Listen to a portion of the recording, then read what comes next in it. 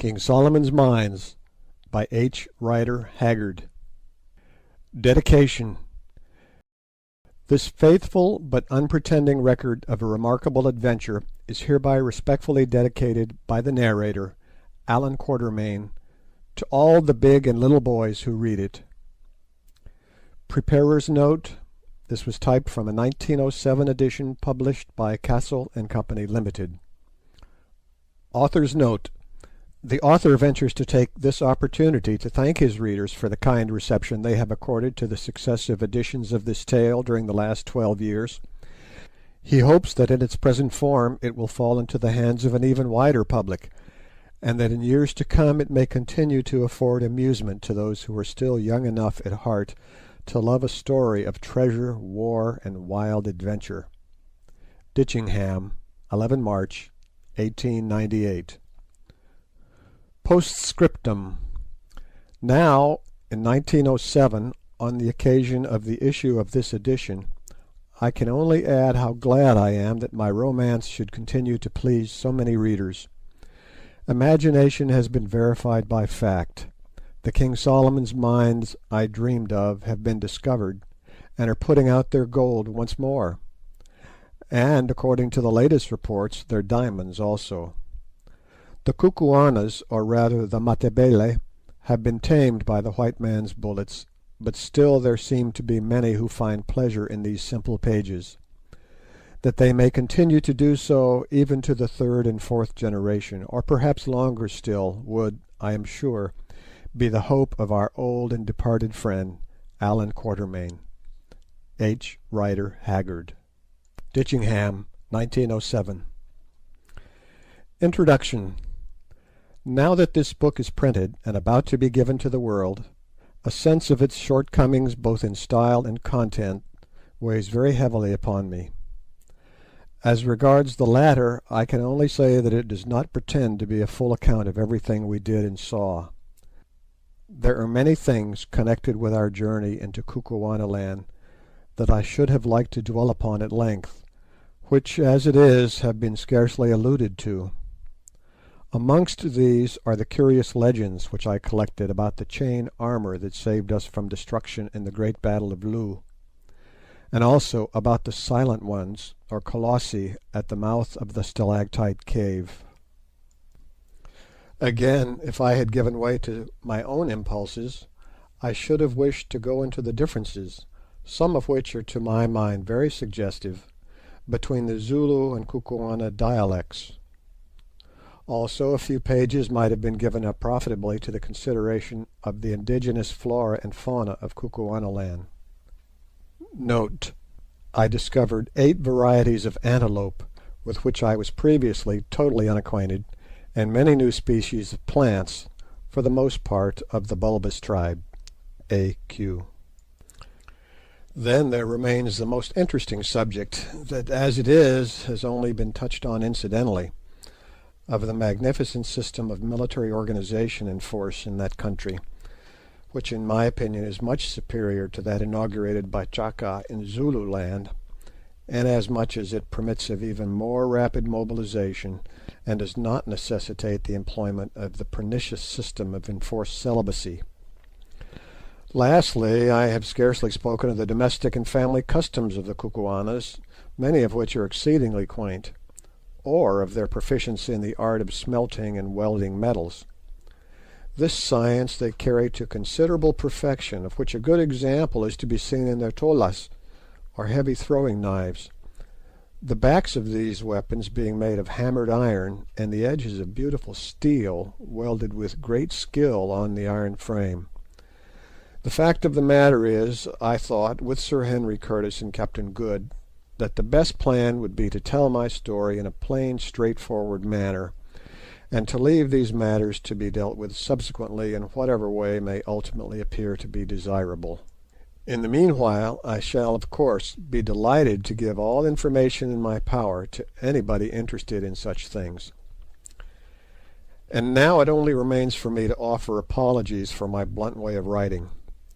I can but say in excuse of it that I am more accustomed to handle a rifle than a pen, and cannot make any pretence to the grand literary flights and flourishes which I see in novels, for sometimes I like to read a novel.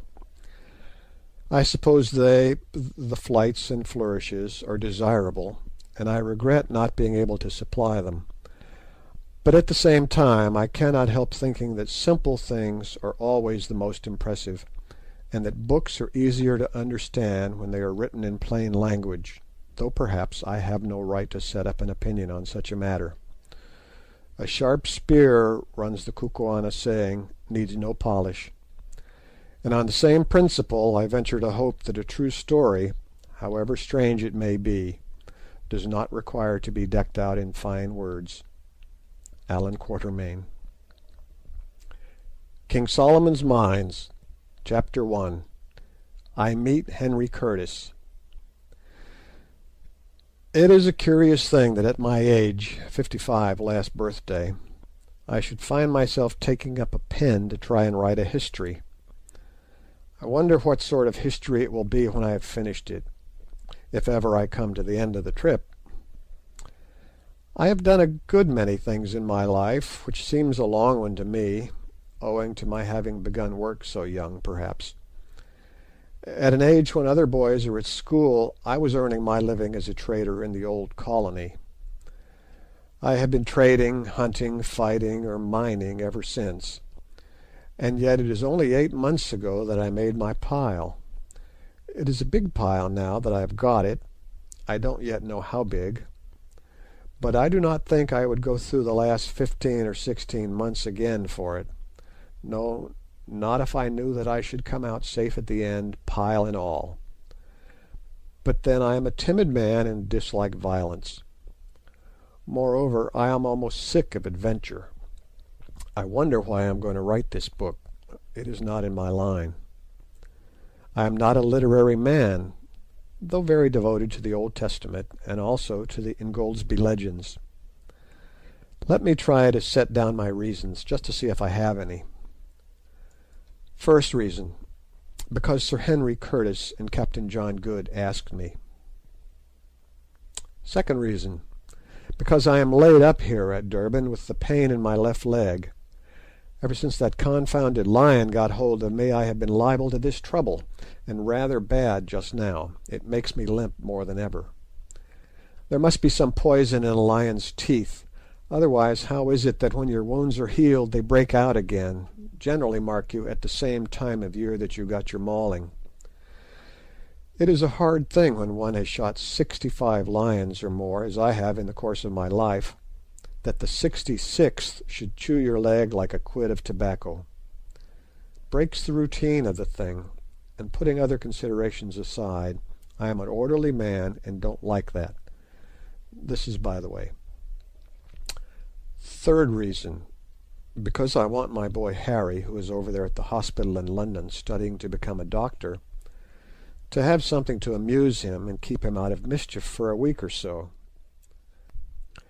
Hospital work must sometimes pall and grow rather dull, for even of cutting up dead bodies there may come satiety, and as this little history will not be dull, whatever else it may be, it will put a little life into things for a day or two while Harry is reading of our adventures. Fourth reason, and last, because I am going to tell the strangest story that I remember. It may seem a queer thing to say, especially considering there is no woman in it, except Foulata. Stop, though, there is Gugula, if she was a woman and not a fiend. But she was 100 at least, and therefore not marriageable, so I don't count her. At any rate, I can safely say that there is not a petticoat in the whole history. Well, I had better come to the yoke. It is a stiff place, and I feel as though I were bogged up to the axle. But suches, as the Boers say, I'm sure I don't know how they spell it, softly does it. A strong team will come through at last, that is, if they are not too poor. You can never do anything with poor oxen. Now to make a start. I, Allan Quatermain, of Durban, Natal, gentleman, make oath and say, That's how I headed my deposition before the magistrate about poor Kiva's and the Ventvogel's sad deaths. But somehow it doesn't seem quite the right way to begin a book. And besides, am I a gentleman? What is a gentleman? I don't quite know. And yet I have had to do with niggers. No, I will scratch out that word niggers, for I do not like it. I've known natives who are, and so you will say, Harry, my boy, before you have done with this tale. And I have known mean whites with lots of money and fresh out from home, too, who are not. At any rate, I was born a gentleman, though I have been nothing but a poor travelling trader and hunter all my life. Whether I have remained so I know not. You must judge of that. Heaven knows I've tried. I have killed many men in my time, yet I have never slain wantonly or stained my hand in innocent blood, but only in self-defence. The Almighty gave us our lives, and I suppose He meant us to defend them. At least I have always acted on that, and I hope it will not be brought up against me when my clock strikes. There, it is a cruel and wicked world, and for a timid man I have been mixed up in a great deal of fighting. I cannot tell the rights of it, but at any rate I have never stolen, though once I cheated a Kafir out of a herd of cattle. But then he had done me a dirty turn, and it has troubled me ever since into the bargain. Well, it is 18 months or so ago since first I met Sir Henry Curtis and Captain Good. It was in this way. I had been up elephant hunting beyond Bamangwato, and had met with bad luck. Everything went wrong that trip, and to top up with it I got the fever badly. So as soon as I was well enough I trekked down to the diamond fields, sold such ivory as I had, together with my wagon and oxen, discharged my hunters, and took the post-cart to the Cape. After spending a week in Cape Town, finding that they overcharged me at the hotel, and having seen everything there was to see, including the botanical gardens, which seemed to me likely to confer a great benefit on the country, and the new Houses of Parliament, which I expect will do nothing of the sort, I determined to go back to Natal by the Dunkeld, then lying at the docks waiting for the Edinburgh Castle due in from England. I took my berth and went aboard, and that afternoon the Natal passengers from the Edinburgh Castle transhipped, and we weighed and put to sea. Among these passengers who came on board there were two who excited my curiosity. One, a gentleman of about 30, was perhaps the biggest-chested and longest-armed man I ever saw. He had yellow hair, a thick yellow beard, clear-cut features, and large grey eyes set deep in his head. I never saw a finer-looking man, and somehow he reminded me of an ancient Dane. Not that I know much of ancient Danes, though I knew a modern Dane who did me out of £10. But I remember once seeing a picture of some of those gentry who they were drinking out of big horns, and their long hair hung down their backs. As I looked at my friend standing there by the companion ladder, I thought that if he only let his grow a little, put one of those chain shirts onto his great shoulders, and took hold of a battle-axe and a horn mug, he might have sat as a model for that picture. By the way, it is a curious thing, and just shows how the blood will out. I discovered afterwards that Sir Henry Curtis, for that was the big man's name, is of Danish blood. Note: Mr. Quatermain's ideas about ancient Danes seems to be rather confused. We have always understood that they were dark-haired people. Probably he was thinking of Saxons. Editor. He also reminded me strongly of somebody else, but at the time I could not remember who it was. The other man who stood talking to Sir Henry was stout and dark and of quite a different cut. I suspected at once that he was a naval officer. I don't know why, but it is difficult to mistake a navy man. I have gone shooting trips with several of them in the course of my life, and they have always proved themselves the best and bravest and nicest fellows I ever met, though sadly given, some of them, to the use of profane language. I asked a page or two back, what is a gentleman? I'll answer the question now. A Royal Naval officer is, in a general sort of way, though of course there may be a black sheep among them here and there. I fancy it is just the wide seas and the breath of God's winds that wash their hearts and blow the bitterness out of their minds and make them what men ought to be. Well, to return, I proved right again. I ascertained that the dark man was a naval officer, a lieutenant of 31, who after 17 years' service had been turned out of Her Majesty's employ with the barren honour of a commander's rank, because it was impossible that he should be promoted. This is what people who serve the Queen have to expect, to be shot out into the cold world, to find a living, just when they are beginning really to understand their work and to reach the prime of life. I suppose they don't mind it, but for my part I had rather earn my bread as a hunter. One's halfpence are as scarce perhaps, but you do not get so many kicks. The officer's name, I found out, by referring to the passengers' lists, was Good, Captain John Good. He was broad, of medium height, dark, stout, and rather a curious man to look at. He was so very neat and so very clean-shaved, and he always wore an eyeglass in his right eye. It seemed to grow there, for it had no string, and he never took it out except to wipe it. At first I thought he used to sleep in it, but afterwards I found that this was a mistake. He put it in his trouser pocket when he went to bed, together with his false teeth, of which he had two beautiful sets, that, my own being none of the best, have often caused me to break the 10th commandment. But I am anticipating. Soon after we had got under way, evening closed in, and brought with it very dirty weather. A keen breeze sprung up off the land, and a kind of aggravated Scotch mist soon drove everybody from the deck. As for the Dunkeld, she is a flat-bottomed punt, and going up light as she was, she rolled very heavily. It almost seemed as though she would go right over, but she never did. It was quite impossible to walk about, so I stood near the engines where it was warm, and amused myself with watching the pendulum, which was fixed opposite to me, swinging slowly backwards and forwards as the vessel rolled, and marking the angle she touched. "That pendulum's wrong. It is not properly weighted," suddenly said a somewhat testy voice at my shoulder. Looking round, I saw the naval officer whom I had noticed when the passengers came aboard.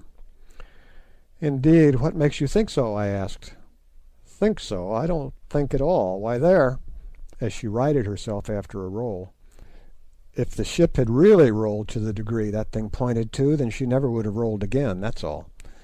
But it is just like these merchant skippers, they are always so confoundedly careless." Just then the dinner bell rang, and I was not sorry, for it is a dreadful thing to have to listen to an officer of the Royal Navy when he gets on to that subject. I only know one worse thing, and that is to hear a merchant skipper express his candid opinion of officers of the Royal Navy. Captain Good and I went down to dinner together, and there we found Sir Henry Curtis already seated. He and Captain Good were placed together, and I sat opposite to them. The captain and I soon fell into talk about shooting and what not, he asking me many questions, for he is very inquisitive about all sorts of things, and I answering them as well as I could. Presently he got on to elephants. "Ah, sir," called out somebody who was sitting near me, "you've reached the right man for that. Hunter Quatermain should be able to tell you about elephants if anybody can." Sir Henry, who had been sitting quite quiet listening to our talk, startled visibly. "Excuse me, sir," he said, leaning forward across the table and speaking in a low, deep voice, a very suitable voice, it seemed to me, to come out of those great lungs. "Excuse me, sir, but is your name Allan Quatermain?" I said that it was. The big man made no further remark, but I heard him mutter "fortunate" into his beard. Presently dinner came to an end, and as we were leaving the saloon Sir Henry strolled up and asked me if I would come into his cabin to smoke a pipe. I accepted, and he led the way to the Dunkeld deck cabin, and a very good cabin it is. It had been two cabins, but when Sir Garnet Wolseley, or one of those big swells, went down the coast in the Dunkeld, they knocked away the partition and have never put it up again.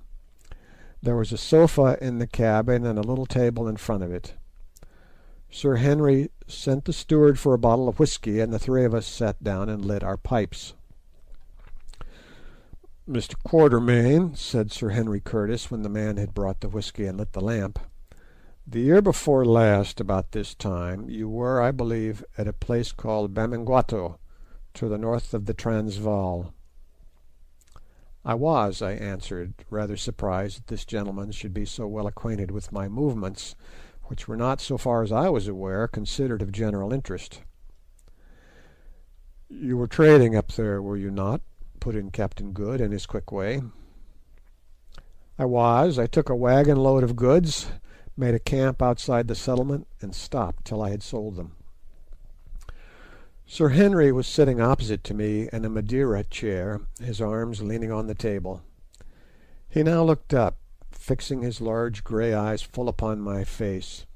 There was a curious anxiety in them, I thought. "Did you happen to meet a man called Neville there?" "Oh, yes, he outspanned alongside of me for a fortnight to rest his oxen before going on to the interior.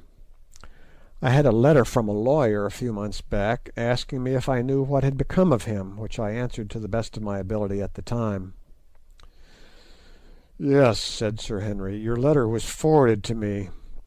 You said in it that the gentleman called Neville left Bamangwato at the beginning of May in a wagon with his driver, a voorlooper, and a Kaffir hunter called Jim, announcing his intention of trekking if possible as far as Inyati, the extreme trading post in the Matabele country, where he would sell his oxen and proceed on foot. You also said that he did sell his wagon, for 6 months afterwards you saw the wagon in the possession of a Portuguese trader, who told you that he had bought it at Inyati from a white man whose name he had forgotten, and that he believed the white man with the native servant had started off for the interior on a shooting trip." "Yes." Then came a pause. "Mr. Quatermain," said Sir Henry suddenly, "I suppose you know or can guess nothing more of the reasons of Mr. Neville's journey to the northward, or as to what point that journey was directed." "I heard something," I answered, and stopped. The subject was one which I did not care to discuss. Sir Henry and Captain Good looked at each other, and Captain Good nodded. "Mr. Quatermain," went on the former, "I am going to tell you a story and ask your advice, and perhaps your assistance. The agent who forwarded me your letter told me that I might rely on it implicitly, as you were, he said, well known and universally respected in Natal, and especially noted for your discretion." I bowed and drank some whisky and water to hide my confusion, for I am a modest man, and Sir Henry went on. "Mr. Neville was my brother." "Oh," I said, starting, for now I knew of whom Sir Henry had reminded me when first I saw him. His brother was a much smaller man and had a dark beard, but now that I thought of it, he possessed eyes of the same shade of grey and with the same keen look in them. The features, too, were not unlike. "He was," went on Sir Henry, "my only and younger brother. Until 5 years ago I do not suppose that we were ever a month away from each other. But just about 5 years ago a misfortune befell us, as sometimes does happen in families. We quarrelled bitterly, and I behaved unjustly to my brother in my anger." Here Captain Good nodded his head vigorously to himself. The ship gave a big roll just then, so that the looking-glass, which was fixed opposite us to starboard, was for a moment nearly over our heads, and as I was sitting with my hands in my pockets and staring upwards, I could see him nodding like anything. "As I dare say you know," went on Sir Henry, "if a man dies intestate and has no property but land, real property is called in England, it all descends to his eldest son. It so happened that just at the time when we quarrelled, our father died intestate. He had put off making his will until it was too late. The result was that my brother, who had not been brought up to any profession, was left without a penny. Of course, it would have been my duty to provide for him, but at the time the quarrel between us was so bitter that I did not, to my shame, I say it, and he sighed deeply, offer to do anything. It was not that I grudged him justice, but I waited for him to make advances, and he made none. I am sorry to trouble you with all this, Mr. Quatermain, but I must make things clear. Good? Quite so, said the captain. Mr. Quatermain will, I am sure, keep this history to himself. Of course, said I, for I rather pride myself on my discretion, for which, as Sir Henry had heard, I have some repute. Well, went on Sir Henry, my brother had a few £100 to his account at the time. Without saying anything to me, he drew out this paltry sum, and having adopted the name of Neville, started off for South Africa in the wild hope of making a fortune. This I learned afterwards. Some 3 years passed, and I heard nothing of my brother, though I wrote several times. Doubtless the letters never reached him. But as time went on, I grew more and more troubled about him. I found out, Mr. Quatermain, that blood is thicker than water. That's true, said I, thinking of my boy Harry. I found out, Mr. Quatermain, that I would have given half my fortune to know that my brother George, the only relation I possess, was safe and well, and that I should see him again. But you never did, Curtis, jerked out Captain Good, glancing at the big man's face. Well, Mr. Quatermain, as time went on, I became more and more anxious to find out if my brother was alive or dead, and if alive, to get him home again. I set inquiries on foot, and your letter was one of the results. So far as it went, it was satisfactory, for it showed that till lately George was alive, but it did not go far enough. So, to cut a long story short, I made up my mind to come out and look for him myself, and Captain Good was so kind as to come with me. Yes, said the captain, nothing else to do, you see. Turned out by my lords of the Admiralty to starve on half pay. And now, perhaps, sir, you will tell us what you know or have heard of the gentleman called Neville. End of Chapter 1. Chapter 2. The Legend of Solomon's Mines. What was it that you heard about my brother's journey at Bamangwato? Asked Sir Henry, as I paused to fill my pipe before replying to Captain Good. I heard this, I answered, and I have never mentioned it to a soul till today. I heard that he was starting for Solomon's Mines. Solomon's Mines? Ejaculated both my hearers at once. Where are they? I don't know, I said. I know where they are said to be. Once I saw the peaks of the mountains that border them, but there were 130 miles of desert between me and them, and I am not aware that any white man ever got across it save one. But perhaps the best thing I can do is tell you the legend of Solomon's Mines as I know it, you passing your word not to reveal anything I tell you without asking my permission. Do you agree to that? I have my reasons for asking. Sir Henry nodded, and Captain Good replied, Certainly, certainly. Well, I began, as you may guess, generally speaking, elephant hunters are a rough set of men, who do not always trouble themselves with much beyond the facts of life and the ways of Kafirs. But here and there you meet a man who takes the trouble to collect traditions from the natives, and tries to make out a little piece of the history of this dark land. It was such a man as this who first told me the legend of Solomon's Mines, now a matter of nearly 30 years ago. That was when I was on my first elephant hunt in the Matalebe country. His name was Evans, and he was killed the following year, poor fellow, by a wounded buffalo, and lies buried near the Zambesi Falls. I was telling Evans one night, I remember, of some wonderful workings I had found whilst hunting kudu and eland in what is now the Leidenburg district of the Transvaal. I see they have come across these workings again lately in prospecting for gold, but I knew of them years ago. There is a great wide wagon road cut out of the solid rock and leading to the mouth of the working or gallery. Inside the mouth of this gallery are stacks of gold quartz piled up ready for roasting, which shows that the workers, whoever they were, must have left in a hurry. Also, about 20 paces in, the gallery is built across, and a beautiful bit of masonry it is.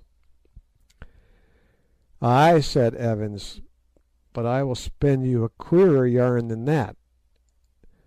And he went on to tell me how he had found in the far interior a ruined city, which he believed to be the Ophir of the Bible. And by the way, other more learned men have said the same long since poor Evans' time.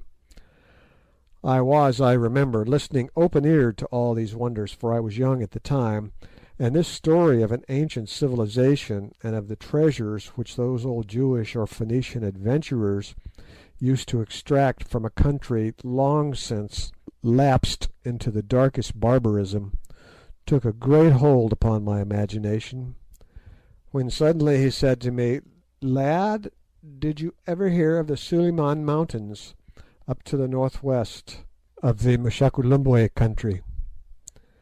I told him I never had. "Ah, well," he said, "that is where Solomon really had his mines, his diamond mines, I mean." "How do you know that?" I asked. "Know it? Why, what is Suliman but a corruption of Solomon?" Suliman is the Arabic form of Solomon. Editor's note. Besides, an old Isanusi, or witch doctoress, up in the Manica country told me all about it. She said that the people who lived across those mountains were a branch of the Zulus, speaking a dialect of Zulu, but finer and bigger men even, that there lived among them great wizards who had learnt their art from white men when all the world was dark, and who had the secret of a wonderful mine of bright stones. Well, I laughed at this story at the time, though it interested me, for the diamond fields were not discovered then. But poor Evans went off and was killed, and for 20 years I never thought any more of the matter. However, just 20 years afterwards, and that is a long time, gentlemen, an elephant hunter does not often live for 20 years at his business, I heard something more definite about Suliman's Mountains and the country which lies beyond them.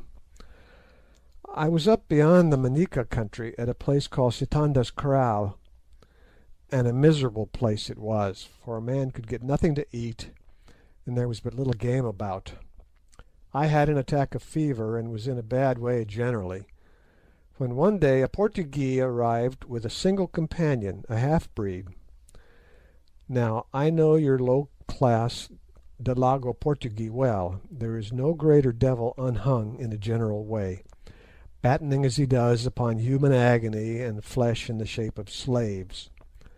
But this was quite a different type of man to the mean fellows whom I had been accustomed to meet. Indeed, in appearance he reminded me more of the polite Doms I have read about, for he was tall and thin, with large dark eyes and curling grey mustachios. We talked together for a while, for he could speak broken English, and I understood a little Portuguese, and he told me that his name was José Silvestre, and that he had a place near Delagoa Bay. When he went on next day with his half-breed companion, he said "Good-bye," taking off his hat quite in the old style. "Good-bye, señor," he said. "If we ever meet again I shall be the richest man in the world, and I will remember you." I laughed a little, I was too weak to laugh much, and watched him strike out for the great desert to the west, wondering if he was mad, or what he thought he was going to find there. A week passed, and I got the better of my fever. One evening I was sitting on the ground in front of the little tent I had with me, chewing the last leg of a miserable fowl I had bought from a native for a bit of cloth worth 20 fowls, and staring at the hot red sun sinking down over the desert, when suddenly I saw a figure, apparently that of a European, for it wore a coat, on the slope of the rising ground opposite to me, about 300 yards away. The figure crept along on its hands and knees, then it got up and staggered forward a few yards on its legs, only to fall and crawl again. Seeing that it must be somebody in distress, I sent one of my hunters to help him, and presently he arrived, and who do you suppose it turned out to be? "José Silvestre, of course," said Captain Good. "Yes, José Silvestre, or rather his skeleton and a little skin. His face was a bright yellow with bilious fever, and his large dark eyes stood nearly out of his head, for all the flesh had gone. There was nothing but yellow parchment-like skin, white hair, and the gaunt bones sticking up beneath. 'Water, for the sake of Christ, water!' he moaned, and I saw that his lips were cracked, and his tongue, which protruded between them, was swollen and blackish. I gave him water with a little milk in it, and he drank it in great gulps, 2 quarts or so, without stopping. I would not let him have any more. Then the fever took him again, and he fell down and began to rave about Suliman's mountains, and the diamonds, and the desert. I carried him into the tent and did what I could for him, which was little enough, but I saw how it must end. About 11 o'clock he grew quieter, and I lay down for a little rest and went to sleep. At dawn I woke again, and in the half-light saw Silvestre sitting up, a strange gaunt form, and gazing out towards the desert. Presently the first ray of the sun shot right across the wide plain before us, till it reached the far-away crest of one of the tallest of the Suliman Mountains, more than 100 miles away. "There it is!" cried the dying man in Portuguese, and pointing with his long thin arm. "But I shall never reach it, never. No one will ever reach it." Suddenly he paused, and seemed to take a resolution. "Friend," he said, turning towards me, "are you there? My eyes grow dark." "Yes," I said, "yes, lie down now and rest." "Ay," he answered, "I shall rest soon. I have time to rest, all eternity. Listen, I am dying. You have been good to me. I will pass you the writing. Perhaps you will get there if you can live to pass the desert, which has killed my poor servant and me." Then he groped in his shirt and brought out what I thought was a Boer tobacco pouch, made of the skin of the Swartvet pens or sable antelope. It was fastened with a little strip of hide, what we call a rimpi, and this he tried to loose, but could not. He handed it to me. "Untie it," he said.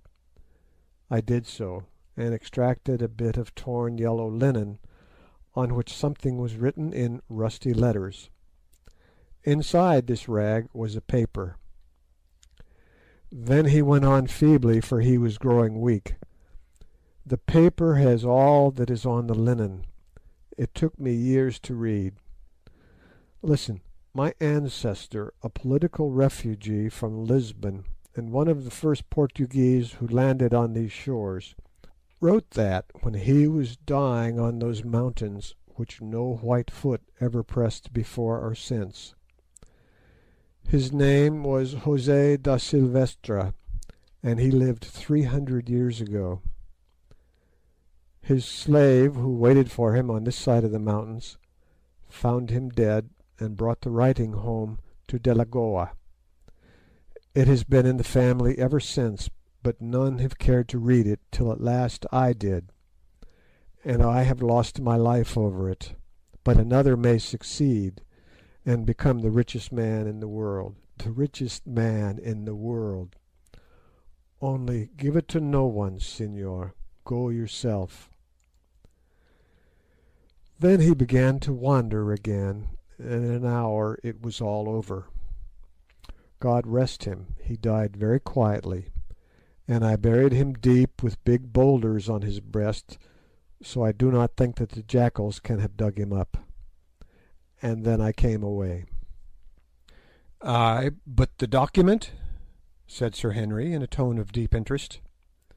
"Yes, the document. What was in it?" added the captain.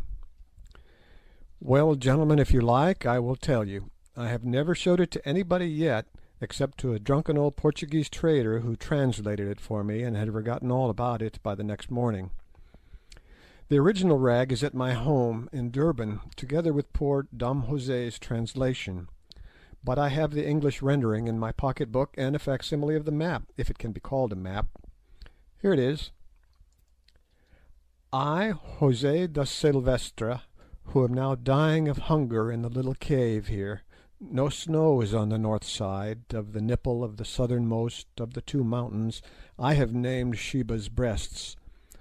Write this in the year 1590, with a cleft bone upon a remnant of my raiment, my blood being the ink. If my slave should find it when he comes, and should bring it to Delagoa, let my friend, name illegible, bring the matters to the knowledge of the king, that he may send an army which, if they live through the desert and the mountains, and can overcome the brave Kukuanas and their devilish arts, to which end many priests should be brought, will make him the richest king since Solomon. With my own eyes I have seen the countless diamonds stored in Solomon's treasure chamber behind the White Death. But through the treachery of Gagool the witch-finder I may bring naught away, scarcely my life. Let him who comes follow the map, and climb the snow of Sheba's left breast till he reaches the nipple, on the north side of which is the great road Solomon made, from whence 3 days' journey to the king's palace. Let him kill Gagool. Pray for my soul. Farewell. José de Silvestra. When I had finished reading the above, and shown the copy of the map drawn by the dying hand of the old Dom with his blood for ink, there followed a silence of astonishment. "Well," said Captain Good, "I have been round the world twice, and put in at most ports, but may I be hung for a mutineer if ever I heard a yarn like this out of a story-book, or in it either, for the matter of that." "It's a queer tale, Mr. Quatermain," said Sir Henry. "I suppose you're not hoaxing us. It is, I know, sometimes thought allowable to take in a greenhorn." "If you think that, Sir Henry," I said, much put out in pocketing my paper, for I do not like to be thought one of those silly fellows who consider it witty to tell lies, and who are for ever boasting to newcomers of extraordinary hunting adventures which never happened. "If you think that, why, there is an end to the matter," and I rose to go. Sir Henry laid his large hand upon my shoulder. "Sit down, Mr. Quatermain," he said. "I beg your pardon. I see very well that you do not wish to deceive us, but the story sounded so strange that I could hardly believe it." "You shall see the original map in writing when we reach Durban," I answered, somewhat mollified, "for really—" "But," I went on, "I have not told you about your brother. I knew the man Jim who was with him. He was a Bechuana by birth, a good hunter, and for a native a very clever man. That morning on which Mr. Neville was starting, I saw Jim standing by my wagon and cutting up tobacco on the disselboom. "Jim," said I, "where are you off to on this trip? Is it elephants?" "No, boss," he answered, "we are after something much more than ivory." "And what might that be?" I said, for I was curious. "Is it gold?" "No, boss, something worth more than gold," and he grinned. I asked no more questions, for I did not like to lower my dignity by seeming inquisitive, but I was puzzled. Presently Jim finished cutting his tobacco. "Boss," said he. I took no notice. "Boss," said he again. "Hey, boy, what is it?" I asked. "Boss, we are going after diamonds." "Diamonds? Why, then you are steering in the wrong direction. You should head for the fields." "Boss, have you ever heard of Sulimansberg?" "That is Solomon's Mountains, Sir Henry." "Ay." "Have you ever heard of the diamonds there?" "I have heard a foolish story, Jim." "It is no story, boss. Once I knew a woman who came from there, and reached Natal with her child. She told me. She is dead now." "Your master will feed the aasvogels, that is, vultures, Jim, if he tries to reach Suliman's country, and so will you if they can get any pickings off your worthless old carcass," said I. He grinned. "Mayhap, boss. Man must die. I'd rather like to try a new country myself. The elephants are getting worked out about." Half an hour after that I saw Neville's wagon move off. Presently Jim came back running. "Good bye, boss," he said. "I didn't like to start without bidding you good bye, for I dare say you were right, and that we shall never trek south again. Is your master really going to Sulimansberg, Jim, or are you lying?" "No," he answered, "he is going. He told me he was bound to make his fortune somehow, or try to, so he might as well have a fling for the diamonds." "Oh," I said, "wait a bit, Jim. Will you take a note to your master, Jim, and promise not to give it to him till you reach Inyati," which was some 100 miles off. "Yes, boss." So I took a scrap of paper and wrote on it, "Let him who comes climb the snow of Sheba's left breast till he reaches the nipple, on the north side of which is Solomon's great road." "Now, Jim," I said, "when you give this to your master, tell him he had better follow the advice on it implicitly. You are not to give it to him now, because I don't want him back asking me questions which I won't answer. Now be off, you idle fellow, the wagon is nearly out of sight." Jim took the note and went, and that is all I know about your brother, Sir Henry, but I am much afraid— "Mr. Quatermain," said Sir Henry, "I am going to look for my brother. I am going to trace him to Suliman's Mountains, and over them if necessary till I find him, or until I know that he is dead. Will you come with me?" I am, as I think I have said, a cautious man, indeed a timid one, and this suggestion frightened me.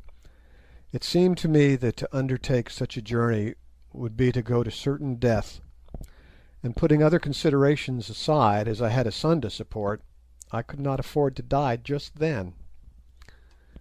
"No, thank you, Sir Henry, I think I had rather not," I answered.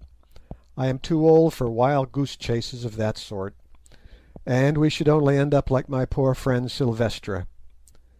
I have a son dependent on me, so I cannot afford to risk my life foolishly." Both Sir Henry and Captain Good looked very disappointed. "Mr. Quatermain," said the former, "I am well off, and I am bent upon this business. You may put the remuneration for your services at whatever figure you like in reason, and it shall be paid over to you before we start. Moreover, I will arrange, in the event of anything untoward happening to us or to you, that your son shall be suitably provided for. You will see from this offer how necessary I think your presence. Also, if we by chance should reach this place and find diamonds, they shall belong to you and Good equally. I do not want them. But of course that promise is worth nothing at all, though the same thing would apply to any ivory we might get. You may pretty well make your own terms with me, Mr. Quatermain, and of course I shall pay all expenses. Sir Henry, said I, this is the most liberal proposal I have ever had, and not one to be sneezed at by a poor hunter and trader. But the job is the biggest I have come across, and I must take time to think it over. I will give you my answer before we get to Durban. Very good, answered Sir Henry. Then I said good night and turned in, and dreamt about poor long-dead Sylvestra and the diamonds. End of Chapter 2. Chapter 3. Umbopa enters our service. It takes from 4 to 5 days, according to the speed of the vessel and the state of the weather, to run up from the Cape to Durban. Sometimes, if the landing is bad at East London, for they have not yet made that wonderful harbour they talk so much of and sink such a mint of money in, a ship is delayed for 24 hours before the cargo boats can get out to take off the goods. But on this occasion we had not to wait at all, for there were no breakers on the bar to speak of, and the tugs came out at once with the long strings of ugly flat-bottomed boats behind them, into which the packages were bundled with a crash. It did not matter what they might be, over they went, slap bang, whether they contained china or woolen goods, they met with the same treatment. I saw one case holding 4 dozen of champagne smashed all to bits, and there was the champagne fizzing and boiling about in the bottom of the dirty cargo boat. It was a wicked waste, and evidently so the Kafirs in the boat thought, for they found a couple of unbroken bottles, and knocking off the necks drank the contents. But they had not allowed for the expansion caused by the fizz in the wine, and feeling themselves swelling, rolled about in the bottom of the boat, calling out that the good liquor was Tokati, that was bewitched. I spoke to them from the vessel, and told them it was the white man's strongest medicine, and they were as good as dead men. Those Kafirs went to shore in a very great fright, and I do not think they will touch champagne again.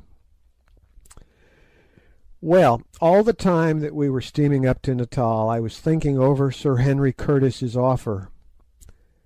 We did not speak any more on the subject for a day or two, though I told them many hunting yarns, all true ones. There is no need to tell lies about hunting, for so many curious things happen within the knowledge of a man whose business it is to hunt, but this is by the way. At last, one beautiful evening in January, which is our hottest month, we steamed past the coast of Natal, expecting to make Durban Point by sunset. It is a lovely coast all along from East London, with its red sand hills and wide sweeps of vivid green, dotted here and there with Kafir kraals, and bordered by a ribbon of white surf, which sprouts up in pillars of foam where it hits the rocks. But just before you come to Durban there is a peculiar richness about the landscape. There are the sheer kloofs cut in the hill by the rushing rains of centuries, down which the rivers sparkle. There is the deepest green of the bush, growing as God planted it, and the other greens of the mealie gardens and the sugar patches, while now and again a white house, smiling out at the placid sea, puts a finish and gives an air of homeliness to the scene. For to my mind, however beautiful a view may be, it requires the presence of man to make it complete. But perhaps that is because I have lived so much in the wilderness, and therefore know the value of civilization, though to be sure it drives away the game. The Garden of Eden, no doubt, looked fair before man was, but I always think that it must have been fairer when Eve adorned it. To return, we had miscalculated a little, and the sun was well down before we dropped anchor off the point, and heard the gun which told the good folks of Durban that the English mail was in. It was too late to think of getting over the bar that night, so we went comfortably to dinner, after seeing the mails carried off in the lifeboat. When we came up again the moon was out, and shining so brightly over sea and shore that she almost paled the quick large flashes from the lighthouse. From the shore floated sweet spicy odours that always remind me of hymns and missionaries, and in the windows of the houses on the Berea sparkled 100 lights. From a large brig lying near also came the music of the sailors as they worked at getting the anchor up in order to be ready for the wind. Altogether it was a perfect night, such a night as you sometimes get in southern Africa, and it threw a garment of peace over everybody, as the moon threw a garment of silver over everything.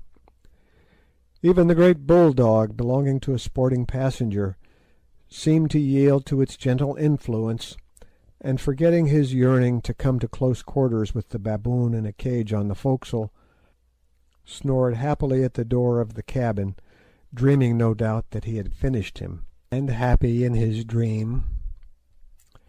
We three, that is, Sir Henry Curtis, Captain Good, and myself, went and sat by the wheel, and were quiet for a while. "Well, Mr. Quatermain," said Sir Henry presently, "have you been thinking about my proposals?" "Ay," echoed Captain Good. "What do you think of them, Mr. Quatermain? I hope that you are going to give us the pleasure of your company so far as Solomon's Mines, or wherever the gentleman you knew as Neville may have got to." "Yes, gentlemen," I said, sitting down again, "I will go, and by your leave I will tell you why and on what conditions. First, for the terms which I ask. 1. You are to pay all expenses, and any ivory or other valuables we may get is to divide it between Captain Good and myself. 2. That you give me £500 for my services on the trip before we start, I undertaking to serve you faithfully till you choose to abandon the enterprise, or till we succeed, or disaster overtakes us. 3. That before we trek you execute a deed agreeing, in the event of my death or disablement, to pay my boy Harry, who is studying medicine over there in London at Guy's Hospital, a sum of £200 a year for 5 years, by which time he ought to be able to earn a living for himself if he is worth his salt. That is all, I think, and I dare say you will quite say enough too." "No," answered Sir Henry, "I accept them gladly. I am bent upon this project, and would pay more than that for your help, considering the peculiar and exclusive knowledge which you possess." "Pity I did not ask it then, but I won't go back on my word. And now that I have got my terms, I will tell you my reasons for making up my mind to go.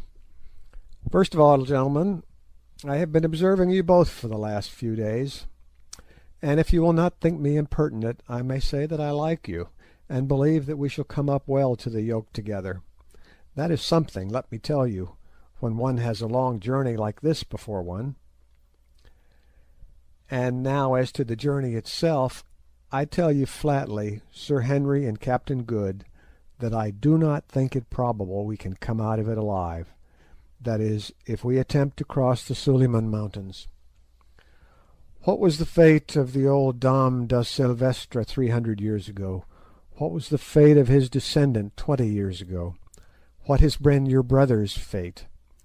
I tell you frankly, gentlemen, that as their fates were, so I believe ours will be." I paused to watch the effect of my words.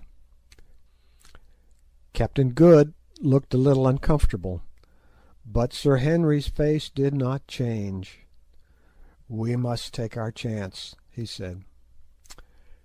"You may perhaps wonder," I went on, "why, if I think this, I, who am, as I told you, a timid man, should undertake such a journey. It is for two reasons. First, I am a fatalist, and believe that my time is appointed to come quite without reference to my own movements and will, and that if I am to go to Suliman's Mountains to be killed, I shall go there and shall be killed. God Almighty, no doubt, knows his mind about me, so I need not trouble on that point. Secondly, I am a poor man. For nearly 40 years I have hunted and traded, but I have never made more than a living. Well, gentlemen, I don't know if you are aware that the average life of an elephant hunter, from the time he takes to the trade, is between 4 and 5 years. So you see, I have lived through about 7 generations of my class, and I should think that my time cannot be far off anyway. Now, if anything were to happen to me in the ordinary course of business, by the time my debts are paid there would be nothing left to support my son Harry, whilst he was getting in the way of earning a living, whereas now he will be set up for 5 years. That is the whole affair in a nutshell." "Mr. Quatermain," said Sir Henry, who had been giving me his most serious attention, "your motives for undertaking an enterprise which you believe can only end in disaster reflect a great deal of credit on you. Whether or not you are right, of course, time and the event alone can show, but whether you are right or wrong, I may as well tell you at once that I am going through with it to the end, sweet or bitter. If we are to be knocked on the head, all I have to say is that I hope we get a little shooting first. Eh, Good?" "Yes, yes," put in the captain. "We have all three of us been accustomed to face danger and to hold our lives in our hands in various ways, so it is no good turning back now. And now I vote we go down to the saloon and take an observation, just for luck, you know." And we did, through the bottom of a tumbler. Next day we went ashore, and I put up Sir Henry and Captain Good at the little shanty I have built on the Berea, and which I call my home. There are only 3 rooms and a kitchen in it, and it is constructed of green brick with a galvanized iron roof. But there is a good garden with the best loquat trees in it that I know, and some nice young mangoes, of which I hope great things. The curator of the Botanical Gardens gave them to me.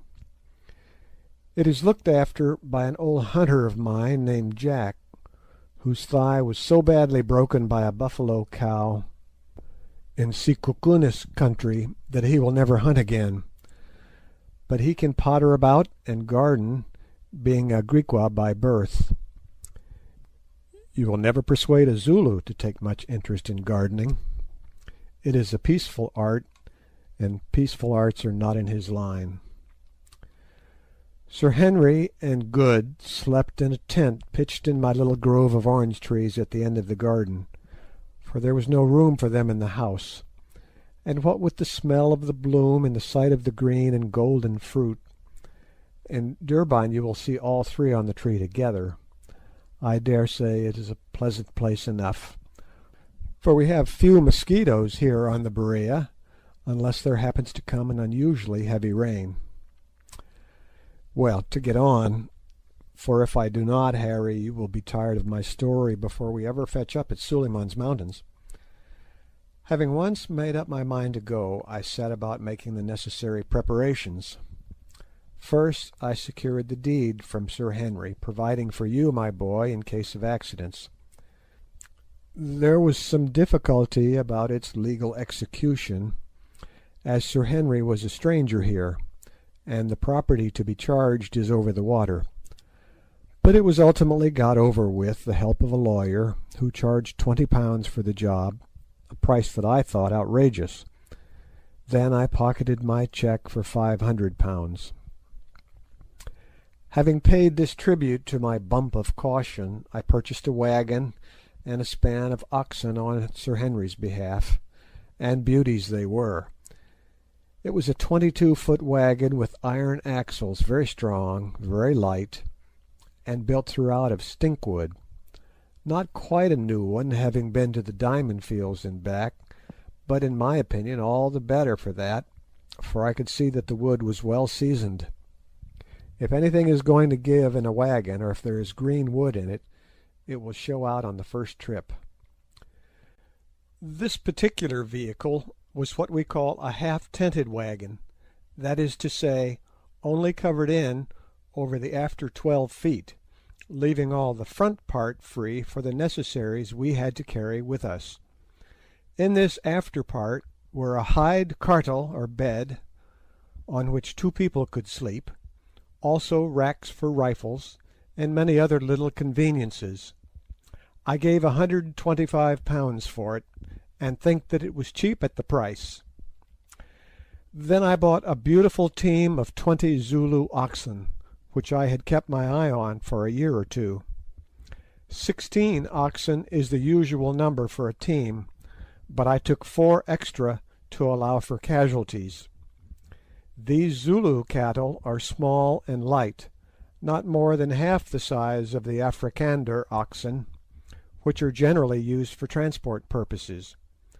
But they will live where Afrikanders would starve, and with a moderate load can make 5 miles a day better going, being quicker and not so liable to become footsore.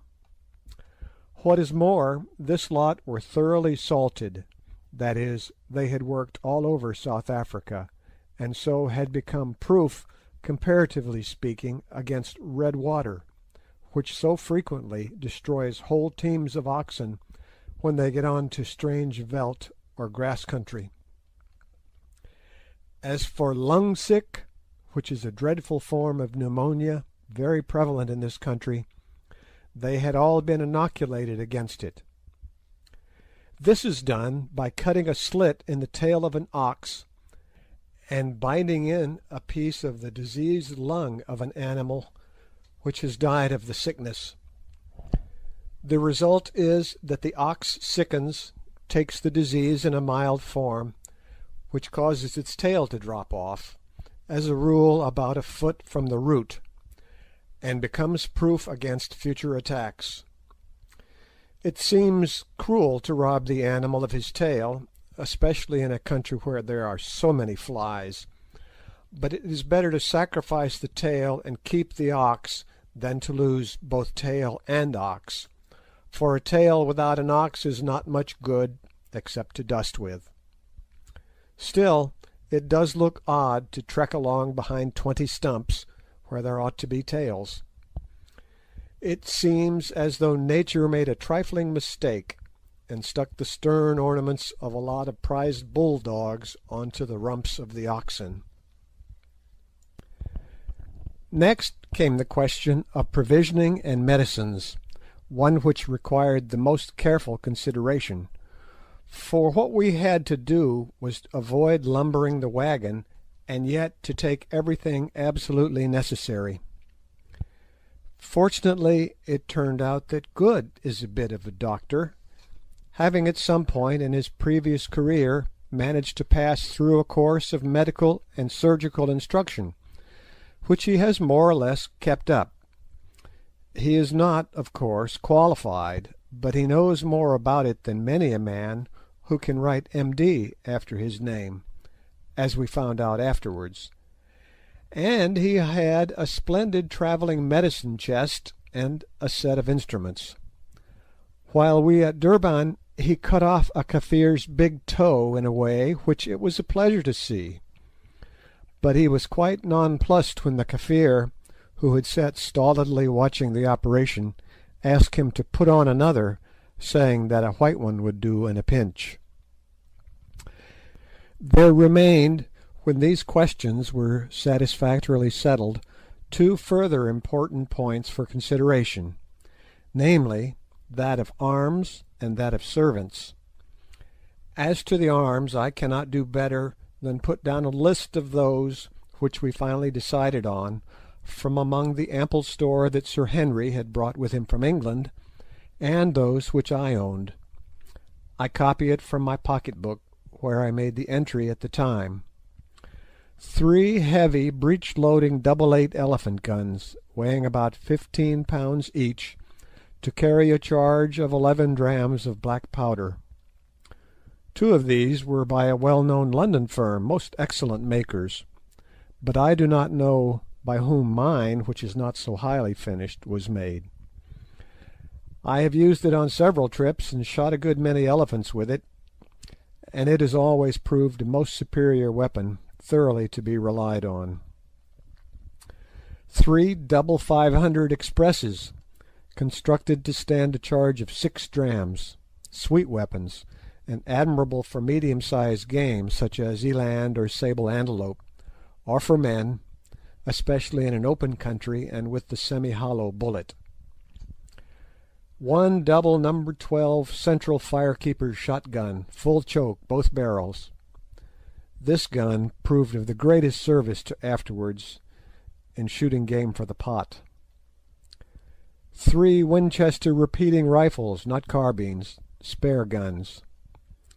3 single-action Colt's revolvers with the heavier or American pattern of cartridge.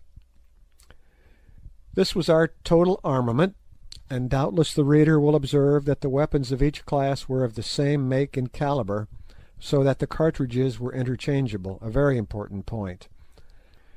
I make no apology for detailing it at length, as every experienced hunter will know how vital a proper supply of guns and ammunition is to the success of an expedition. Now, as to the men who were to go with us. After much consultation we decided that their number should be limited to 5, namely a driver, a leader, and 3 servants. The driver and leader I found without much difficulty, 2 Zulus, named respectively Goza and Tom, but to get the servants proved a more difficult matter. It was necessary that they should be thoroughly trustworthy and brave men, as in a business of this sort our lives might depend upon their conduct. At last I secured 2, one a Hottentot named Ventvogel, or Windbird, and one a little Zulu named Kiva, who had the merit of speaking English perfectly. Ventvogel I had known before. He was one of the most perfect spoorers, that is, game trackers, I ever had to do with, and tough as whipcord. He never seemed to tire, but he had one failing, so common in his race, drink. Put him within reach of a bottle of gin, and you could not trust him. However, as we were going beyond the region of grog shops, this little weakness of his did not so much matter. Having secured these 2 men, I looked in vain for a 3rd to suit my purpose, so we determined to start without one, trusting to luck to find a suitable man on our way up country. But, as it happened, on the evening before the day we had fixed for our departure, the Zulu Kiva informed me that a Kafir was waiting to see me. Accordingly, when we had done dinner, for we were at the table at the time, I told Kiva to bring him in. Presently a tall, handsome-looking man, somewhere about 30 years of age, and very light-coloured for a Zulu, entered, and lifting his knobstick by way of salute, squatted himself down in the corner on his haunches and sat silent. I did not take any notice of him for a while, for it is a great mistake to do so. If you rush into conversation at once, a Zulu is apt to think you are a person of little dignity or consequence. I observed, however, that he was a Keshla, or ringed man. That is, he wore on his head the black ring, made up of a species of gum polished with fat and worked up in the hair, which is usually assumed by Zulus on attaining a certain age or dignity. Also, it struck me that his face was familiar to me.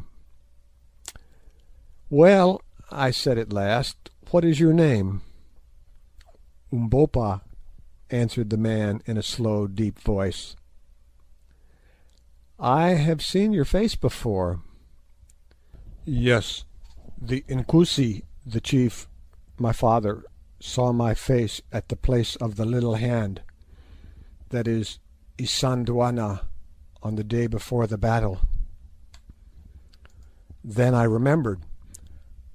I was one of Lord Chelmsford's guides in that unlucky Zulu war, and had the good fortune to leave the camp in charge of some wagons on the day before the battle.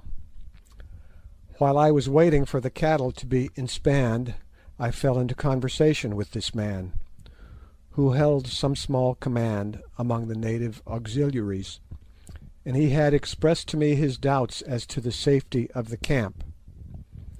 At the time I told him to hold his tongue, and leave such matters to wiser heads, but afterwards I thought of his words. "I remember," I said. "What is it you want?" "It is this, Macumazahn. That is my Kafir name, and means the man who gets up in the middle of the night, or in vulgar English, he who keeps his eyes open. I hear that you go on a great expedition far into the north with the white chiefs from over the water. Is it a true word?" "It is." "I hear that you go even to the Lukanga River, a moon's journey beyond the Manika country. Is this so also, Macumazahn?" "Why do you ask whither we go? What is it to you?" I answered suspiciously, for the objects of our journey had been kept a dead secret. "It is this, O white men, that if indeed you travel so far, I would travel with you." There was a certain assumption of dignity in the man's mode of speech, and especially in his use of the words "O white men" instead of "O Inkosis," or chiefs, which struck me. "You forget yourself a little," I said. "Your words run out unawares. That is not the way to speak. What is your name, and where is your kraal? Tell us, that we may know with whom we have to deal." "My name is Umbopa. I am of the Zulu people, yet not of them. The house of my tribe is in the far north. It was left behind when the Zulus came down here 1,000 years ago, long before Chaka reigned in Zululand. I have no kraal. I have wandered for many years. I came from the north as a child to Zululand. I was Cetewayo's man in the Nkuma Bakosi regiment, serving there under the great captain Umslopogasi of the Axe, who taught my hands to fight." Editor's note: for the history of Umslopogasi and his axe, the reader is referred to the books called Allan Quatermain and Nada the Lily. Afterwards I ran away from Zululand and came to Natal because I wanted to see the white man's ways. Next I fought against Cetewayo in the war. Since then I have been working in Natal. Now I am tired and would go north again. Here is not my place. I want no money, but I am a brave man and am worth my place and meat. I have spoken." I was rather puzzled by this man and his way of speech.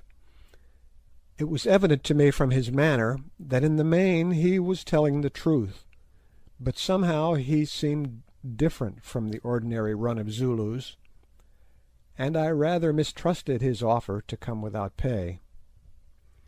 Being in a difficulty, I translated his words to Sir Henry and Good and asked them their opinion. Sir Henry told me to ask him to stand up. Umbopa did so, at the same time slipping off the long military greatcoat which he wore, and revealing himself naked except for the moocha around his centre and a necklace of lion's claws. Certainly he was a magnificent-looking man. I never saw a finer native. Standing about 6 foot 3 high, he was broad in proportion, and very shapely. In that light, too, his skin looked scarcely more than dark, except here and there where deep black scars marked old assegai wounds. Sir Henry walked up to him and looked into his proud, handsome face. "They make a good pair, don't they?" said Good. "One as big as the other." "I like your looks, Mr. Umbopa, and I will take you as my servant," said Sir Henry in English. Umbopa evidently understood him, for he answered in Zulu, "It is well," and then he added, with a glance at the white man's great stature and breadth, "We are men, thou and I." End of chapter 3. Chapter 4. An Elephant Hunt. Now, I do not propose to narrate at full length all the incidents of our long travel up to Sitanda's Kraal, near the junction of the Lukanga and Kalukwe rivers. It was a journey of more than 1,000 miles from Durban, the last 300 or so of which we had to make on foot, owing to the frequent presence of the dreadful tsetse fly, whose bite is fatal to all animals except donkeys and men. We left Durban at the end of January, and it was in the second week of May that we camped near Sitanda's Kraal. Our adventures on the way were many and various, but as they are of the sort which befall every African hunter, with one exception to be presently detailed, I shall not set them down here, lest I should render this history too wearisome. At Inyati, the outlying trading station in the Matabele country, of which Lobengula, a great and cruel scoundrel, is king, with many regrets we parted from our comfortable wagon. Only 12 oxen remained to us out of the beautiful span of 20 which I had bought at Durban.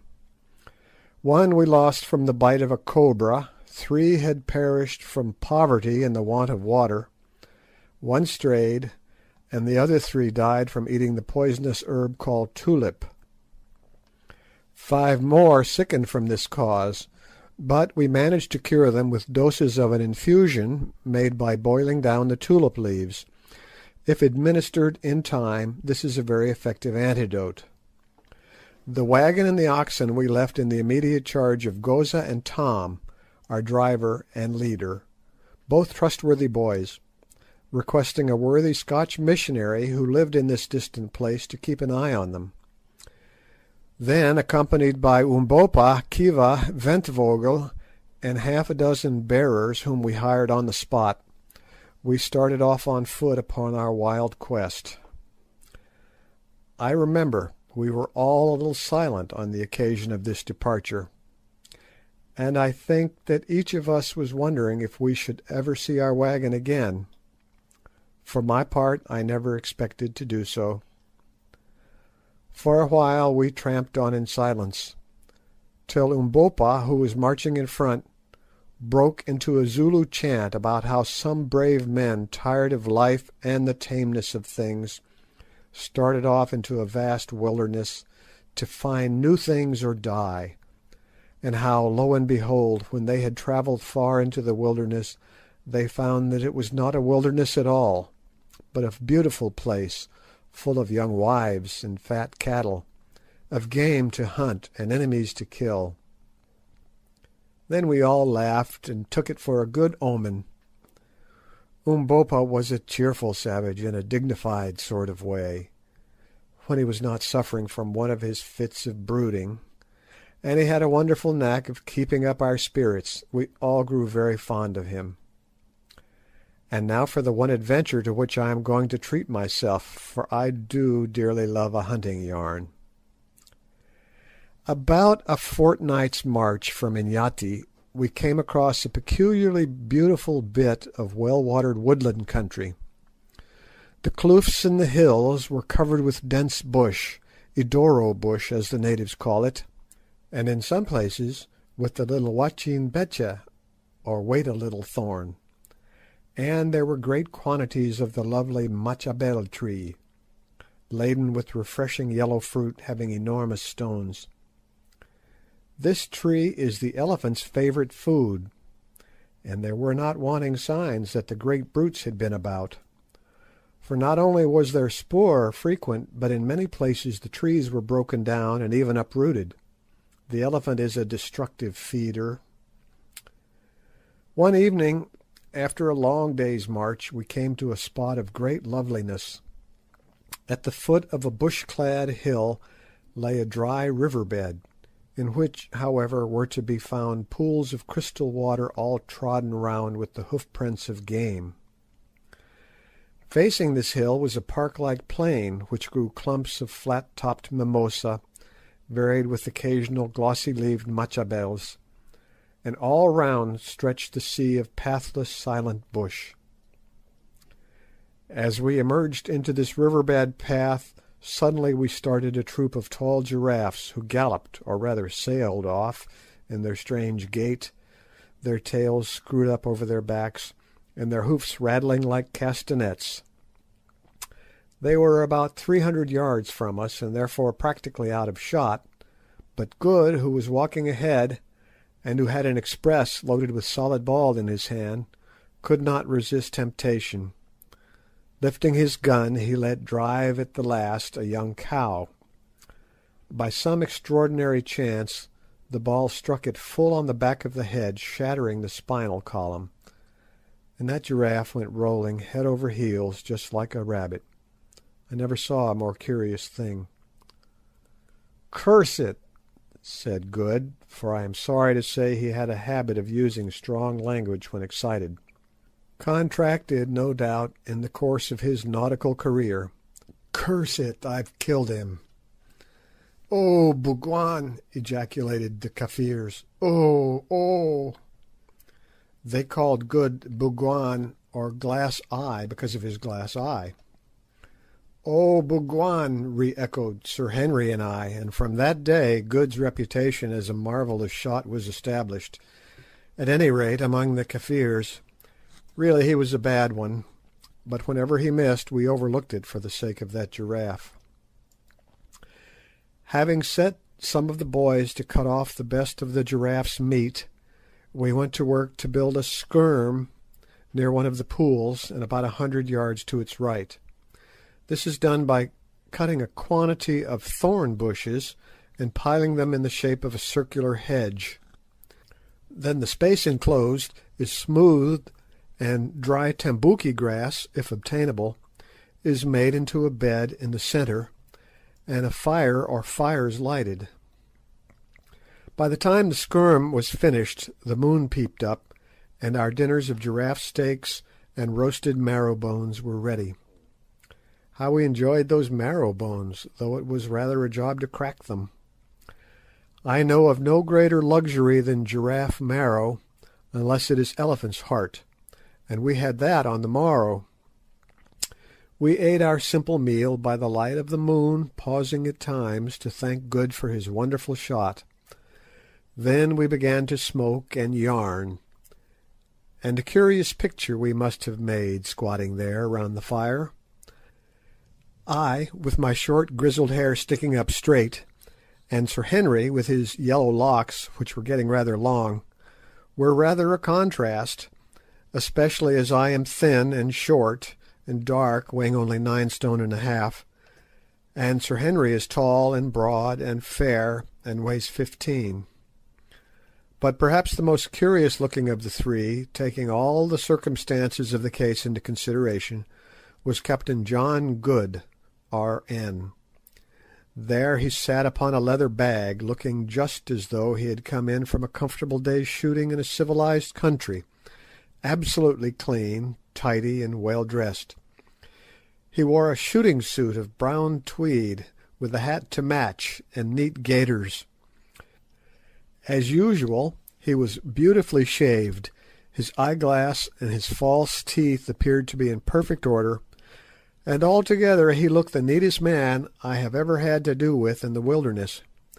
He even sported a collar, of which he had a supply, made of white gutta percha. "You see, they weigh so little," he said to me innocently, when I expressed my astonishment at the fact, "and I always like to turn out like a gentleman." Ah, if he could have foreseen the future and the raiment prepared for him!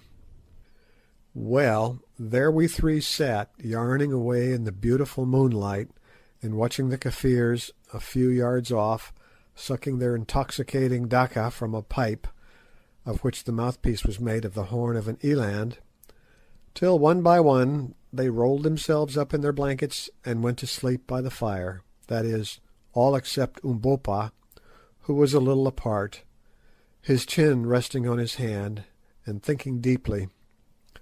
I noticed that he never mixed much with the other Kafirs. Presently, from the depths of the bush behind us, came a loud woof, woof. "That's a lion," said I, and we all started up to listen. Hardly had we done so, when from the pool about 100 yards off we heard the strident trumpeting of an elephant. "Unkunguglovo, Indlovu," elephant, elephant, whispered the Kafirs. And a few minutes afterwards we saw a succession of vast shadowy forms moving slowly from the direction of the water towards the bush. Up jumped Good, burning for slaughter, and thinking perhaps that it was as easy to kill elephant as he had found it to shoot giraffe, but I caught him by the arm and pulled him down. "It's no good," I whispered, "let them go." "It seems that we are in a paradise of game. I vote we stop here for a day or two and have a go at them," said Sir Henry presently. I was rather surprised, for hitherto Sir Henry had always been for pushing forward as fast as possible, more especially since we ascertained at Inyati that about 2 years ago an Englishman of the name of Neville had sold his wagon there, and gone on up country, but I suppose his hunter instincts got the better of him for a while. Good jumped at the idea, for he was longing to have a shot at those elephants, and so, to speak the truth, did I, for it went against my conscience to let such a herd as that escape without a pull at them.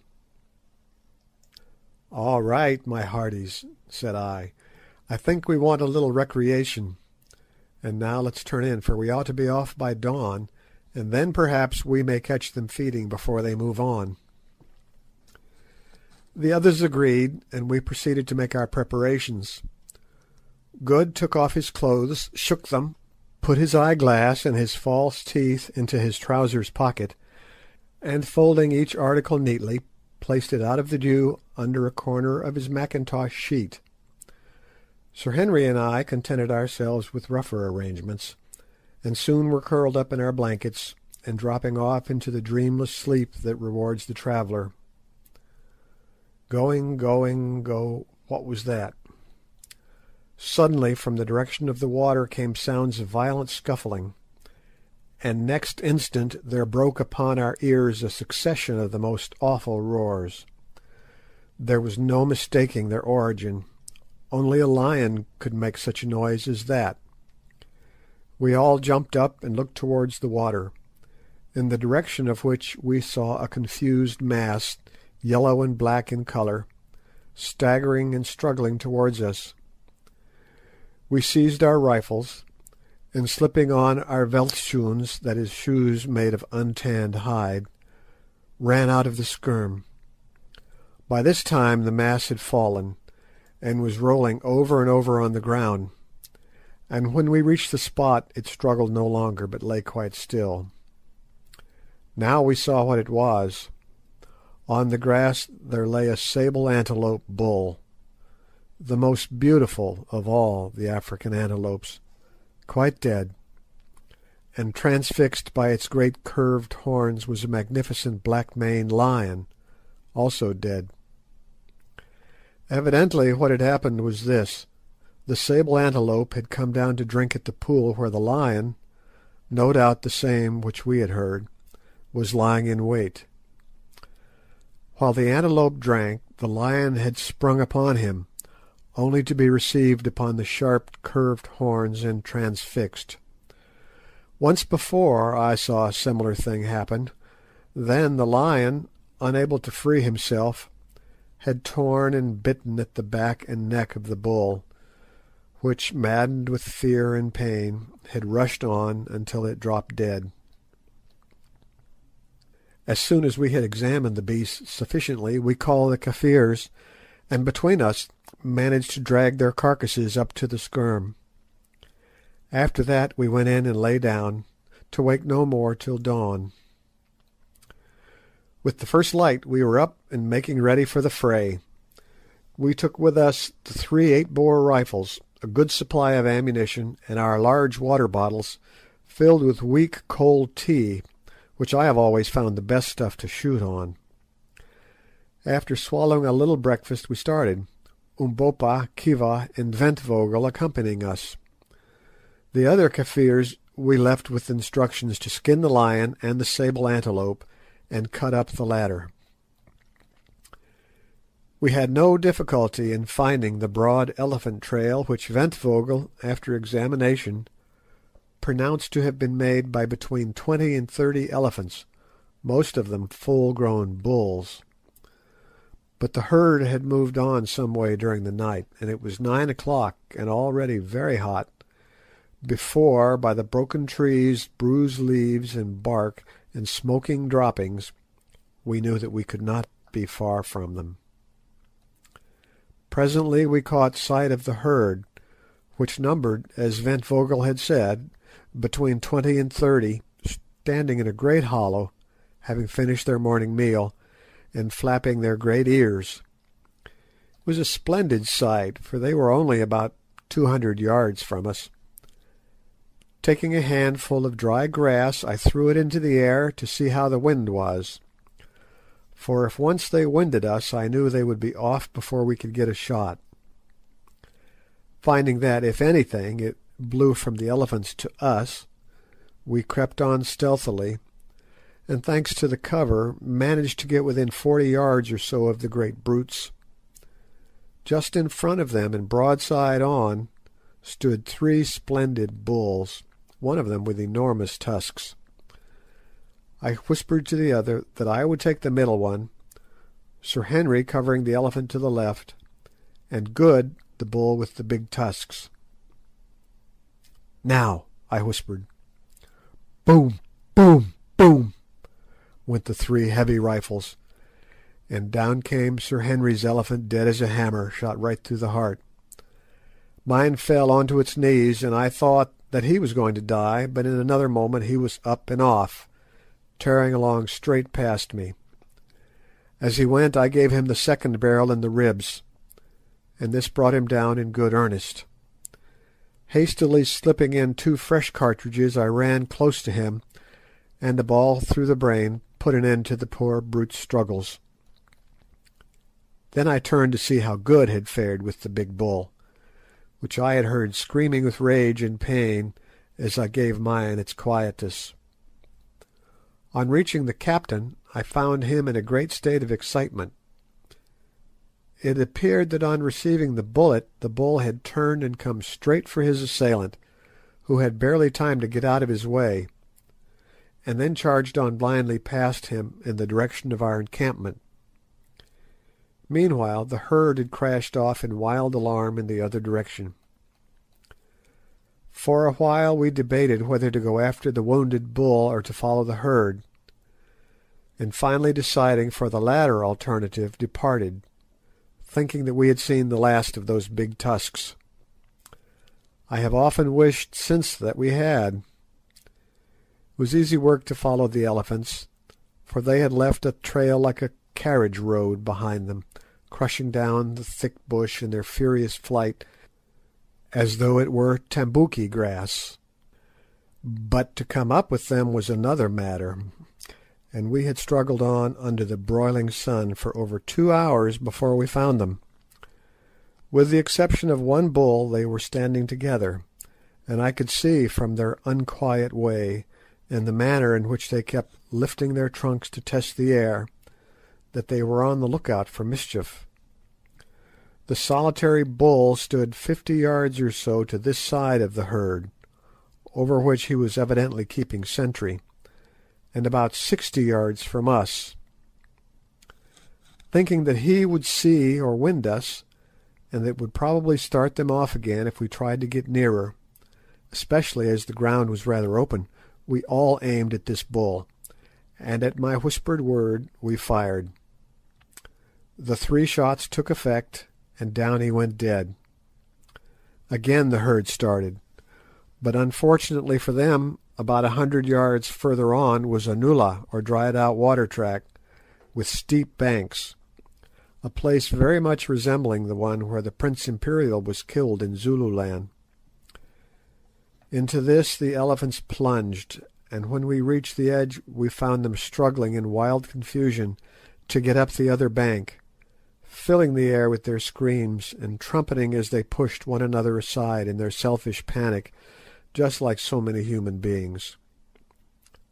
Now was our opportunity, and firing away as quickly as we could load, we killed 5 of the poor beasts, and no doubt should have bagged the whole herd had they not suddenly given up their attempts to climb the bank and rushed headlong down the nullah.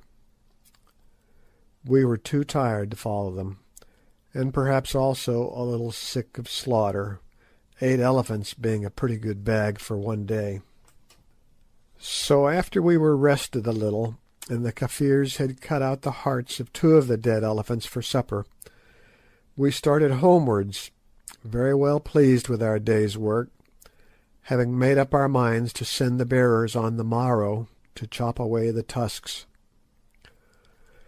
Shortly after we repassed the spot where Good had wounded the patriarchal bull, we came across a herd of eland, but did not shoot at them as we had plenty of meat.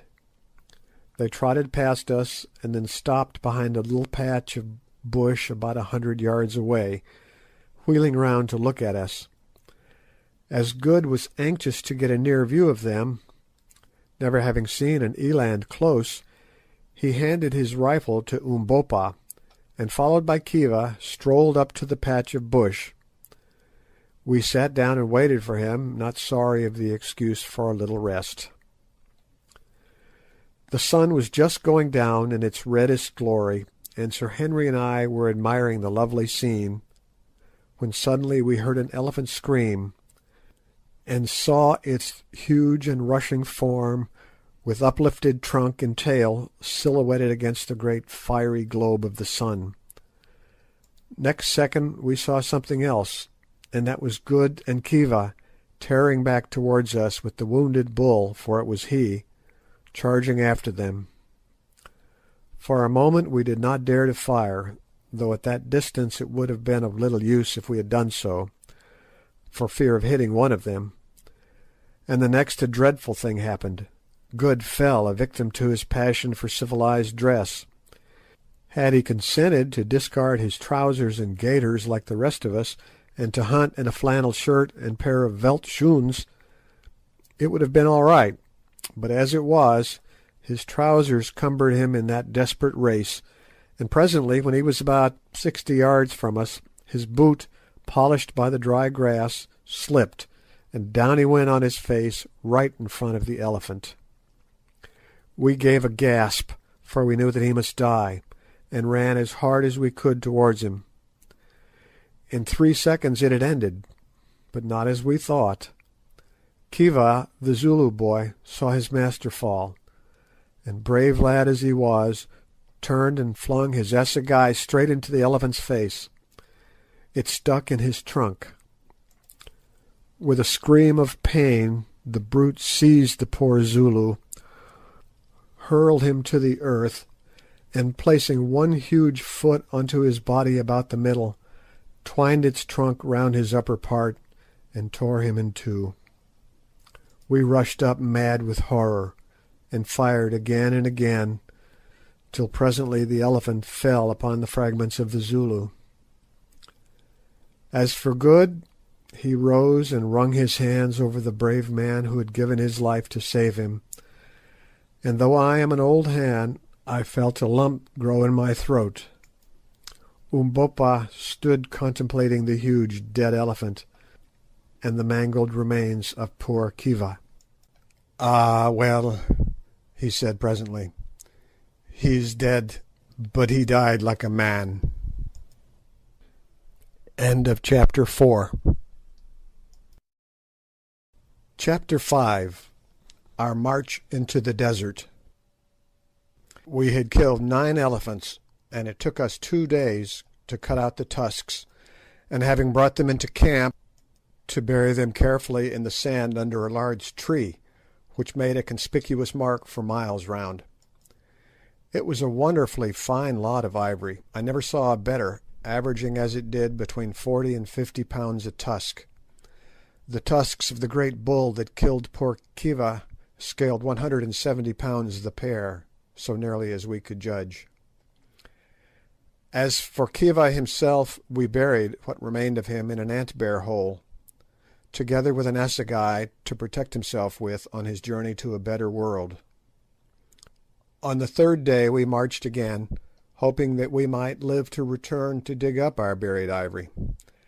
And in due course, after a long and wearisome tramp and many adventures which I have not space to detail, we reached Santanda's kraal, near the Lukanga River, the real starting point of our expedition. Very well do I recollect our arrival at that place. To the right was a scattered native settlement, with a few stone cattle kraals and some cultivated lands down by the water where the savages grew their scanty supply of grain, and beyond it stretched great tracts of waving veld covered with tall grass, over which herds of the smaller game were wandering. To the left lay the vast desert. This spot appears to be the outpost of the fertile country, and it would be difficult to say to what natural causes such an abrupt change in the character of the soil is due. But so it is.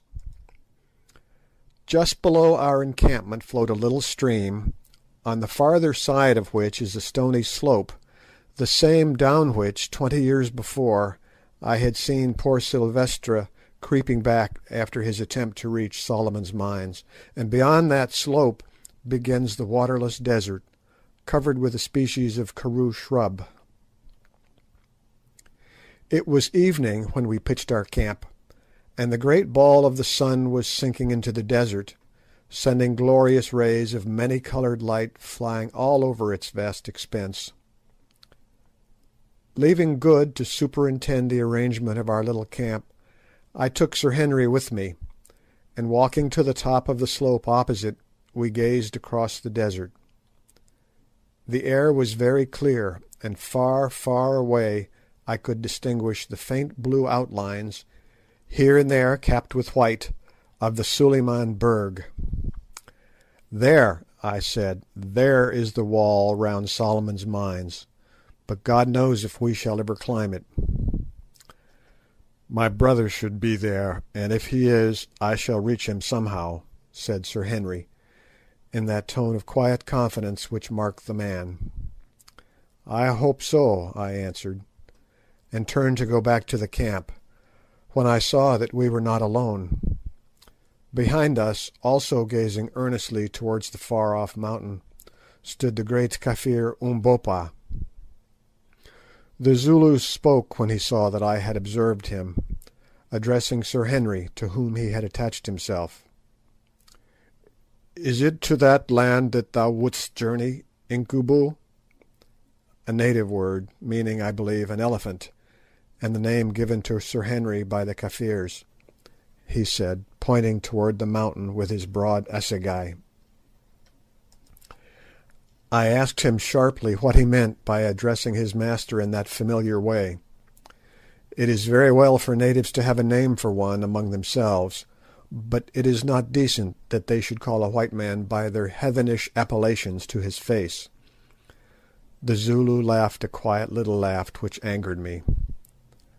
"How dost thou know that I am not the equal of the Inkosi whom I serve?" he said. "He is of a royal house, no doubt. One can see it in his size and by his mien. So mayhap am I. At least I am as great a man. Be my mouth, O Macumazahn, and say my words to the Inkoos Incubu, my master, for I would speak to him and to thee." I was angry with the man, for I am not accustomed to be talked to in that way by Kafirs, but somehow he impressed me, and besides I was curious to know what he had to say. So I translated, expressing my opinion at the same time that he was an impudent fellow, and that his swagger was outrageous. "Yes, Umbopa," answered Sir Henry, "I would journey there. The desert is wide, and there is no water in it. The mountains are high and covered with snow, and man cannot say what lies beyond them, behind the place where the sun sets. How shalt thou come hither, Incubu, and wherefore dost thou go?" I translated again. "Tell him," answered Sir Henry, "that I go because I believe that a man of my blood, my brother, has gone there before me, and I journey to seek him." "That is so, Incubu. A Hottentot I met on the road told me that a white man went out into the desert 2 years ago towards those mountains with one servant, a hunter. They never came back." "How do you know it was my brother?" asked Sir Henry. "Nay, I know not. But the Hottentot, when I asked what the white man was like, said that he had thine eyes and a black beard. He said, too, that the name of the hunter with him was Jim, that he was a Bechuana hunter and wore clothes." "There is no doubt about it," said I. "I knew Jim well." Sir Henry nodded. "I was sure of it," he said. "If George set his mind upon a thing he generally did it. It was always so from his boyhood. If he meant to cross the Suliman Berg he has crossed it, unless some accident overtook him, and we must look for him on the other side." Umbopa understood English, though he rarely spoke it. "It is a far journey, Incubu," he put in, and I translated his remark. "Yes," answered Sir Henry, "it is far, but there is no journey upon this earth that a man may not make if he sets his heart to it. There is nothing, Umbopa, that he cannot do. There are no mountains he may not climb. There are no deserts he cannot cross, save a mountain and a desert of which you are spared the knowledge.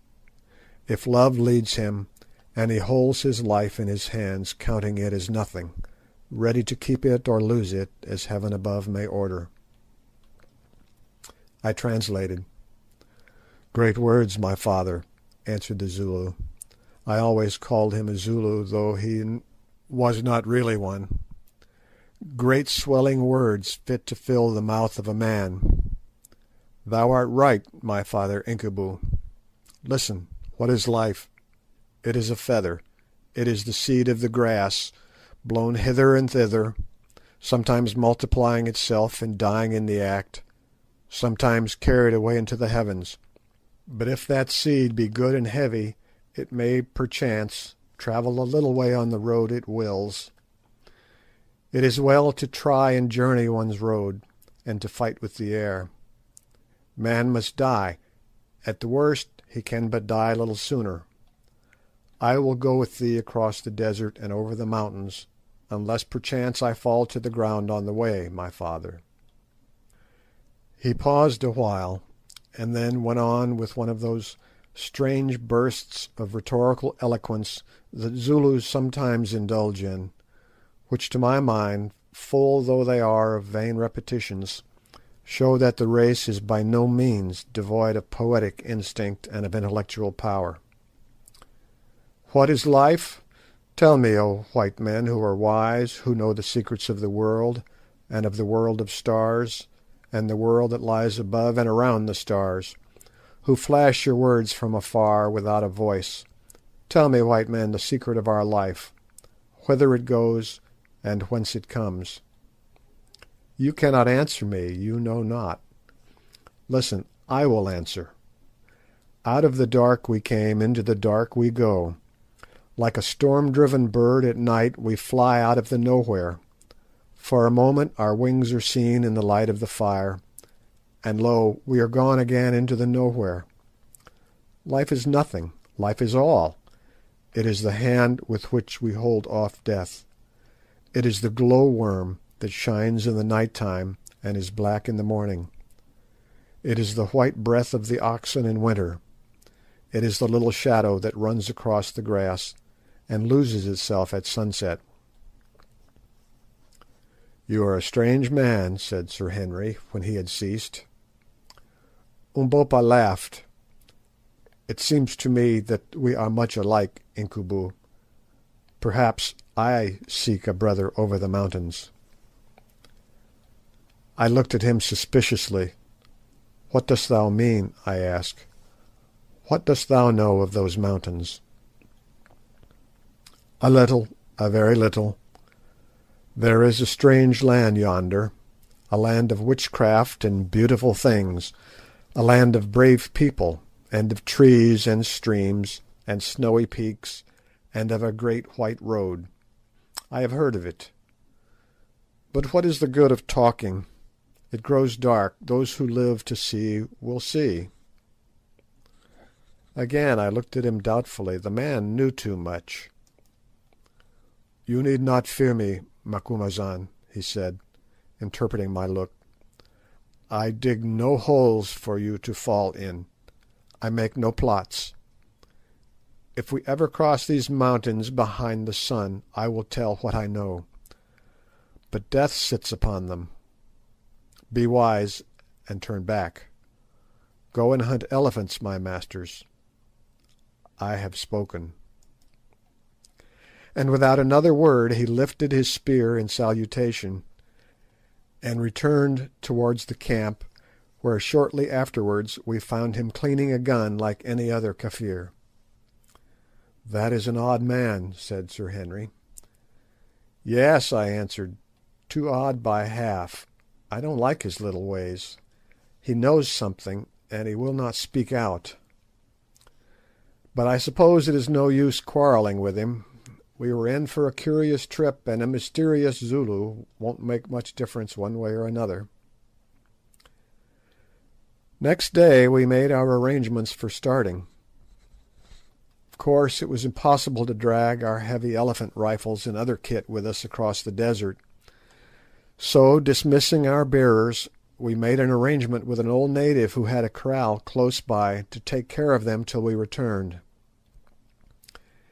It went to my heart to leave such things as these sweet tools to the tender mercies of an old thief of a savage, whose greedy eyes I could see gloating over them. But I took some precautions. First of all I loaded all the rifles, placing them at full cock, and informed him that if he touched them they would go off. He tried the experiment instantly with my 8-bore, and it did go off, and blew a hole right through one of his oxen, which were just then being driven up to the kraal, to say nothing of knocking him head over heels with the recoil. He got up considerably startled, and not at all pleased at the loss of the ox, which he had the impudence to ask me to pay for, and nothing would induce him to touch the guns again.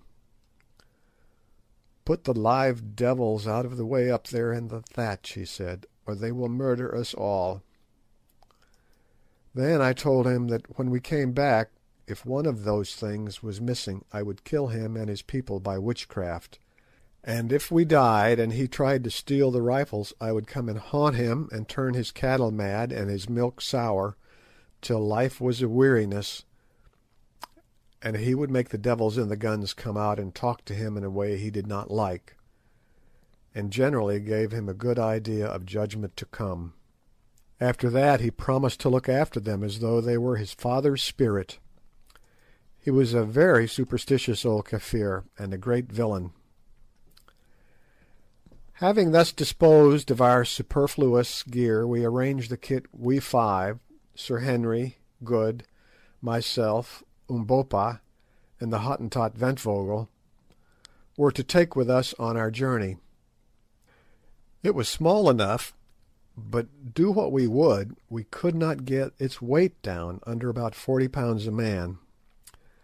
This is what it consisted of: the 3 express rifles and 200 rounds of ammunition, the 2 Winchester repeating rifles for Umbopa and Ventvogel, with 200 rounds of cartridges, 5 Cochrane's water bottles, each holding 4 pints, 5 blankets, 25 pounds weight of biltong, i.e.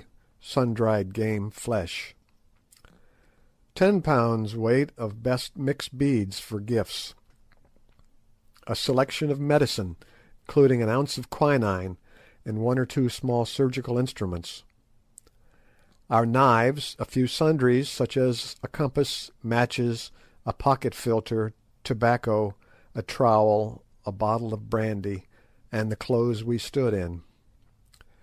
This was our total equipment, a small one indeed for such a venture, but we dared not attempt to carry more. Indeed, that load was a heavy one per man with which to travel across the burning desert, for in such places every additional ounce tells. But we could not see our way to reducing the weight. There was nothing taken but what was absolutely necessary. With great difficulty, and by the promise of a present of a good hunting knife each, I succeeded in persuading 3 wretched natives from the village to come with us for the first stage, 20 miles, and to carry a large round gourd holding a gallon of water apiece. My object was to enable us to refill our water bottles after the first night's march, for we determined to start in the cool of the evening. I gave out to these natives that we were going to shoot ostriches, with which the desert abounded. They jabbered and shrugged their shoulders, saying that we were mad and should perish of thirst, which I must say seemed probable. But being desirous of obtaining the knives, which were almost unknown treasures up there, they consented to come, having probably reflected that after all our subsequent extinction would be no affair of theirs. All next day we rested and slept, and at sunset ate a hearty meal of fresh beef washed down with tea, the last, as Good remarked sadly, we were likely to drink for many a long day. Then, having made our final preparations, we lay down and waited for the moon to rise. At last, about 9 o'clock, up she came in all her glory, flooding the wild country with light, and throwing a silver sheen on the expanse of rolling desert before us, which looked as solemn and quiet and as alien to man as the star-studded firmament above. We rose up, and in a few minutes were ready, and yet we hesitated a little, as human nature is prone to hesitate on the threshold of an irrevocable step. We 3 white men stood by ourselves. Umbopa, assegai in hand and a rifle across his shoulders, looked out fixedly across the desert a few paces ahead of us, while the hired natives with the gourds of water and Ventvogel were gathered in a little knot behind.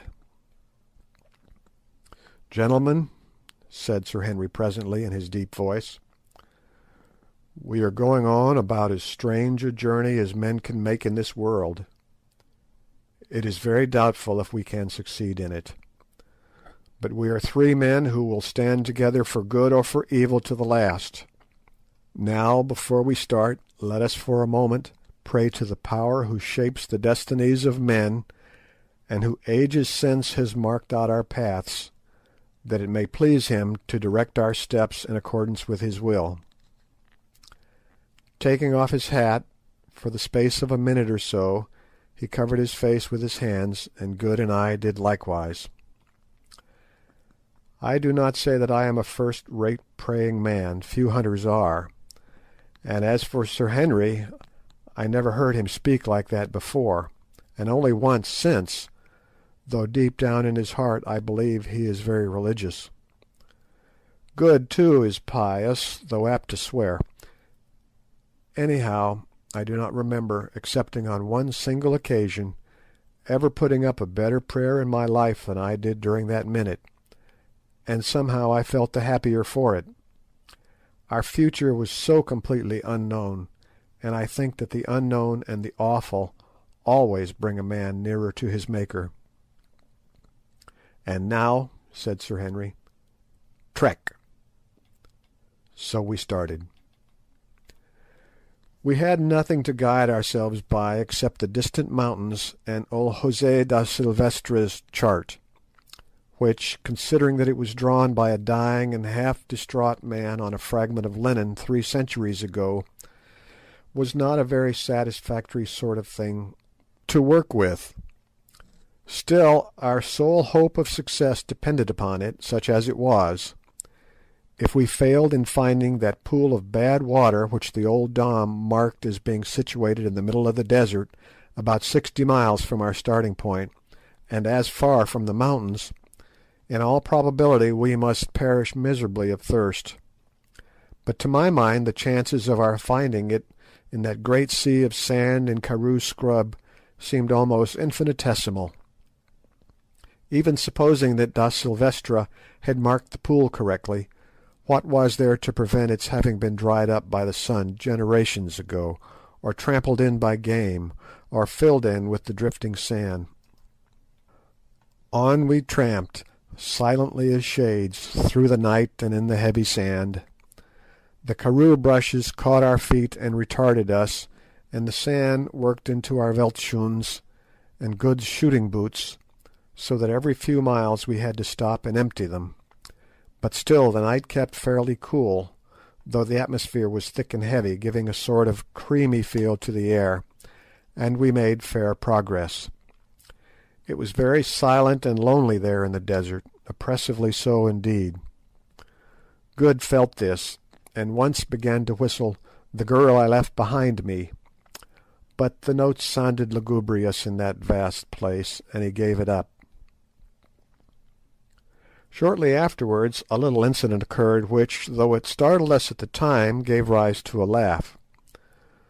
Good was leading as the holder of the compass, which, being a sailor, of course he understood thoroughly, and we were toiling along in single file behind him, when suddenly we heard the sound of an exclamation, and he vanished.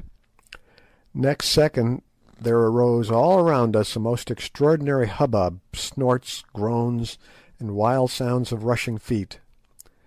In the faint light, too, we could descry dim galloping forms half hidden by wreaths of sand.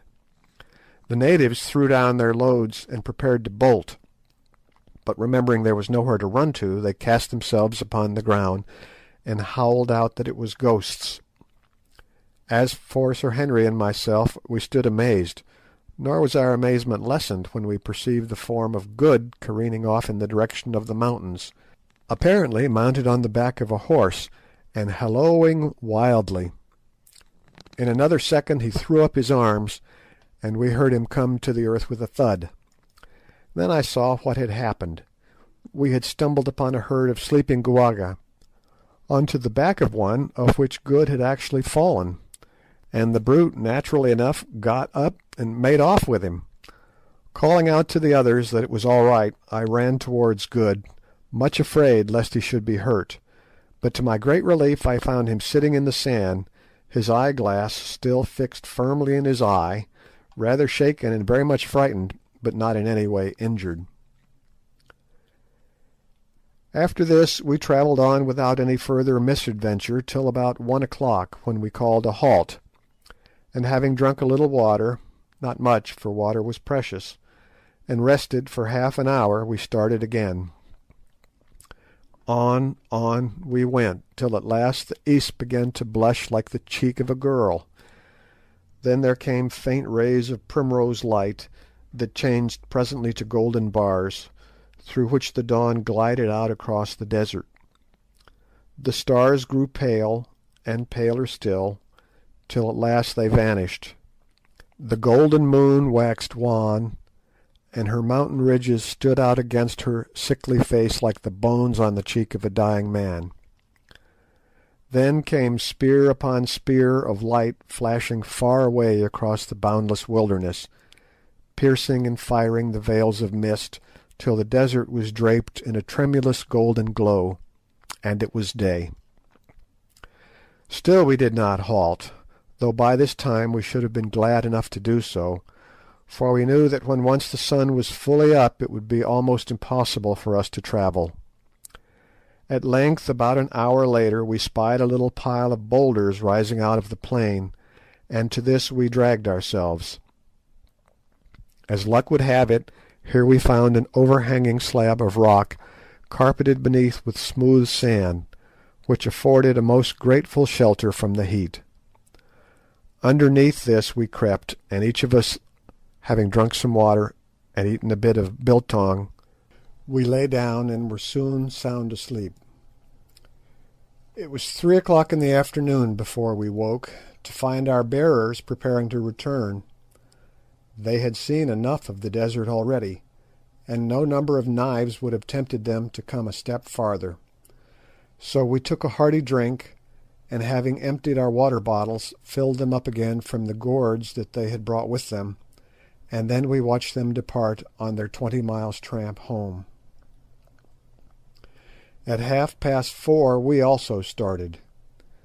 It was lonely and desolate work, for with the exception of a few ostriches, there was not a single living creature to be seen on all the vast expanse of sandy plain.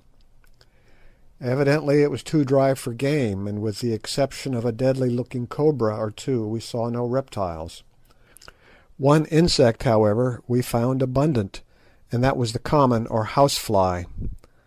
There they came, not as single spies, but in battalions, as I think the Old Testament says somewhere. Editor's note: readers must beware of accepting Mr. Quatermain's references as accurate as it has been found some are prone to do. Although his reading evidently was limited, the impression produced by it upon his mind was mixed. Thus to him the Old Testament and Shakespeare were interchangeable authorities. Go where you will, you find him, and so it must have been always. I have seen him enclosed in amber, which is, I was told, quite 500,000 years old, looking exactly like his descendant of to-day, and I have little doubt but that when the last man lies dying on the earth he will be buzzing around, if this event happens to occur in summer, watching for an opportunity to settle on his nose. At sunset we halted, waiting for the moon to rise. At last she came up, beautiful and serene as ever, and with one halt about 2 o'clock in the morning, we trudged on wearily through the night, till at last the welcome sun put a period to our labours. We drank a little, and flung ourselves down on the sand, thoroughly tired out, and soon were all asleep.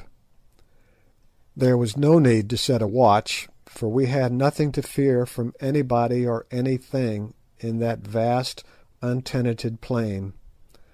Our only enemies were heat, thirst, and flies, but far rather would I have faced any danger from man or beast than that awful trinity. This time we were not so lucky as to find a sheltering rock to guard us from the glare of the sun, with the result that about 7 o'clock we woke up experiencing the exact sensations one would attribute to a beefsteak on a gridiron. We were literally being baked through and through. The burning sun seemed to be sucking our very blood out of us. We sat up and gasped. "Whew," said I, grabbing at the halo of flies which buzzed cheerfully round my head. The heat did not affect them. "My word," said Sir Henry. "It is hot," echoed Good. It was hot indeed, and there was not a bit of shelter to be found.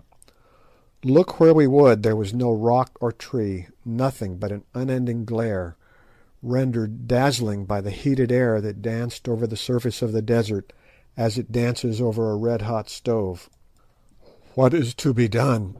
asked Sir Henry. "We can't stand this for long." We looked at each other blankly. "I have it," said Good. "We must dig a hole, get in it, and cover ourselves with the karoo bushes." It did not seem a very promising suggestion, but at least it was better than nothing, so we set to work, and with the trowel we had brought with us and the help of our hands, in about an hour we had succeeded in delving out a patch of ground some 10 feet long by 12 wide, to the depth of 2 feet. Then we cut a quantity of low scrub with our hunting knives, and creeping into the hole, pulled it over us all, with the exception of Ventvögel, on whom, being a Hottentot, the heat had no particular effect. This gave us some slight shelter from the burning rays of the sun, but the atmosphere in that amateur grave can be better imagined than described. The Black Hole of Calcutta must have been a fool to it. Indeed, to this moment I do not know how we lived through the day. There we lay panting, and every now and again moistening our lips from our scanty supply of water. Had we followed our inclinations, we should have finished all we possessed in the first 2 hours, but we were forced to exercise the most rigid care, for if our water failed us, we knew that very soon we must perish miserably. But everything has an end, if only you live long enough to see it, and somehow that miserable day wore on towards evening. About 3 o'clock in the afternoon we determined that we could bear it no longer. It would be better to die walking than to be killed slowly by heat and thirst in this dreadful hole. So taking each of us a little drink from our fast diminishing supply of water, now warmed to about the same temperature as a man's blood, we staggered forward. We had then covered some 50 miles of wilderness. If the reader will refer to the rough copy and translation of old da Silvestra's map, he will see that the desert is marked as measuring 40 leagues across, and the Pan Bad water is set down as being about in the middle of it. Now 40 leagues is 120 miles, consequently we ought at the most to be within 12 or 15 miles of the water, if any should really exist. Through the afternoon we crept slowly and painfully along, scarcely doing more than 1.5 miles in an hour. At sunset we rested again, waiting for the moon, and after drinking a little managed to get some sleep. Before we lay down, Umbopa pointed out to us a slight and indistinct hillock on the flat surface of the plain, about 8 miles away. At the distance it looked like an ant-hill, and as I was dropping off to sleep I fell to wondering what it could be. With the moon we marched again, feeling dreadfully exhausted, and suffering tortures from thirst and prickly heat. Nobody who has not felt it can know what we went through.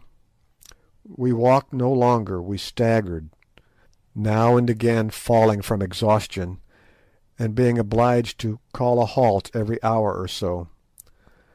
We had scarcely energy left in us to speak.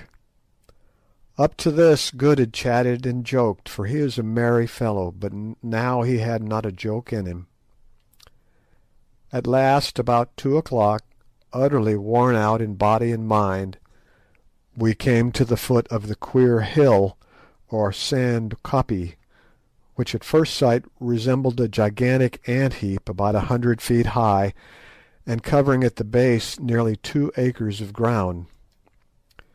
Here we halted, and driven to it by our desperate thirst, sucked down our last drops of water. We had but half a pint ahead, and each of us could have drunk a gallon. Then we lay down. Just as I was dropping off to sleep, I heard Umbopa remark to himself in Zulu,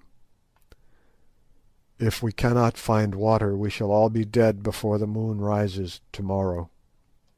I shuddered, hot as it was.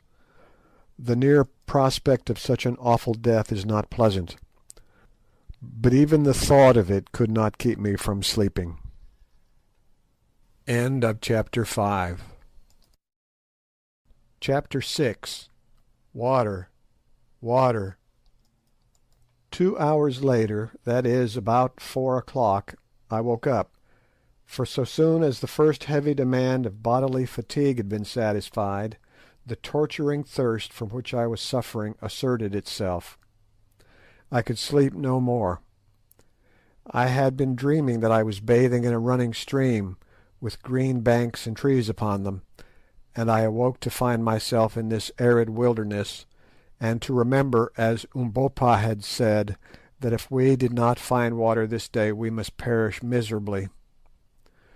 No human creature could live long without water in that heat.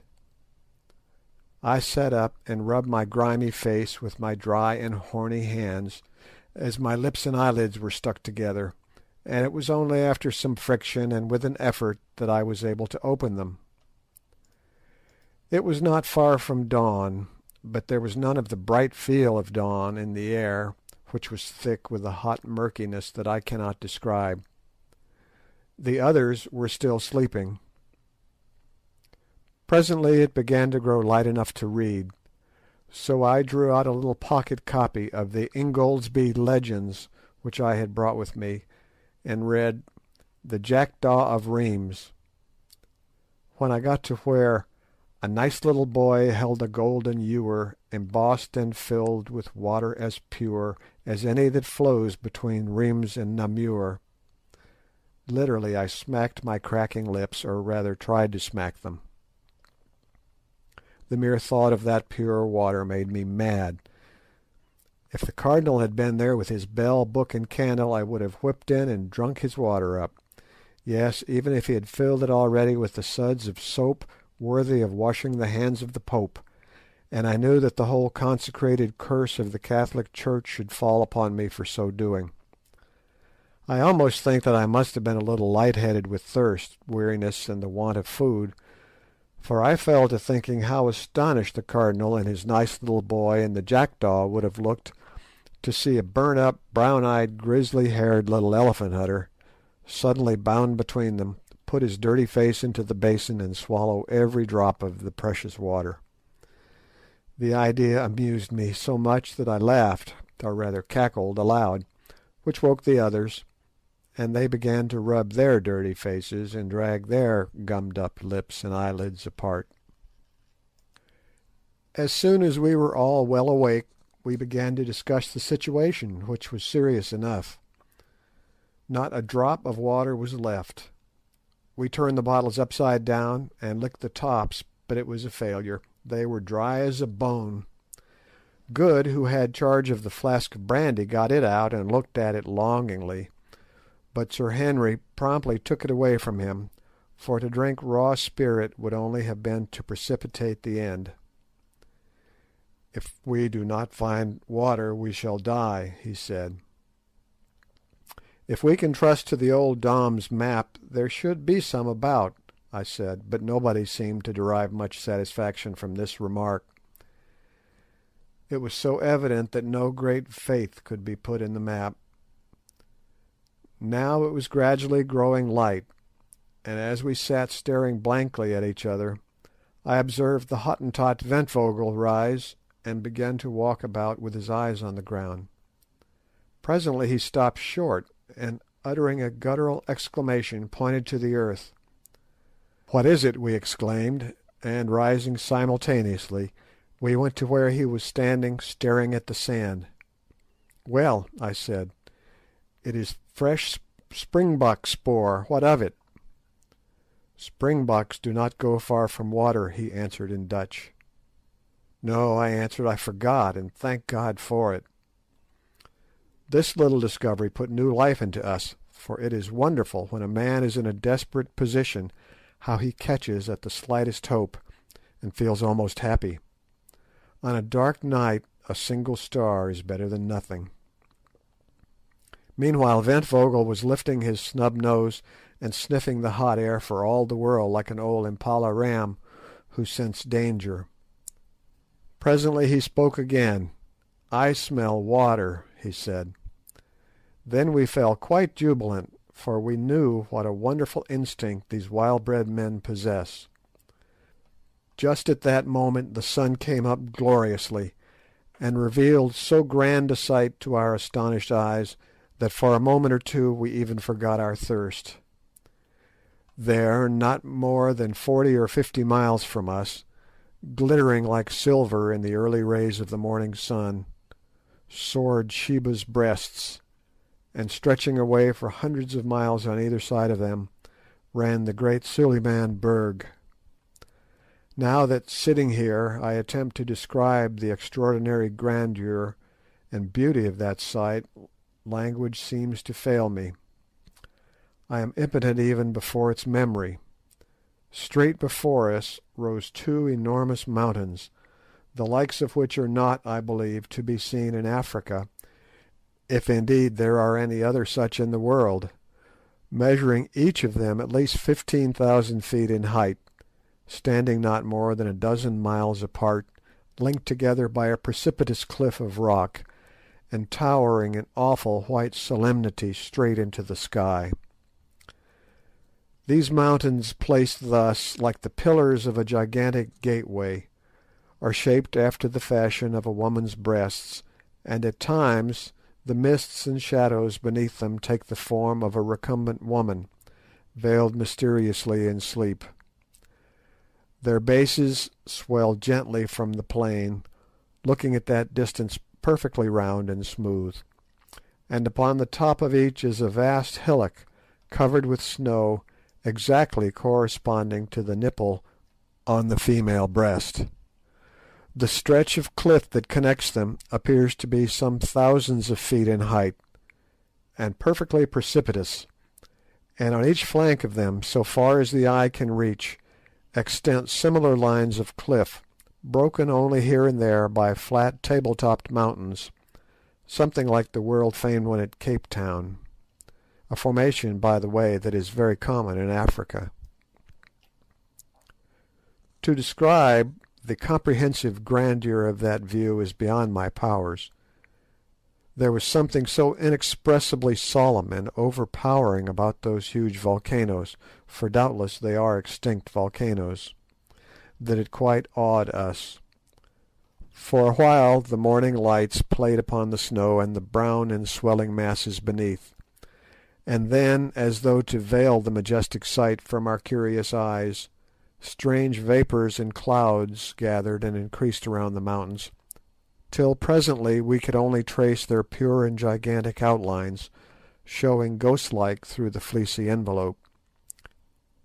Indeed, as we afterwards discovered, usually they were wrapped in this gauze-like mist, which doubtless accounted for our not having seen them more clearly before. Sheba's breasts had scarcely vanished into cloud-clad privacy before our thirst, literally a burning question, reasserted itself. It was all very well for Ventvögel to say that he smelt water, but we could see no signs of it, look which way we would. So far as the eye might reach there was nothing but arid sweltering sand and karoo scrub. We walked round the hillock and gazed about anxiously on the other side, but it was the same story, not a drop of water could be found. There was no indication of a pan, a pool, or a spring. "You are a fool," I said angrily to Ventvögel, "there is no water." But still he lifted his ugly snub nose, sniffed. "I smell it, Baas," he answered. "It is somewhere in the air." "Yes," I said, "no doubt it is in the clouds, and about 2 months hence it will fall and wash our bones." Sir Henry stroked his yellow beard thoughtfully. "Perhaps it is on the top of the hill," he suggested. "Rot," said Good. "Who ever heard of water being found at the top of a hill?" "Let us go and look," I put in, and hopelessly enough we scrambled up the sandy sides of the hillock, Umbopa leading. Presently he stopped as though he was petrified. "Nanzia Manzi," that is, "here is water," he cried with a loud voice. We rushed up to him, and there, sure enough, in a deep cut or indentation on the very top of the sand koppie, was an undoubted pool of water. How it came to be in such a strange place we did not stop to inquire, nor did we hesitate at its black and unpleasant appearance. It was water or a good imitation of it, and that was enough for us. We gave a bound and a rush, and in another second we were all down on our stomachs, sucking up the uninviting fluid as though it were nectar fit for the gods. Heavens, how we did drink! Then, when we had done drinking, we tore off our clothes and sat in the pool, absorbing the moisture through our parched skins. You, Harry, my boy, who have only to turn a couple of taps to summon hot and cold from an unseen, vasty cistern, can have little idea of the luxury of that muddy wallow in brackish, tepid water.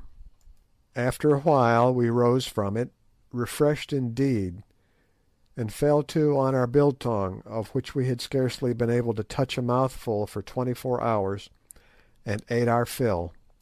Then we smoked a pipe, and lay down by the side of that blessed pool under the overhanging shadow of its bank, and slept till noon. All that day we rested there by the water, thanking our stars that we had been lucky enough to find it, bad as it was, and not forgetting to render a due share of gratitude to the shade of the long-departed Da Silvestra, who had set its position down so accurately on the tail of his shirt. The wonderful thing to us was that the pan should have lasted so long, and the only way in which I can account for this is on the supposition that it is fed by some spring deep down in the sand. Having filled both ourselves and our water bottles as full as possible, in far better spirits we started off again with the moon. That night we covered nearly 25 miles, but needless to say found no more water, though we were lucky enough the following day to get a little shade behind some ant heaps.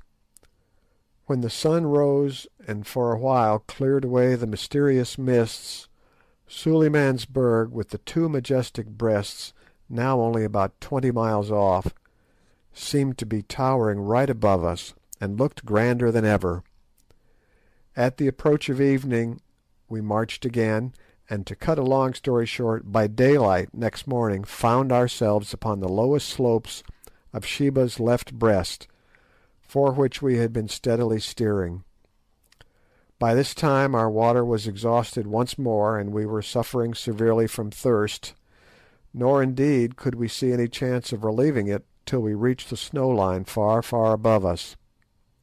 After resting an hour or two, driven to it by our torturing thirst, we went on, toiling painfully in the burning heat up the lava slopes, for we found that the huge base of the mountain was composed entirely of lava beds belched from the bowels of the earth in some far past age.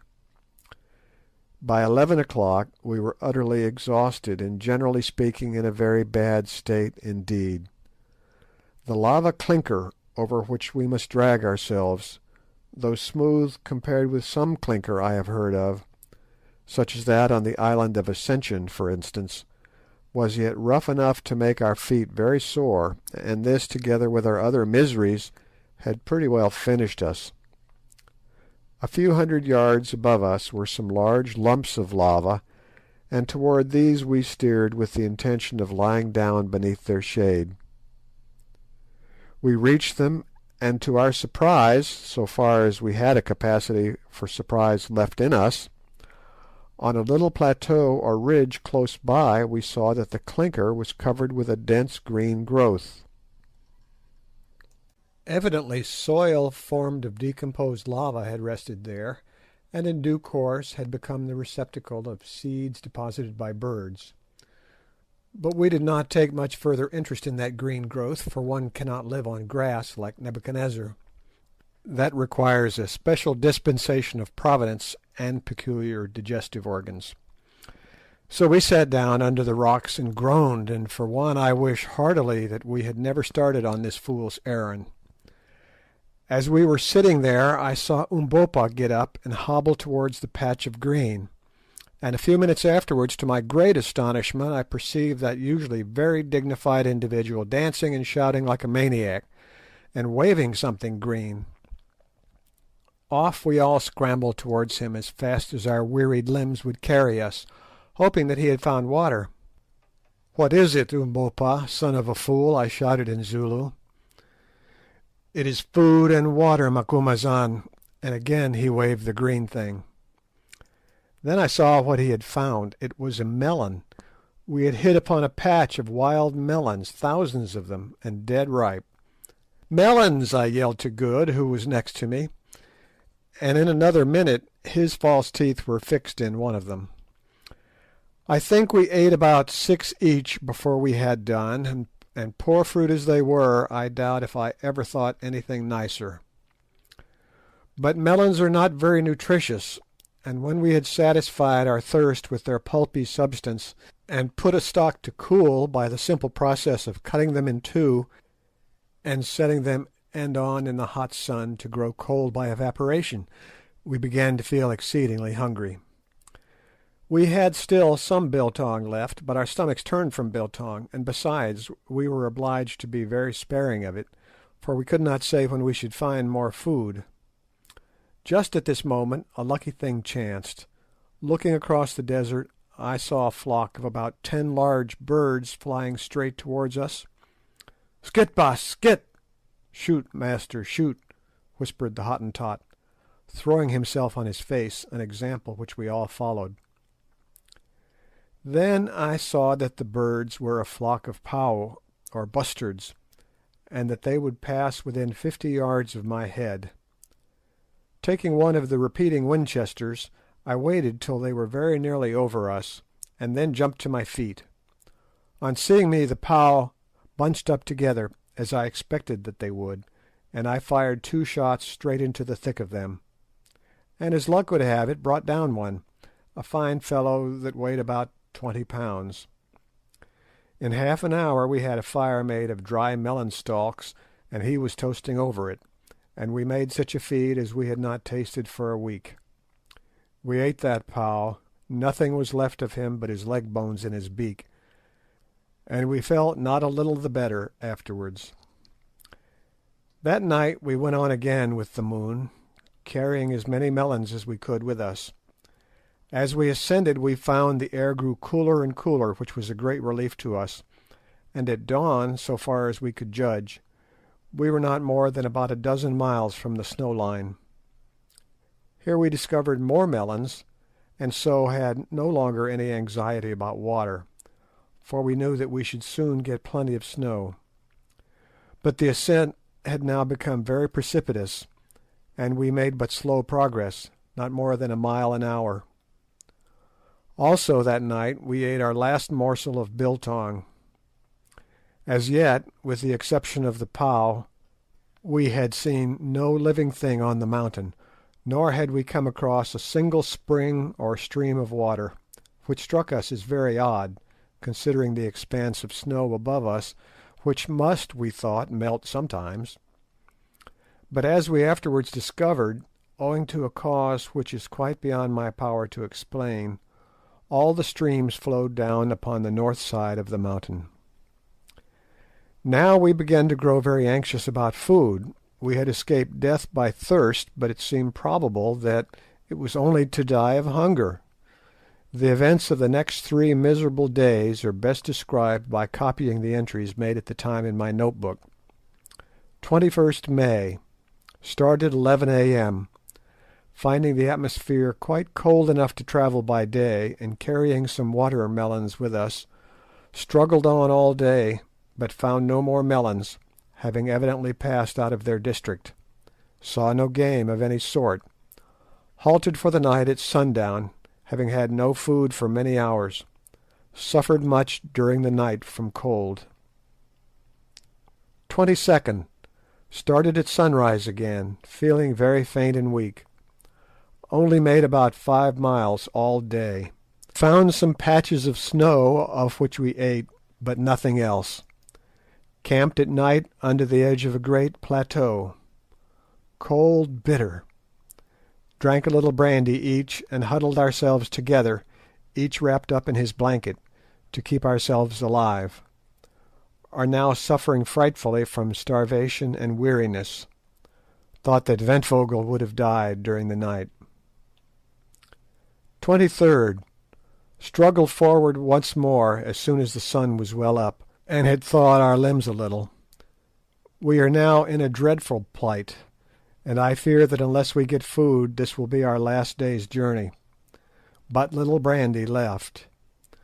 Good Sir Henry and Umbopa bear up wonderfully, but Ventvogel is in a very bad way. Like most Hottentots, he cannot stand cold. Pangs of hunger not so bad, but have a sort of numb feeling about the stomach. Others say the same. We are now on a level with the precipitous chain or wall of lava linking the two breasts, and the view is glorious.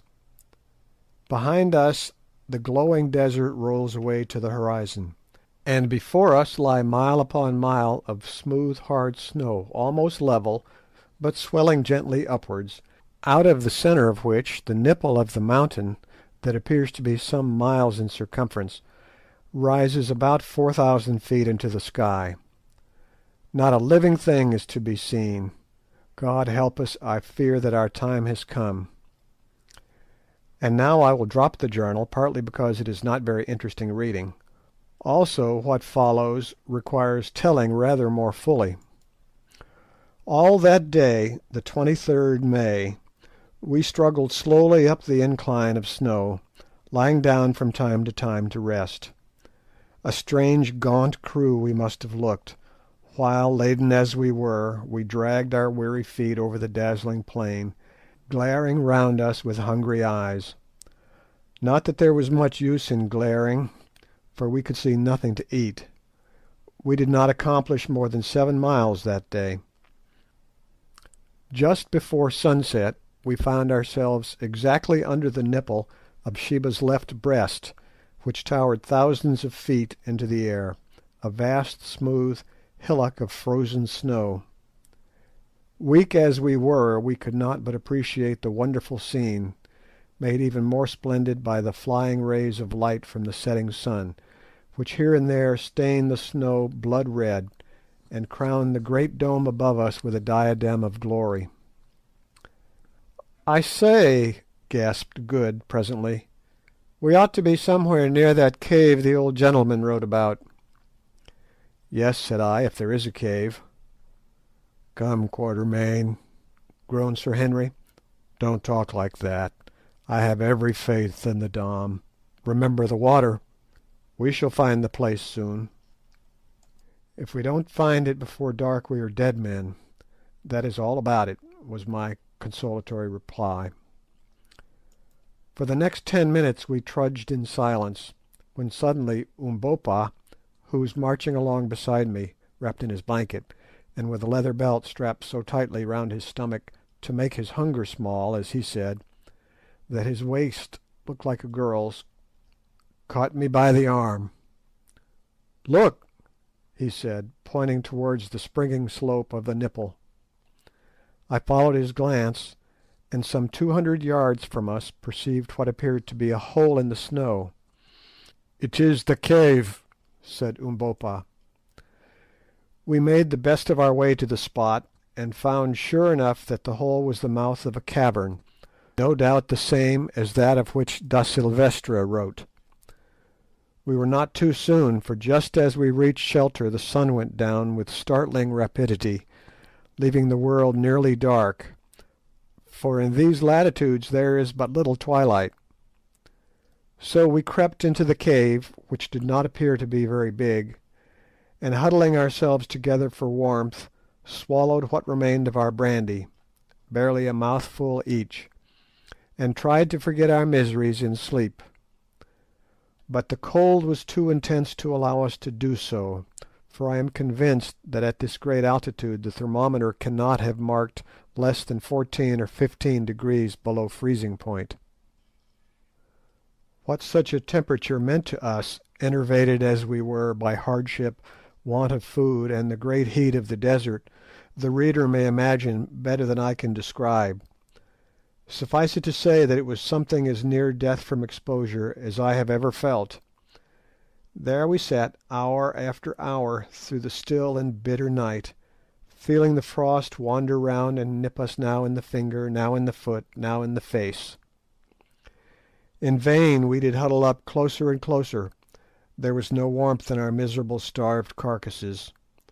Sometimes one of us would drop into an uneasy slumber for a few minutes, but we could not sleep much, and perhaps this was fortunate, for if we had, I doubt if we should have ever woke again.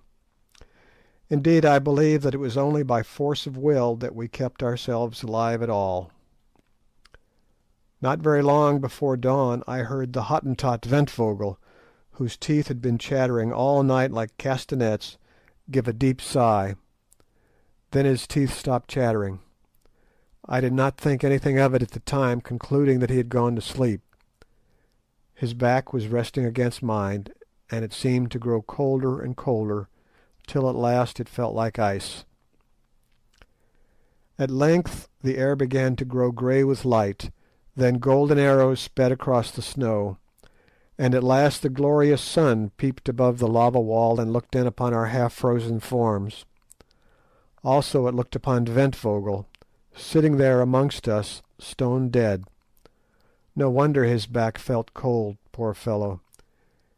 He had died when I heard him sigh, and was now frozen almost stiff. Shocked beyond measure, we dragged ourselves from the corpse. How strange is that horror we mortals have of the companionship of a dead body, and left it sitting there, its arms clasped about its knees. By this time the sunlight was pouring its cold rays, for here they were cold, straight into the mouth of the cave. Suddenly I heard an exclamation of fear from someone, and turned my head. And this is what I saw. Sitting at the end of the cavern, it was not more than 20 feet deep, was another form, of which the head rested on its chest, and the long arms hung down. I stared at it, and saw that this too was a dead man, and, what was more, a white man. The others saw also, and the sight proved too much for our shattered nerves.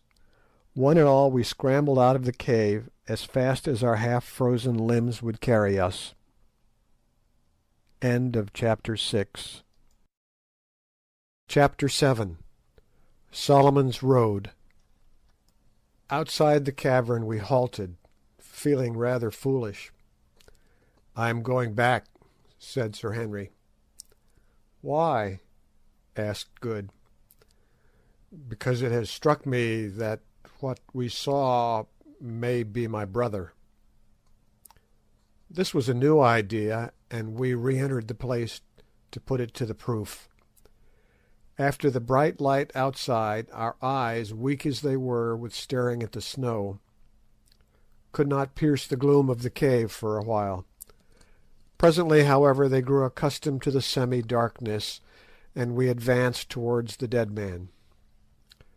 Sir Henry knelt down and peered into his face. "Thank God," he said, with a sigh of relief, "it is not my brother." Then I drew near and looked.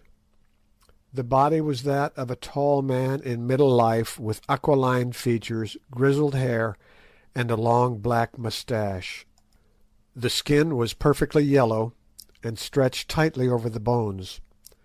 Its clothing, with the exception of what seemed to be the remains of a woollen pair of hose, had been removed, leaving the skeleton-like frame naked. Round the neck of the corpse, which was frozen perfectly stiff, hung a yellow ivory crucifix. "Who on earth can it be?" said I. "Can't you guess?" asked Good. I shook my head. "Why, the old Dom, José da Silvestra, of course. Who else?" "Impossible," I gasped. "He died 300 years ago." "And what is there to prevent him from lasting for 3,000 years in this atmosphere, I should like to know?" asked Good. "If only the temperature is sufficiently low, flesh and blood will keep fresh as New Zealand mutton for ever, and heaven knows it is cold enough here. The sun never gets in here, no animal comes here to tear or destroy. No doubt his slave, of whom he speaks on the writing, took off his clothes and left him. He could not have buried him alone. Look," he went on, stooping down to pick up a queerly shaped bone scraped at the end into a sharp point. "Here is the cleft bone that Silvestra used to draw the map with." We gazed for a moment astonished, forgetting our own miseries in this extraordinary, and as it seemed to us, semi-miraculous sight. "Ay," said Sir Henry, and this is where he got his ink from," and he pointed to a small wound on the Dom's left arm. "Did ever man see such a thing before?" There was no longer any doubt about the matter, which for my own part, I confess, perfectly appalled me. There he sat, the dead man, whose directions, written some 10 generations ago, had led us to this spot. Here in my own hand was the rude pen with which he had written them, and about his neck hung the crucifix that his dying lips had kissed. Gazing at him, my imagination could reconstruct the last scene of the drama, the traveller dying of cold and starvation, yet striving to convey to the world the great secret which he had discovered, the awful loneliness of his death, of which the evidence sat before us. It even seemed to me that I could trace in his strongly marked features a likeness to those of my poor friend Silvestre, his descendant, who had died 20 years before in my arms, but perhaps that was fancy. At any rate, there he sat, a sad memento of the fate that so often overtakes those who would penetrate into the unknown. And there, doubtless, he will still sit, crowned with the dread majesty of death, for centuries yet unborn, to startle the eyes of wanderers like ourselves, if ever any such should come again to invade his loneliness. The thing overpowered us, already almost perished as we were with cold and hunger. "Let us go," said Sir Henry in a low voice. "Stay, we will give him a companion." And lifting up the dead body of the Hottentot Ventvögel, he placed it near to that of the old Dom. Then he stooped, and with a jerk broke the rotten string of the crucifix which hung round Da Silvestre's neck, for his fingers were too cold to attempt to unfasten it. I believe that he has it still. I took the bone pen, and it is before me as I write. Sometimes I use it to sign my name. Then, leaving these two, the proud white man of a past age and the poor Hottentot, to keep their eternal vigil in the midst of the eternal snows, we crept out of the cave into the welcome sunshine, and resumed our path, wondering in our hearts how many hours it would be before we were even as they are. When we had walked about half a mile, we came to the edge of the plateau, for the nipple of the mountain does not rise out of its exact centre, though from the desert side it had seemed to do so. What lay below us we could not see, for the landscape was wreathed in billows of morning fog. Presently, however, the higher layers of mist cleared a little, and revealed, at the end of a large slope of snow, a patch of green grass, some 500 yards beneath us, through which a stream was running. Nor was this all. By the stream, basking in the bright sun, stood and lay a group of from 10 to 15 large antelopes. At that distance we could not see of what species. The sight filled us with unreasoning joy. If only we could get it, there was food in plenty, but the question was how to do so. The beasts were fully 600 yards off, a very long shot, and one not to be depended on when our lives hung on the results. Rapidly we discussed the advisability of trying to stalk the game, but in the end dismissed it reluctantly. To begin with, the wind was not favourable, and further, we must certainly be perceived, however careful we were, against the blinding background of snow which we should be obliged to traverse. "Well, we must have a try from where we are," said Sir Henry. "Which shall it be, Quatermain, the repeating rifles or the expresses?" Here again was a question.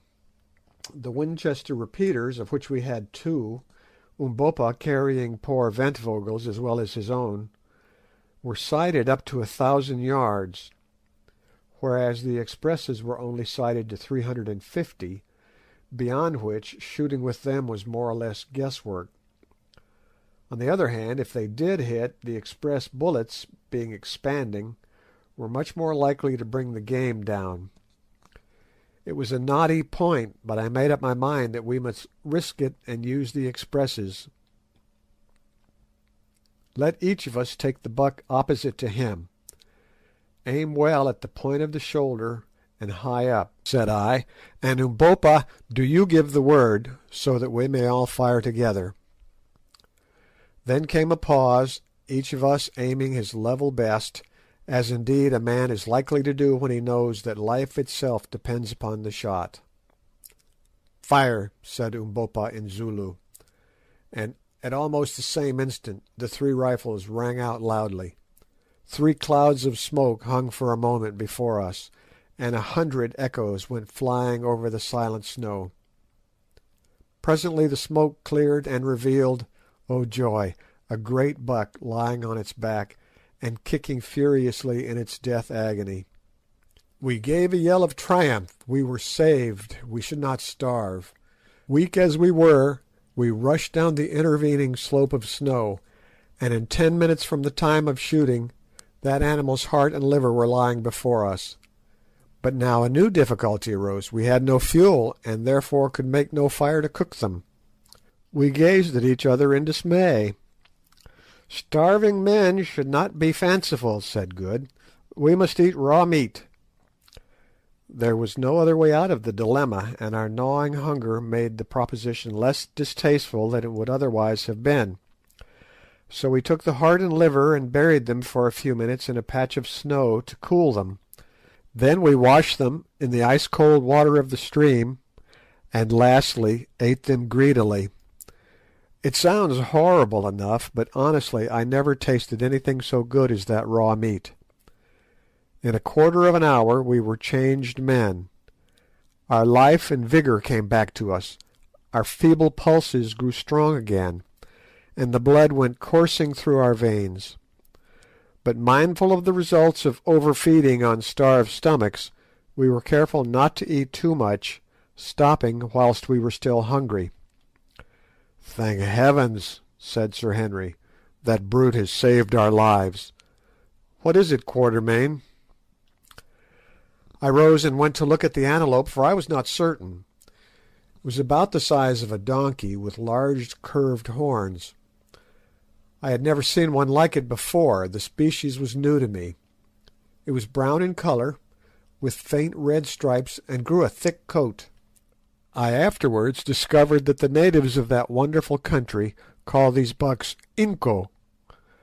They are very rare, and only found at a great altitude where no other game will live.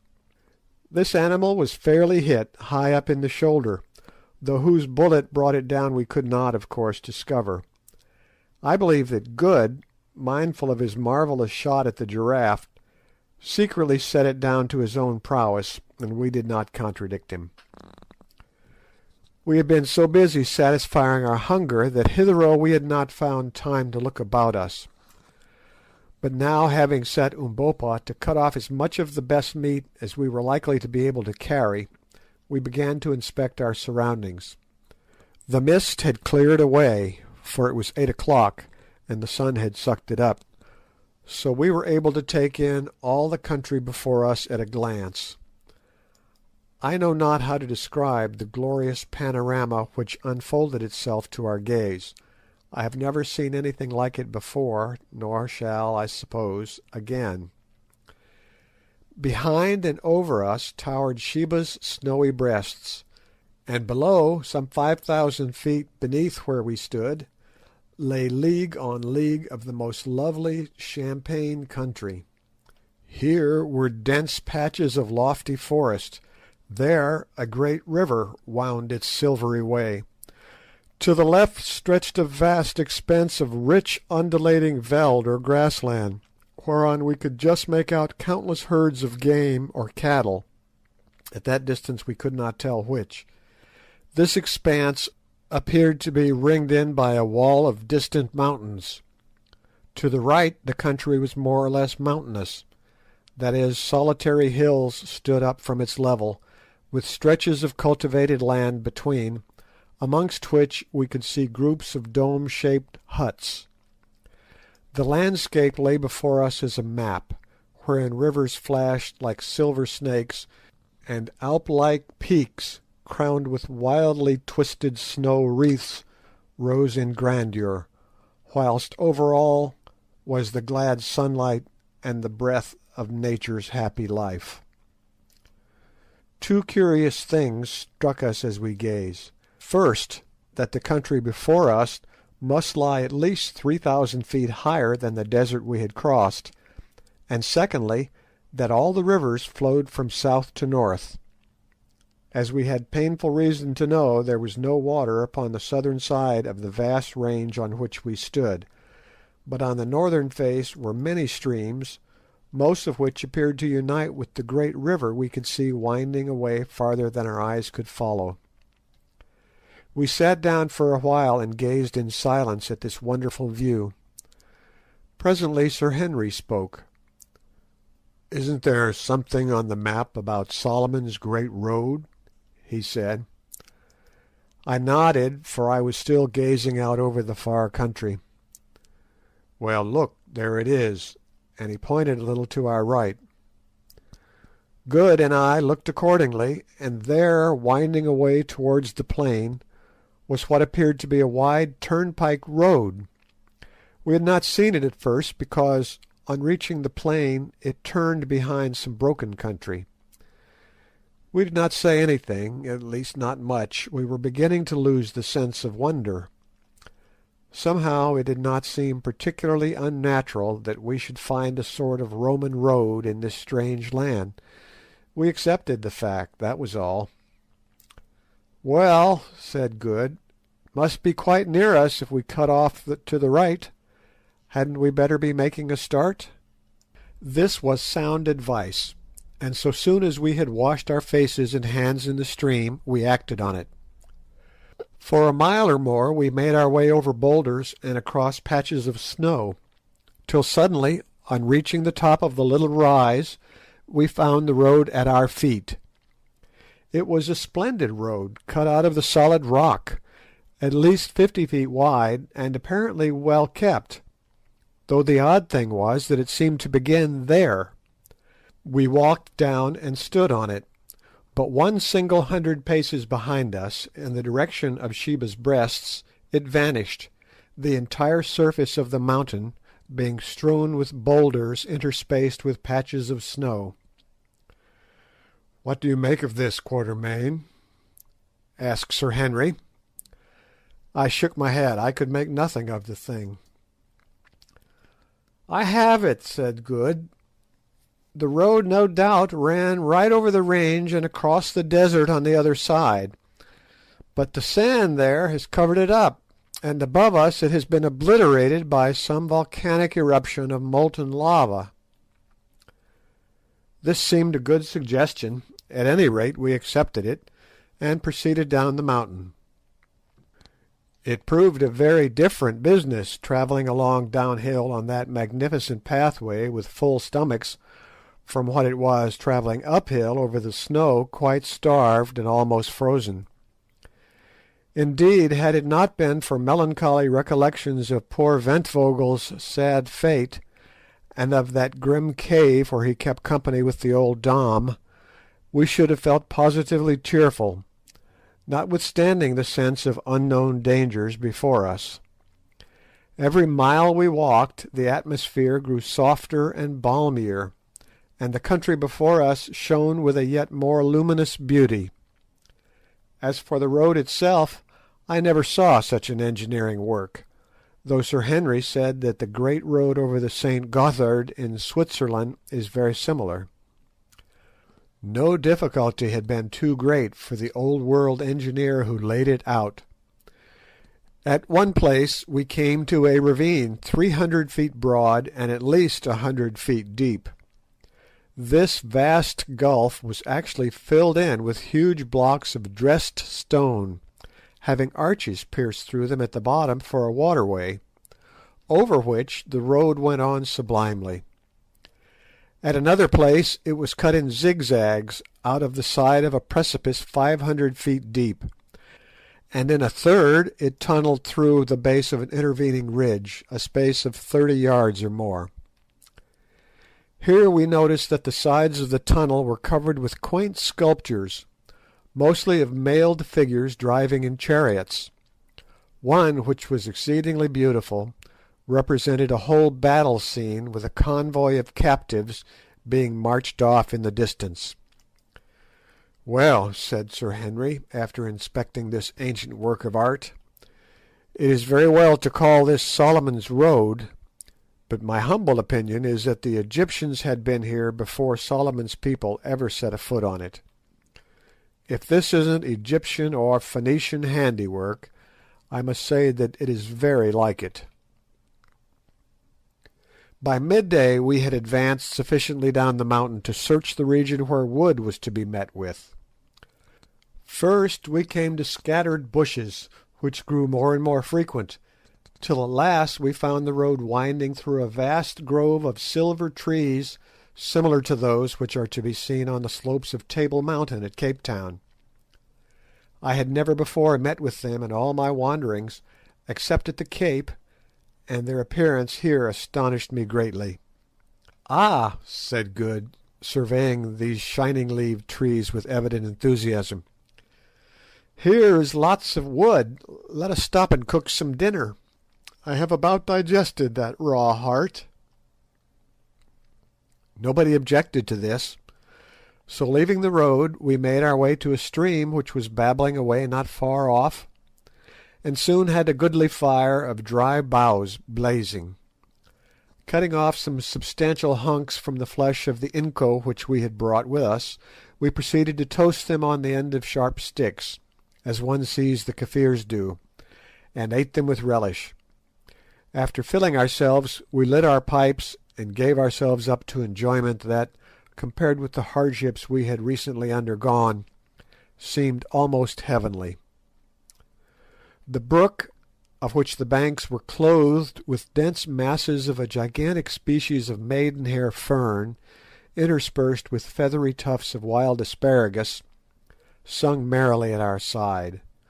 The soft air murmured through the leaves of the silver trees, doves cooed around, and bright-winged birds flashed like living gems from bough to bough. It was a paradise. The magic of the place, combined with an overwhelming sense of dangers left behind, and of the promised land reached at last, seemed to charm us into silence. Sir Henry and Umbopa sat conversing in a mixture of broken English and kitchen Zulu in a low voice, but earnestly enough, and I lay with my eyes half shut upon that fragrant bed of fern and watched them. Presently I missed Good, and I looked to see what had become of him. Soon I observed him sitting by the bank of the stream in which he had been bathing. He had nothing on but his flannel shirt, and his natural habits of extreme neatness having reasserted themselves, he was actively employed in making a most elaborate toilet. He had washed his gutta percha collar, had thoroughly shaken out his trousers, coat and waistcoat, and was now folding them up neatly till he was ready to put them on, shaking his head sadly as he scanned the numerous rents and tears in them, which naturally had resulted from our frightful journey. Then he took his boots, scrubbed them with a handful of fern, and finally rubbed them over with a piece of fat which he had carefully saved from the inco meat, till they looked, comparatively speaking, respectable. Having inspected them judiciously through his eyeglass, he put the boots on and began a fresh operation. From a little bag that he carried he produced a pocket-comb in which was fixed a tiny looking-glass, and in this he surveyed himself. Apparently he was not satisfied, for he proceeded to do his hair with great care. Then came a pause while he again contemplated the effect. Still it was not satisfactory. He felt his chin, on which the accumulated scrub of a 10 days' beard was flourishing. Surely, thought I, he is not going to try to shave, but so it was. Taking the piece of fat with which he had greased his boots, Good washed it thoroughly in the stream. Then diving again into the bag, he brought out a little pocket razor with a guard to it, such as are bought by people who are afraid of cutting themselves, or by those about to undertake a sea voyage. Then he rubbed his face and chin vigorously with the fat, and began. Evidently it proved a painful process, for he groaned very much over it, and I was convulsed with inward laughter as I watched him struggling with that stubbly beard. It seemed so very odd that a man should take the trouble to shave himself with a piece of fat in such a place and in our circumstances. At last he succeeded in getting the hair off the right side of his face and chin, when suddenly I, who was watching, became conscious of a flash of light that passed just by his head. Good sprang up with a profane exclamation. If it had not been a safety razor he would certainly have cut his throat, and so did I, without the exclamation, and this was what I saw. Standing not more than 20 paces from where I was, and 10 from Good, were a group of men. They were very tall and copper-coloured, and some of them wore great plumes of black feathers and short cloaks of leopard skins. This was all I noticed at the moment. In front of them stood a youth of about 17, his hand still raised and his body bent forward in the attitude of a Grecian statue of a spear-thrower. Evidently the flash of light had been caused by a weapon which he had hurled. As I looked, an old soldier-like man stepped forward out of the group, and catching the youth by the arm said something to him. Then they advanced upon us. Sir Henry, Good, and Umbopa by this time had seized their rifles and lifted them threateningly. The party of natives still came on. It struck me that they could not know what rifles were, or they would not have treated them with such contempt. "Put down your guns," I halloed to the others, seeing that our only chance of safety lay in conciliation. They obeyed, and walking to the front I addressed the elderly man who had checked the youth. "Greetings," I said in Zulu, not knowing what language to use. To my surprise I was understood. "Greeting," answered the old man, not indeed in the same tongue, but in a dialect so closely allied to it that neither Umbopa nor myself had any difficulty in understanding him. Indeed, as we afterwards found out, the language spoken by this people is an old-fashioned form of the Zulu tongue, bearing about the same relationship to it that the English of Chaucer does to the English of the 19th century. "Whence come you?" he went on. "Who are you? And why are the faces of 3 of you white, and the face of the 4th as the face of our mother's sons?" And he pointed to Umbopa. I looked at Umbopa as he said it, and it flashed across me that he was right. The face of Umbopa was like the faces of the men before me, and so was his great form like their forms. But I had not time to reflect on this coincidence. "We are strangers and come in peace," I answered, speaking very slowly, so that he might understand me. "And this man is our servant." "You lie," he answered. "No strangers can cross the mountains where all things perish. But what do your lies matter? If ye are strangers, then ye must die, for no strangers may live in the land of the Kukuanas. It is the king's law. Prepare then to die, O strangers." I was slightly staggered at this, more especially as I saw the hands of some of the men steal down to their sides, where hung on each what looked to me like a large and heavy knife. "What does the beggar say?" asked Good. "He says we are going to be killed," I answered grimly. "Oh, Lord," groaned Good. And, as was his way when perplexed, he put his hand to his false teeth, dragging the top set down and allowing them to fly back to his jaw with a snap. It was a most fortunate move, for next second the dignified crowd of Kukuanas uttered a simultaneous yell of horror and bolted back some yards. "What's up?" said I. "It's his teeth," whispered Sir Henry excitedly. "He moved them." "Take them out, Good, take them out." He obeyed, slipping the set into the sleeve of his flannel shirt. In another second curiosity had overcome fear, and the men advanced slowly. Apparently they had now forgotten their amiable intention of killing us.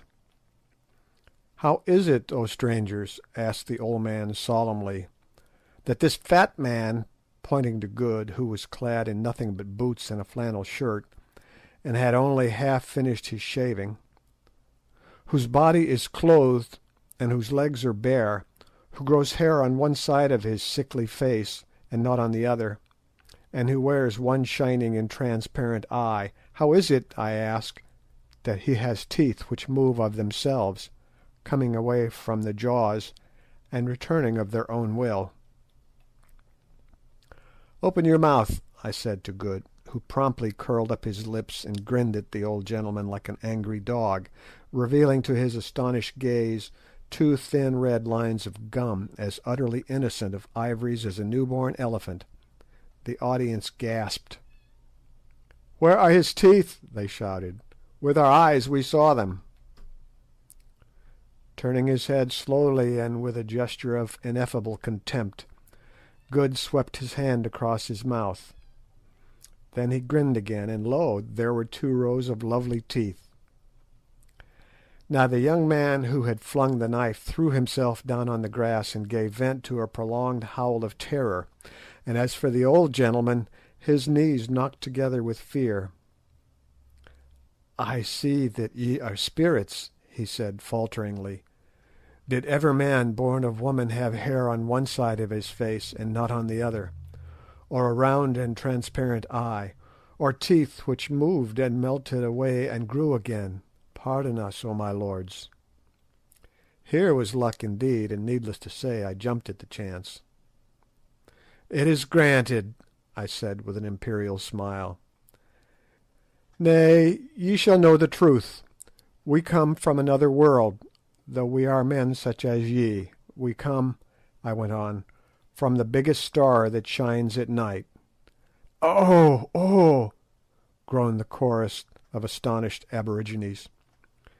"Yes," I went on, "we do indeed," and again I smiled benignly as I uttered that amazing lie.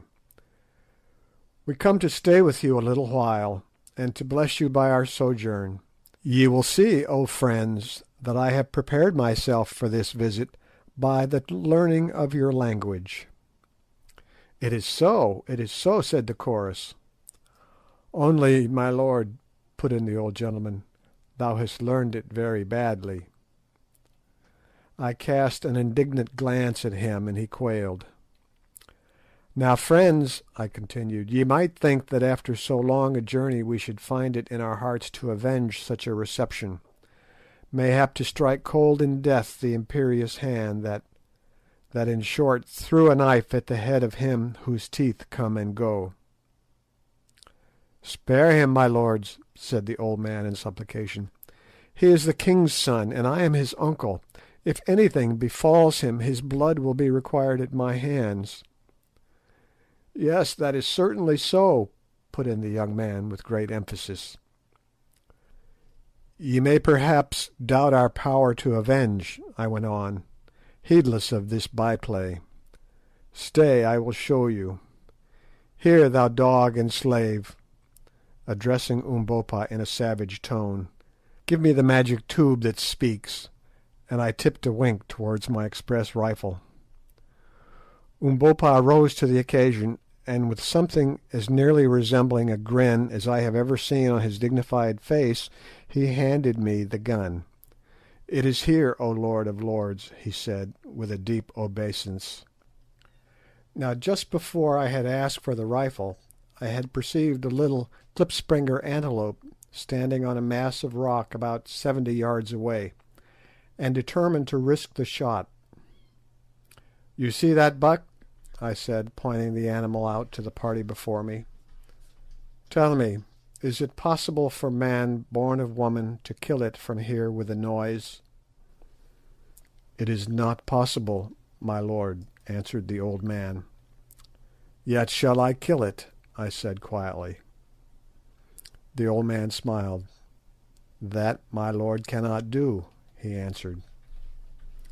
I raised the rifle and covered the buck.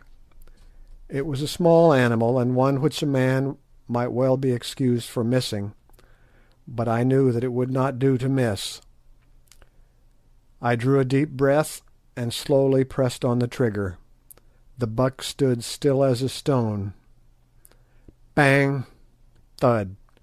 The antelope sprang into the air and fell on the rock dead as a doornail. A groan of simultaneous terror burst from the group before us. "If you want meat," I remarked coolly, "go fetch that buck." The old man made a sign, and one of his followers departed, and presently returned bearing the klipspringer. I noticed with satisfaction that I had hit it fairly behind the shoulder. They gathered round the poor creature's body, gazing at the bullet hole in consternation. "Ye see," I said, "I do not speak empty words." There was no answer. "If ye yet doubt our power," I went on, "let one of you go and stand upon that rock, that I may make him as this buck." None of them seemed at all inclined to take the hint, till at last the king's son spoke. "It is well said.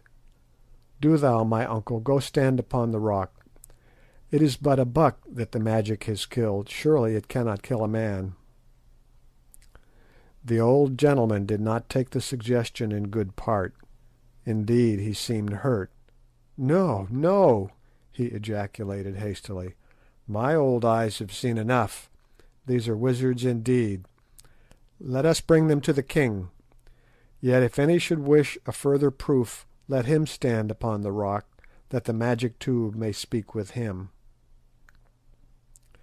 There was a most general and hasty expression of dissent. "Let not good magic be wasted on our poor bodies," said one. "We are satisfied. All the witchcraft of our people cannot show the like of this." "It is so," remarked the old gentleman, in a tone of intense relief. "Without any doubt it is so. Listen, children of the stars, children of the shining eye and the movable teeth, who roar out in thunder and slay from afar. I am Infadoos, son of Kafa, once king of the Kukuana people. This youth is Scragga." "He nearly scragged me," murmured Good. "Scragga, son of Twala, the great king. Twala, husband of 1,000 wives, chief and lord paramount of the Kukuanas, keeper of the great road, terror of his enemies, student of the black arts, leader of 100,000 warriors. Twala the one-eyed, the black, the terrible." "So," said I superciliously, "lead us then to Twala. We do not talk with low people and underlings." "It is well, my lords, we will lead you, but the way is long. We are hunting 3 days' journey from the place of the king. But let my lords have patience, and we will lead them." "So be it," I said carelessly. "All time is before us, for we do not die. We are ready. Lead on. But Infadoos, and thou, Scragga, beware. Play no monkey tricks. Set for us no fox's snares, for before your brains of mud have thought of them, we shall know and avenge. The light of the transparent eye of him with the bare legs and the half-haired face shall destroy you, and go through your land. His vanishing teeth shall affix themselves fast in you and eat you up, you and your wives and children. The magic tubes shall argue with you loudly, and make you as sieves. Beware." This magnificent address did not fail of its effects. Indeed, it might almost have been spared, so deeply were our friends already impressed with our powers. The old man made a deep obeisance, and murmured the words "Koom, Koom," which I afterwards discovered was their royal salute, corresponding to the Baete of the Zulus, and turning addressed his followers. These at once proceeded to lay hold of all our goods and chattels in order to bear them for us, excepting only the guns, which they would on no account touch. They even seized Good's clothes, that, as the reader may remember, were neatly folded up beside him. He saw and made a dive for them, and a loud altercation ensued. "Let not my lord of the transparent eye and the melting teeth touch them," said the old man. "Surely his slave shall carry the things." "But I want to put 'em on," roared Good in nervous English. Umbopa translated. "Nay, my lord," answered Infadoos. "Would my lord cover up his beautiful white legs? Although he is so dark, Good has a singularly white skin. From the eye of his servants? Have we offended my lord that he should do such a thing?" Here I nearly exploded with laughing, and meanwhile one of the men started on with the garments. "Damn it!" roared Good, "that black villain has got my trousers." "Look here, Good," said Sir Henry, "you have appeared in this country in a certain character, and you must live up to it. It will never do for you to put on trousers again. Henceforth you must exist in a flannel shirt, a pair of boots, and an eyeglass." "Yes," I said, "and with whiskers on one side of your face and not on the other. If you change any of these things, the people will think that we are impostors. I am very sorry for you, but seriously you must. If once they begin to suspect us, our lives will not be worth a brass farthing." "Do you really think so?" said Good gloomily. "I do indeed. Your beautiful white legs and your eyeglass are now the features of our party, and as Sir Henry says, you must live up to them. Be thankful that you've got your boots on, and that the air is warm." Good sighed and said no more, but it took him a fortnight to become accustomed to his new and scant attire. Chapter 8. We enter Kukuanaland.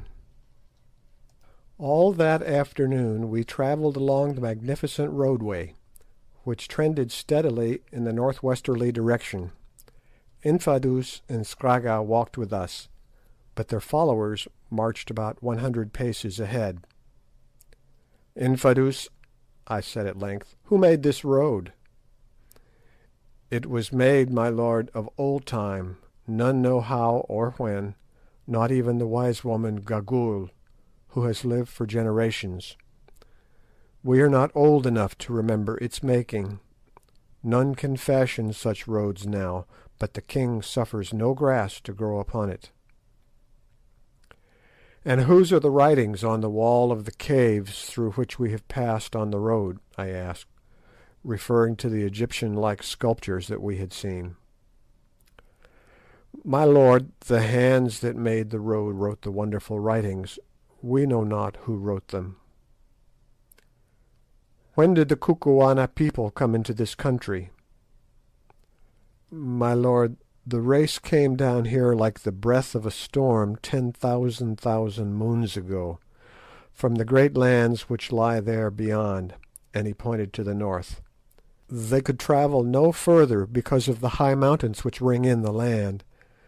So say the old voices of our fathers that have descended to us the children, and so says Gagool the wise woman, the smeller out of witches," and again he pointed to the snow-clad peaks.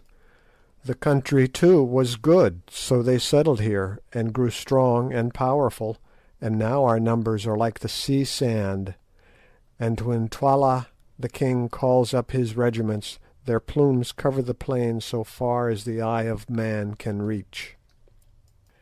"And if the land is walled in with mountains, who is there for the regiments to fight with?"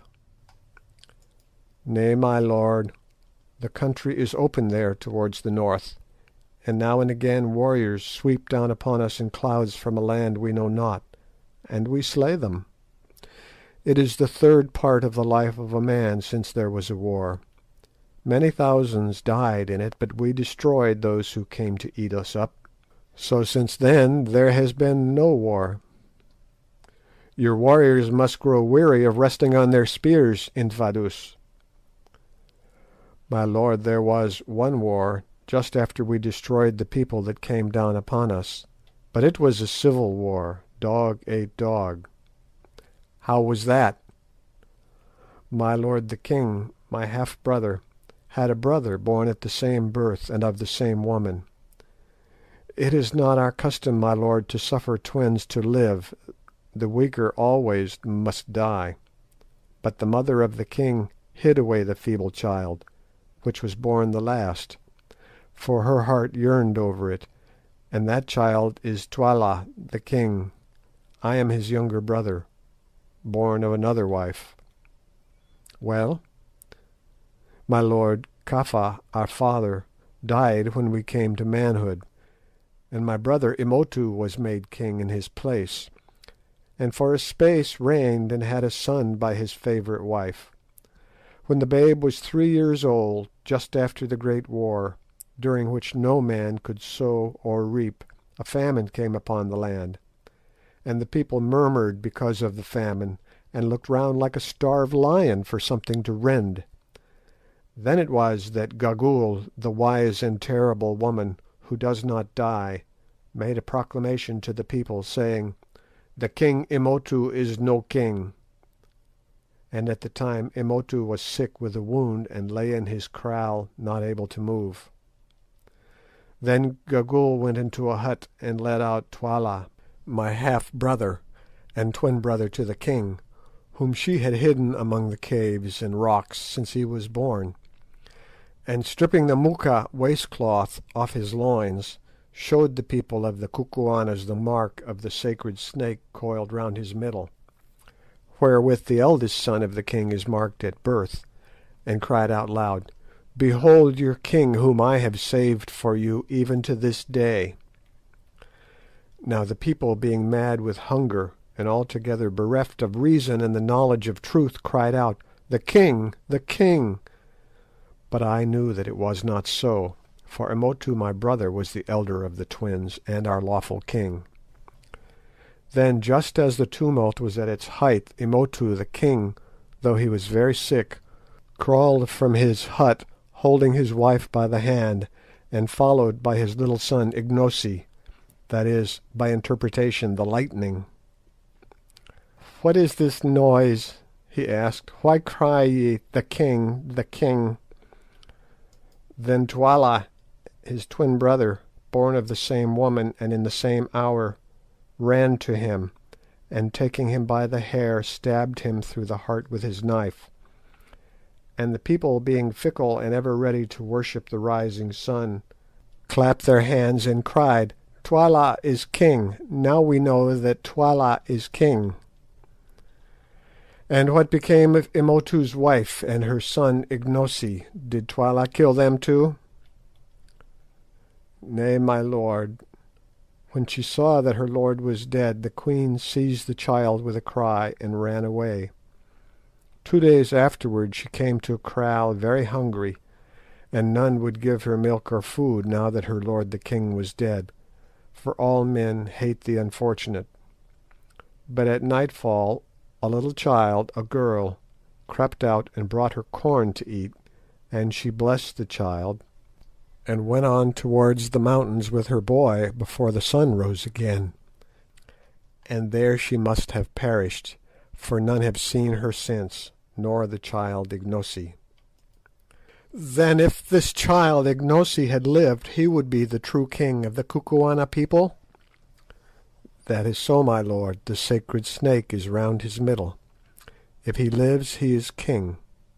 But alas, he is long dead." "See, my lord," and Infadoos pointed to a vast collection of huts surrounded by a fence, which was in its turn encircled by a great ditch that lay on the plain beneath us.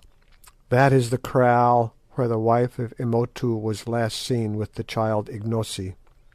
It is there that we shall sleep tonight, if indeed," he added doubtfully, "my lords sleep at all upon this earth." "When we are among the Kukuanas, my good friend Infadoos, we do as the Kukuanas do," I said majestically, and turned round quickly to address Good, who was tramping along sullenly behind, his mind fully occupied with unsatisfactory attempts to prevent his flannel shirt from flapping in the evening breeze. To my astonishment, I butted into Umbopa, who was walking along immediately behind me, and very evidently had been listening with the greatest interest to my conversation with Infadoos. The expression on his face was most curious, and gave me the idea of a man who was struggling with partial success to bring something long forgotten back into his mind. All this while we had been pressing on at a good rate towards the undulating plain beneath us. The mountains we had crossed now loomed high above our heads, and Sheba's breasts were veiled modestly in diaphanous wreaths of mist. As we went, the country grew more and more lovely. The vegetation was luxuriant without being tropical. The sun was bright and warm, but not burning, and a gracious breeze blew softly along the odorous slopes of the mountain. Indeed, this new land was little less than an earthly paradise. In beauty, in natural wealth, and in climate, I have never seen its like. The Transvaal is a fine country, but it is nothing to Kukuanaland. So soon as we started, Infadoos had dispatched a runner to warn the people of the kraal, which, by the way, was in his military command, of our arrival. This man had departed at an extraordinary speed, which Infadoos informed me he would keep up all the way, as running was an exercise much practised among his people. The result of this message now became apparent. When we arrived within 2 miles of the kraal, we could see that company after company of men were issuing from its gates and marching towards us. Sir Henry laid his hand upon my arm, and remarked that it looked as though we were going to meet with a warm reception. Something in his tone attracted Infadoos's attention. "Let not my lords be afraid," he said hastily, "for in my breast there dwells no guile. This regiment is one under my command, and comes out by my orders to greet you." I nodded easily, though I was not quite easy in my mind. About half a mile from the gates of this kraal is a long stretch of rising ground sloping gently upward from the road, and here the companies formed. It was a splendid sight to see them, each company about 300 strong, charging swiftly up the rise, with flashing spears and waving plumes, to take their appointed places. By the time we reached the slope 12 such companies, or in all 3,600 men, had passed out and taken up their positions along the road. Presently we came to the first company, and were able to gaze in astonishment on the most magnificent set of warriors that I have ever seen. They were all men of mature age, mostly veterans of about 40, and not one of them was under 6 feet in height, whilst many stood 6 feet 3 or 4. They wore upon their heads heavy black plumes of sakaboola feathers, like those which adorned our guides. About their waists and beneath the right knees were bound circlets of white ox-tails, while in their left hands they carried round shields measuring about 20 inches across.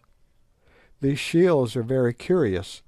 The framework is made of an iron plate beaten out thin, over which is stretched milk-white ox-hide. The weapons that each man bore were simple but most effective, consisting of a short and very heavy 2-edged spear with a wooden shaft, the blade being about 6 inches across at the widest part. These spears are not used for throwing, but, like the Zulu bangwan, or stabbing assegai, are for close quarters only, when the wound inflicted by them is terrible. In addition to his bangwan, every man carried 3 large and heavy knives, each knife weighing about 2 pounds. One knife was fixed in the oxtail girdle, and the other 2 at the back of the round shield. These knives, which are called tolas by the Kukuanas, take the place of the throwing assegai of the Zulus. The Kukuana warriors can cast them with great accuracy to a distance of 50 yards, and it is their custom on charging to hurl a volley of them at the enemy as they come to close quarters. Each company remained still as a collection of bronze statues till we were opposite to it, when, at a signal given by its commanding officer, who, distinguished by a leopard skin cloak, stood some paces in front, every spear was raised into the air, and from 300 throats sprang forth with a sudden roar the royal salute of "Koom!" Then, so soon as we had passed, the company formed up behind us and followed us towards the kraal, till at last the whole regiment of the Greys, so called from their white shields, the crack troops of the Kukuana people, was marching in our rear with a tread that shook the ground. At length, branching off from Solomon's Great Road, we came to the wide fosse surrounding the kraal, which is at least a mile round, and fenced with a strong palisade of piles formed of the trunks of trees. At the gateway this fosse is spanned by a primitive drawbridge, which was let down by the guard to allow us to pass in. The kraal is exceedingly well laid out. Through the centre runs a wide pathway intersected at right angles by other pathways, so arranged as to cut the huts into square blocks, each block being the quarters of a company. The huts are dome-shaped and built, like those of the Zulus, of a framework of wattle, beautifully thatched with grass, but unlike the Zulu huts, they have doorways through which men could walk. Also they are much larger, and surrounded by a veranda about 6 feet wide, beautifully paved with powdered lime trodden hard. All along each side of this wide pathway that pierces the kraal were ranged hundreds of women brought out by curiosity to look at us. These women, for a native race, are exceedingly handsome. They are tall and graceful, and their figures are wonderfully fine. The hair, though short, is rather curly than woolly. The features are frequently aquiline, and the lips are not unpleasantly thick, as is the case among most African races. But what struck us most was their exceedingly quiet and dignified air. They were as well bred in their way as the habitués of a fashionable drawing-room, and in this respect they differ from Zulu women and their cousins the Masai, who inhabit the district beyond Zanzibar. Their curiosity had brought them out to see us, but they allowed no rude expressions of astonishment or savage criticism to pass their lips as we trudged wearily in front of them. Not even when old Infadoos, with a surreptitious motion of the hand, pointed out the crowning wonder of poor Good's beautiful white legs, did they suffer the feeling of intense admiration which evidently mastered their minds to find expression. They fixed their dark eyes upon this new and snowy loveliness, for, as I think I have said, Good's skin is exceedingly white, and that was all, but it was quite enough for Good, who is modest by nature. When we reached the centre of the kraal, Infadoos halted at the door of a large hut, which was surrounded at a distance by a circle of smaller ones. "Enter, sons of the stars," he said in a magniloquent voice, "and deign to rest awhile in our humble habitations. A little food shall be brought to you, so that ye may have no need to draw your belts tight from hunger. Some honey and some milk, and an ox or two, and a few sheep. Not much, my lords, but still a little food." "It is good," said I. "Infadoos, we are weary with travelling through realms of air. Now let us rest." Accordingly we entered the hut, which we found amply prepared for our comfort. Couches of tanned skins were spread for us to lie on, and water was placed for us to wash in.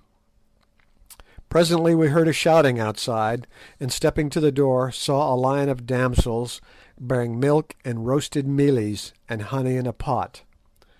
Behind these were some youths driving a fat young ox.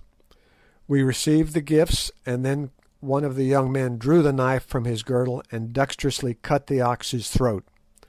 In 10 minutes it was dead, skinned and jointed. The best of the meat was then cut off for us, and the rest, in the name of our party, I presented to the warriors round us, who took it and distributed the White Lord's gift. Umbopa set to work, with the assistance of an extremely prepossessing young woman, to boil our portion in a large earthenware pot over a fire which was built outside the hut, and when it was nearly ready we sent a message to Infadoos and asked him and Scragga, the king's son, to join us. Presently they came, and sitting down upon little stools, of which there were several about the hut, for the Kukuanas do not in general squat upon their haunches like the Zulus, they helped us to get through our dinner. The old gentleman was most affable and polite, but it struck me that the young one regarded us with doubt. Together with the rest of the party, he had been overawed by our white appearance and our magic properties, but it seemed to me that, on discovering that we ate, drank, and slept like other mortals, his awe was beginning to wear off, and to be replaced by a sullen suspicion, which made me feel rather uncomfortable. In the course of our meal, Sir Henry suggested to me that it might be well to try to discover if our hosts knew anything of his brother's fate, or if they had ever seen or heard of him. But on the whole I thought it would be wiser to say nothing of the matter at this time. It was difficult to explain a relative lost from the stars. After supper we produced our pipes and lit them, a proceeding which filled Infadoos and Scragga with astonishment. The Kukuanas were evidently unacquainted with the divine delights of tobacco smoke. The herb is grown among them extensively, but, like the Zulus, they use it for snuff only, and quite fail to identify it in its new form. Presently I asked Infadoos when we were to proceed on our journey, and was delighted to learn that preparations had been made for us to leave on the following morning, messengers having already departed to inform Twala the king of our coming.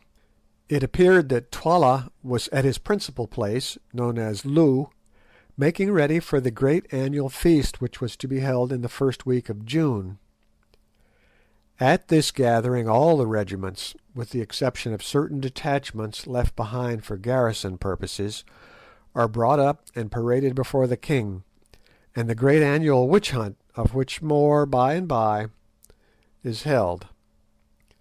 We were to start at dawn, and Infadoos, who was to accompany us, expected that we should reach Loo on the night of the second day, unless we were detained by accident or by swollen rivers. When they had given us this information, our visitors bade us good night, and having arranged to watch turn about, 3 of us flung ourselves down and slept the sweet sleep of the weary, whilst the 4th sat up on the lookout for possible treachery. End of chapter 8. Chapter 9. Twala the King. It will not be necessary for me to detail at length the incidents of our journey to Loo. It took 2 full days travelling along Solomon's Great Road, which pursued its even course right into the heart of Kukuanaland. Suffice it to say that as we went the country seemed to grow richer and richer, and the kraals, with their wide surrounding belts of cultivation, more and more numerous. They were all built upon the same principles as the first camp which we had reached, and were guarded by ample garrisons of troops. Indeed, in Kukuanaland, as among the Germans, the Zulus, and the Masai, every able-bodied man is a soldier, so that the whole force of the nation is available for its wars, offensive or defensive. As we travelled, we were overtaken by thousands of warriors hurrying up to Loo to be present at the great annual review and festival, and more splendid troops I never saw. At sunset on the second day we stopped to rest a while upon the summit of some heights over which the road ran, and there on a beautiful and fertile plain before us lay Loo itself. For a native town it is an enormous place, quite 5 miles round I should say, with outlying kraals projecting from it that serve on grand occasions as cantonments for the regiments, and a curious horseshoe-shaped hill with which we were destined to become better acquainted, about 2 miles to the north. It is beautifully situated, and through the centre of the kraal, dividing it into two portions, runs a river, which appeared to be bridged in several places, the same indeed that we had seen from the slopes of Sheba's Breasts. 60 or 70 miles away, three great snow-capped mountains, placed at the points of a triangle, started out of the level plain. The conformation of these mountains is unlike that of Sheba's Breasts, being sheer and precipitous instead of smooth and rounded. Infadoos saw us looking at them and volunteered a remark. "The road ends there," he said, pointing to the mountains, known among the Kukuanas as the Three Witches. "Why does it end?" I asked. "Who knows?" he answered with a shrug. "The mountains are full of caves, and there is a great pit between them. It is there that the wise men of old time used to go to get whatever it was they came for to this country, and it is there now that our kings are buried in the place of death." "What was it they came for?" I asked eagerly. "Nay, I know not. My lords who have dropped from the stars should know," he answered with a quick look. Evidently he knew more than he chose to say. "Yes," I went on, "you are right. In the stars we learn many things. I have heard, for instance, that the wise men of old came to these mountains to find bright stones, pretty playthings, and yellow iron." "My lord is wise," he answered coldly.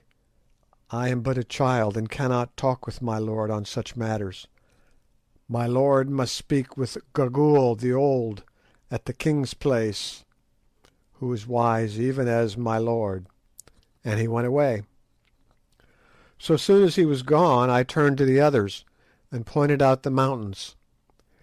"There are Solomon's diamond mines," I said.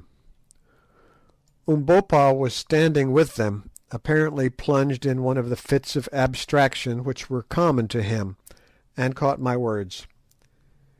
"Yes, Macumazahn," he put in Zulu, "the diamonds are surely there, and you shall have them, since you white men are so fond of toys and money." "How dost thou know that, Umbopa?" I asked sharply, for I did not like his mysterious ways. He laughed. "I dreamed it in the night, white men." Then he too turned on his heel and went. "Now what," said Sir Henry, "is our black friend driving at? He knows more than he chooses to say, that is clear. By the way, Quatermain, has he heard anything of my brother?" "Nothing. He has asked every one he has become friendly with, but they all declare that no white man has ever been seen in the country before." "Do you suppose that he got here at all?" suggested Good. "We have only reached the place by a miracle. Is it likely he could have reached it without the map?" "I don't know," said Sir Henry gloomily, "but somehow I think that I shall find him." Slowly the sun sank, then suddenly darkness rushed down on the land like a tangible thing. There was no breathing space between the day and night, no soft transformation seen, for in these latitudes twilight does not exist. The change from day to night is as quick and as absolute as the change from life to death. The sun sank, and the world was wreathed in shadows. But not for long, for see in the west there is a glow, then come rays of silver light, and at last the full and glorious moon lights up the plain and shoots its gleaming arrows far and wide, filling the earth with a faint refulgence.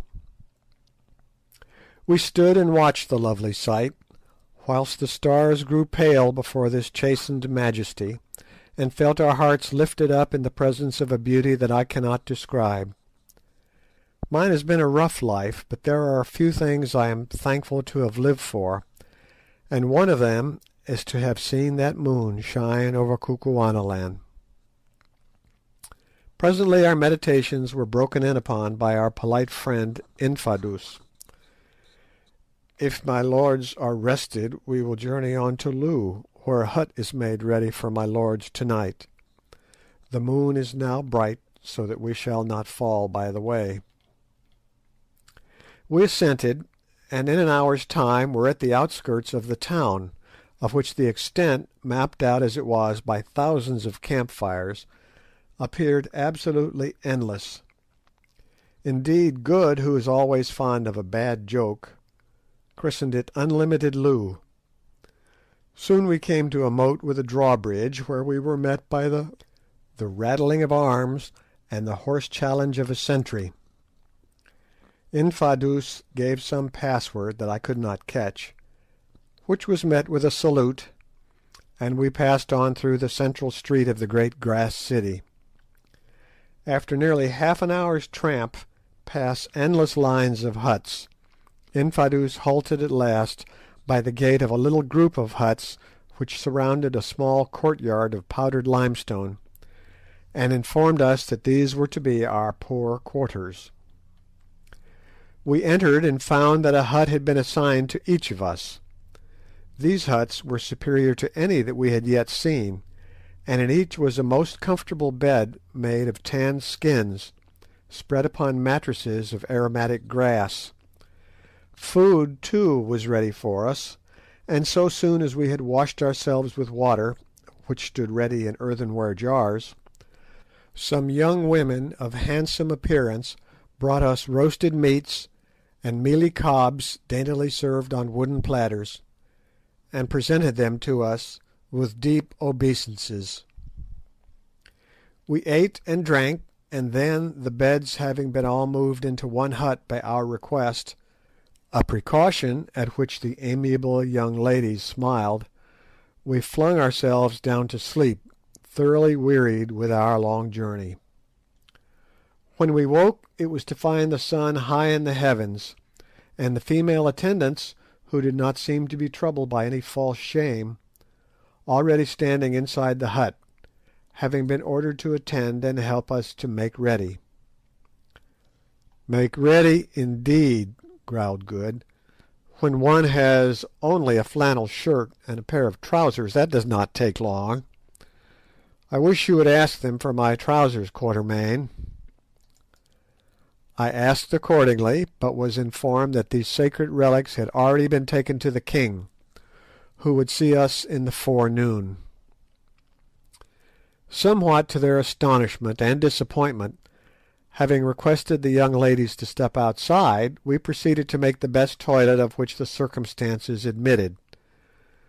Good even went the length of again shaving the right side of his face.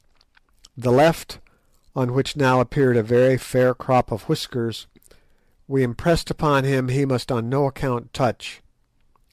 As for ourselves, we were content with a good wash and combing our hair.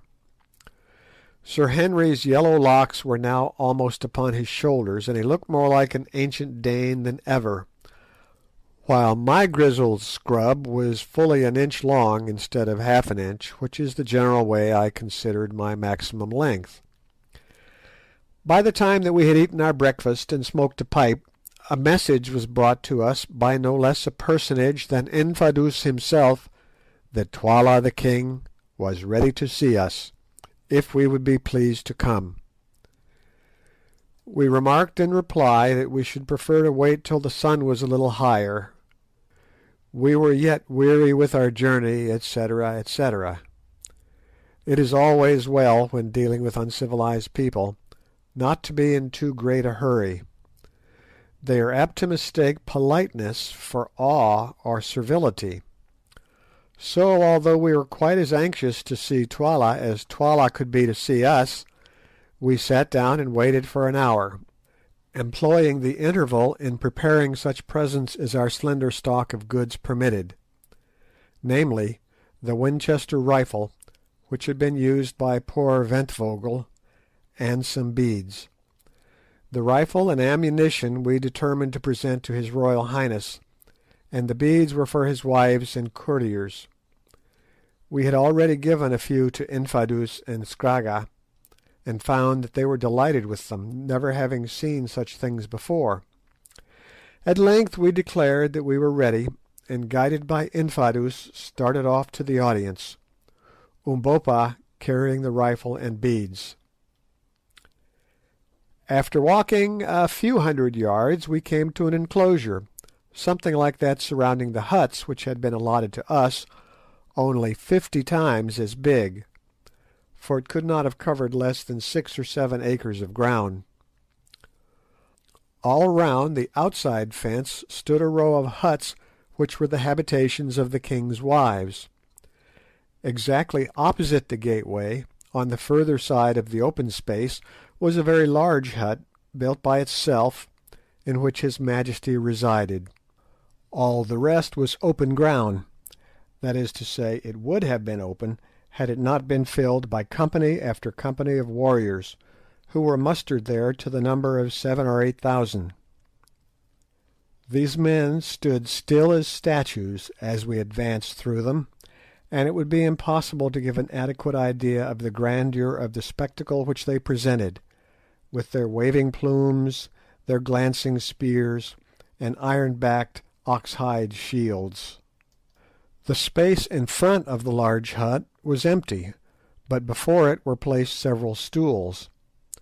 On 3 of these, at a sign from Infadoos, we seated ourselves, Umbopa standing behind us. As for Infadoos, he took up a position by the door of the hut. So we waited for 10 minutes or more in the midst of a dead silence, but conscious that we were the object of the concentrated gaze of some 8,000 pairs of eyes.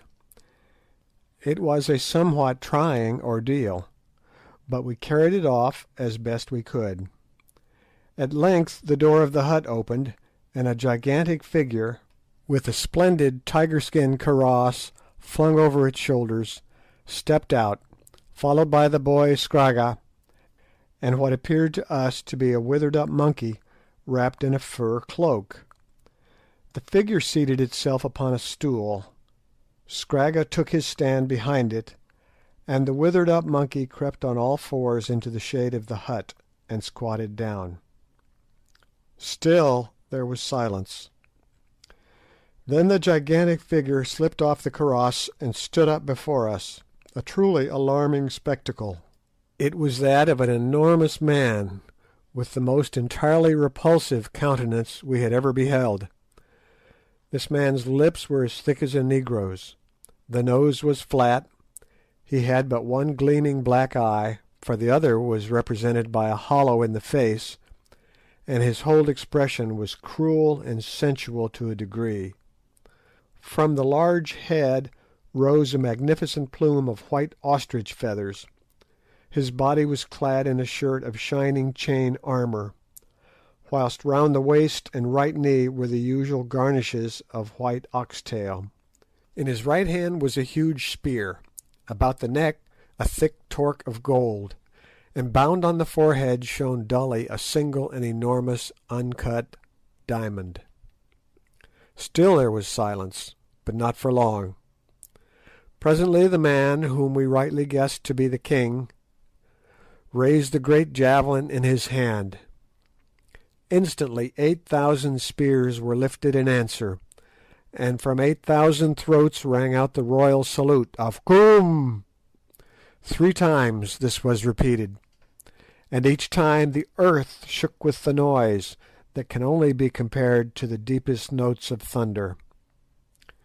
"Be humble, O people," piped out a thin voice, which seemed to come from the monkey in the shade.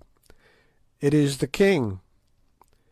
"It is the king," boomed out the 8,000 throats in answer. "Be humble, O people, it is the king." Then there was a silence again, dead silence. Presently, however, it was broken. A soldier on our left dropped his shield, which fell with a clatter on to the limestone flooring. Twala turned his one cold eye in the direction of the noise. "Come hither, thou," he said in a cold voice. A fine young man stepped out of the ranks and stood before him. It was thy shield that fell, thou awkward dog. Wilt thou make me a reproach in the eyes of these strangers from the stars? What hast thou to say for thyself?"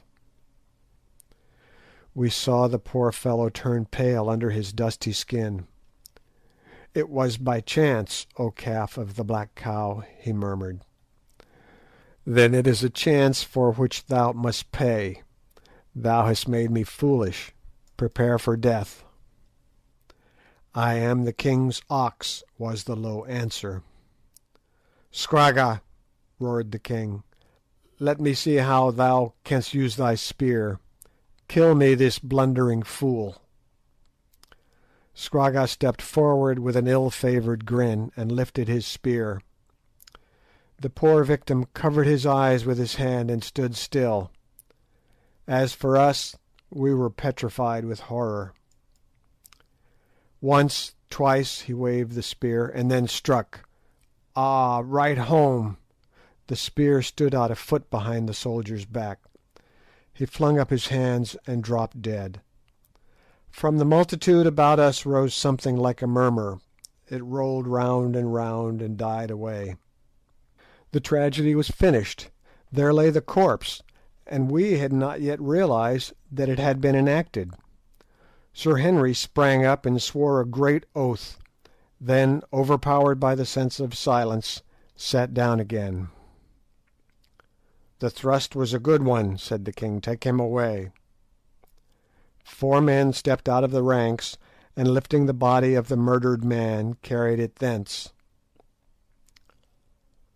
"Cover up the bloodstains, cover them up," piped out the thin voice that proceeded from the monkey-like figure. "The king's word is spoken. The king's doom is done."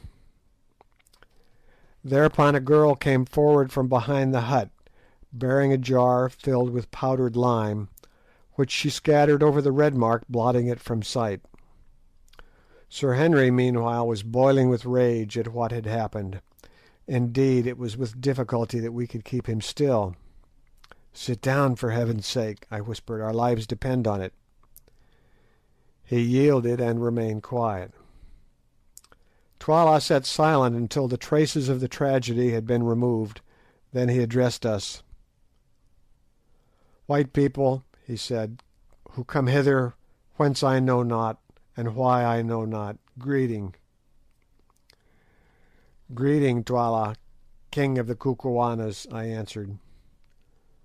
"White people, whence come ye, and what seek ye?" "We come from the stars. Ask us not how. We come to see this land." "Ye journey from far to see a little thing. And that man with you," pointing to Umbopa, "does he also come from the stars?" "Even so. There are people of thy colour in the heavens above. But ask not of matters too high for thee, Twala the king." "Ye speak with a loud voice, people of the stars," Twala answered in a tone which I scarcely liked. "Remember that the stars are far off, and ye are here. How if I make you as him whom they bore away?" I laughed out loud, though there was little laughter in my heart. "O king," I said, "be careful, walk warily over hot stones, lest thou shouldst burn thy feet. Hold the spear by the handle, lest thou should cut thy hands. Touch but one hair of our heads, and destruction shall come upon thee. What, have not these," pointing to Infadoos and Scragga, who, young villain that he was employed in cleaning the blood of the soldier off his spear, "told thee what manner of men we are? Hast thou seen the like of us?" And I pointed to Good, feeling quite sure that he had never seen anybody before who looked in the least like him as he then appeared. "It is true I have not," said the king, surveying Good with interest. "Have they not told thee how we strike with death from afar?" I went on. "They have told me, but I believe them not. Let me see you kill. Kill me a man among those who stand yonder," and he pointed to the opposite side of the kraal, "and I will believe." "Nay," I answered. "We shed no blood of men, except in just punishment. But if thou wilt see, bid thy servants drive in an ox through the kraal gates, and before he has run 20 paces I will strike him dead." "Nay," laughed the king, "kill me a man, and I will believe." "Good, O king, so be it," I answered coolly. "Do thou walk across the open space, and before thy feet reach the gate thou shalt be dead. Or if thou wilt not, send thy son Scragga, whom at the moment it would have given me much pleasure to shoot." On hearing this suggestion, Scragga uttered a sort of howl and bolted into the hut. Twala frowned majestically. The suggestion did not please him. "Let a young ox be driven in," he said. 2 men at once departed, running swiftly. "Now, Sir Henry," said I, "do you shoot. I want to show this ruffian that I am not the only magician of the party." Sir Henry accordingly took his express and made ready. "I hope I shall make a good shot," he groaned. "You must," I answered. "If you miss with the first barrel, let him have the second. Sight for 150 yards, and wait till the beast turns broadside on." Then came a pause, until presently we caught sight of an ox running straight for the kraal gate. It came on through the gate, then catching sight of the vast concourse of people stopped stupidly, turned round and bellowed. "Now's your time," I whispered. Up went the rifle. Bang! Thud, and the ox was kicking on his back, shot in the ribs. The semi-hollow bullet had done its work well, and a sigh of astonishment went up from the assembled thousands. I turned round coolly. "Have I lied, O king?" "Nay, white man, it is the truth," was the somewhat awed answer. "Listen, Twala," I went on, "thou hast seen. Now know we come in peace, not in war. See," and I held up the Winchester repeater, "here is a hollow staff that shall enable thee to kill, even as we kill. Only I lay this charm upon it: thou shalt kill no man with it. If thou liftest it against a man, it shall kill thee. Stay, I will show thee." Bid a soldier step 40 paces and place the shaft of a spear in the ground, so that the flat blade looks towards us. In a few seconds it was done. "Now see, I will break yonder spear." Taking a careful sight, I fired. The bullet struck the flat of the spear and shattered the blade into fragments. Again the sigh of astonishment went up. "Now, Twala, we give this magic tube to thee, and by I will show thee how to use it. But beware how thou turnest the magic of the stars against a man of earth," and I handed him the rifle. The king took it very gingerly and laid it down at his feet. As he did so, I observed the wizened monkey-like figure creeping from the shadow of the hut. It crept on all fours, but when it reached the place where the king sat, it rose upon its feet, and throwing the furry covering from its face, revealed a most extraordinary and weird countenance.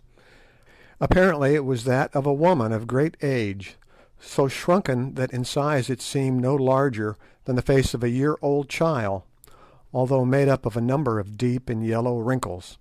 Set in these wrinkles was a sunken slit that represented the mouth, beneath which the chin curved outwards to a point.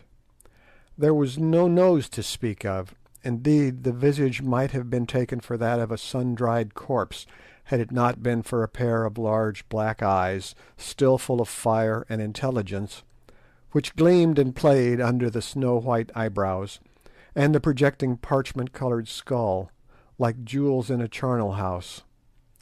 As for the head itself, it was perfectly bare and yellow in hue, while its wrinkled scalp moved and contracted like the hood of a cobra. The figure to which this fearful countenance belonged, a countenance so fearful indeed that it caused a shiver of fear to pass through us as we gazed at it, stood still for a moment.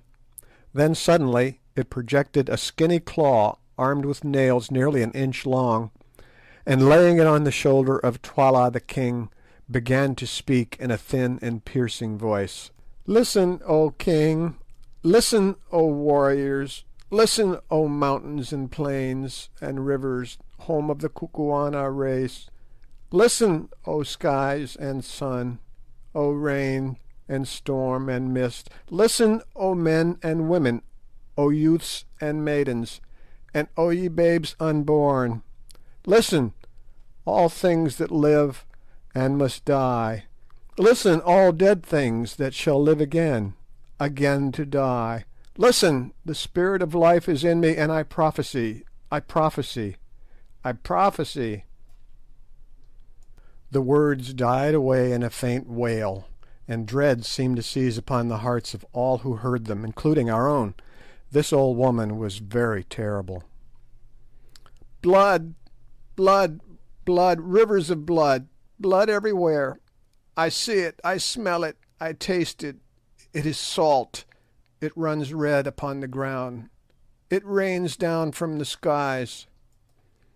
Footsteps, footsteps, footsteps, the tread of the white man coming from afar. It shakes the earth trembles before her master. Blood is good, the red blood is bright. There is no smell like the smell of new shed blood. The lions shall lap it and roar. The vultures shall wash their wings in it and shriek with joy. I am old, I am old, I have seen much blood, but I shall see more ere I die, and be merry. How old am I, think ye? Your fathers knew me, and their fathers knew me, and their fathers' fathers' fathers. I have seen the white man and know his desires. I am old, but the mountains are older than I. Who made the great road, tell me? Who wrote the pictures on the rocks, tell me? Who reared up the three silent ones yonder, that gaze across the pit, tell me?" And she pointed towards the three precipitous mountains which we had noticed on the previous night. "Ye know not, but I know. It was a white people who were here before ye are, who shall be here when ye are not, who shall eat you up and destroy you. Yea, yea, yea. And what came they for, the white ones, the terrible ones, the skilled in magic and all learning, the strong, the unswerving? What is that bright stone upon thy forehead, O king? Whose hands made the iron garment upon thy breast, O king? Ye know not, but I know. I, the old one, I, the wise one, I, the Isanusi, the witch doctress." Then she turned her bald vulture head towards us. "What seek ye, white men of the stars? Ah, yes, of the stars. Do ye seek a lost one? Ye shall not find him here. He is not here. Never for ages upon ages has a white foot pressed this land. Never except once, and I remember that he left it but to die. Ye come for bright stones, I know it, I know it. Ye shall find them when the blood is dry, but ye shall return whence ye came, or shall ye stop with me? Ha ha ha! And thou with the dark skin and the proud bearing," and she pointed her skinny finger at Umbopa. "Who art thou, and what seekest thou? Not stones that shine, not yellow metal that gleams, these thou leavest to white men from the stars. Methinks I know thee. Methinks I can smell the smell of the blood in thy heart. Strip off thy girdle." Here the features of this extraordinary creature became convulsed, and she fell to the ground foaming in an epileptic fit, and was carried into the hut. The king rose up trembling and waved his hand. Instantly the regiments began to file off, and in 10 minutes, save for ourselves, the king, and a few attendants, the great space was left empty. "White people," he said, "it passes in my mind to kill you. Gagool has spoken strange words. What say ye?" I laughed. "Be careful, O king, we are not easy to slay. Thou hast seen the fate of the ox. Wouldst thou be as the ox is?" The king frowned. "It is not well to threaten the king." "We threaten not, we speak what is true. Try to kill us, O king, and learn." The great savage put his hand to his forehead and thought. "Go in peace," he said at length. "To-night is the great dance. Ye shall see it. Fear not that I shall set a snare for you. To-morrow I will think." "It is well, O king," I answered unconcernedly, and then, accompanied by Infadoos, we rose and went back to our kraal.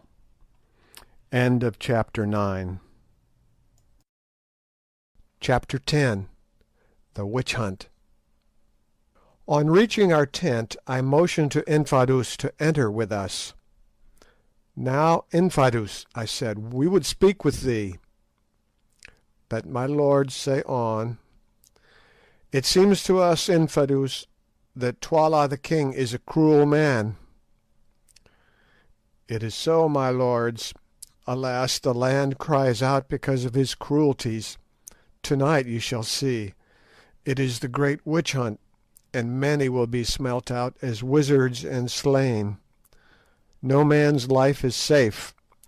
If the king covets a man's cattle or a man's wife, or if he fears a man that he should excite a rebellion against him, then Gagool, whom ye saw, or some of the witch-finding women whom she has taught, will smell that man out as a wizard, and he will be killed. Many must die before the moon grows pale to-night. It is ever so. Perhaps I too shall be killed.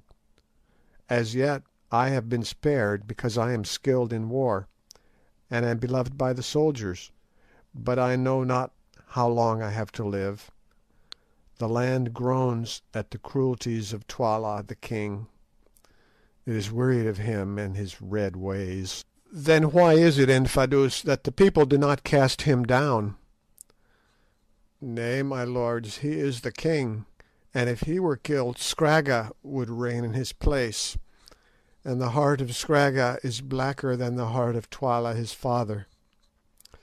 If Scragga were king his yoke upon our neck would be heavier than the yoke of Twala.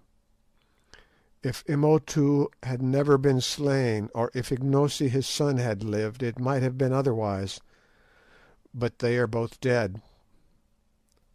"How knowest thou that Ignosi is dead?" said a voice behind us. We looked round astonished to see who spoke. It was Umbopa. "What meanest thou, boy?" asked Infadoos. "Who told thee to speak?" "Listen, Infadoos," was the answer, "and I will tell thee a story.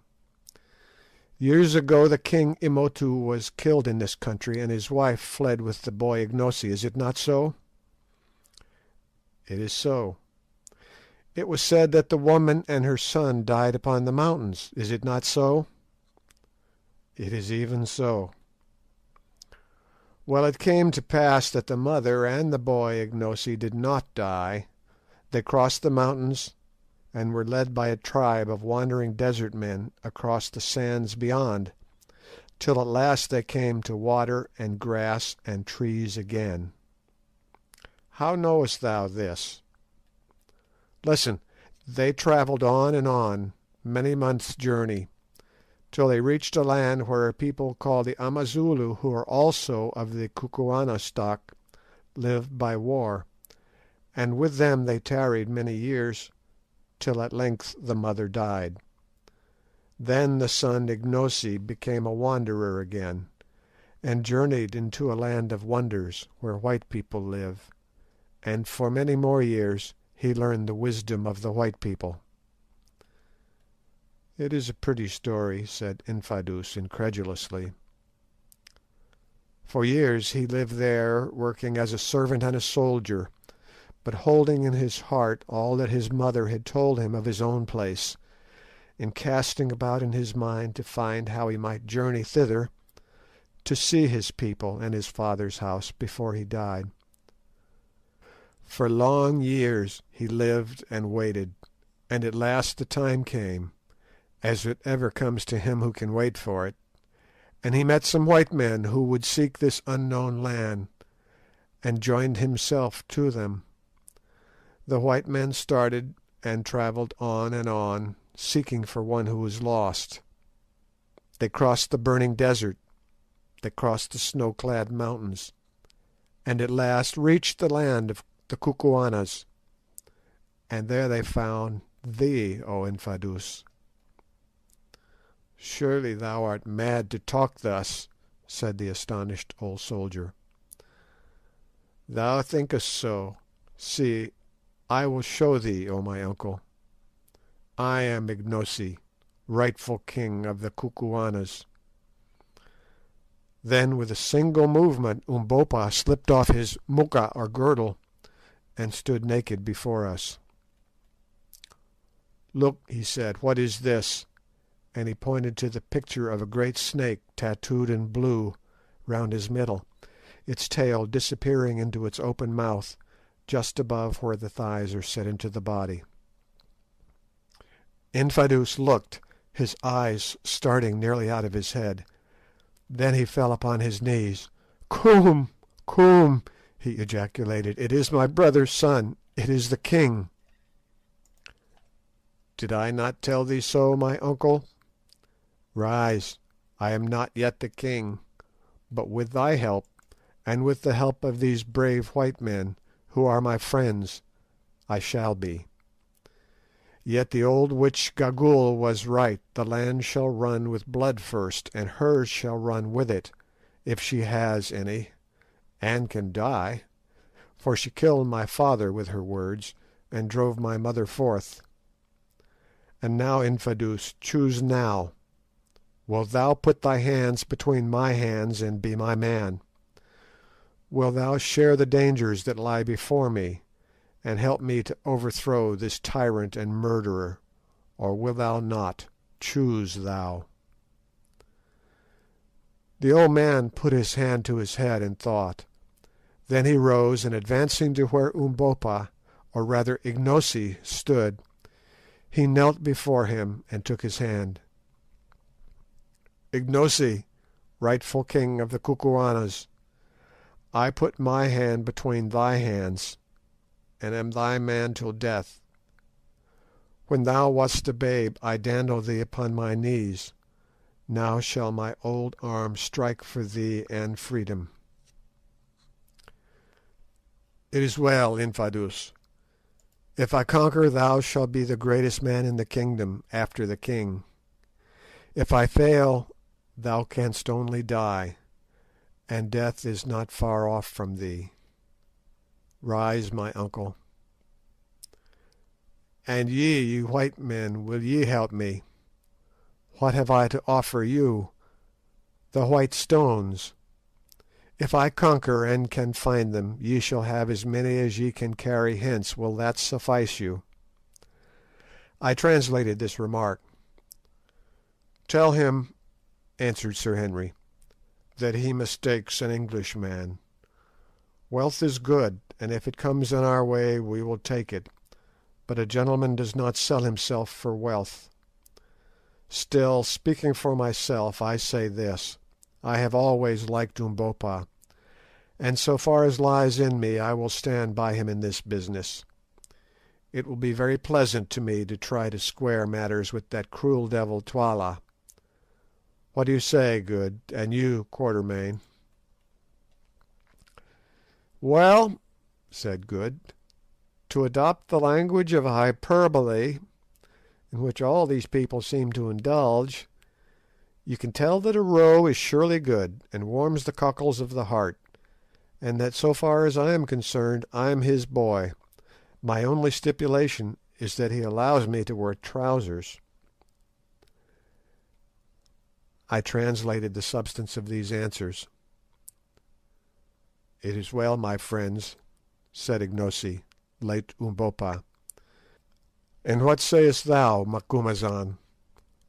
Art thou also with me, old hunter, cleverer than a wounded buffalo?" I thought a while and scratched my head.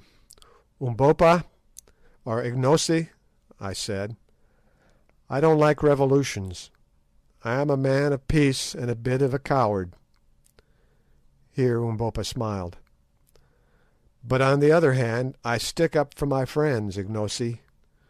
You have stuck to us and played the part of a man, and I will stick by you.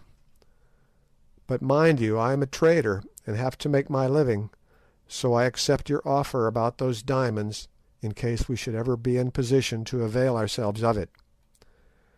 Another thing, we came, as you know, to look for Incubu, Sir Henry's lost brother. You must help us to find him." "That I will do," answered Ignosi.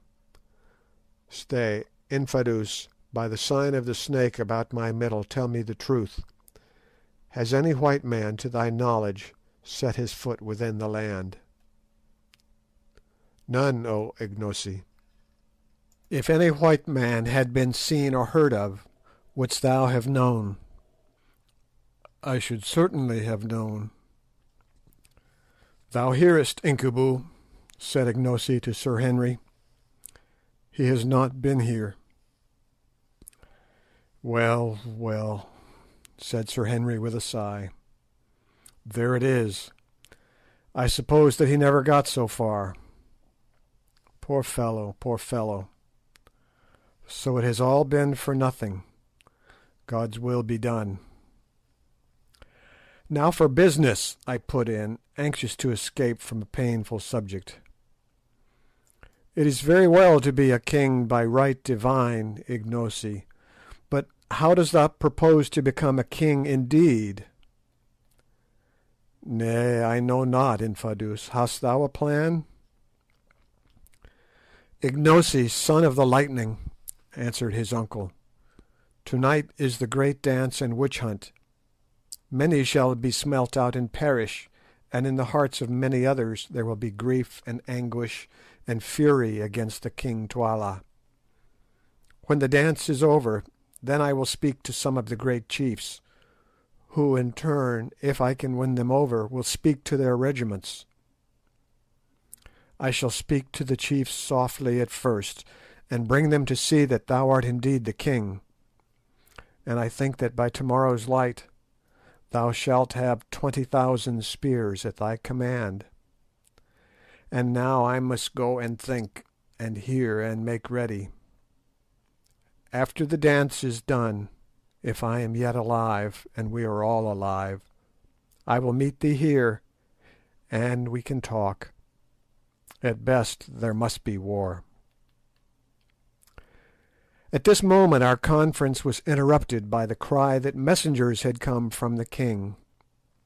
Advancing to the door of the hut, we ordered that they should be admitted, and presently 3 men entered, each bearing a shining shirt of chain armour and a magnificent battle axe. "The gifts of my lord the king to the white men from the stars," said a herald who came with them. "We thank the king," I answered. "Withdraw." The men went, and we examined the armour with great interest. It was the most wonderful chain work that either of us had ever seen. A whole coat fell together so closely that it formed a mass of links scarcely too big to be covered with both hands. "Do you make these things in this country, Infadoos?" I asked. "They are very beautiful." "Nay, my lord, they came down to us from our forefathers. We know not who made them, and there are but few left." Editor's note: in the Sudan, swords and coats of mail are still worn by Arabs whose ancestors must have stripped them from the bodies of crusaders. None but those of royal blood may be clad in them. They are magic coats through which no spear can pass, and those who wear them are well nigh safe in the battle. The king is well pleased or much afraid, or he would not have sent these garments of steel. Clothe yourselves in them tonight, my lords. The remainder of that day we spent quietly, resting and talking over the situation, which was sufficiently exciting. At last the sun went down, the 1,000 watchfires glowed out, and through the darkness we heard the tramp of many feet and the clashing of hundreds of spears as the regiments passed to their appointed places to be ready for the great dance. Then the full moon shone out in splendour, and as we stood watching her rays, Infadoos arrived, clad in his war dress, and accompanied by a guard of 20 men to escort us to the dance.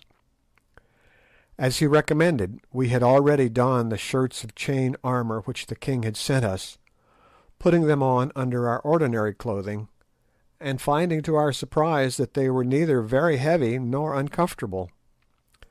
These steel shirts, which evidently had been made for men of a very large stature, hung somewhat loosely upon Good and myself, but Sir Henry's fitted his magnificent frame like a glove. Then, strapping our revolvers round our waists, and taking in our hands the battle axes which the king had sent with the armour, we started.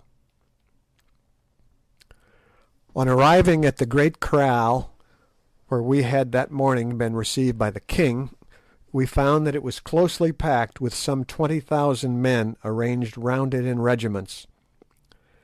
These regiments were in turn divided into companies, and between each company ran a little path to allow space for the witch-finders to pass up and down. Anything more imposing than the sight that was presented by this vast and orderly concourse of armed men it is impossible to conceive. There they stood, perfectly silent, and the moon poured her light upon the forest of their raised spears, upon their majestic forms, waving plumes, and the harmonious shading of their various coloured shields. Wherever we looked were line upon line of dim faces surrounded by range upon range of shimmering spears. "Surely," I said to Infadoos, "the whole army is here." "Nay, Macumazahn," he answered, "but a third of it. 1/3 is present at this dance each year.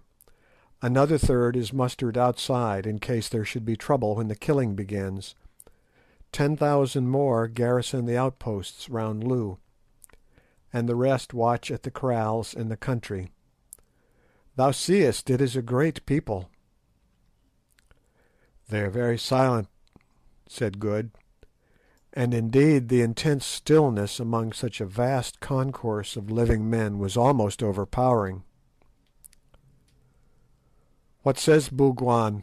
asked Infadoos. I translated. "Those over whom the shadow of death is hovering are silent," he answered grimly. "Will many be killed?" "Very many." "It seems," I said to the others, "that we are going to assist at a gladiatorial show arranged regardless of expense." Sir Henry shivered, and Good said that he wished we could get out of it. "Tell me," I asked Infadoos, "are we in danger?" "I know not, my lords, I trust not. But do not seem afraid. If ye live through the night, all may go well with you. The soldiers murmur against the king."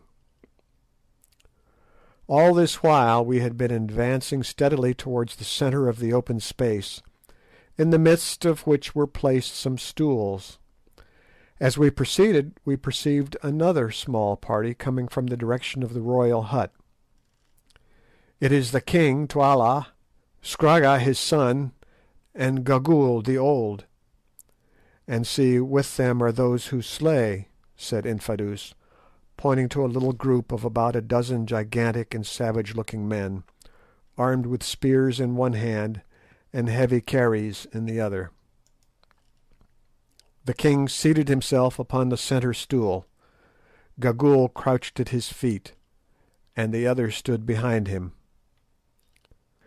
"Greeting, white lords," Twala cried as we came up. "Be seated, waste not precious time.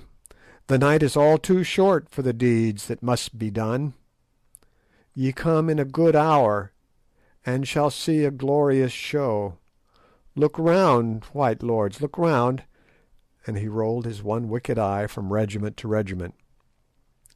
"Can the stars show you such a sight as this? See how they shake in their wickedness, all those who have evil in their hearts and fear the judgment of heaven above." "Begin, begin," piped Gagool in her thin, piercing voice. "The hyenas are hungry. They howl for food. Begin, begin." For a moment there was intense stillness, made horrible by a presage of what was to come. The king lifted his spear, and suddenly 20,000 feet were raised, as though they belonged to one man, and brought down with a stamp upon the earth. This was repeated 3 times, causing the solid ground to shake and tremble. Then from a far point of the circle a solitary voice began a wailing song, of which the refrain ran something as follows: "What is the lot of man born of women?" Back came the answer rolling out from every throat in that vast company: "Death." Gradually, however, the song was taken up by company after company, till the whole armed multitude were singing it, and I could no longer follow the words except in so far as they appeared to represent various phases of human passions, fears, and joys. Now it seemed to be a love song, now a majestic swelling war chant, and last of all a death dirge, ending suddenly in one heart-breaking wail that went echoing and rolling away in a volume of blood-curdling sound. Again silence fell upon the place, and again it was broken by the king lifting his hand. Instantly we heard a pattering of feet, and from out of the masses of warriors strange and awful figures appeared, running towards us. As they drew near we saw that these were women, most of them aged, for their white hair, ornamented with small bladders taken from fish, streamed out behind them. Their faces were painted in stripes of white and yellow. Down their backs hung snake skins, and round their waists rattled circlets of human bones, while each held a small forked wand in her shrivelled hand. In all there were 10 of them.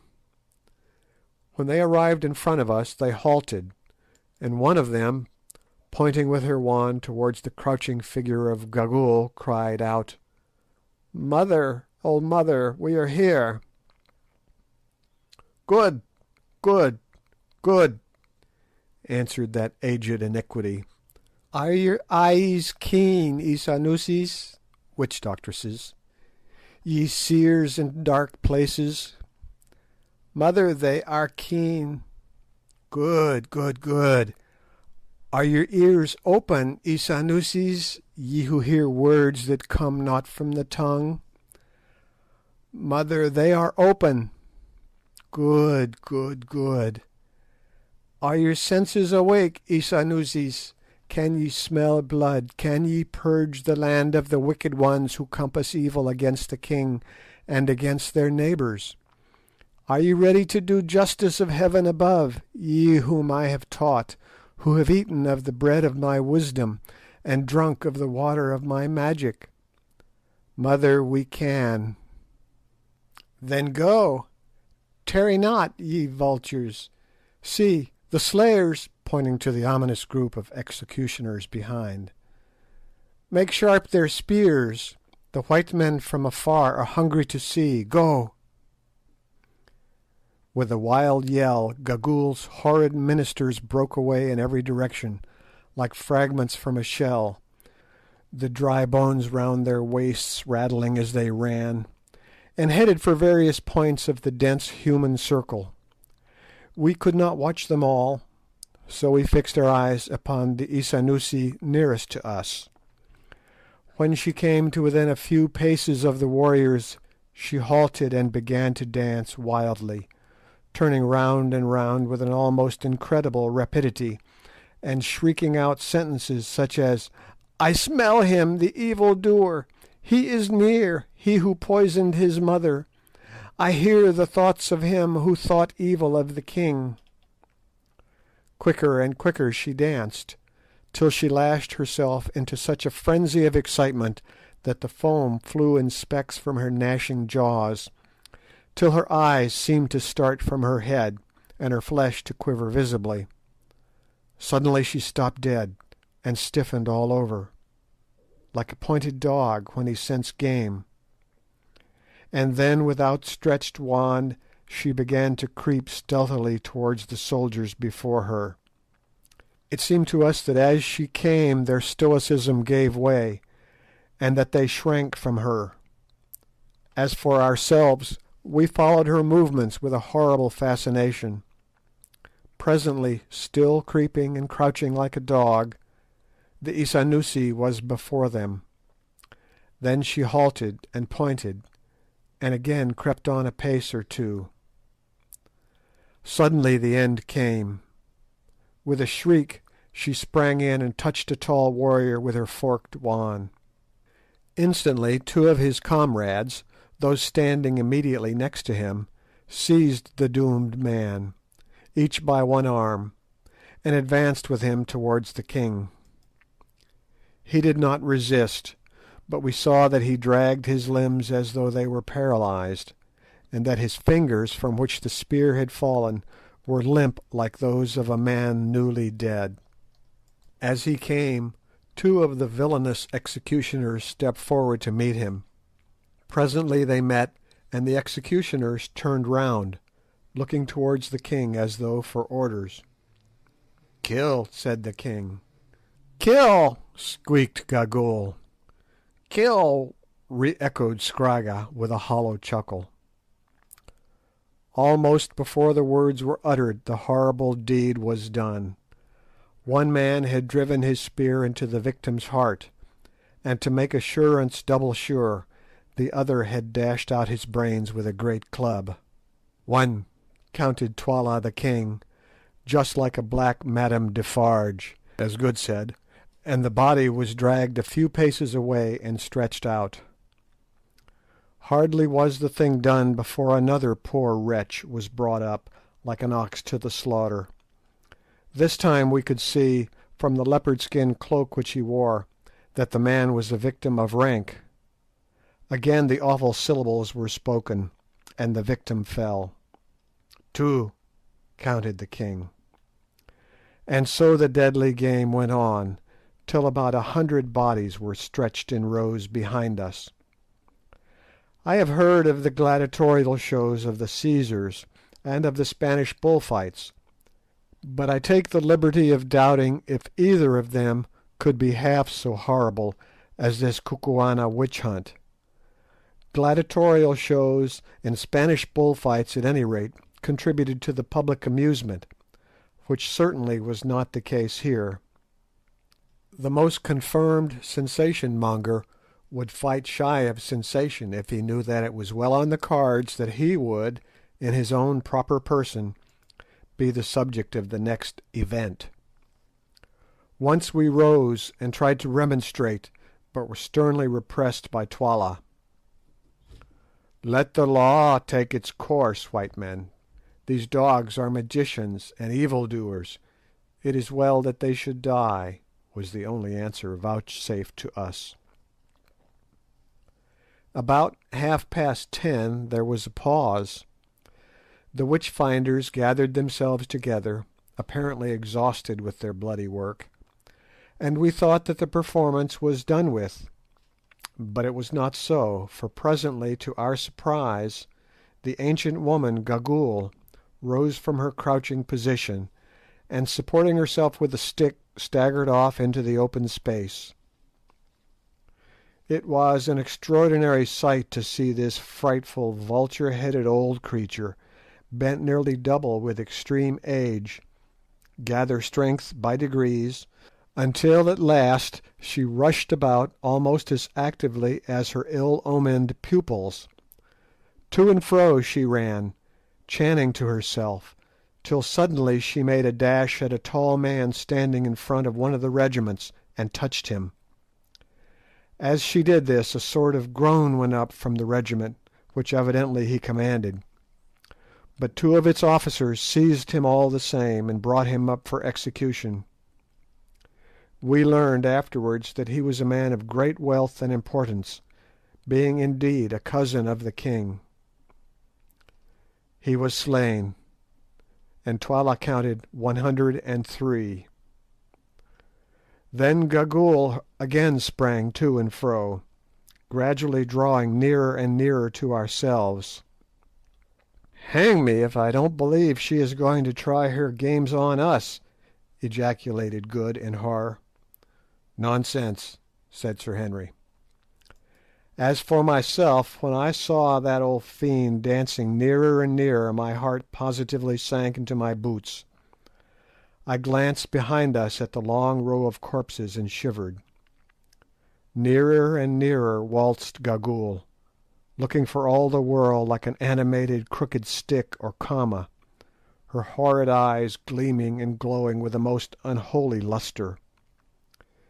Nearer she came, and yet nearer, every creature in that vast assemblage watching her movements with intense anxiety. At last she stood still and pointed. "Which is it to be?" asked Sir Henry to himself. In a moment all doubts were at rest, for the old hag had rushed in and touched Umbopa, alias Ignosi, on the shoulder. "I smell him out," she shrieked. "Kill him! Kill him! He is full of evils! Kill him, the stranger, before blood flows from him! Slay him, O king!" There was a pause, of which I instantly took advantage. "O king," I called out, rising from my seat, "this man is the servant of thy guests. He is their dog. Whosoever sheds the blood of our dog sheds our blood. By the sacred law of hospitality I claim protection for him." "Gagool, mother of the witch finders, has smelt him out. He must die, white men," was the sullen answer. "Nay, he shall not die," I replied. "He who tries to touch him shall die indeed."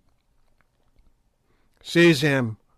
roared Twala to the executioners, who stood round red to the eyes with the blood of their victims. They advanced towards us, and then hesitated. As for Ignosi, he clutched his spear, and raised it as though determined to sell his life dearly. "Stand back, ye dogs!" I shouted. "If you would see tomorrow's light, touch one hair of his head and your king dies." And I covered Twala with my revolver. Sir Henry and Good also drew their pistols, Sir Henry pointing his at the leading executioner who was advancing to carry out the sentence, and Good taking a deliberate aim at Gagool. Twala winced perceptibly as my barrel came in a line with his broad chest. "Well," I said, "what is it to be, Twala?" Then he spoke. "Put away your magic tubes," he said. "Ye have adjured me in the name of hospitality, and for that reason, but not from fear of what ye can do, I spare him. Go in peace." "It is well," I answered unconcernedly. "We are weary of slaughter and would sleep. Is the dance ahead?" "It is ended," Twala answered sulkily. "Let these dead dogs," pointing to the long row of corpses, "be flung out to the hyenas and the vultures," and he lifted his spear. Instantly the regiments began to defile through the kraal gateway in perfect silence, a fatigue party only remaining behind to drag away the corpses of those who had been sacrificed. Then we rose also, and making our salaam to His Majesty, which he hardly deigned to acknowledge, we departed to our huts. "Well," said Sir Henry as we sat down, having first lit a lamp of the sort used by the Kukuanas, of which the wick is made from the fibre of a species of palm leaf and the oil from clarified hippopotamus fat, "well, I feel uncommonly inclined to be sick. If I had any doubts about helping Umbopa to rebel against that infernal blackguard," put in Good, They are gone now. It was as much as I could do to sit still while that slaughter was going on. I tried to keep my eyes shut, but they would open just at the wrong time. I wonder where Infadoos is. Umbopa, my friend, you ought to be grateful to us. Your skin came near to having an air hole made in it.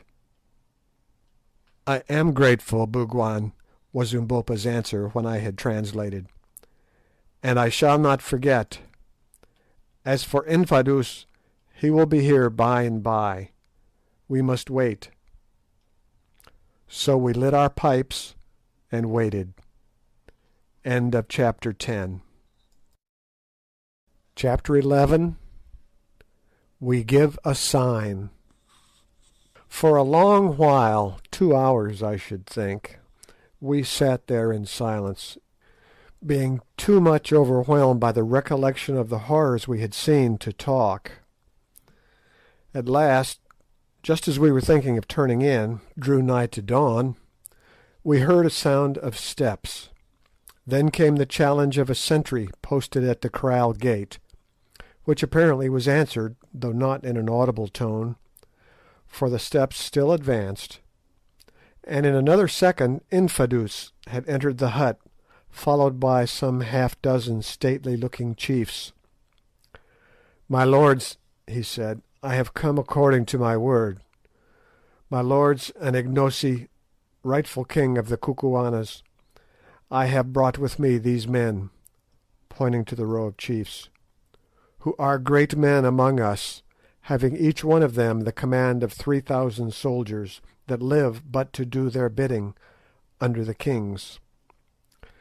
I have told them of what I have seen and what my ears have heard. Now let them also behold the sacred snake around thee, and hear thy story, Ignosi, that they may say whether or not they will make cause with thee against Twala the king." By way of answer, Ignosi again stripped off his girdle, and exhibited the snake tattooed about him. Each chief in turn drew near and examined the sign by the dim light of the lamp, and without saying a word passed on to the other side. Then Ignosi resumed his moocha, and addressing them, repeated the history he had detailed in the morning. "Now ye have heard, chiefs," said Infadoos when he had done. "What say ye? Will ye stand by this man and help him to his father's throne, or will ye not? The land cries out against Twala, and the blood of the people flows like the waters in spring. Ye have seen to-night. 2 other chiefs there were with whom I had in my mind to speak, and where are they now? The hyenas howl over their corpses. Soon shall ye be as they are if ye strike not. Choose then, my brothers." The eldest of the 6 men, a short, thick-set warrior with white hair, stepped forward a pace and answered, "Thy words are true, Infadoos. The land cries out. My own brother is among those who died to-night. But this is a great matter, and the thing is hard to believe. How know we that if we lift our spears it may not be for a thief and a liar? It is a great matter, I say, of which none can see the end. For of this be sure, blood will flow in rivers before the deed is done. Many will still cleave to the king, for men worship the sun that still shines bright in the heavens rather than that which has not risen. These white men from the stars, their magic is great, and Ignosi is under the cover of their wing. If he be indeed the rightful king, let them give us a sign, and let the people have a sign, that all may see.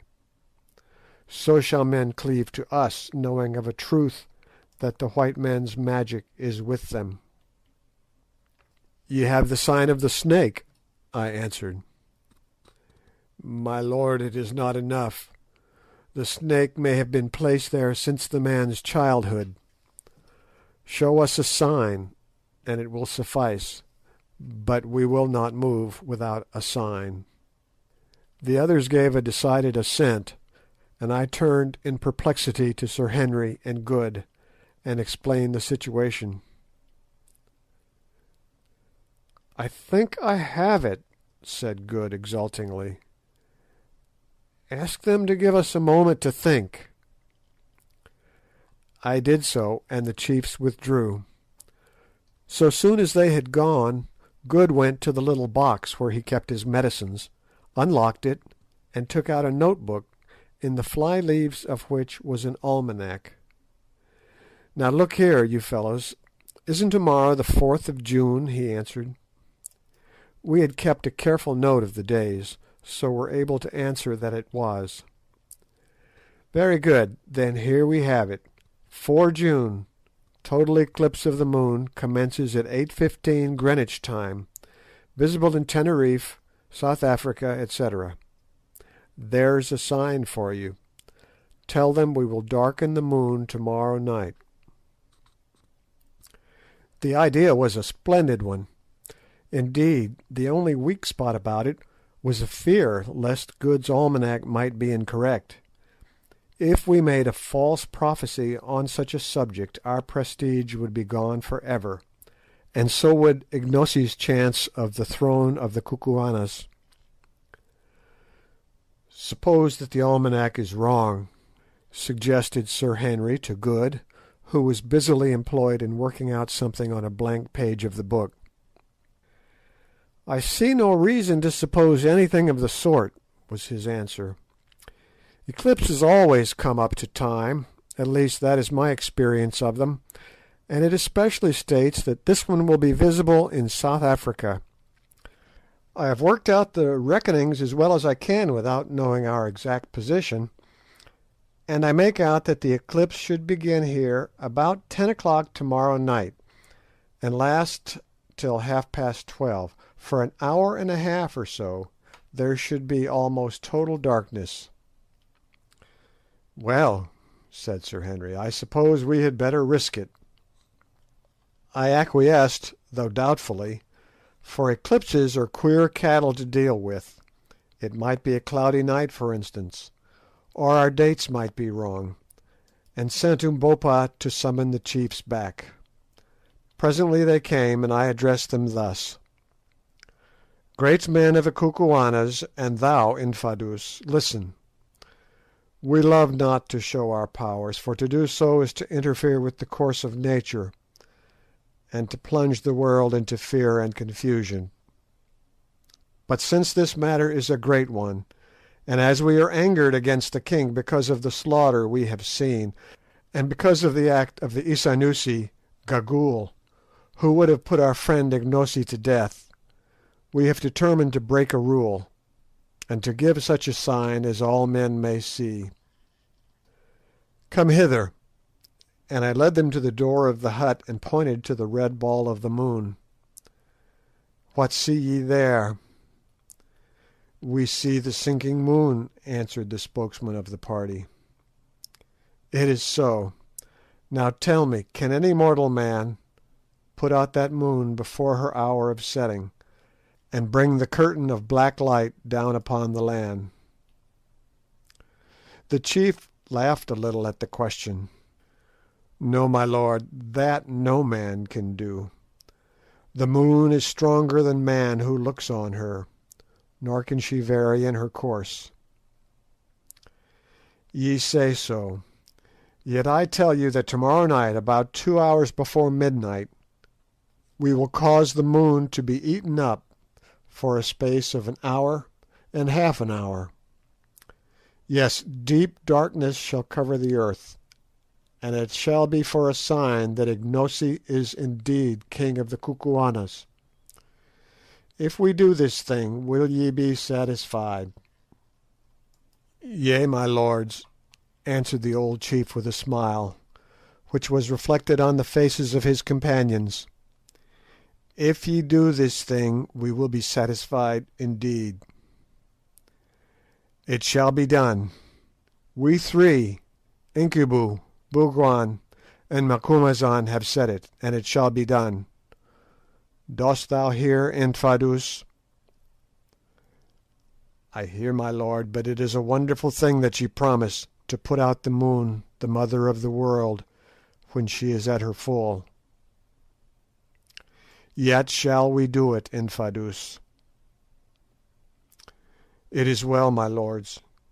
To day, 2 hours after sunset, Twala will send for my lords to witness the girls' dance, and 1 hour after the dance begins, the girl whom Twala thinks the fairest shall be killed by Scragga, the king's son, as a sacrifice to the Silent Ones, who sit and keep watch by the mountains yonder," and he pointed towards the three strange-looking peaks where Solomon's Road was supposed to end.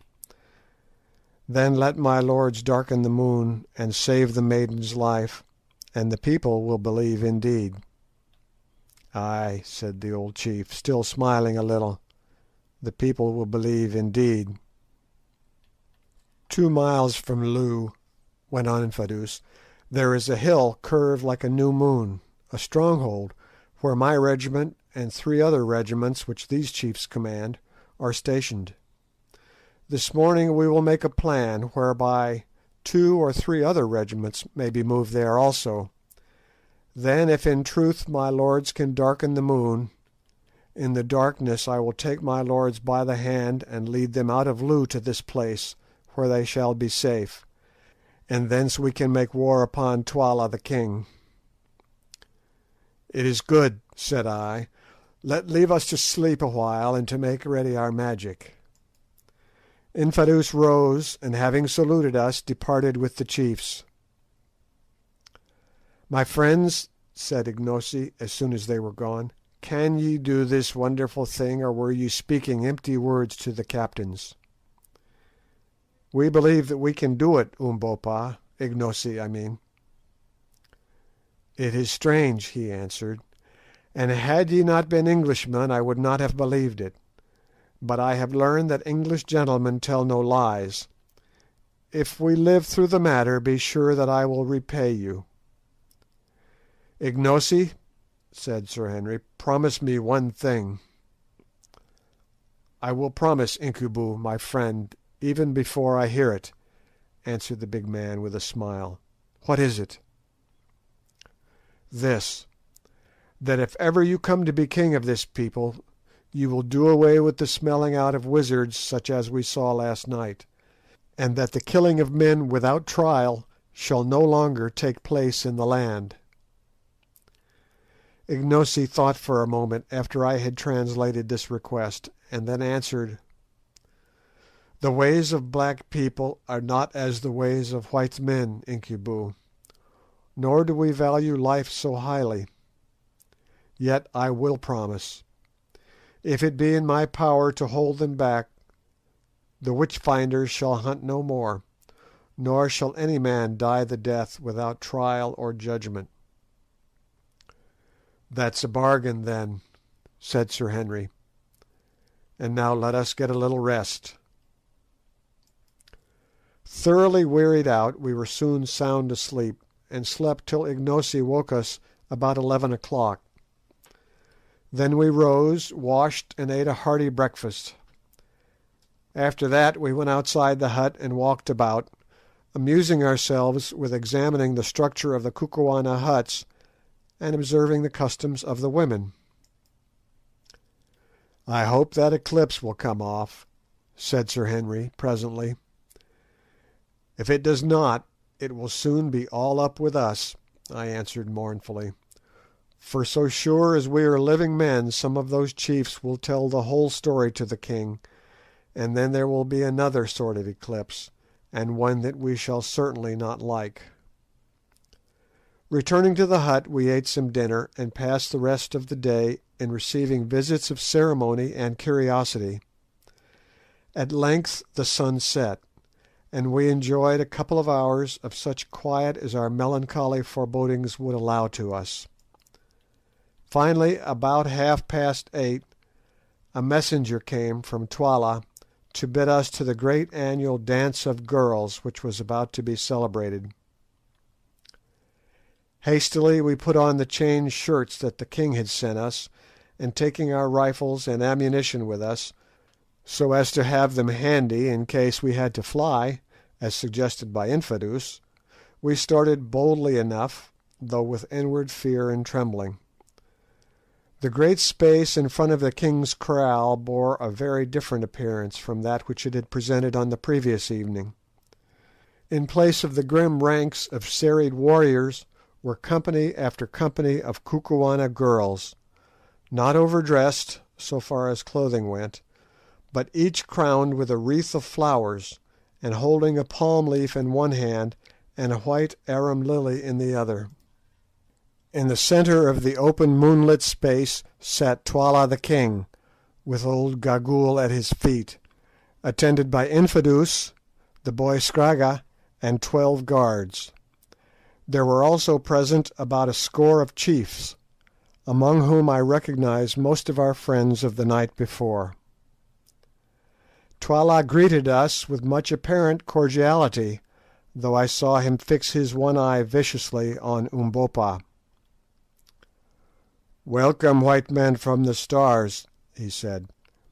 "This is another sight from that which your eyes gazed on by the light of last night's moon, but it is not so good a sight.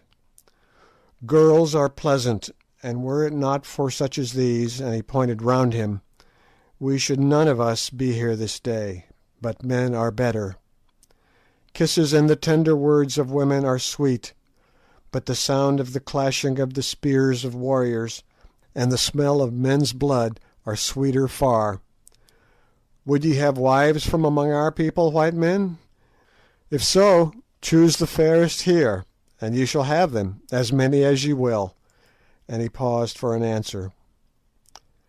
As the prospect did not seem to be without attractions for Good, who, like most sailors, is of a susceptible nature, being elderly and wise, foreseeing the endless complications that anything of the sort would involve, for women bring trouble so surely as the night follows the day, I put in a hasty answer. "Thanks to thee, O king, but we white men wed only with white women like ourselves. Your maidens are fair, but they are not for us." The king laughed. "It is well. In our land there is a proverb which runs, 'Women's eyes are always bright, whatever the colour,' and another that says, 'Love her who is present, for be sure she who is absent is false to thee.' But perhaps these things are not so in the Stars. In a land where men are white, all good things are possible. So be it, white men, the girls will not go begging. Welcome again, and welcome too, thou black one. If Gagool here had won her way, thou wouldst have been stiff and cold by now. It is lucky for thee that thou too camest from the Stars. Ha ha! I can kill thee before thou killest me, O king," was Ignosi's calm answer, "and thou shalt be stiff before my limbs cease to bend." Twala started. "Thou speakest boldly, boy," he replied angrily. "Presume not too far. He may well be bold in whose lips are truth. The truth is a sharp spear which flies home and misses not. It is a message from the Stars, O king." Twala scowled, and his one eye gleamed fiercely, but he said nothing more. "Let the dance begin," he cried, and then the flower-crowned girls sprang forward in companies, singing a sweet song and waving the delicate palms and white lilies. On they danced, looking faint and spiritual in the soft, sad light of the risen moon, now whirling round and round, now meeting in mimic warfare, swaying, eddying here and there, coming forward, falling back in an ordered confusion delightful to witness. At last they paused, and a beautiful young woman sprang out of the ranks and began to pirouette in front of us with a grace and vigour which would have put most ballet girls to shame. At length she retired exhausted, and another took her place, then another, and another, but none of them, either in grace, skill, or personal attractions came up to the first. When the chosen girls had all danced, the king lifted his hand. "Which deem ye the fairest, white men?" he asked. "The first," said I unthinkingly. Next second I regretted it, for I remembered that Infadoos had told us that the fairest woman must be offered up as a sacrifice. "Then is my mind as your minds, and my eyes as your eyes. She is the fairest, and a sorry thing it is for her, for she must die." "I must die," piped out Gagool, casting a glance of her quick eyes in the direction of the poor girl, who, as yet ignorant of the awful fate in store for her, was standing some 10 yards off in front of a company of maidens, engaged in nervously picking a flower from her wreath to pieces, petal by petal. "Why, O king?" said I, restraining my indignation with difficulty. "The girl has danced well and pleased us. She is fair too. It would be hard to reward her with death." Twala laughed as he answered, "It is our custom, and the figures who sit in the stone yonder," and he pointed towards the 3 distant peaks, "must have their due. Did I fail to put the fairest girl to death today, misfortune would fall upon me in my house. Thus runs the prophecy of my people. If the king offer not a sacrifice of a fair girl on the day of the dance of the maidens to the old ones who sit and watch on the mountains, then shall he fall, and his house. Look ye, white men, my brother who reigned before me offered not the sacrifice, because of the tears of the woman, and he fell, and his house, and I reign in his stead. It is finished. She must die." Then turning to the guards, "Bring her hither. Scragga, make sharp thy spear." 2 of the men stepped forward, and as they advanced, the girl, for the first time realising her impending fate, screamed aloud and turned to fly. But the strong hands caught her fast and brought her, struggling and weeping, before us. "What is thy name, girl?" piped Gagool. "What! Wilt thou not answer? Shall the king's son do his work at once?" At this hint Scragga, looking more evil than ever, advanced a step and lifted his great spear, and at that moment I saw Good's hand creep to his revolver. The poor girl caught the faint glint of steel through her tears, and it sobered her anguish. She ceased struggling, and clasped her hands convulsively, stood shuddering from head to foot. "See," cried Scragga in a high glee, "she shrinks from the sight of my little plaything even before she has tasted it," and he tapped the broad blade of his spear. "If ever I get the chance you shall pay for that, you young hound," I heard Good mutter beneath his breath. "Now that thou art quiet, give us thy name, my dear. Come, speak out, and fear not," said Gagool in mockery. "O mother," answered the girl in trembling accents, "my name is Foulata of the house of Suko. O mother, why must I die? I have done no wrong." "Be comforted," went on the old woman in her hateful tone of mockery. "Thou must die indeed as a sacrifice to the old ones who sit yonder," and she pointed to the peaks. "But it is better to sleep in the night than to toil in the daytime. It is better to die than to live, and thou shalt die by the royal hand of the king's own son." The girl Foulata wrung her hands in anguish and cried out aloud, "Oh, cruel! And I so young! What have I done that I should never again see the sun rise out of the night, or the stars come following on his track in the evening, that I may no more gather the flowers when the dew is heavy, or listen to the laughing of the waters? Woe is me that I shall never see my father's hut again, nor feel my mother's kiss, nor tend the lamb that is sick.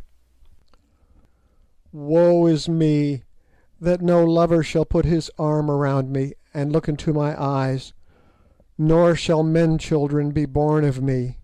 O cruel, cruel!"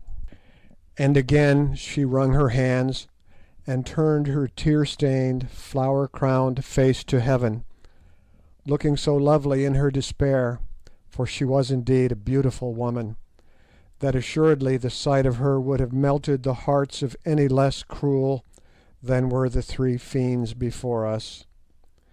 Prince Arthur's appeal to the ruffians who came to blind him was not more touching than that of this savage girl. But it did not move Gagool or Gagool's master, though I saw signs of pity among the guards behind and on the faces of the chiefs, and as for Good, he gave a fierce snort of indignation, and made a quick motion as though to go to her assistance. With all a woman's quickness the doomed girl interpreted what was passing in his mind, and by a sudden movement flung herself before him, and clasped his beautiful white legs with her hands. "O White Father from the stars," she cried, "throw over me the mantle of thy protection. Let me creep into the shadow of thy strength, that I may be saved.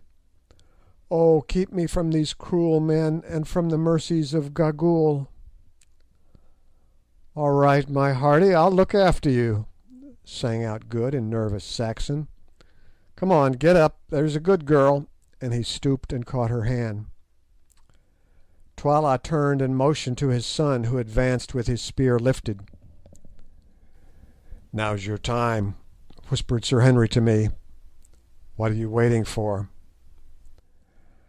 "I am waiting for that eclipse," I answered. "I have had my eye on the moon for the last half hour, and I never saw it look healthier."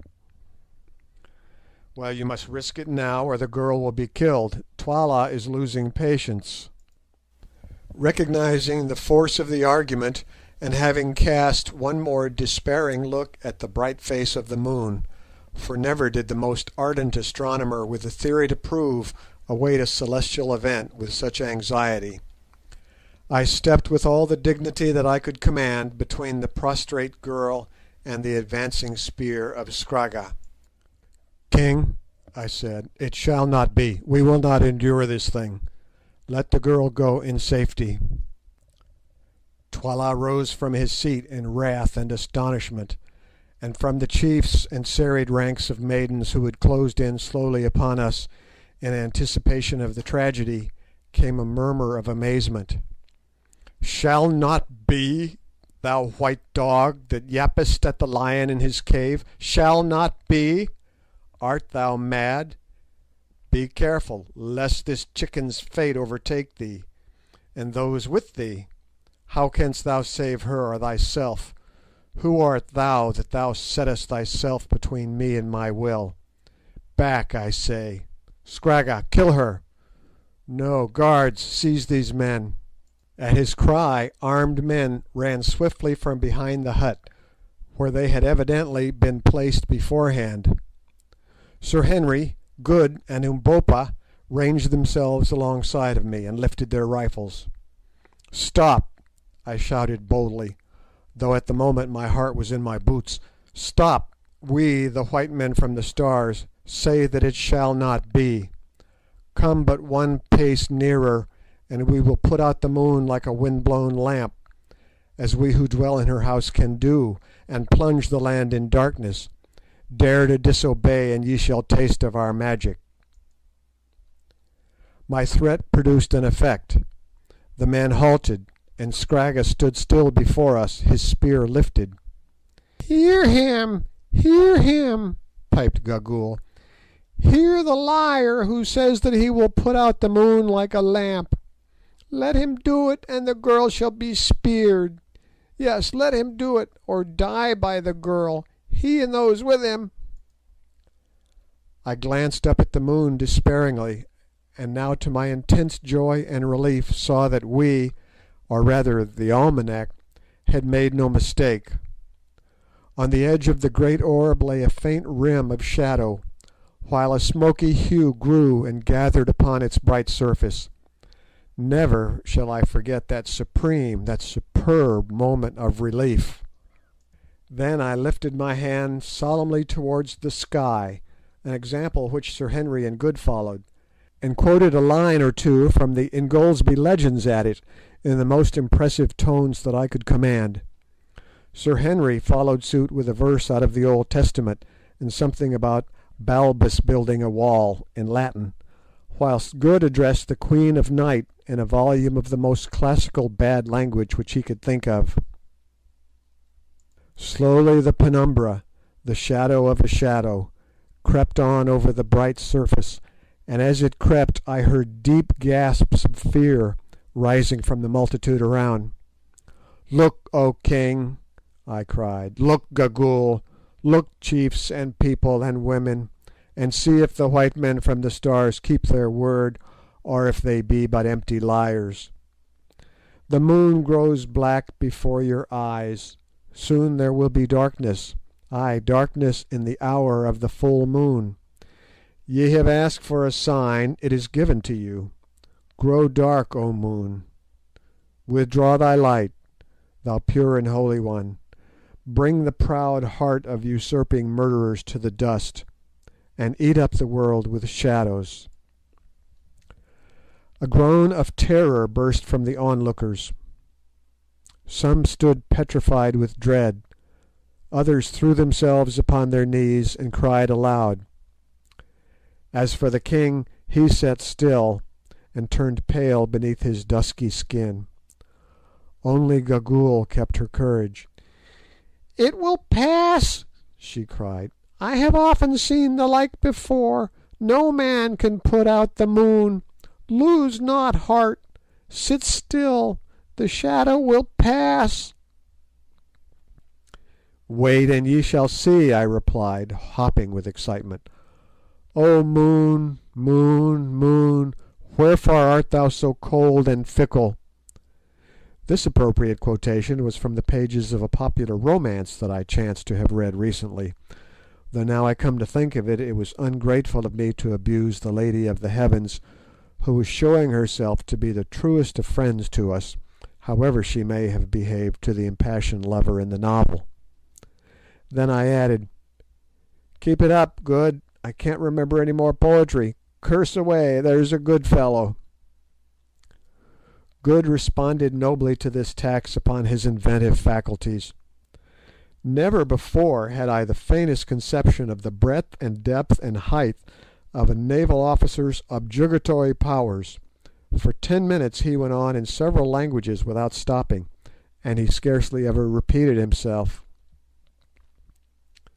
Meanwhile the dark ring crept on, while all that great assembly fixed their eyes upon the sky, and stared in fascinated silence. Strange and unholy shadows encroached upon the moonlight. An ominous quiet filled the place. Everything grew still as death.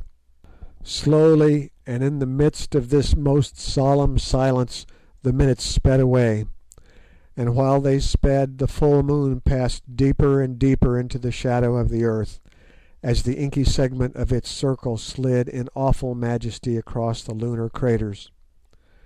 The great pale orb seemed to draw near and to grow in size. She turned a coppery hue, then that portion of her surface which was unobscured as yet grew grey and ashen, and at length, as totality approached, her mountains and her plains were seen to be glowing luridly through a crimson gloom. On, yet on, crept the ring of darkness. It was now more than half across the blood-red orb.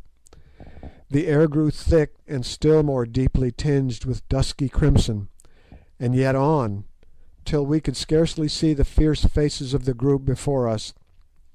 No sound rose now from the spectators, and at last Good stopped swearing.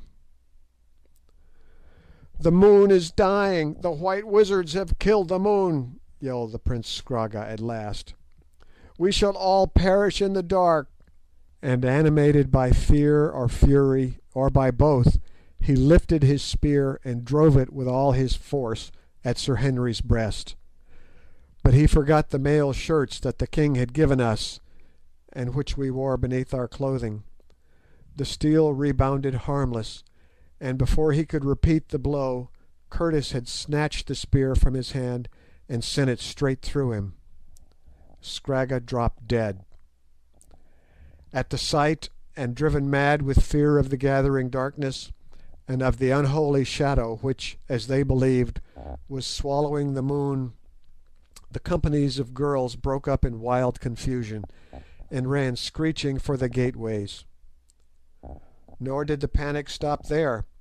The king himself, followed by his guards, some of the chiefs in Gagool, who hobbled away after them with marvellous alacrity, fled for the huts, so that in another minute we ourselves, the would-be victim Foulata, Infadoos, and most of the chiefs who had interviewed us on the previous night, were left alone upon the scene, together with the dead body of Scragga, Twala's son. "Chiefs," I said, "we have given you the sign. If ye are satisfied, let us fly swiftly to the place of which ye spoke. The charm cannot now be stopped. It will work for an hour and the half of an hour. Let us cover ourselves in the darkness." "Come," said Infadoos, turning to go, an example which was followed by the awed captains, ourselves, and the girl Foulata, whom Good took by the arm. Before we reached the gate of the kraal the moon went out utterly, and from every quarter of the firmament the stars rushed forth into the inky sky. Holding each other by the hand, we stumbled on through the darkness. End of chapter 11. Chapter 12. Before the battle. Luckily for us, Infadoos and the chiefs knew all the paths of the great town perfectly, so that we passed by sideways unmolested, and notwithstanding the gloom, we made fair progress. For an hour or more we journeyed on, till at length the eclipse began to pass, and that edge of the moon which had disappeared the first became again visible. Suddenly, as we watched, there burst from it a silver streak of light, accompanied by a wondrous ruddy glow, which hung upon the blackness of the sky like a celestial lamp, and a wild and lovely sight it was. In another 5 minutes the stars began to fade, and there was sufficient light to see our whereabouts. We then discovered that we were clear of the town of Loo, and approaching a flat-topped hill measuring some 2 miles in circumference. This hill, which is of a formation common in South Africa, is not very high. Indeed, its greatest elevation is scarcely more than 200 feet, but it is shaped like a horseshoe, and its sides are rather precipitous and strewn with boulders. On the grass tableland at its summit is ample camping ground, which had been utilised as a military cantonment of no mean strength. Its ordinary garrison was one regiment of 3,000 men, but as we toiled up the steep side of that mountain in the returning moonlight, we perceived that there were several of such regiments encamped there. Reaching the tableland at last, we found crowds of men roused from their sleep, shivering with fear, and huddled up together in the utmost consternation at the natural phenomenon which they were witnessing. Passing through these without a word, we gained a hut in the centre of the ground, where we were astonished to find 2 men waiting, laden with our few goods and chattels, which of course we had been obliged to leave behind in our hasty flight. "I sent for them," explained Infadoos, "and also for these," and he lifted up Good's long-lost trousers. With an exclamation of rapturous delight, Good sprang at them, and instantly proceeded to put them on. "Surely my lord will not hide his beautiful white legs," exclaimed Infadoos regretfully. But Good persisted, and only once did the Kukuana people get the chance of seeing his beautiful legs again. Good is a very modest man. Henceforward they had to satisfy their aesthetic longings with his one whisker, his transparent eye, and his movable teeth. Still gazing with fond remembrance at Good's trousers, Infadoos next informed us that he had commanded the regiment to muster so soon as the day broke, in order to explain to them fully the origin and circumstances of the rebellion which was decided on by the chiefs, and to introduce to them the rightful heir of the throne, Ignosi. Accordingly, when the sun was up, the troops, in all some 20,000 men, and the flower of the Kukuana army, were mustered on a large open space, to which we went. The men were drawn up in three sides of a dense square, and presented a magnificent spectacle. We took our station on the open side of the square, and were speedily surrounded by all the principal chiefs and officers. These, after silence had been proclaimed, Infadoos proceeded to address. He narrated to them in vigorous and graceful language, for like most Kukuanas of high rank he was a born orator, the history of Ignosi's father, and of how he had been basely murdered by Twala the king, and his wife and child driven out to starve. Then he pointed out that the people suffered and groaned under Twala's cruel rule, instancing the proceedings of the previous night, when under pretence of their being evildoers, many of the noblest in the land had been dragged forth and wickedly done to death. Next he went on to say that the white lords from the stars, looking down upon their country, had perceived its trouble, and determined, at great personal inconvenience, to alleviate its lot.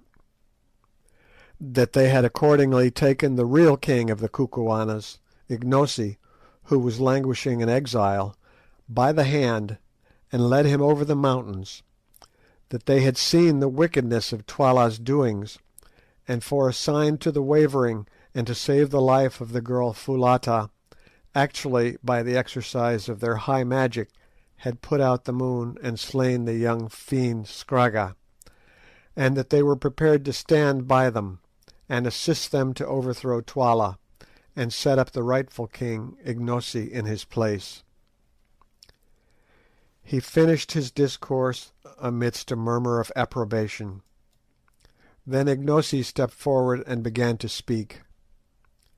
Having reiterated all that Infadoos his uncle had said, he concluded a powerful speech in these words: "O chiefs, captains, soldiers, and people, ye have heard my words. Now must ye make choice between me and him who sits upon my throne, the uncle who killed his brother, and hunted his brother's child forth to die in the cold and the night. That I am indeed the king, these," pointing to the chiefs, "can tell you, for they have seen the snake about my middle. If I were not the king, would these white men be on my side with all their magic? Tremble, chiefs, captains, soldiers, and people. Is not the darkness they have brought upon the land to confound Twala and cover our flight, darkness even in the hour of the full moon, yet before your eyes?" "It is," answered the soldiers. "I am the king. I say to you, I am the king," went on Ignosi, drawing up his great stature to its full, and lifting his broad-bladed battle-axe above his head.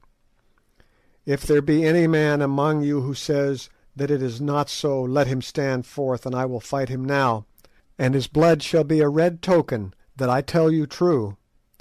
Let him stand forth, I say," and he shook the great axe till it flashed in the sunlight.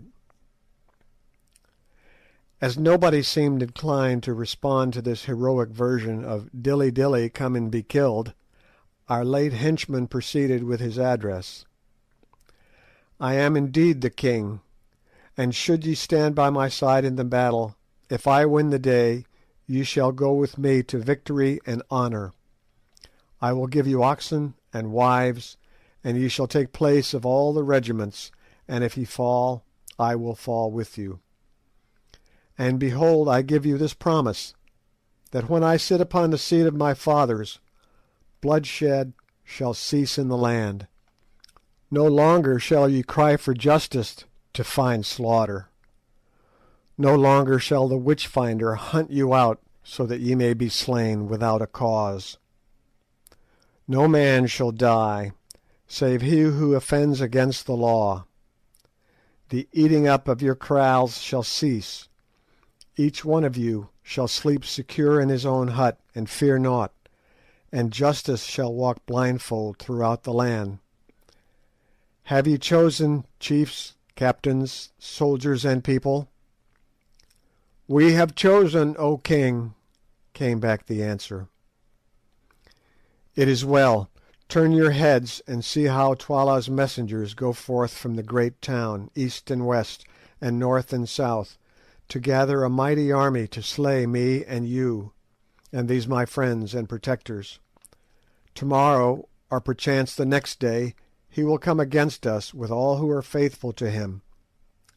Then I shall see the man who is indeed my man, the man who fears not to die for his cause, and I tell you that he shall not be forgotten in the time of spoil. I have spoken, O chiefs, captains, soldiers, and people. Now go to your huts and make you ready for war." There was a pause, till presently one of the chiefs lifted his hand, and out rolled the royal salute, "Koom!" It was a sign that the soldiers accepted Ignosi as their king. Then they marched off in battalions. Half an hour afterwards we held a council of war, at which all the commanders of regiments were present. It was evident to us that before very long we should be attacked in overwhelming force. Indeed, from our point of vantage on the hill we could see troops mustering, and runners going forth from Loo in every direction, doubtless to summon soldiers to the king's assistance. We had on our side about 20,000 men, composed of 7 of the best regiments in the country. Twala, so Infadoos and the chiefs calculated, had at least 30 to 35,000 on whom he could rely at present assembled in Loo, and they thought that by midday on the morrow he would be able to gather another 5,000 or more to his aid. It was, of course, possible that some of his troops would desert and come over to us, but it was not a contingency which could be reckoned on. Meanwhile, it was clear that active preparations were being made by Twala to subdue us. Already strong bodies of armed men were patrolling round and round the foot of the hill, and there were other signs also of coming assault. Infadoos and the chiefs, however, were of opinion that no attack would take place that day, which would be devoted to preparation and to the removal of every available means of the moral effect produced upon the minds of the soldiery by the supposed magical darkening of the moon. The onslaught would be on the morrow, they said, and they proved to be right. Meanwhile, we set to work to strengthen the position in all ways possible. Almost every man was turned out, and in the course of the day, which seemed far too short, much was done. The paths up the hill, that was rather a sanatorium than a fortress, being used generally as the camping place of regiments suffering from recent service in unhealthy portions of the country, were carefully blocked with masses of stones, and every other approach was made as impregnable as time would allow. Piles of boulders were collected at various spots to be rolled down upon an advancing enemy. Stations were appointed to the different regiments, and all preparation was made which our joint ingenuity could suggest. Just before sundown, as we rested after our toil, we perceived a small company of men advancing towards us from the direction of Loo, one of whom bore a palm leaf in his hand for a sign that he came as a herald. As he drew near, Ignosi, Infadoos, 1 or 2 chiefs, and ourselves went down to the foot of the mountain to meet him. He was a gallant-looking fellow, wearing the regulation leopard skin coat. "Greetings," he cried as he came near. "The king's greetings to those who make unholy war against the king, the lion's greeting to the jackals that snarl around his heels." "Speak," I said. "These are the king's words. Surrender to the king's mercy ere a worse thing befall you. Already the shoulder has been torn from the black bull, and the king drives him bleeding about the camp. This cruel custom is not confined to the Kukuanas, but is by no means uncommon amongst African tribes on the occasion of the outbreak of war or any other important public event." Allan Quatermain. "What are Twala's terms?" I asked from curiosity. "His terms are merciful, worthy of a great king. These are the words of Twala, the One-Eyed, the Mighty, the husband of 1,000 wives, lord of the Kukuanas, keeper of the great road, Solomon's road, beloved of the strange ones who sit in silence at the mountains yonder, the 3 witches, calf of the black cow, elephant whose tread shakes the earth, terror of the evil-doer, ostrich whose feet devour the desert, huge one, black one, wise one, king from generation to generation. These are the words of Twala. I will have mercy and be satisfied with a little blood. 1 in every 10 shall die, the rest shall go free. But the white man, Incubu, who slew Scragga my son, and the black man his servant who pretends to my throne, and Infadus my brother, who bruised rebellion against me, these shall die by torture as an offering to the Silent Ones. Such are the merciful words of Twala."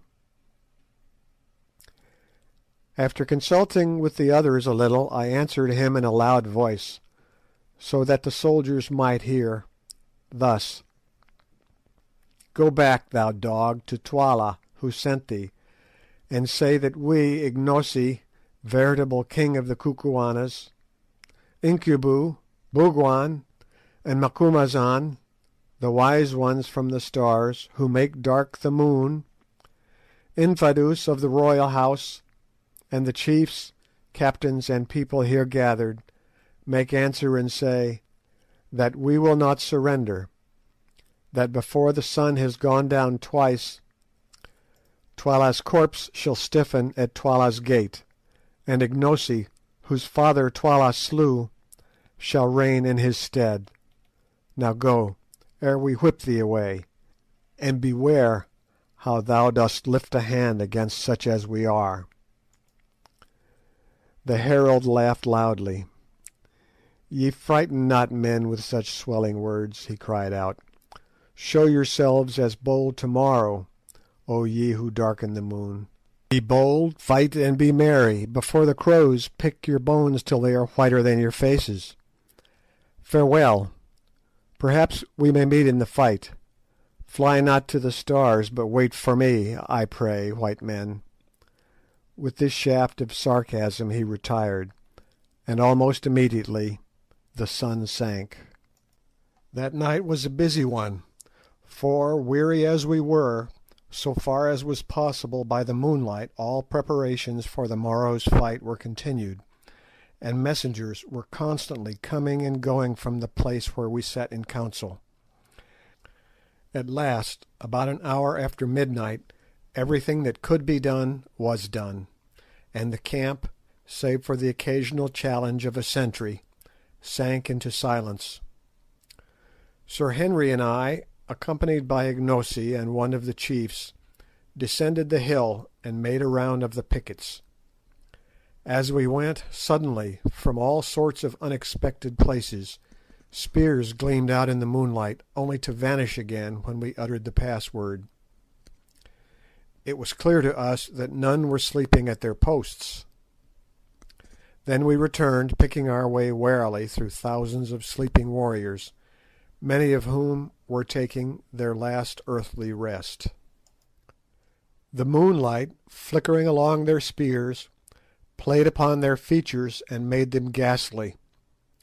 The chilly night wind tossed their tall and hearse-like plumes.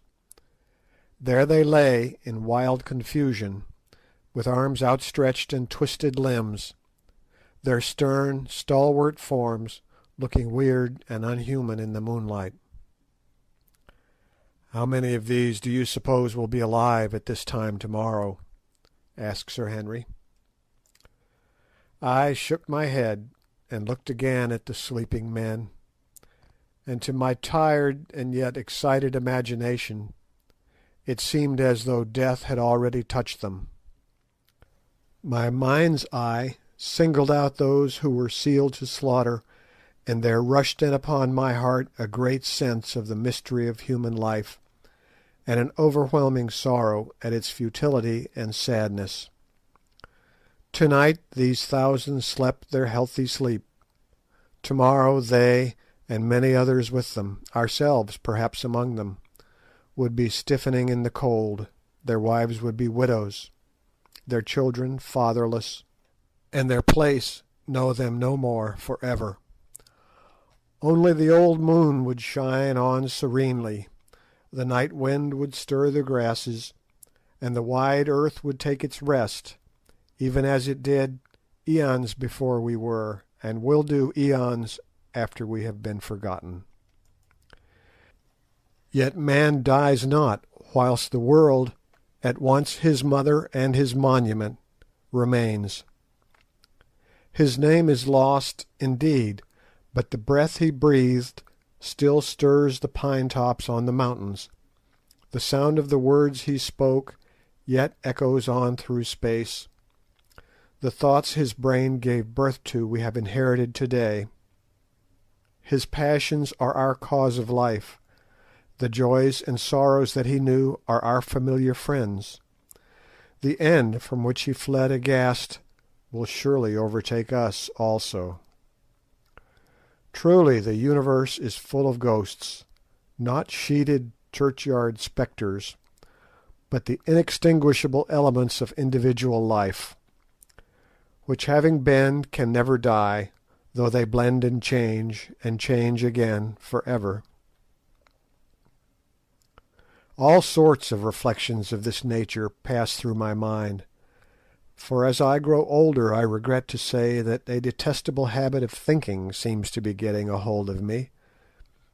While I stood and stared at those grim yet fantastic lines of warriors, sleeping, as their saying goes, upon their spears. "Curtis," I said, "I am in a condition of pitiable fear."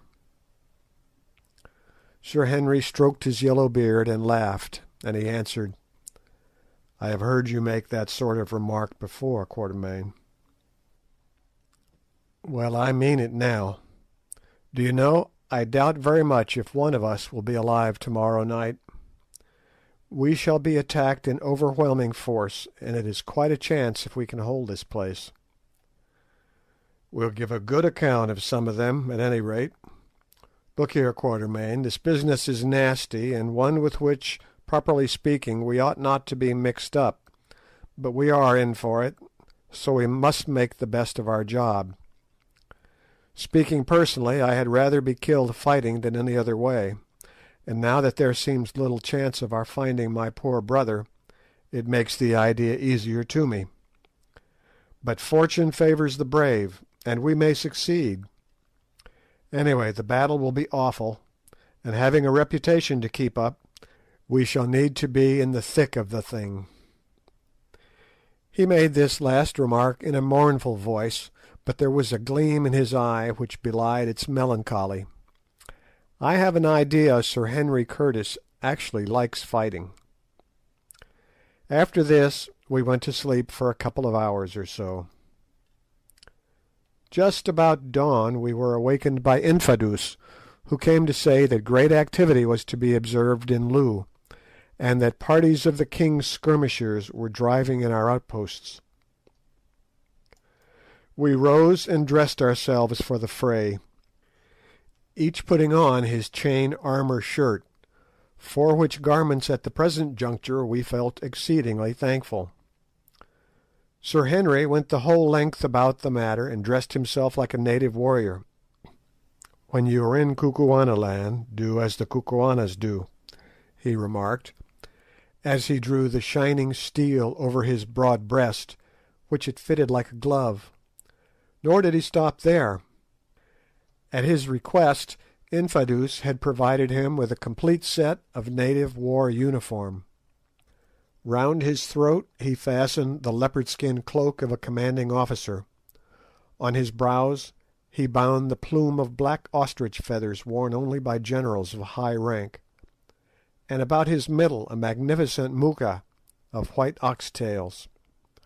A pair of sandals, a leglet of goat's hair, a heavy battle axe with a rhinoceros horn handle, a round iron shield covered with white ox-hide, and the regulation number of twalas or throwing knives, made up his equipment, to which, however, he added his revolver.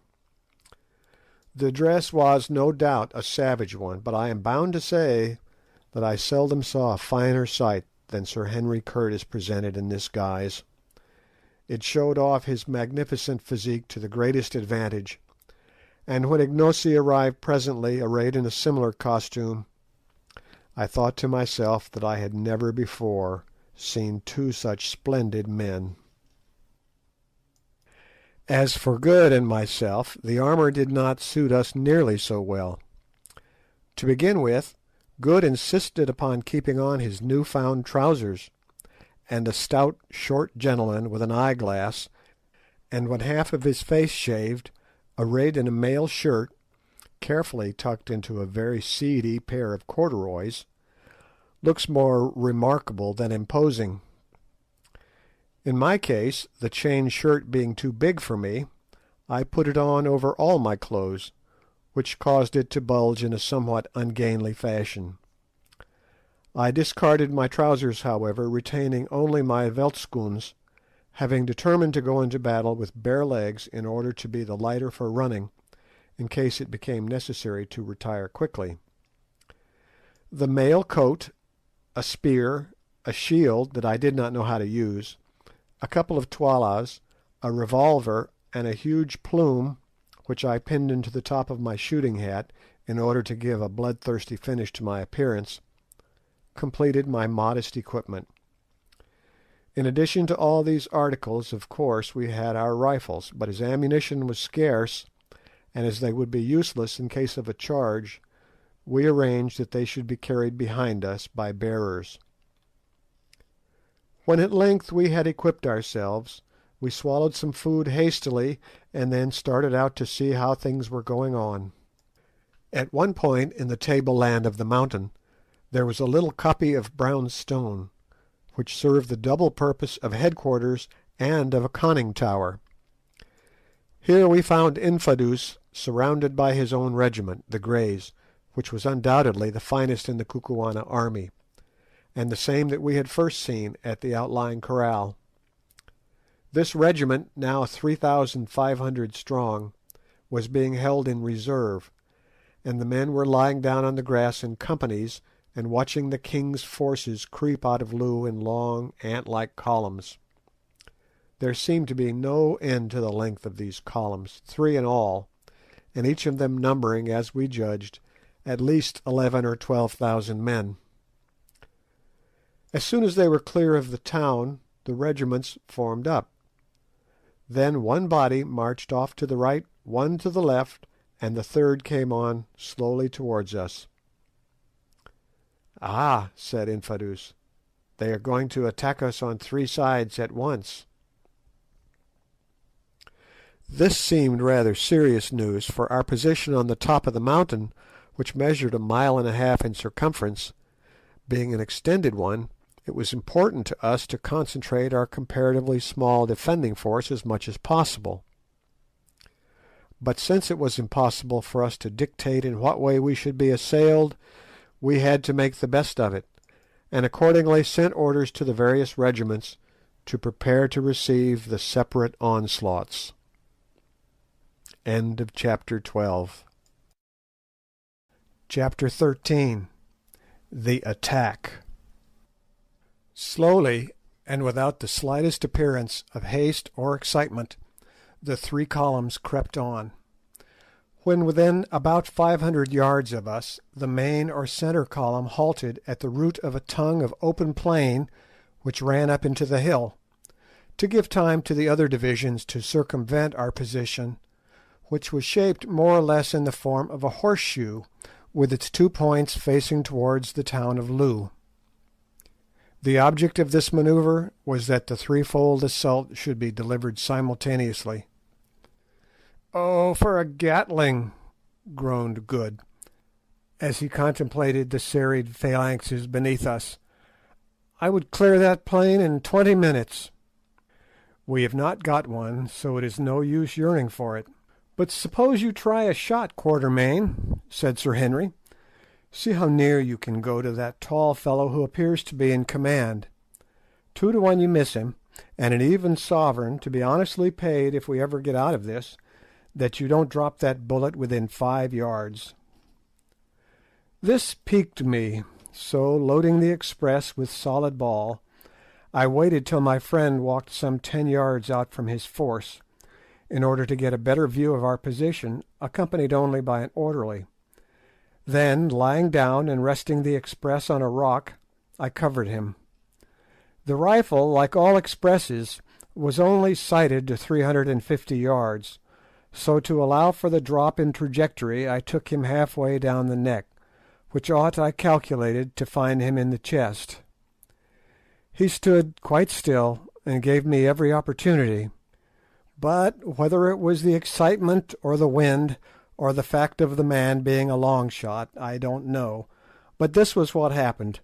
Getting dead on, as I thought, a fine sight, I pressed, and when the puff of smoke had cleared away, to my disgust, I saw my man standing there unharmed, whilst his orderly, who was at least 3 paces to the left, was stretched upon the ground apparently dead. Turning swiftly, the officer I had aimed at began to run towards his men in evident alarm. "Bravo, Quatermain!" sang out Good. "You've frightened him." This made me very angry, for if possible to avoid it, I hate to miss in public. When a man is master of only one art, he likes to keep up his reputation in that art. Moved quite out of myself at my failure, I did a rash thing. Rapidly covering the general as he ran, I let drive with the second barrel. Instantly the poor man threw up his arms and fell forward onto his face. This time I had made no mistake, and I say it as a proof of how little we think of others when our own safety, pride, or reputation is in question. I was brute enough to feel delighted at the sight. The regiments who had seen the feat cheered wildly at this exhibition of the white man's magic, which they took as an omen of success, while the force the general had belonged to, which indeed, as we ascertained afterwards, he had commanded, fell back in confusion. Sir Henry and Good now took up their rifles and began to fire, the latter industrially browning the dense mass before him with another Winchester repeater, and I also had another shot or two, with the result, so far as we could judge, that we put some 6 or 8 men hors de combat before they were out of range. Just as we stopped firing there came an ominous roar from our far right. Then a similar roar rose on our left. The other 2 divisions were engaging us. At the sound, the mass of men before us opened out a little, and advanced towards the hill and up the spit of bare grass land at a slow trot, singing a deep-throated song as they ran. We kept up a steady fire from our rifles as they came, Ignosi joining in occasionally, and accounted for several men, but of course we produced no more effect upon that mighty rush of armed humanity than he who throws pebbles does on the breaking wave. On they came, with a shout and the clashing of spears. Now they were driving in the pickets we had placed among the rocks at the foot of the hill. After that the advance was a little slower, for though as yet we had offered no serious opposition, the attacking forces must climb uphill, and they came slowly to save their breath. Our first line of defence was about halfway down the side of the slope, our second 50 yards further back, while our third occupied the edge of the plateau. On they stormed, shouting their war cry, "Twala, Twala, Chile, Chile!" Twala, Twala, smite, smite. "Ignosi, Ignosi, Chile, Chile!" answered our people. They were quite close now, and the twalas or throwing knives began to flash backwards and forwards, and now with an awful yell the battle closed in. To and fro swayed the mass of struggling warriors, men falling fast as leaves in an autumn wind. But before long the superior weight of the attacking forces began to tell, and our first line of defence was slowly pressed back till it merged into the second. Here the struggle was very fierce, but again our people were driven back and up, till at length, within 20 minutes of the commencement of the fight, our third line came into action. But by this time the assailants were very much exhausted, and besides had lost many men killed and wounded, and to break through that third impenetrable hedge of spears proved beyond their powers. For a while the seething lines of savages swung backwards and forwards in the fierce ebb and flow of battle, and the issue was doubtful.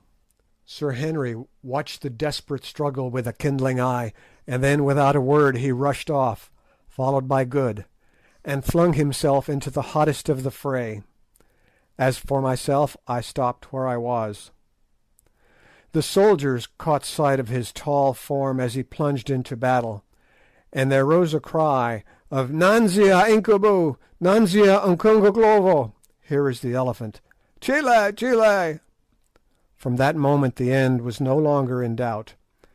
Inch by inch, fighting with splendid gallantry, the attacking force was pressed back down the hillside, till at last it retreated upon its reserves in something like confusion.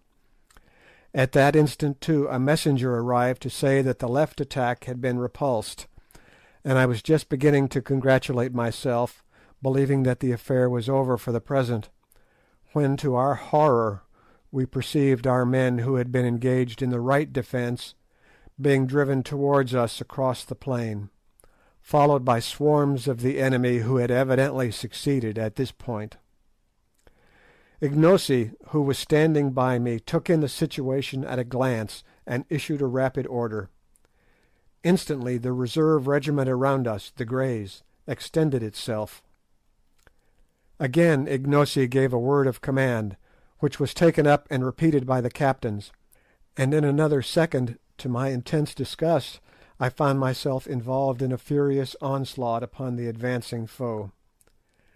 Getting as much as I could behind Ignosi's huge frame, I made the best of a bad job, and toddled along to be killed as though I liked it.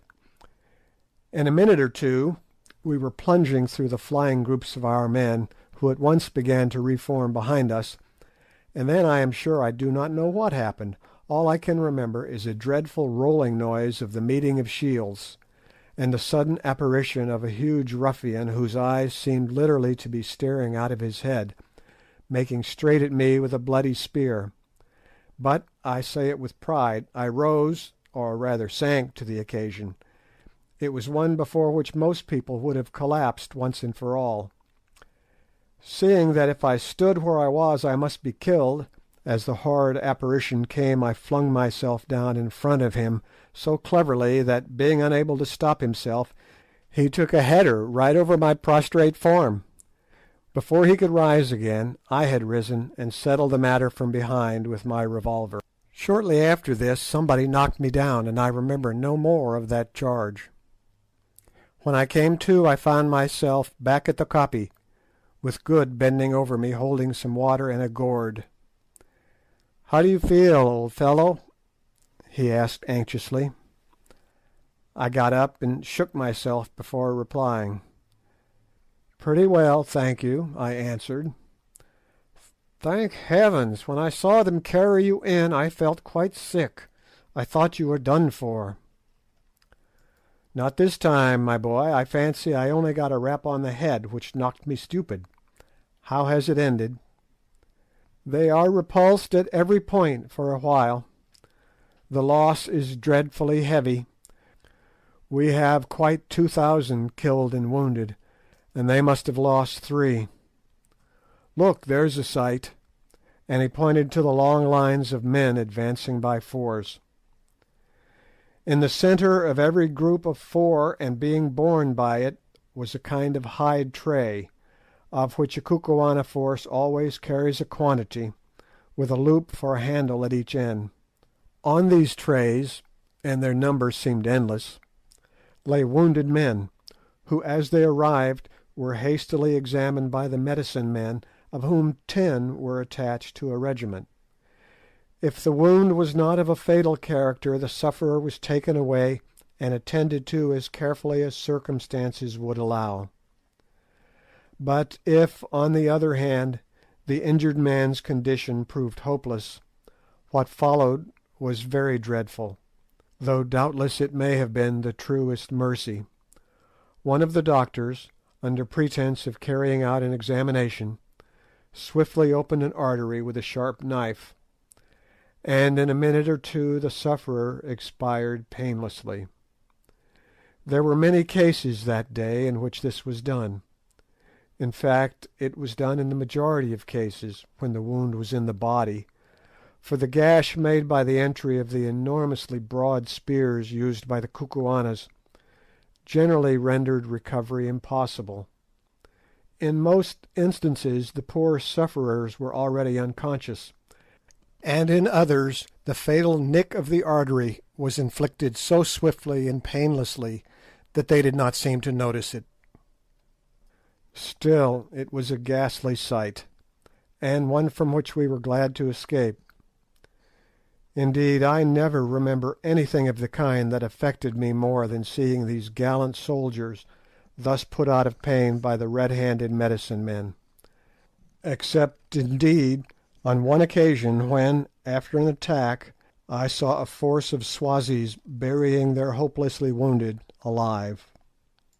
Hurrying from this dreadful scene to the further side of the koppie, we found Sir Henry, who still held a battle-axe in his hand, Ignosi, Infadoos, and 1 or 2 of the chiefs in deep consultation. "Thank Heaven, here you are, Quatermain.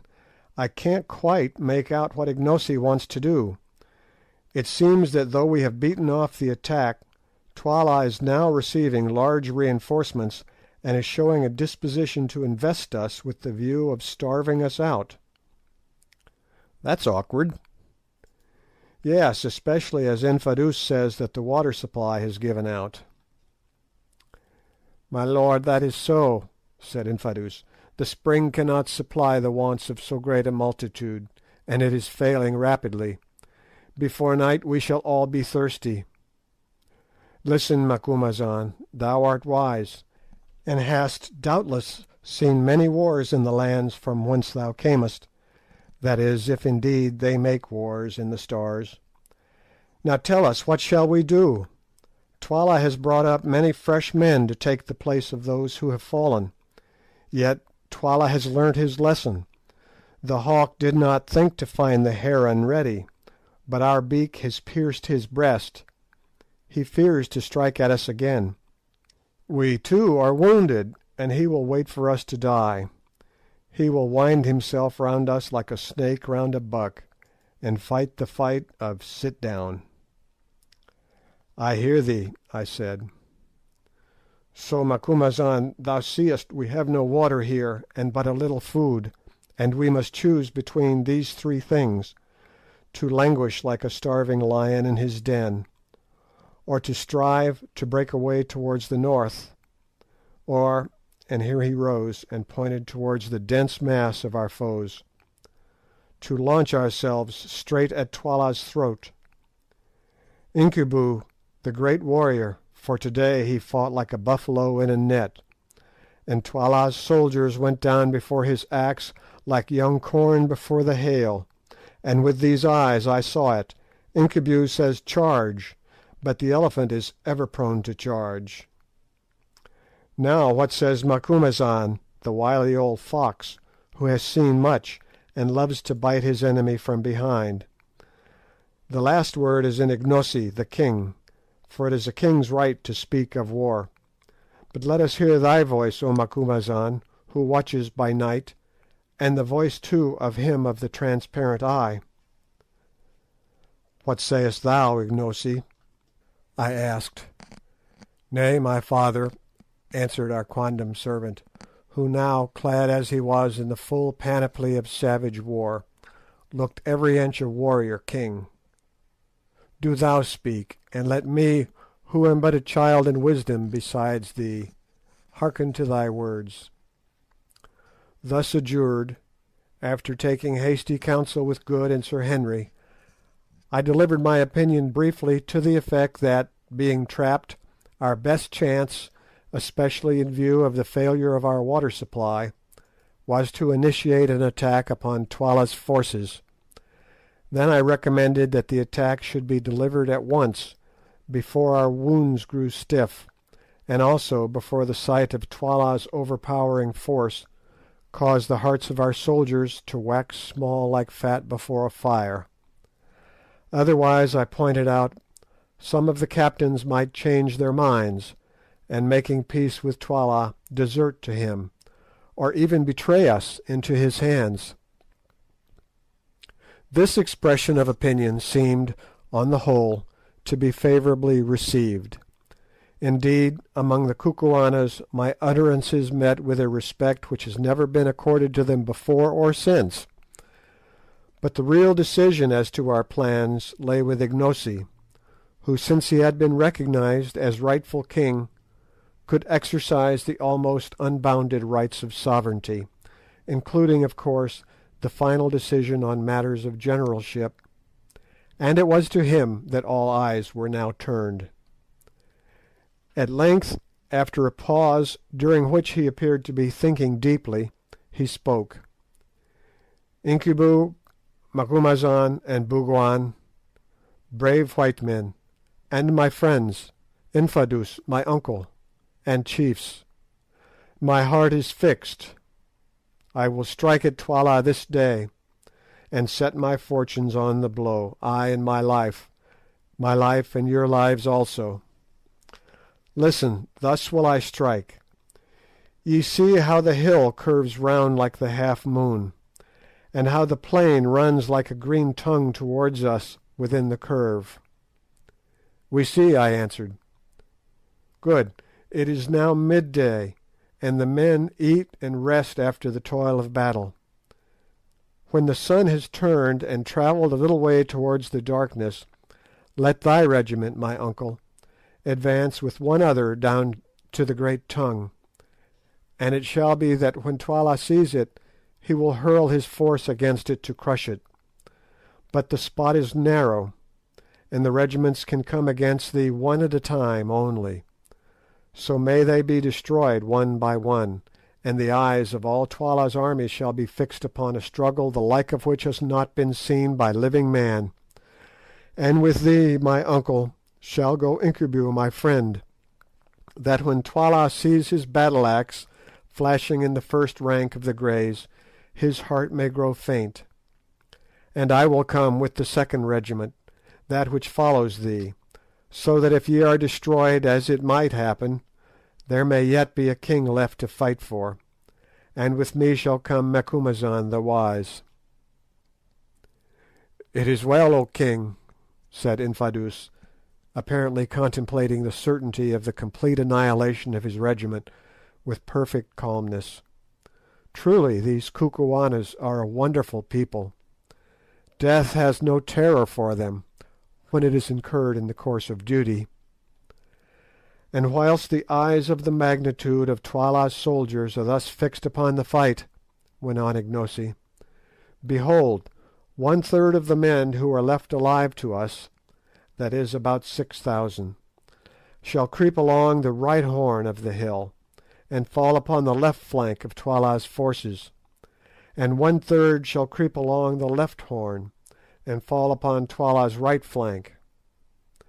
And when I see that the horns are ready to toss Twala, then will I, with the men who remain to me, charge home in Twala's face. And if fortune goes with us, the day will be ours, and before night drives her black oxen from the mountains to the mountains, we shall sit in peace at Loo. And now let us eat and make ready, and Infadoos, do thou prepare, that the plan be carried out without fail. And stay, let my white father, Bougwan, go with the right horn, that his shining eye may give courage to the captains." The arrangements for attack thus briefly indicated were set in motion with a rapidity that spoke well for the perfection of the Kukuana military system. Within little more than an hour rations had been served out and devoured.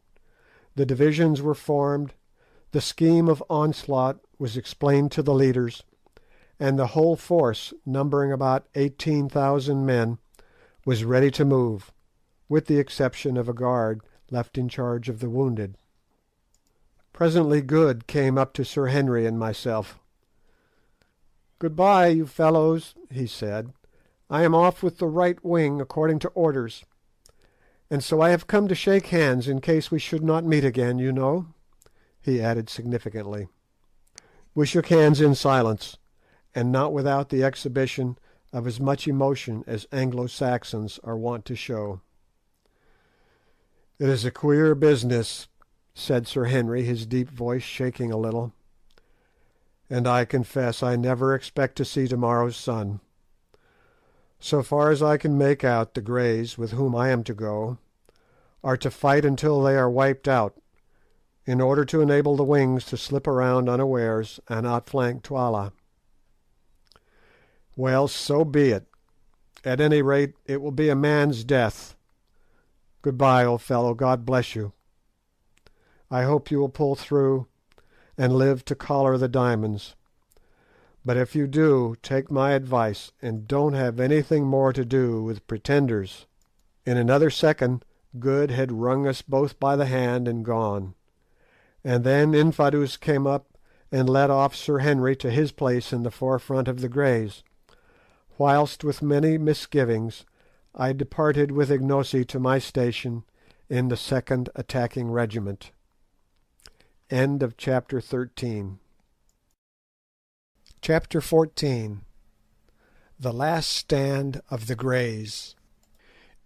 In a few more minutes the regiments destined to carry out the flanking movements had tramped off in silence, keeping carefully to the lee of the rising ground in order to conceal their advance from the keen eyes of Twala's scouts. Half an hour or more was allowed to elapse between the setting out of the horns or wings of the army before any stir was made by the Greys and their supporting regiment, known as the Buffaloes, which formed its chest and were destined to bear the brunt of the battle.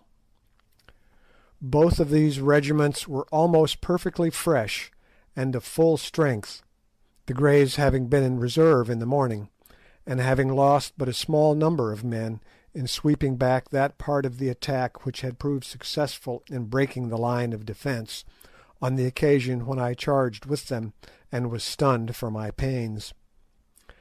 As for the Buffaloes, they had formed the 3rd line of defence on the left, and since the attacking force at that point had not succeeded in breaking through the 2nd, they had scarcely come into action at all. Infadoos, who was a wary old general, and knew the absolute importance of keeping up the spirits of his men on the eve of such a desperate encounter, employed the pause in addressing his own regiment, the Greys, in poetical language, explaining to them the honour that they were receiving in being put thus in the forefront of the battle, and in having the great white warrior from the Stars to fight with them in their ranks, and promising large rewards of cattle and promotion to all who survived in the event of Ignosi's arms being successful. I looked down the long lines of waving black plumes and stern faces beneath them, and sighed to think that within one short hour most, if not all, of those magnificent veteran soldiers, not a man of whom was under 40 years of age, would be laid dead or dying in the dust. It could not be otherwise. They were being condemned, with that wise recklessness of human life which marks the great general, and often saves his forces and attains his ends, to certain slaughter, in order to give their cause and the remainder of the army a chance of success. They were foredoomed to die, and they knew the truth. It was to be their task to engage regiment after regiment of Twala's army on the narrow strip of green beneath us, till they were exterminated, or till the wings found a favourable opportunity for their onslaught. And yet they never hesitated, nor could I detect a sign of fear upon the face of a single warrior. There they were, going to certain death, about to quit the blessed light of day for ever, and yet able to contemplate their doom without a tremor. Even at that moment I could not help contrasting their state of mind with my own, which was far from comfortable, and breathing a sigh of envy and admiration. Never before had I seen such an absolute devotion to the idea of duty, and such a complete indifference to its bitter fruits. "Behold your king," ended old Infadoos, pointing to Ignosi. "Go fight and fall for him, as it is the duty of brave men, and cursed and shameful for ever be the name of him who shrinks from death for his king, or who turns his back to the foe. Behold your king, chiefs, captains, and soldiers. Now do your homage to the sacred snake, and then follow on, that Incubu and I may show you a road to the heart of Twala's host." There was a moment's pause, then suddenly a murmur arose from the serried phalanxes before us, a sound like the distant whisper of the sea, caused by gentle tapping of the handles of 6,000 spears against the holders' shields. Slowly it swelled, till its growing volume deepened and widened into a roar of rolling noise that echoed like thunder against the mountains, and filled the air with heavy waves of sound. Then it decreased, and by faint degrees died away into nothing, and suddenly out crashed the royal salute. Ignosi, I thought to myself, might well be a proud man that day, for no Roman emperor ever had such a salutation from gladiators about to die. Ignosi acknowledged this magnificent act of homage by lifting his battle axe, and then the Greys filed off in a triple line formation, each line containing about 1,000 fighting men, exclusive of officers. When the last companies had advanced some 500 yards, Ignosi put himself at the head of the Buffaloes, which regiment was drawn up in a similar threefold formation, and gave the word to march, and off we went, I, needless to say, uttering the most heartfelt prayers that I might emerge from that entertainment with a whole skin. Many a queer position have I found myself in, but never before in one quite so unpleasant as the present, or one in which my chance of coming off safe was smaller. By the time that we reached the edge of the plateau the Greys were already halfway down the slope ending in the tongue of grassland that ran up into the bend of the mountain, something as the frog of a horse's foot runs up into the shoe. The excitement in Twala's camp on the plain beyond was very great, and regiment after regiment was starting forward at a long swinging trot in order to reach the root of the tongue of land before the attacking force could emerge into the plain of Loo. This tongue, which was some 400 yards in depth, even at its root or widest part was not more than 650 paces across, while at its tip it scarcely measured 90.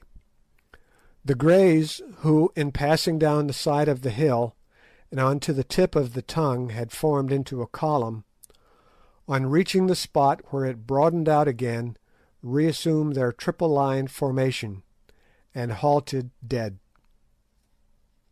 Then we, that is, the Buffaloes, moved down the tip of the tongue and took our stand in reserve, about 100 yards behind the last line of the Greys, and on slightly higher ground. Meanwhile we had leisure to observe Twala's entire force, which evidently had been reinforced since the morning attack, and could not now, notwithstanding their losses, number less than 40,000, moving swiftly up towards us. But as they drew near the root of the tongue they hesitated, having discovered that only one regiment could advance into the gorge at a time, and that there, some 70 yards from the mouth of it, unassailable except in front on account of the high walls of boulder-strewn ground on each side, stood the famous regiment of Greys, the pride and glory of the Kukuana army, ready to hold the way against their power as the three Romans once held the bridge against thousands. They hesitated, and finally stopped their advance. There was no eagerness to cross spears with these three grim ranks of warriors, who stood so firm and ready. Presently, however, a tall general, wearing the customary head-dress of nodding ostrich plumes, appeared, attended by a group of chiefs and orderlies, being, I thought, none other than Twala himself. He gave an order, and the first regiment, raising a shout, charged up towards the Greys, who remained perfectly still and silent till the attacking troops were within 40 yards, and a volley of Twalas or throwing knives came rattling among their ranks. Then suddenly, with a bound and a roar, they sprang forward with uplifted spears, and the regiment met in deadly strife. Next second the roll of the meeting shields came to our ears like the sound of thunder, and the plain seemed to be alive with flashes of light reflected from the shimmering spears. To and fro swung the surging mass of struggling, stabbing humanity, but not for long. Suddenly the attacking lines began to grow thinner, and then with a slow, long heave the Greys passed over them, just as a great wave heaves up its bulk and passes over a sunken ridge. It was done. That regiment was completely destroyed. But the Greys had but 2 lines left now. A third of their number were dead. Closing up shoulder to shoulder, once more they halted in silence and awaited attack, and I was rejoiced to catch sight of Sir Henry's yellow beard as he moved to and fro arranging the ranks. So he was yet alive! Meanwhile we moved on to the ground of the encounter, which was cumbered by about 4,000 prostrate human beings, dead, dying, and wounded, and literally stained red with blood. Ignosi issued an order, which was rapidly passed down to the ranks, to the effect that none of the enemy's wounded were to be killed, and so far as we could see this command was scrupulously carried out. It would have been a shocking sight if we had found time to think of such things. But now a second regiment, distinguished by white plumes, kilts, and shields, was moving to the attack of the 2,000 remaining Greys, who stood waiting in the same ominous silence as before, till the foe was within 40 yards or so, when they hurled themselves with irresistible force upon them. Again there came the awful roll of the meeting shields, and as we watched the tragedy repeated itself. But this time the issue was left longer in doubt. Indeed, it seemed for a while almost impossible that the Greys should again prevail. The attacking regiment, which was formed of young men, fought with the utmost fury, and at first seemed by sheer weight to be driving the veterans back.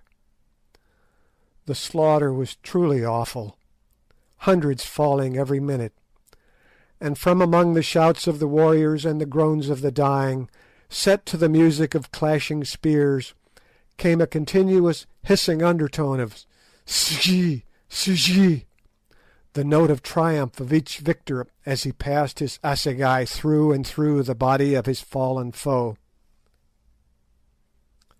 But perfect discipline and steady and unchanging valour can do wonders, and one veteran soldier is worth two young ones, as soon became apparent in the present case. For just when we thought that it was all over with the Greys, and were preparing to take their place so soon as they made room by being destroyed, I heard Sir Henry's deep voice ringing out through the din, and caught a glimpse of his circling battle-axe as he waved it high above his plumes. Then came a change. The Greys ceased to give. They stood still as a rock, against which the furious waves of spearmen broke again and again, only to recoil. Presently they began to move once more, forward this time. As they had no firearms, there was no smoke, and we could see it all. Another minute, and the onslaught grew fainter. "Ah, these are men indeed! They will conquer again," called out Ignosi, who was grinding his teeth with excitement at my side. "See, it is done!" Suddenly, like puffs of smoke from the mouth of a cannon, the attacking regiment broke away in flying groups, their white headdresses streaming behind them in the wind, and left their opponents victors indeed, but alas, no more a regiment. Of the gallant triple line, which 40 minutes before had gone into action 3,000 men strong, there remained at most some 600 blood-spattered men. The rest were underfoot. And yet they cheered and waved their spears in triumph, and then instead of falling back upon us as we expected, they ran forward for 100 yards or so, after the flying groups of foemen, took possession of a rising knoll of ground, and resuming their triple formation, formed a threefold ring around its base. And there, thanks be to Heaven, standing on the top of the mound for a minute, I saw Sir Henry, apparently unharmed, and with him our old friend Infadoos. Then Twala's regiments rolled down upon the doomed band, and once more the battle closed in. As those who read this history will probably long ago have gathered, I am, to be honest, a bit of a coward, and certainly in no way given to fighting, though somehow it has often been my lot to get into unpleasant situations, and to be obliged to shed man's blood. But I have always hated it, and kept my own blood as undiminished in quantity as possible, sometimes by a judicious use of my heels. At this moment, however, for the first time in my life, I felt my bosom burn with martial ardour. Warlike fragments from the Ingoldsby legends, together with numbers of sanguinary verses in the Old Testament, sprang up in my brain like mushrooms in the dark. My blood, which hitherto had been half frozen with horror, went beating through my veins, and there came upon me a savage desire to kill and spare not. I glanced round at the serried ranks of warriors behind us, and somehow, all in an instant, I began to wonder if my face looked like theirs. There they stood, their hands twitching, their lips apart, the fierce features instinct with the hungry lust of battle, and in the eyes a look like the glare of a bloodhound when after a long pursuit he cites his quarry. Only Ignosi's heart, to judge from his comparative self-possession, seemed to all appearances to beat as calmly as ever beneath his leopard-skin cloak, though even he still ground his teeth. I could bear it no longer. "Are we to stand here till we put out roots, Umbopa, Ignosi, I mean, while Twala swallows our brothers yonder?" I asked. "Nay, Macumazahn," was the answer. "See, now is the ripe moment. Let us pluck it." As he spoke, a fresh regiment rushed past the ring upon the little mound, and wheeling round, attacked it from the hither side. Then, lifting his battle axe, Ignosi gave the signal to advance, and screaming the wild Kukuana war cry, the buffaloes charged home with a rush like the rush of the sea. What followed immediately on this it is out of my power to tell.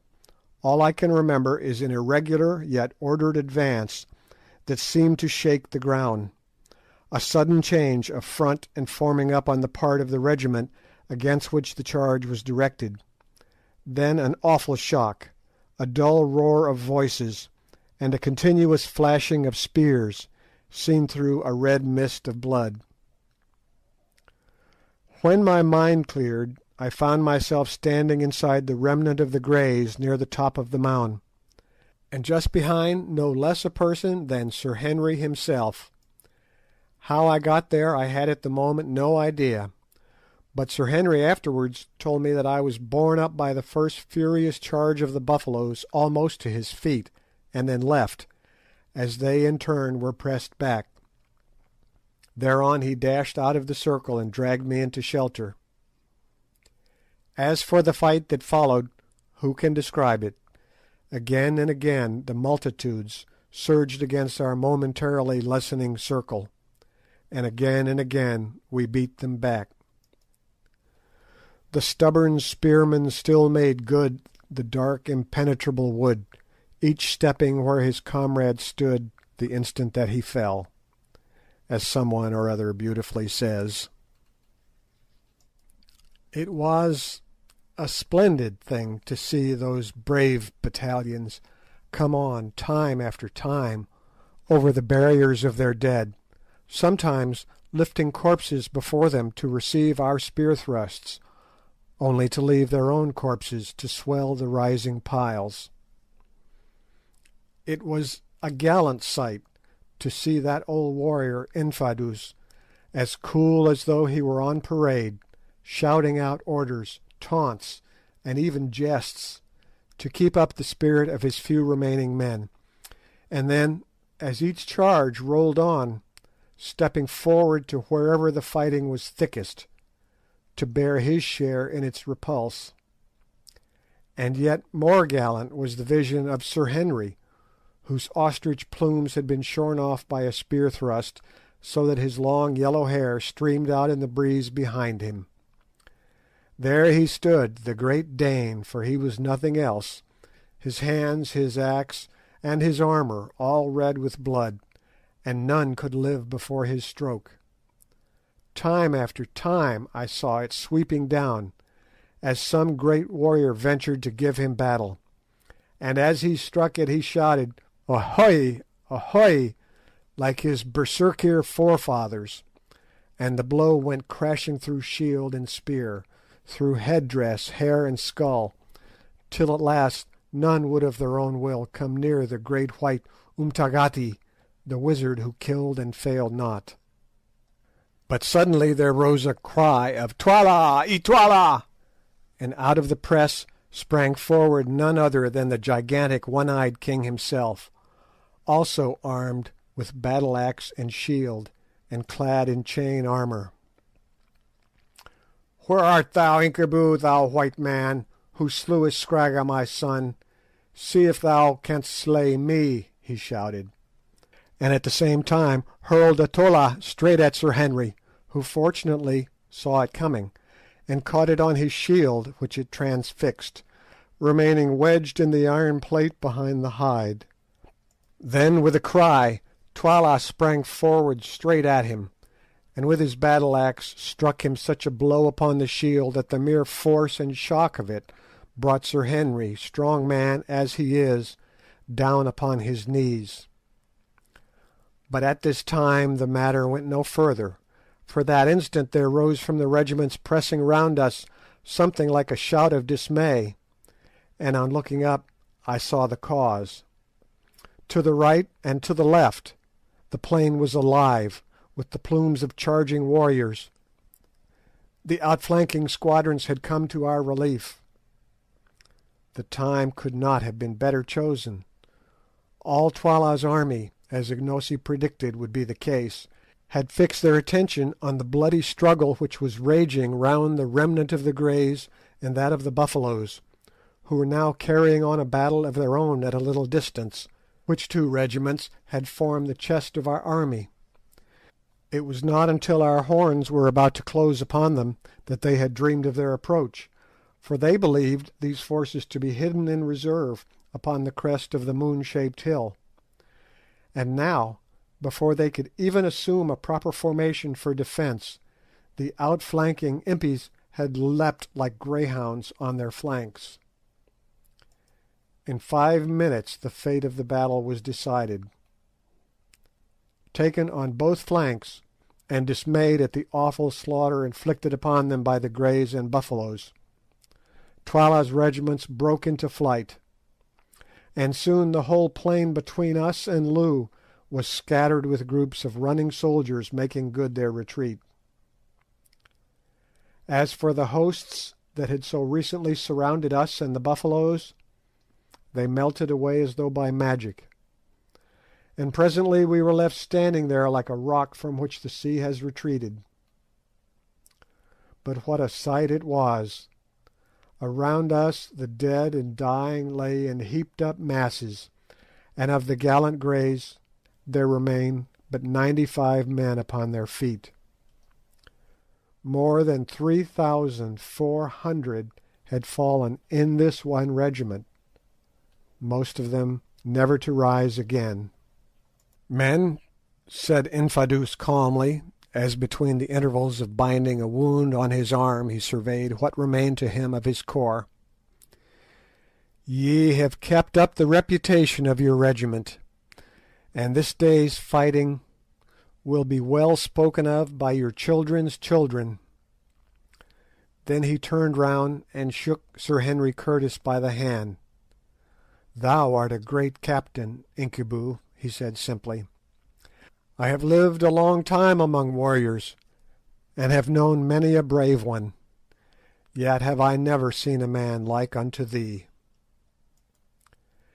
At this moment the Buffaloes began to march past our position on the road to Loo, and as they went a message was brought to us from Ignosi requesting Infadoos, Sir Henry, and myself to join them. Accordingly, orders having been issued to the remaining 90 men of the Greys to employ themselves in collecting the wounded, we joined Ignosi, who informed us that he was pressing on to Loo to complete the victory by capturing Twala, if that should be possible. Before we had gone far, suddenly we discovered the figure of Good sitting on an ant heap about 100 paces from us. Close beside him was the body of a Kukuana. "He must be wounded," said Sir Henry anxiously. As he made the remark an untoward thing happened. The dead body of the Kukuana soldier, or rather what had appeared to be his dead body, suddenly sprang up, knocked Good head over heels off the ant heap, and began to spear him. We rushed forward in terror, and as we drew near we saw the brawny warrior making dig after dig at the prostrate Good, who at each prod jerked all his limbs into the air. Seeing us coming, the Kukuana gave one final and most vicious dig, and with a shout of "Take that, wizard!" bolted away. Good did not move, and we concluded that our poor comrade was done for.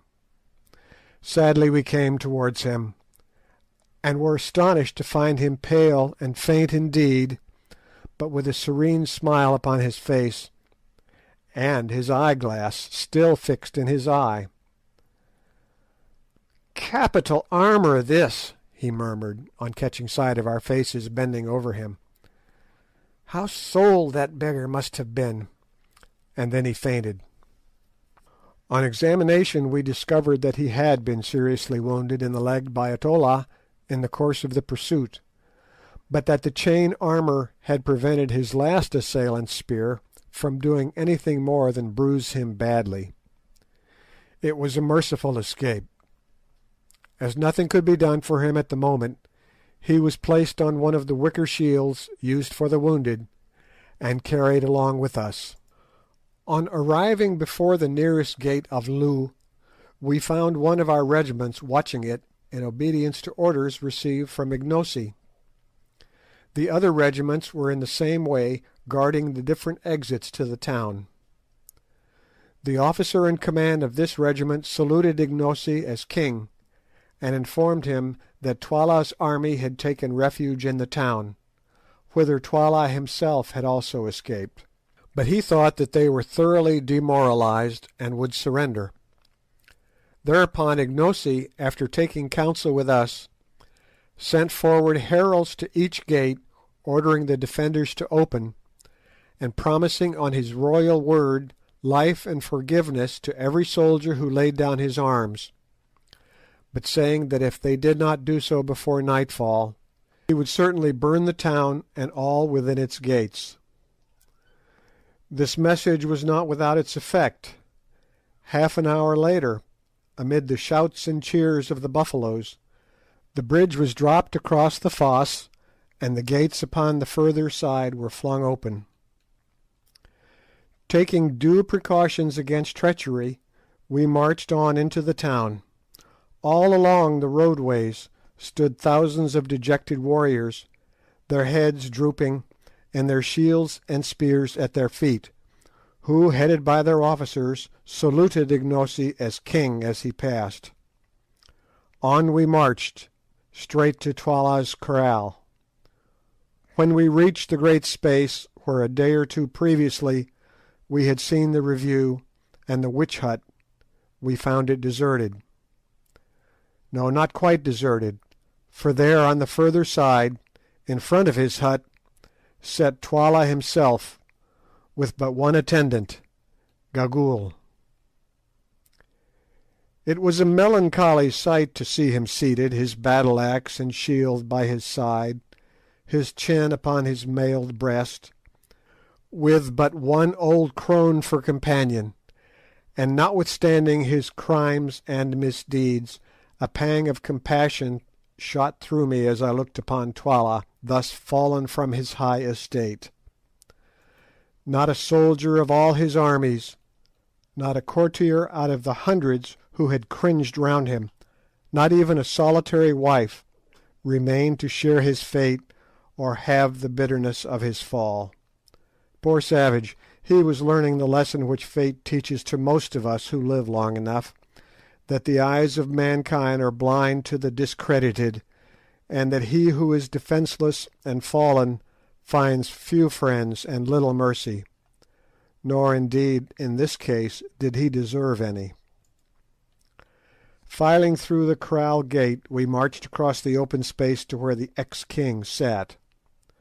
When within about 50 yards of him the regiment was halted, and accompanied by only a small guard, we advanced towards him, Gagool reviling us bitterly as we came. As we drew near, Twala, for the first time, lifted his plumed head, and fixed his one eye, which seemed to flash with suppressed fury almost as brightly as the great diamond round his forehead, upon his successful rival, Ignosi. "Hail, O king!" he said with bitter mockery, "thou who hast eaten of my bread, and now by the aid of the white man's magic hast seduced my regiments and defeated mine army. Hail! What fate hast thou in store for me, O king?" "The fate thou gavest to my father, whose throne thou hast sat on these many years," was the stern answer.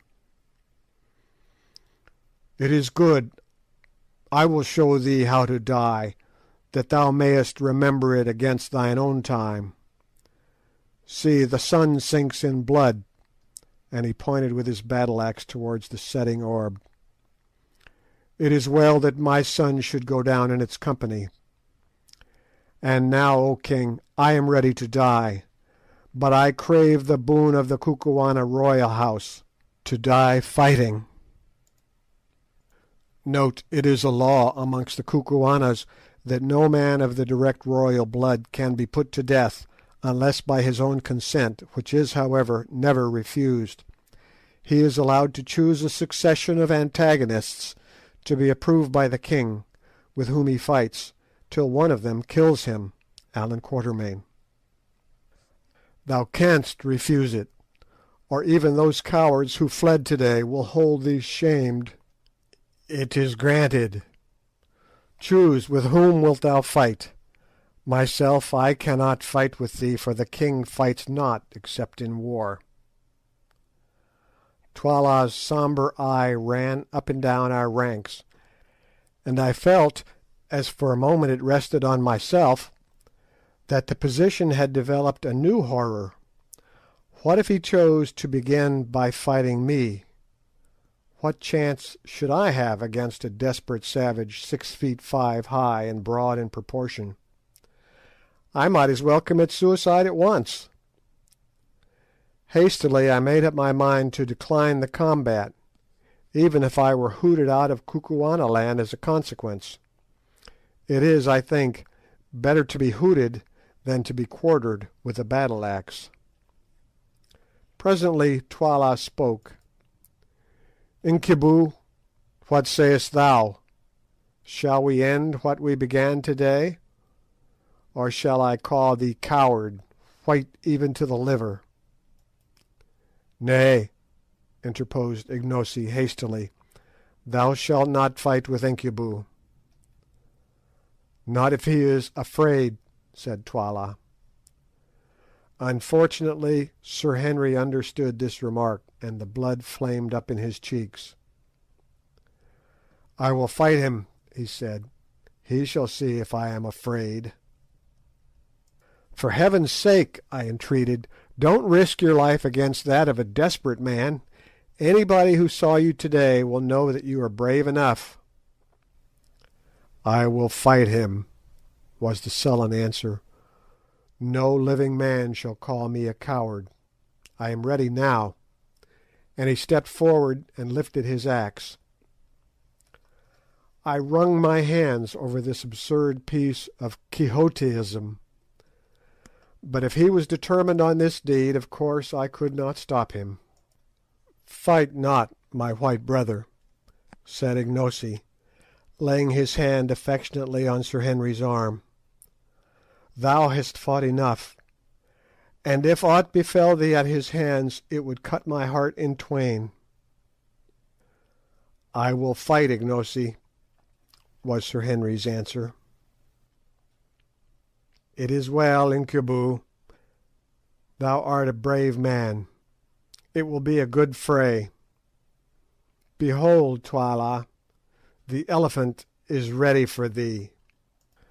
The ex-king laughed savagely, and stepping forward faced Curtis.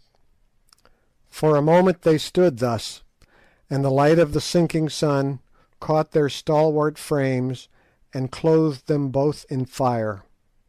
They were a well-matched pair. Then they began to circle round each other, their battle-axes raised. Suddenly Sir Henry sprang forward and struck a fearful blow at Twala, who stepped to one side. So heavy was the stroke that the striker half overbalanced himself, a circumstance of which his antagonist took a prompt advantage. Circling his massive battle-axe round his head, he brought it down with tremendous force. My heart jumped into my mouth. I thought that the affair was already finished. But no, with a quick upward movement of the left arm, Sir Henry interposed his shield between himself and the axe, with the result that its outer edge was shorn away, the axe falling on his left shoulder, but not heavily enough to do any serious damage. In another moment Sir Henry got in a second blow, which was also received by Twala upon his shield. Then followed blow upon blow that were in turn either received upon the shields or avoided. The excitement grew intense. The regiment which was watching the encounter forgot its discipline, and drawing near shouted and groaned at every stroke. Just at this time, too, Good, who had been laid upon the ground by me, recovered from his faint, and sitting up perceived what was going on. In an instant he was up, and catching hold of my arm, hopped about from place to place on one leg, dragging me after him and yelling encouragements to Sir Henry. "Go to it, old fellow!" he hallooed. "That was a good one! Give it him amidships!" and so on. Presently Sir Henry, having caught a fresh stroke upon his shield, hit out with all his force. The blow cut through Twala's shield and through the tough chain armour behind it, gashing him in the shoulder. With a yell of pain and fury, Twala returned the blow with interest, and, such was his strength, shore right through the rhinoceros's horn handle of his antagonist's battle-axe, strengthened as it was with bands of steel, wounding Curtis in the face. A cry of dismay rose from the Buffaloes as our hero's broad axe-head fell to the ground, and Twala, again raising his weapon, flew at him with a shout. I shut my eyes. When I opened them again, it was to see Sir Henry's shield lying on the ground, and Sir Henry himself with his great arms twined round Twala's middle. To and fro they swung, hugging each other like bears, straining with all their mighty muscles for dear life and dearer honour. With a supreme effort Twala swung the Englishman clean off his feet, and down they came together, rolling over and over on the lime paving, Twala striking out at Curtis's head with the battle-axe, and Sir Henry trying to drive the tolla he had drawn from his belt through Twala's armour. It was a mighty struggle, and an awful thing to see. "Get his axe!" yelled Good, and perhaps our champion heard him. At any rate, dropping the tolla, he snatched at the axe, which was fastened to Twala's wrist by a strip of buffalo hide, and still rolling over and over they fought for it like wildcats, drawing their breath in heavy gasps. Suddenly the hide string burst, and then with a great effort Sir Henry freed himself, the weapon remaining in his hand. Another second and he was upon his feet, the red blood streaming from the wound in his face, and so was Twala. Drawing the heavy tolla from his belt, he reeled straight at Curtis and struck him in the breast. The stab came home true and strong, but whoever it was who made that chain armour, he understood his art, for it withstood the steel. Again Twala struck out with a savage yell, and once more the sharp knife rebounded, and Sir Henry went staggering back. Once more Twala came on, and as he came our great Englishman gathered himself together, and swinging the big axe round his head with both hands, hit at him with all his force. There was a shriek of excitement from 1,000 throats, and behold, Twala's head seemed to spring from his shoulders. Then it fell and came rolling and bounding along the ground towards Ignosi, stopping just at his feet. For a second the corpse stood upright. Then with a dull crash it came to the earth, and the gold torque from its neck rolled away across the pavement. As it did so, Sir Henry, overpowered by faintness and loss of blood, fell heavily across the body of the dead king. In a second he was lifted up, and eager hands were pouring water on his face. Another minute, and the grey eyes opened wide. He was not dead. Then I, just as the sun sank, stepping to where Twala's head lay in the dust, unloosed the diamond from the dead brows, and handed it to Ignosi. "Take it," I said, "lawful king of the Kukuanas, king by birth and victory." Ignosi bound the diadem upon his brows. Then advancing, he placed his foot upon the broad chest of his headless foe, and broke out into a chant, or rather a paean of triumph, so beautiful and yet so utterly savage, that I despair of being able to give an adequate version of his words. Once I heard a scholar with a fine voice read aloud from the Greek poet Homer, and I remember that the sound of the rolling lines seemed to make my blood stand still.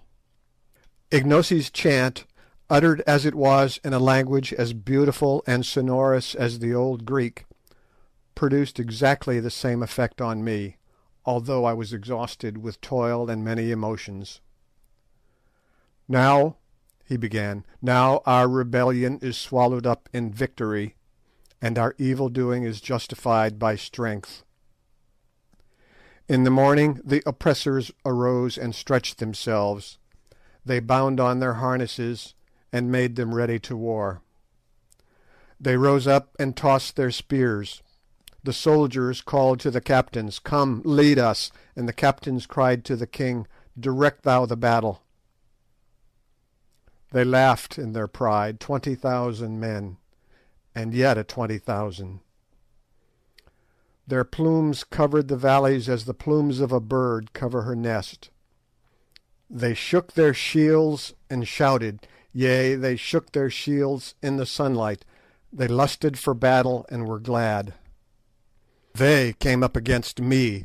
Their strong ones ran swiftly to slay me. They cried, 'Ha, ha! He is as one already dead.'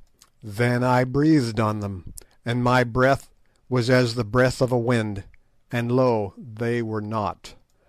My lightnings pierced them. I licked up their strength with the lightning of my spears. I shook them to the ground with the thunder of my shoutings. They broke, they scattered, they were gone as the mists of the morning. They are food for the kites and the foxes, and the place of battle is fat with their blood. Where are the mighty ones who rose up in the morning?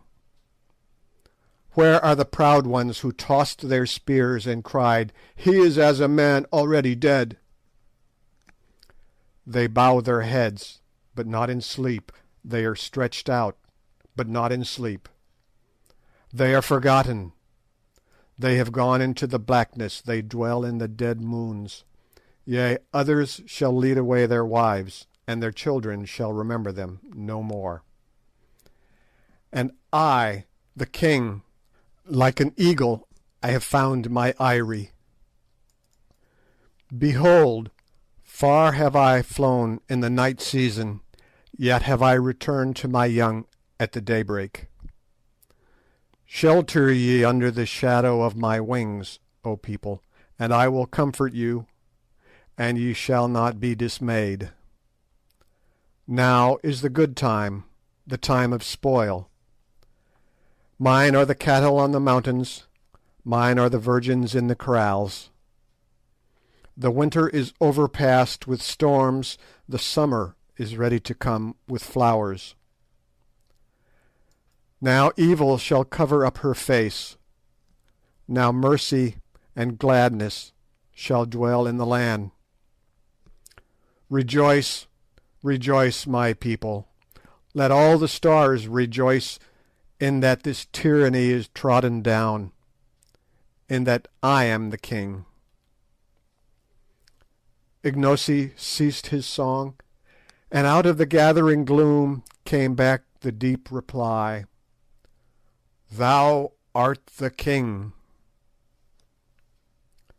Thus was my prophecy to the herald fulfilled, and within the 48 hours Twala's headless corpse was stiffening at Twala's gate. End of chapter 14. Chapter 15.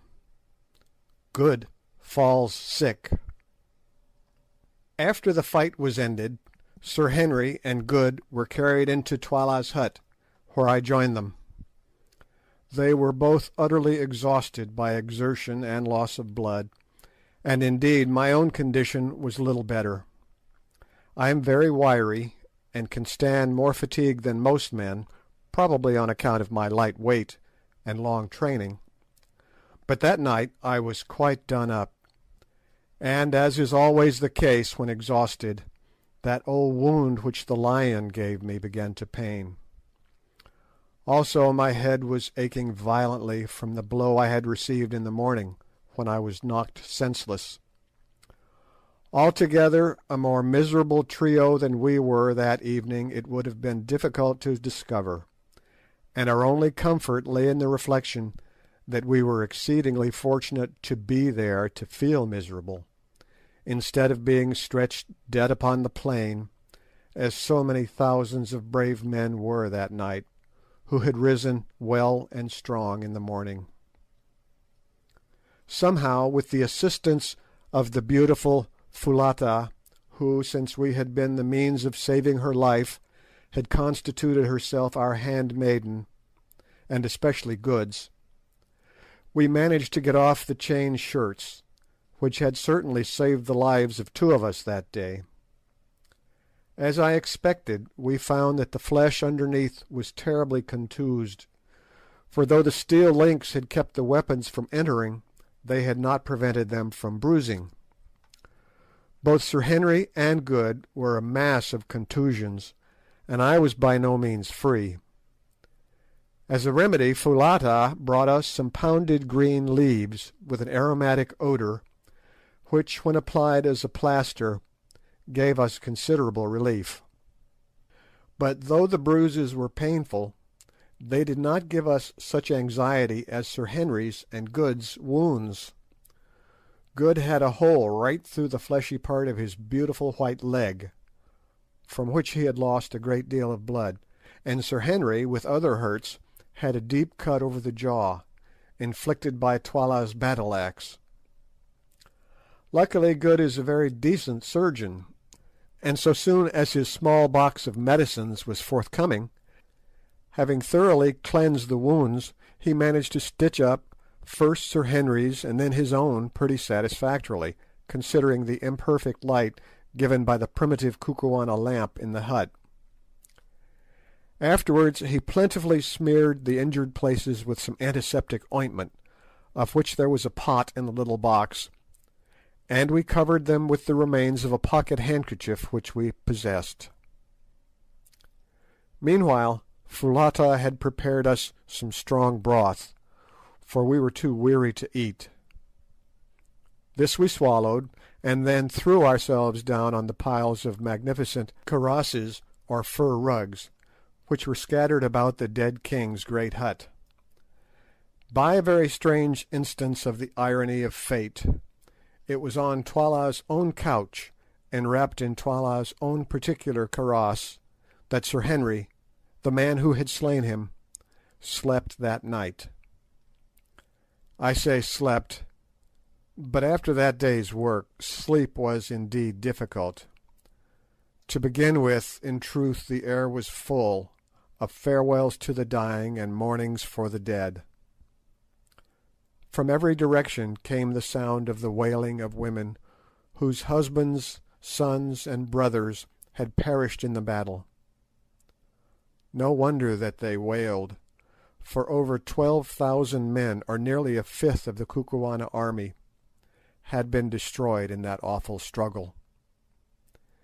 It was heart-rending to lie and listen to their cries for those who never would return, and it made me understand the full horror of the work done that day to further man's ambition. Towards midnight, however, the ceaseless crying of the women grew less frequent, till at length the silence was only broken at intervals of a few minutes by a long piercing howl, that came from a hut in our immediate rear, which, as I afterwards discovered, proceeded from Gagool, keening over the dead King Twala. After that I got a little fitful sleep, only to wake from time to time with a start, thinking that I was once more an actor in the terrible events of the last 24 hours. Now I seemed to see that warrior whom my hand had sent to his last account charging at me on the mountain top. Now I was once more in that glorious ring of greys, which made its immortal stand against all Twala's regiments upon the little mound. And now again I saw Twala's plumed and gory head roll past my feet, with gnashing teeth and glaring eyes. At last, somehow or other, the night passed away. But when dawn broke I found that my companions had slept no better than myself.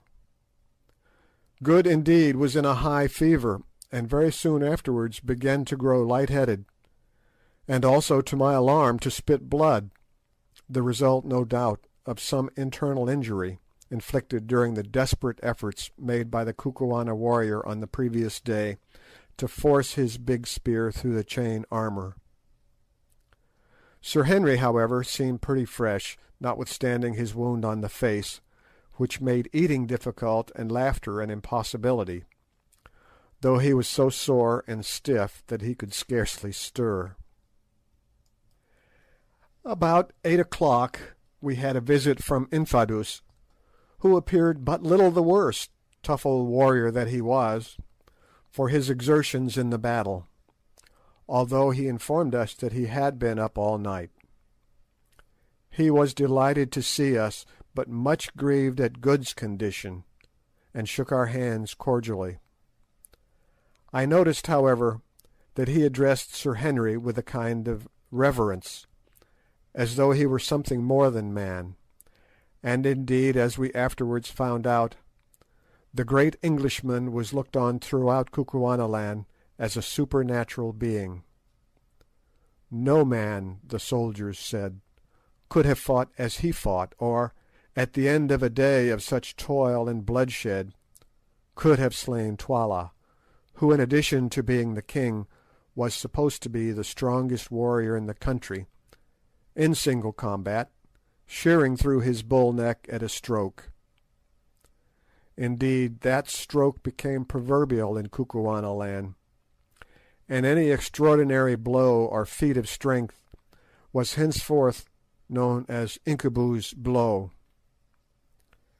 Infadoos told us also that all Twala's regiments had submitted to Ignosi, and that like submissions were beginning to arrive from chiefs in the outlying country.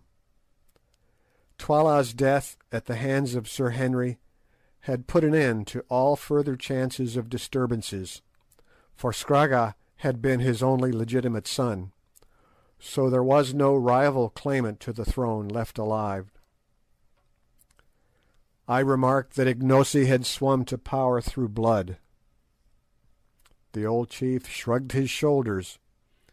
Yes, he answered, but the Kukuana people can only be kept cool by letting their blood flow sometimes. Many are killed indeed, but the women are left, and others must soon grow up to take the places of the fallen. After this the land would be quiet for a while.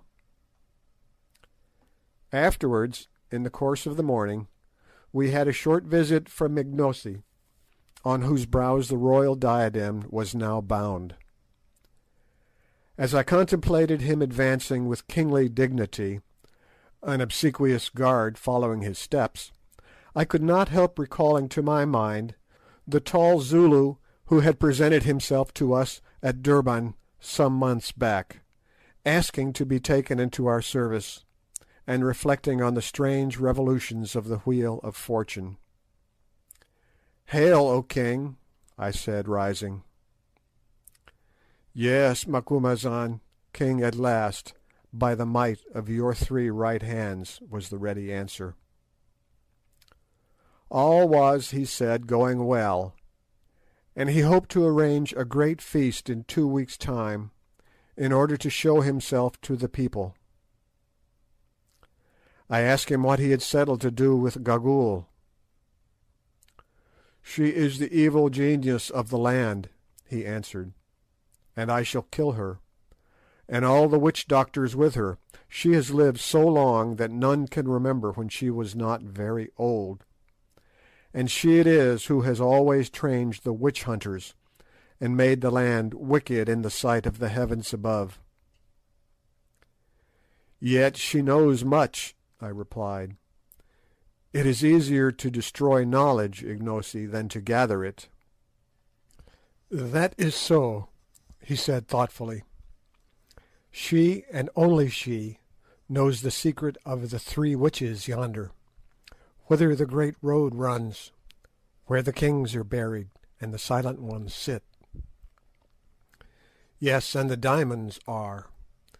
Forget not thy promise, Ignosi. Thou must lead us to the mines, even if thou hast to spare Gagool alive to show the way." "I will not forget, Macumazahn, and I will think on what thou sayest." After Ignosi's visit I went to see Good, and found him quite delirious. The fever set up by his wound seemed to have taken a firm hold of his system, and to be complicated with an internal injury. For 4 or 5 days his condition was most critical. Indeed, I believe it firmly that had it not been for Foulata's indefatigable nursing, he must have died. Women are women all the world over, whatever their colour. Yet somehow it seemed curious to watch this dusky beauty bending night and day over the fevered man's couch, and performing all the merciful errands of a sick room swiftly, gently, and with as fine an instinct as that of a trained hospital nurse. For the first night or two I tried to help her, and so did Sir Henry as soon as his stiffness allowed him to move. But Foulata bore our interference with impatience, and finally insisted upon our leaving him to her, saying that our movements made him restless, which I think was true.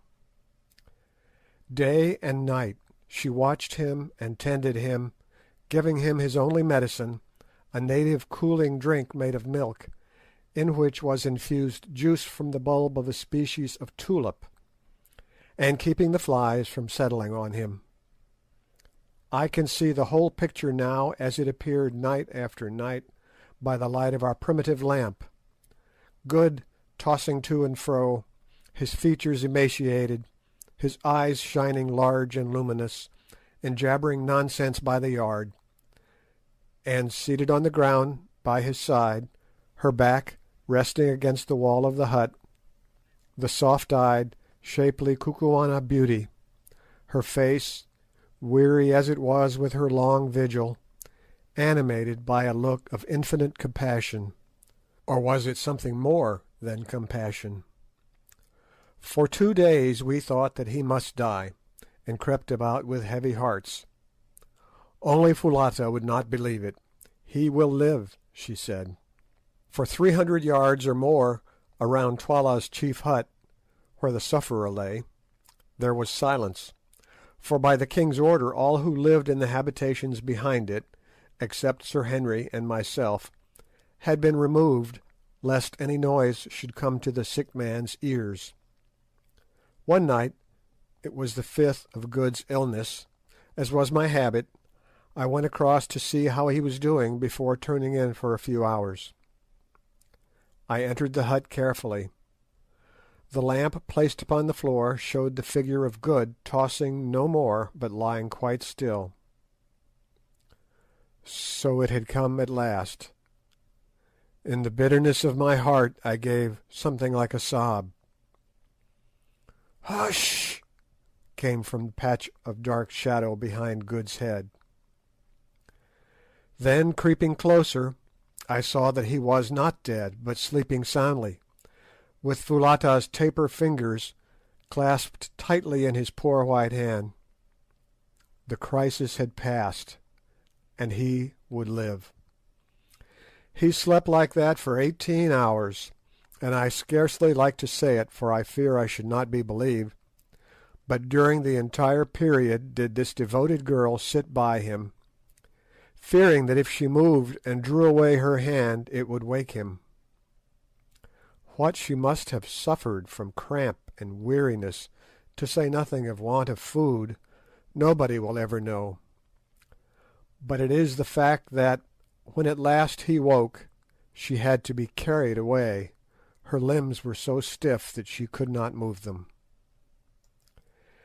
After the turn had once been taken, Good's recovery was rapid and complete. It was not till he was nearly well that Sir Henry told him all he owed to Foulata, and when he came to the story of how she sat by his side for 18 hours, fearing lest by moving she would wake him, the honest sailor's eyes filled with tears. He turned and went straight to the hut where Foulata was preparing the midday meal, for we were back in our old quarters now, taking me with him to interpret in case he could not make his meaning clear to her, though I am bound to say that she understood him marvellously as a rule, considering how extremely limited was his foreign vocabulary. "Tell her," said Good, "that I owe her my life, and that I will never forget her kindness to my dying day." I interpreted, and under her dark skin she actually seemed to blush. Turning to him with one of those swift and graceful motions that in her always reminded me of the flight of a wild bird, Foulata answered softly, glancing at him with her large brown eyes, "Nay, my lord forgets. Did he not save my life, and am I not my lord's handmaiden?" It will be observed that the young lady appeared entirely to have forgotten the share which Sir Henry and myself had taken in her preservation from Twala's clutches. But that is the way of women. I remember my dear wife was just the same. Well, I retired from that little interview sad at heart. I did not like Miss Foulata's soft glances, for I knew the fatal amorous propensities of sailors in general, and of Good in particular. There are two things in the world, as I have found out, which cannot be prevented. You cannot keep a Zulu from fighting, or a sailor from falling in love upon the slightest provocation. It was a few days after this last occurrence that Ignosi held his great indaba, or council, and was formally recognised as king by the Indunas, or headmen, of Kukuanaland. The spectacle was a most imposing one, including as it did a grand review of troops. On this day the remaining fragments of the Greys were formally paraded, and in the face of the army thanked for their splendid conduct in battle. To each man the king made a large present of cattle, promoting them one and all to the rank of officers in the new corps of Greys, which was in process of formation. An order was also promulgated throughout the length and breadth of Kukuanaland, that whilst we honoured the country by our presence, we three were to be greeted with the royal salute, and to be treated with the same ceremony and respect that was by custom accorded to the king. Also, the power of life and death was publicly conferred upon us. Ignosi, too, in the presence of his people, reaffirmed the promises which he had made, to the effect that no man's blood should be shed without trial, and that witch-hunting should cease in the land. When the ceremony was over, we waited upon Ignosi, and informed him that we were now anxious to investigate the mystery of the mines to which Solomon's Road ran, asking him if he had discovered anything about them. "My friends," he answered, "I have discovered this. It is there that the three great figures sit, who here are called the Silent Ones, and to whom Twala would have offered the girl Foulata as a sacrifice. It is there, too, in a great cave deep in the mountain, that the kings of the land are buried. There ye shall find Twala's body, sitting with those who went before him. There also is a deep pit, which at some time long dead men dug out, mayhap for the stones ye speak of, such as I have heard men in Natal tell of at Kimberley. There too, in the place of death, is a secret chamber, known to none but the king and Gagool. But Twala, who knew it, is dead, and I know it not, nor know I what is in it. Yet there is a legend in the land that once, many generations ago, a white man crossed the mountains, and was led by a woman to the secret chamber, and shown the wealth hidden in it. But before he could take it she betrayed him, and he was driven by the king of that day back to the mountains, and since then no man has entered the place." "The story is surely true, Ignosi, for on the mountains we found the white man," I said. "Yes, we found him, and now I have promised you that if ye can come to that chamber, and the stones are there—" "The gem upon thy forehead proves they are there," I put in, pointing to the great diamond I had taken from Twala's dead brows. "Mayhap, if they are there," he said, "ye shall have as many as ye can take hence, if indeed ye would leave me, my brothers." "First we must find the chamber," said I. "There is but one who can show it to thee, Gagool." "And if she will not?" "Then she must die," said Ignosi sternly. "I have saved her alive but for this. Stay, she shall choose." And calling to a messenger, he ordered Gagool to be brought before him. In a few minutes she came, hurried along by two guards, whom she was cursing as she walked. "Leave her," said the king to the guards. But as soon as their support was withdrawn, the withered old bundle, for she looked more like a bundle than anything else, out of which her two bright and wicked eyes gleamed like those of a snake, sank in a heap onto the floor. "What will ye with me, Ignosi?" she piped. "Ye dare not touch me. If ye touch me, I will slay you as ye sit. Beware of my magic." "Thy magic could not save Twala, old she-wolf, and it cannot hurt me," was the answer. "Listen, I will this of thee, that thou reveal to us the chamber where are the shining stones." "Ha ha!" she piped. "None know its secret but I, and I will never tell thee. The white devils shall go hence empty-handed." "Thou shalt tell me. I will make thee tell me." "How, O king? Thou art great, but can thy power wring the truth from a woman?" "It is difficult, yet will I do so." "How, O king?"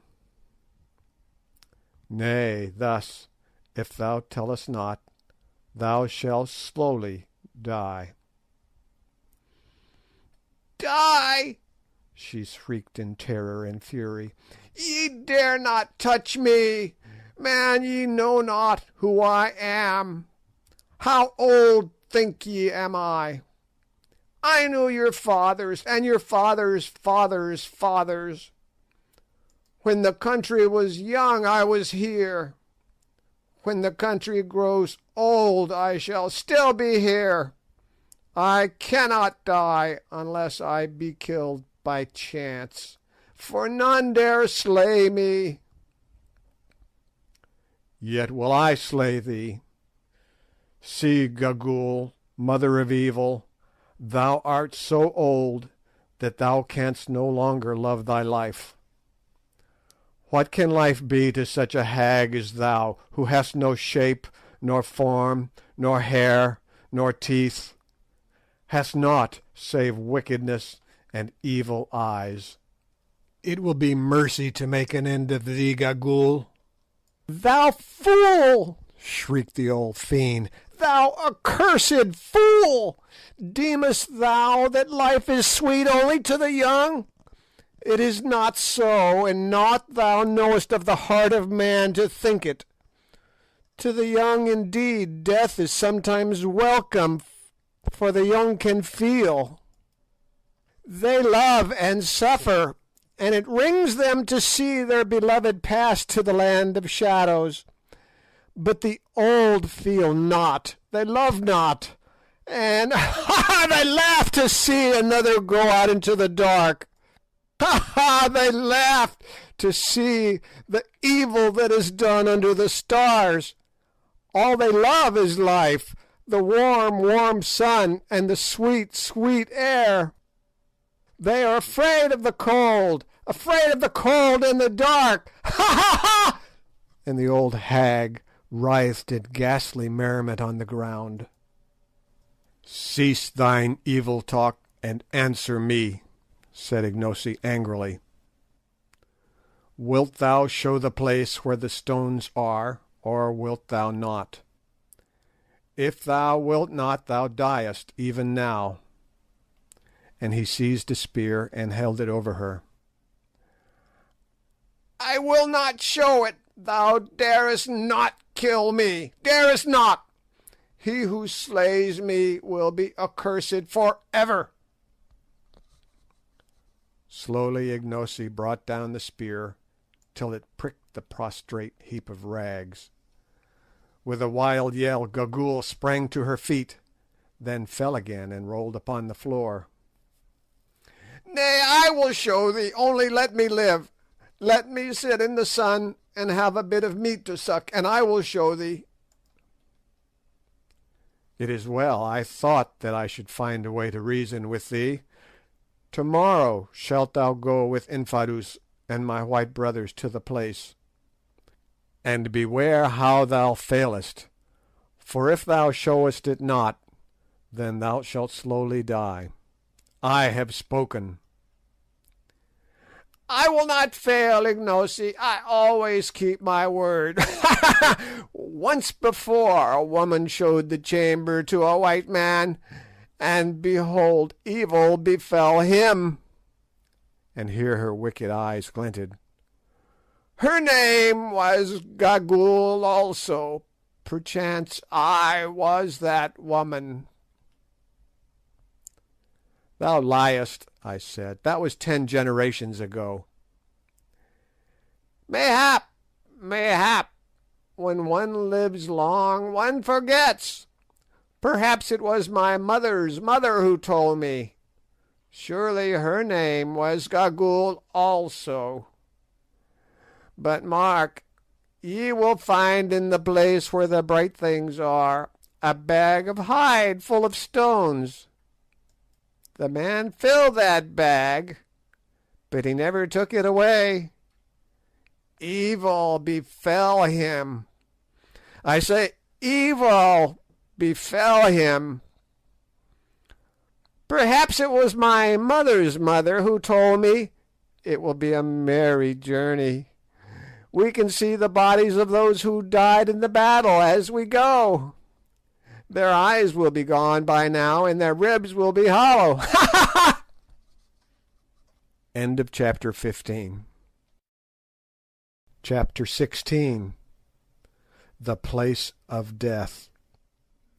It was already dark on the 3rd day after the scene described in the previous chapter, when we camped in some huts at the foot of the 3 Witches, as the triangle of mountains is called, to which Solomon's Great Road runs. Our party consisted of our 3 selves and Foulata, who waited on us, especially on Good, Infadoos, Gagool, who was borne along in a litter, inside which she could be heard muttering and cursing all day long, and a party of guards and attendants. The mountains, or rather the 3 peaks of the mountain, for the mass was evidently the result of a solitary upheaval, were, as I have said, in the form of a triangle, of which the base was towards us, one peak being on our right, one on our left, and one straight in front of us. Never shall I forget the sight afforded by those three towering peaks in the early sunlight of the following morning. High, high above us, up into the blue air, soared their twisted snow wreaths. Beneath the snow line the peaks were purple with heaths, and so were the wild moors that ran up the slope towards them. Straight before us the white ribbon of Solomon's Great Road stretched away uphill to the foot of the centre peak, about 5 miles from us, and there stopped. It was its terminus. I had better leave the feelings of intense excitement with which we set out on our march that morning to the imagination of those who read this history. At last we were drawing near to the wonderful mines that had been the cause of the miserable death of the old Portuguese Dom 3 centuries ago, of my poor friend, his ill-starred descendant, and also, as we feared, of George Curtis, Sir Henry's brother. Were we destined, after all that we had gone through, to fare any better? Evil befell them, as that old fiend Gagool said. Would it also befall us? Somehow, as we were marching up that last stretch of beautiful road, I could not help feeling a little superstitious about the matter, and so I think did Good and Sir Henry. For an hour and a half or more we tramped on up the heather-fringed way, going so fast in our excitement that the bearers of Gagool's hammock could scarcely keep pace with us, and its occupant piped out to us to stop. "Walk more slowly, white men," she said, projecting her hideous shrivelled countenance between the grass curtains, and fixing her gleaming eyes upon us. "Why will ye run to meet the evil that shall befall you, ye seekers after treasure?" And she laughed that horrible laugh which always sent a cold shiver down my back, and for a while quite took the enthusiasm out of us. However, on we went, till we saw before us, and between ourselves and the peak, a vast circular hole with sloping sides, 300 feet or more in depth, and quite half a mile around. "Can't you guess what this is?" I said to Sir Henry and Good, who were staring in astonishment at the awful pit before us. They shook their heads. "Then it is clear that you have never seen the diamond diggings at Kimberley. You may depend on it that this is Solomon's diamond mine," pointing to the strata of stiff blue clay which were yet to be seen among the grass and bushes that clothed the sides of the pit. "The formation is the same. I'll be bound that if we went down there we should find pipes of soapy brecciated rock. Look, too," and I pointed to a series of worn flat slabs of stone that were placed on a gentle slope below the level of a watercourse which in some past age had been cut out of the solid rock. "If those are not tables once used to wash the stuff, I'm a Dutchman." At the edge of this vast hole, which was none other than the pit marked on the old Dom's map, the great road branched into two and circumvented it.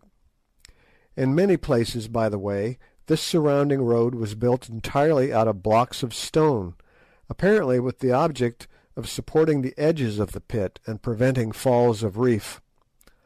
Along this path we pressed, driven by curiosity to see what were the three towering objects which we could discern from the hither side of the great gulf. As we drew near we perceived that they were colossi of some sort or another, and rightly conjectured that before us sat the three silent ones that are held in such awe by the Kukuana people.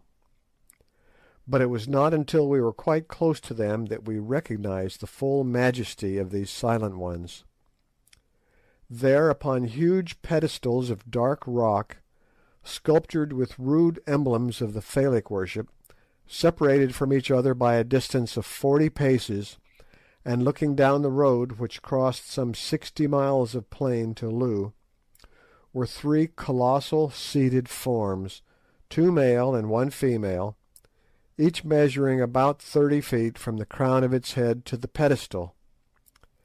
The female form, which was nude, was of great though severe beauty, but unfortunately the features had been injured by centuries of exposure to the weather. Rising from either side of her head were the points of a crescent. The two male colossi, on the contrary, were draped, and presented a terrifying cast of features, especially the one to our right, which had the face of a devil. That to our left was serene in countenance, but the calm upon it seemed dreadful. It was the calm of that inhuman cruelty, Sir Henry remarked, which the ancients attributed to being potent for good, who could yet watch the sufferings of humanity, if not without rejoicing, at least without sorrow. These three statues form a most awe-inspiring trinity, as they sit there in their solitude and gaze out across the plain for ever. Contemplating these silent ones, as the Kukuanas call them, an intense curiosity again seized us to know whose were the hands which had shaped them. Who was it that had dug the pit and made the road?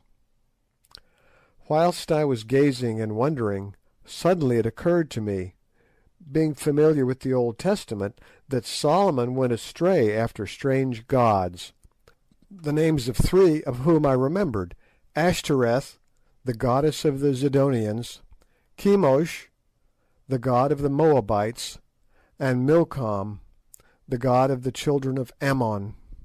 And I suggested to my companions that the figures before us might represent these false and exploded divinities.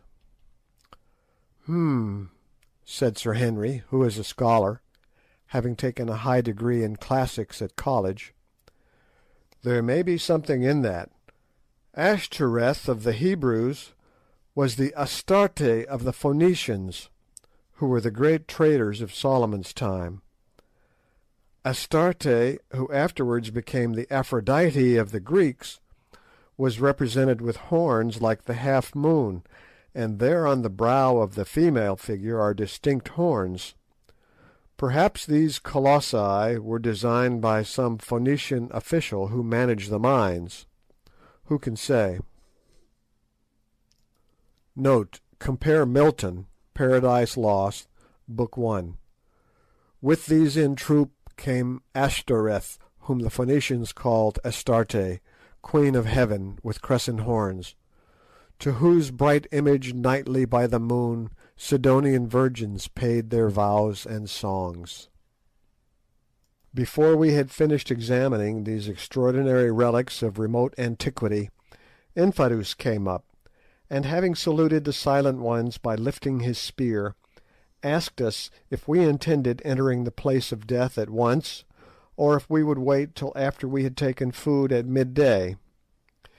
If we were ready to go at once, Gagool had announced her willingness to guide us. As it was not later than 11 o'clock, driven to it by a burning curiosity, we announced our intention of proceeding instantly, and I suggested that, in case we should be detained in the cave, we should take some food with us. Accordingly, Gagool's litter was brought up, and that lady herself assisted out of it. Meanwhile, Foulata, at my request, stored some biltong, or dried game flesh, together with a couple of gourds of water, in a reed basket with a hinged cover. Straight in front of us, at a distance of some 50 paces from the backs of the colossi, rose a sheer wall of rock 80 feet or more in height, that gradually sloped upwards till it formed the base of the lofty, snow-wreathed peak which soared into the air 3,000 feet above us. As soon as she was clear of her hammock, Gagool cast one evil grin upon us, and then, leaning on a stick, hobbled off towards the face of this wall. We followed her till we came to a narrow portal, solidly arched, that looked like the opening of a gallery of a mine. Here Gagool was waiting for us, still with that evil grin upon her horrid face. "Now, white men from the stars," she piped, "great warriors, Incubu, Bougwan, and Macumazahn the wise, are you ready? Behold, I am here to do the bidding of my lord the king, and to show you the store of bright stones." "We are ready," I said. "Good, good. Make strong your hearts to bear what ye shall see. Comest thou too, Infadoos, thou who didst betray thy master?" Infadoos frowned as he answered, "Nay, I come not. It is not for me to enter there. But thou, Gagool, curb thy tongue, and beware how thou dealest with my lords. At thy hands will I require them, and if a hair of them be hurt, Gagool, beest thou 50 times a witch, thou shalt die. Hearest thou?" "I hear, Infadoos. I know thee. Thou didst ever love big words. When thou was a babe, I remember thou didst threaten thine own mother. That was but the other day. But fear not, fear not. I live only to do the bidding of the king. I have done the bidding of many kings, Infadoos, till in the end they did mine. Ha ha! I go to look upon their faces once more, and Twala's also. Come on, here is the lamp." And she drew a large gourd full of oil, and fitted with a rush wick, from under her fur cloak. "Art thou coming, Foulata?" In his villainous kitchen kukuana, in which he had been improving himself under that young lady's tuition. "I fear, my lord," the girl answered timidly. "Then give me the basket." "Nay, my lord. Whither thou goest, there I go also." "The deuce you will," thought I to myself. "That may be rather awkward if we ever get out of this." Without further ado, Gagool plunged into the passage, which was wide enough to admit of 2 walking abreast, and quite dark. We followed the sound of her voice as she piped to us to come on, in some fear and trembling, which was not allayed by the flutter of a sudden rush of wings. "Hello! What's that?" hallooed Good. "Somebody hit me in the face." "Bats," said I. "On you go." When, so far as we could judge, we had gone some 50 paces, we perceived that the passage was growing faintly light. Another minute, and we were in perhaps the most wonderful place that the eyes of living man have beheld. Let the reader picture to himself the hall of the vastest cathedral he ever stood in, windowless indeed, but dimly lighted from above, presumably by shafts connected with the outer air, and driven in the roof, which arched away 100 feet above our heads, and he will get some idea of the size of the enormous cave in which we found ourselves, with the difference that this cathedral, designed by nature, was loftier and wider than any built by man. But its stupendous size was the least of the wonders of the place, for running in rows down its length were gigantic pillars of what looked like ice, but were in reality huge stalactites. It is impossible for me to convey any idea of the overpowering beauty and grandeur of these pillars of white spar, some of which were not less than 20 feet in diameter at the base, and sprang up in lofty and yet delicate beauty sheer to the distant roof. Others again were in process of formation.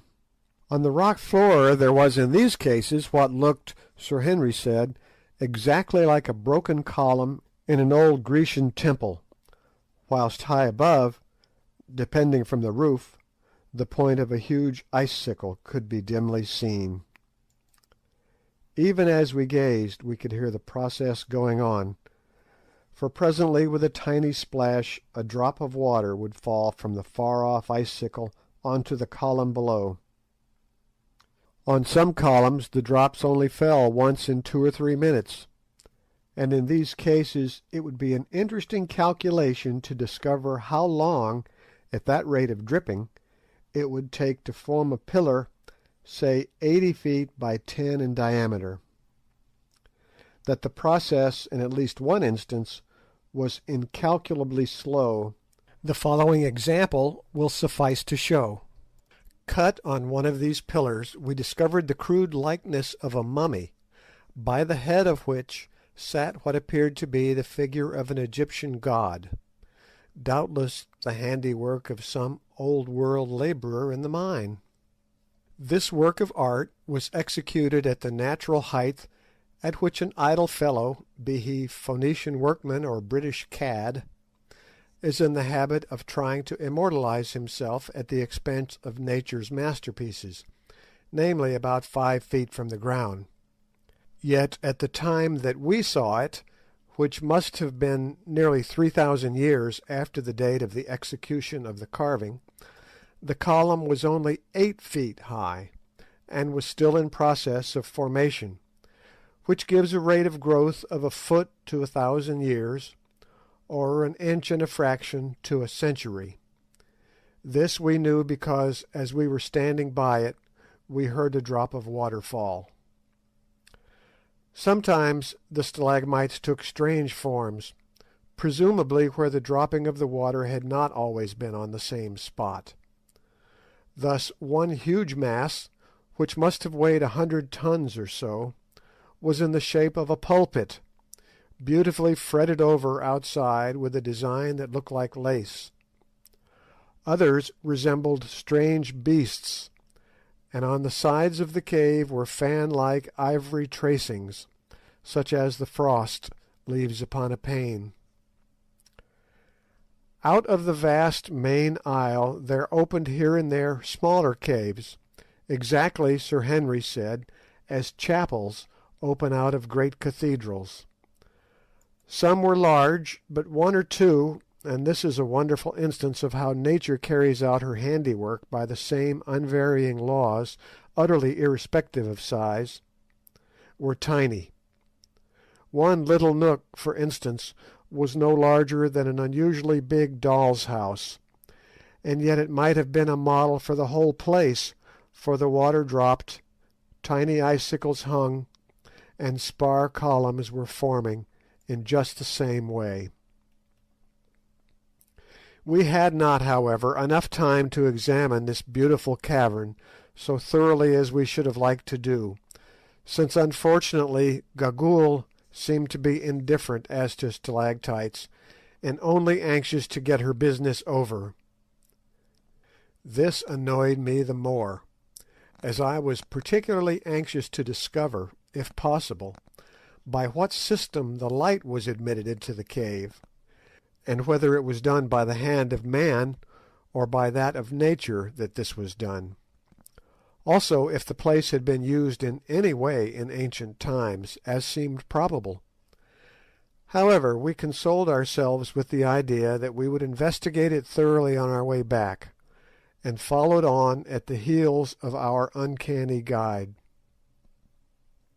On she led us, straight to the top of the vast and silent cave, where we found another doorway, not arched as the first was, but square at the top, something like the doorways of Egyptian temples. "Are ye prepared to enter the place of death, white men?" asked Gagool, evidently with a view to making us feel uncomfortable. "Lead on, Macduff," said Good solemnly, trying to look as though he was not at all alarmed, as indeed we all did except Foulata, who caught Good by the arm for protection. "This is getting rather ghastly," said Sir Henry, peeping into the dark passageway. "Come on, Quatermain, Signoris Prioress. We mustn't keep the old lady waiting."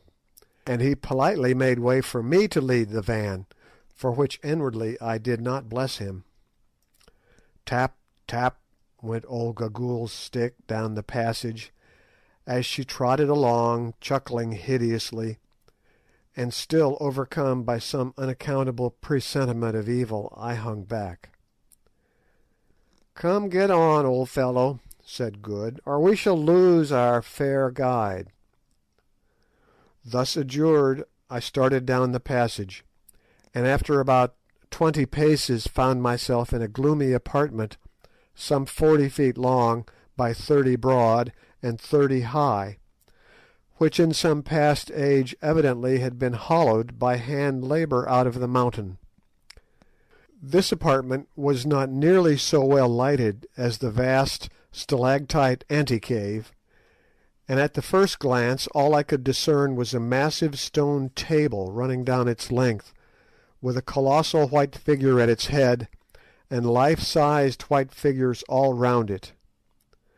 Next I discovered a brown thing, seated on the table in the centre, and in another moment my eyes grew accustomed to the light, and I saw what all these things were, and was tailing out of the place as hard as my legs could carry me. I am not a nervous man in the general way, and very little troubled with superstitions, of which I have lived to see the folly, but I am free to own that this sight quite upset me, and had it not been that Sir Henry caught me by the collar and held me, I do honestly believe that in another 5 minutes I should have been outside the stalactite cave, and that a promise of all the diamonds in Kimberley would not have induced me to enter it again. But he held me tight, so I stopped because I could not help myself. Next second, however, his eyes became accustomed to the light, and he let go of me, and began to mop the perspiration off his forehead. As for Good, he swore feebly, while Foulata threw her arms around his neck and shrieked. Only Gagool chuckled loud and long. It was a ghastly sight.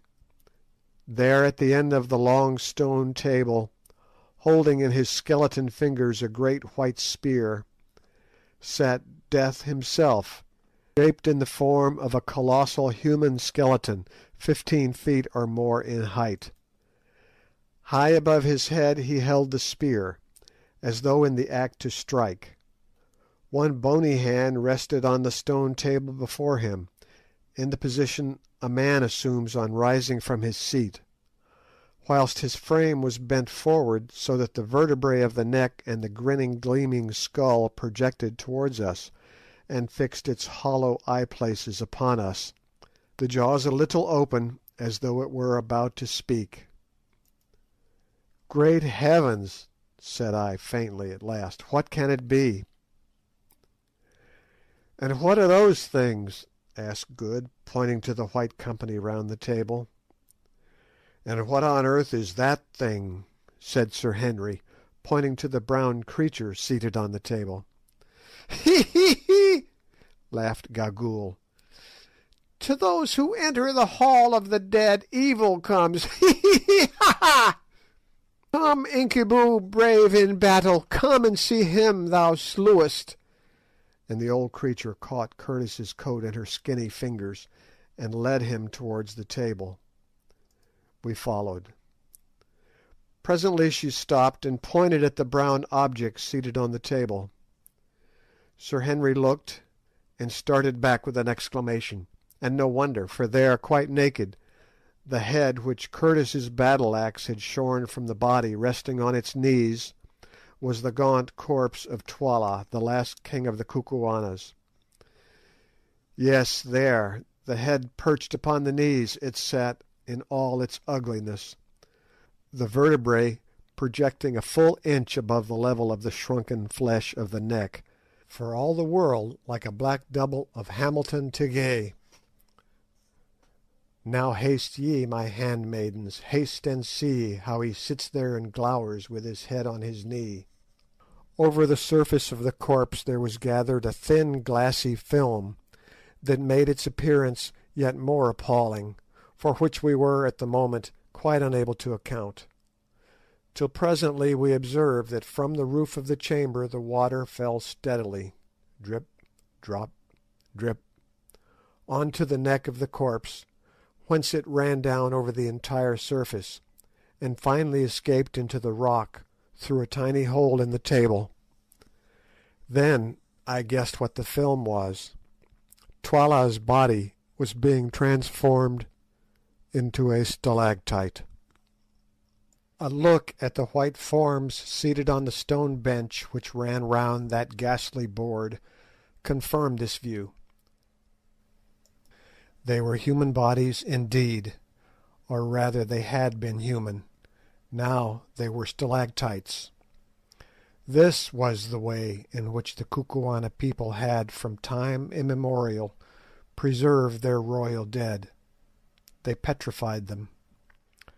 What the exact system might be, if there was any, beyond the placing of them for a long period of years under the drip, I never discovered, but there they sat, iced over and preserved for ever by the siliceous fluid.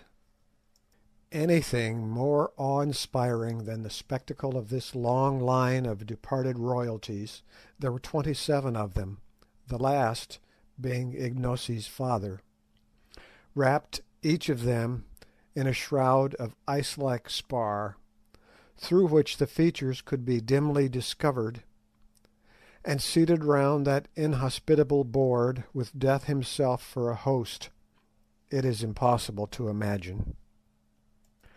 That the practice of thus preserving their kings must have been an ancient one is evident from the number, which, allowing for an average reign of 15 years, supposing that every king who reigned was placed here, an improbable thing, as some are sure to have perished in battle far from home, would fix the date of its commencement at 4¼ centuries back.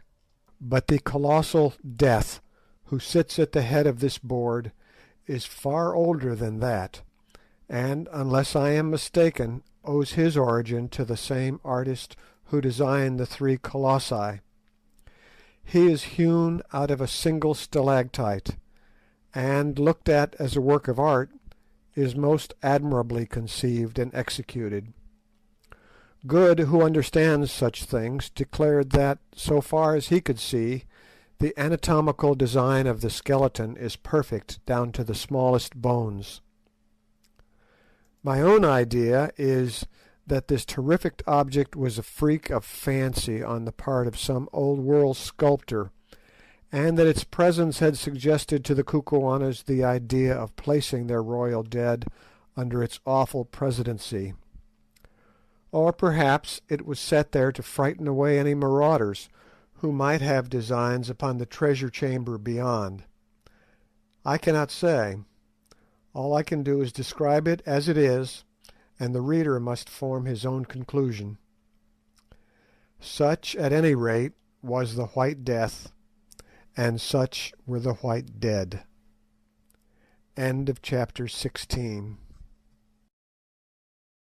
Chapter 17. Solomon's Treasure Chamber. While we were engaged in recovering from our fright, and in examining the grisly wonders of the place of death, Gagool had been differently occupied. Somehow or other, for she was marvellously active when she chose, she had scrambled onto the great table, and made her way to where our departed friend Twala was placed, under the drip.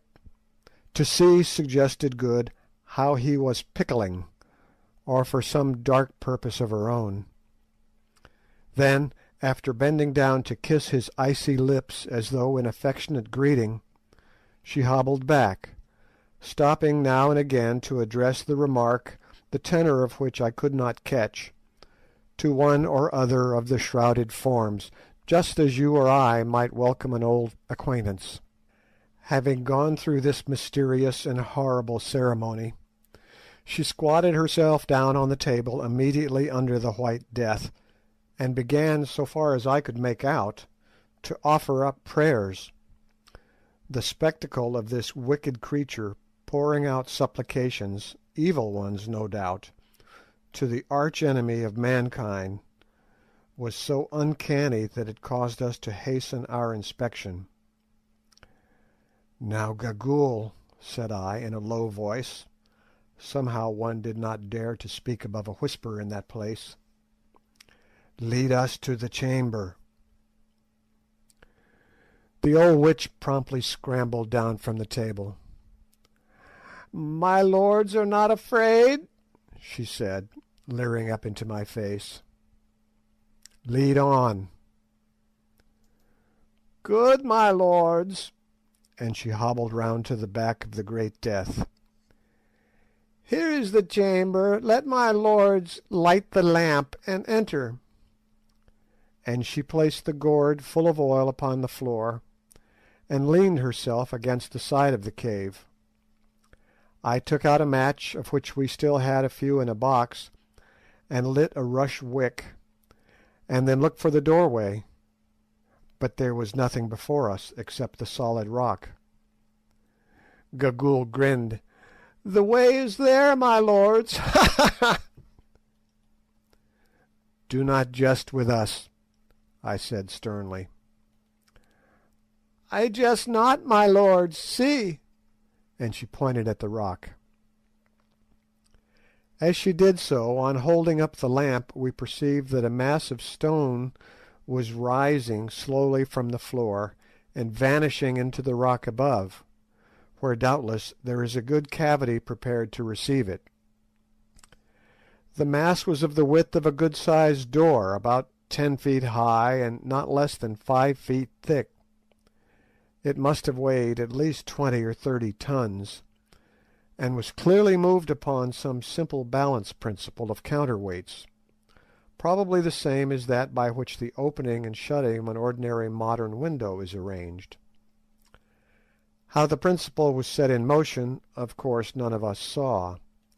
Gagool was careful to avoid this, but I have little doubt that there was some very simple lever, which was moved ever so little by pressure at a secret spot, thereby throwing additional weight onto the hidden counterbalances and causing the monolith to be lifted from the ground. Very slowly and gently the great stone raised itself, till at last it had vanished altogether, and a dark hole presented itself to us in the place which the door had filled. Our excitement was so intense, as we saw the way to Solomon's treasure chamber thrown open at last, that I for one began to tremble and shake. Would it prove a hoax after all, I wondered, or was old Da Silvestra right? Were there vast hoards of wealth hidden in that dark place, hoards which would make us the richest men in the whole world? We should know in a minute or two. "Enter, white men from the stars," said Gagool, advancing into the doorway. "But first, hear your servant, Gagool the Old. The bright stones that ye will see were dug out of the pit over which the Silent Ones are set, and stored here, I know not by whom, for that was done longer ago than even I remember. But once has this place been entered since the time that those who hid the stones departed in haste, leaving them behind. The report of the treasure went down indeed among the people who lived in the country from age to age, but none knew where the chamber was, nor the secret of the door. But it happened that a white man reached this country from over the mountains. Perchance he too came from the stars, and was well received by the king of that day. He it is who sits yonder," and she pointed to the fifth king at the table of the dead. "And it came to pass that he and a woman of the country who was with him journeyed to this place, and that by chance the woman learnt the secret of the door. 1,000 years might ye search, but ye should never find that secret. Then the white man entered with the woman, and found the stones, and filled with stones the skin of a small goat which the woman had with her to hold food. And as he was going from the chamber he took up one more stone, a large one, and held it in his hand." Here she paused. "Well," I asked, breathless with interest, as we all were, "what happened to Da Silvestra?" The old hag started at the mention of his name. "How knowest thou the dead man's name?" she asked sharply, and then, without waiting for an answer, went on. "None can tell what happened, but it came about that the white man was frightened, for he flung down the goat-skin with the stones, and fled out with only the one stone in his hand, and that the king took, and it is the stone which thou, Macumazahn, didst take from Twala's brow." "Have none entered here since?" I asked, peering again down the dark passage. "None, my lords. Only the secret of the door has been kept, and every king has opened it, though he has not entered.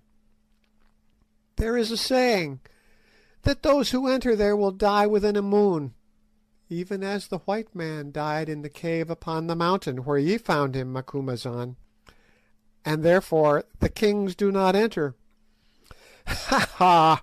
Mine are true words." Our eyes met as she said it, and I turned sick and cold. How did the old hag know all these things? "Enter, my lords. If I speak truth, the goat-skin with the stones will lie upon the floor, and if there is truth as to whether it is death to enter here, that ye will learn afterwards. Ha ha ha!" And she hobbled through the doorway, bearing the light with her, but I confess that once more I hesitated about following. "Oh, confound it all!" said Good. "Here goes. I am not going to be frightened by that old devil." And followed by Foulata, who, however, evidently did not at all like the business, for she was shivering with fear, he plunged into the passage after Gagool, an example which we quickly followed. A few yards down the passage, in the narrow way hewn out of the living rock, Gagool had paused and was waiting for us. "See, my lords," she said, holding the light before her. "Those who stored the treasure here fled in haste, and bethought them to guard against any who should find the secret of the door, but had not the time." And she pointed to the large square blocks of stone, which, to the height of 2 courses, about 2 feet 3, had been placed across the passage with a view to walling it up.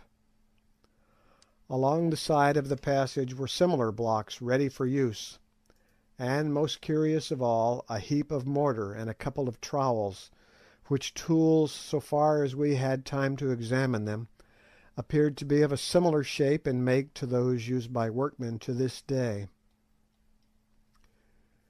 Here Foulata, who had been in a state of great fear and agitation throughout, said that she felt faint and could go no farther, but would wait there.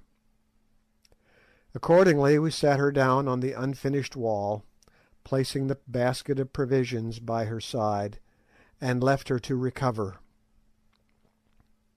Following the passage for about 15 paces farther, we came suddenly to an elaborately painted wooden door.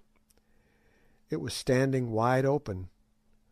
Whoever was last there had either not found the time to shut it, or had forgotten to do so. Across the threshold of this door lay a skin bag, formed of a goat skin, that appeared to be full of pebbles. "Hee hee, white men!" sniggered Gagool, as the light from the lamp fell upon it. "What did I tell you, that the white man who came here fled in haste, and dropped the woman's bag? Behold it. Look within also, and ye will find a water gourd amongst the stones." Good stooped down and lifted it. It was heavy and jingled.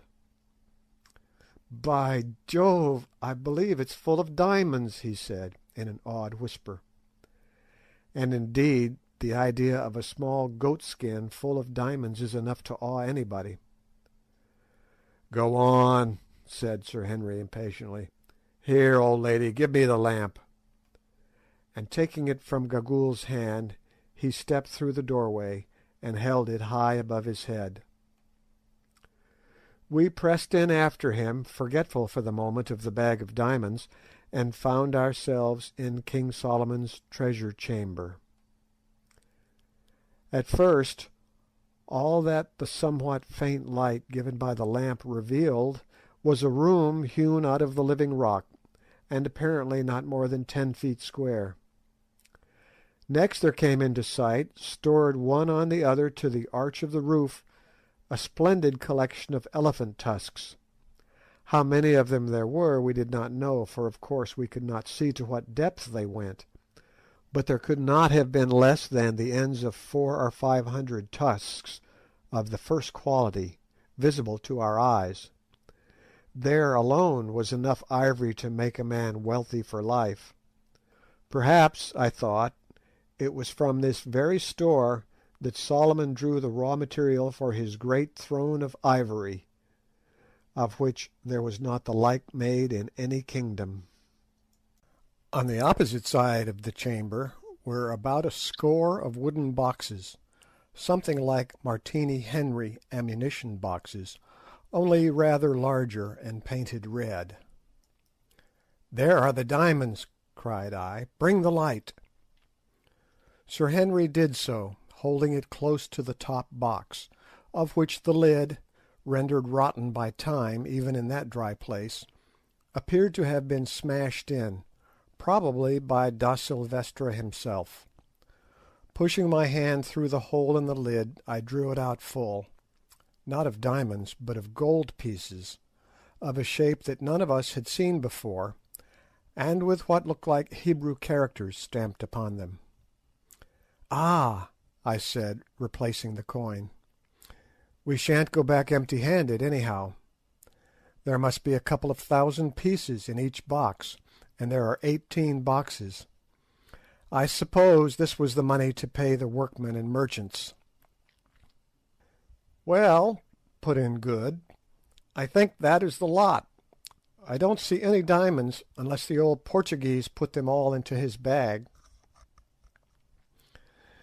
"Let my lords look yonder where it is darkest, if they would find the stones," said Gagool, interpreting our looks. "There, my lords, will find a nook, and 3 stone chests in the nook, 2 sealed and 1 open."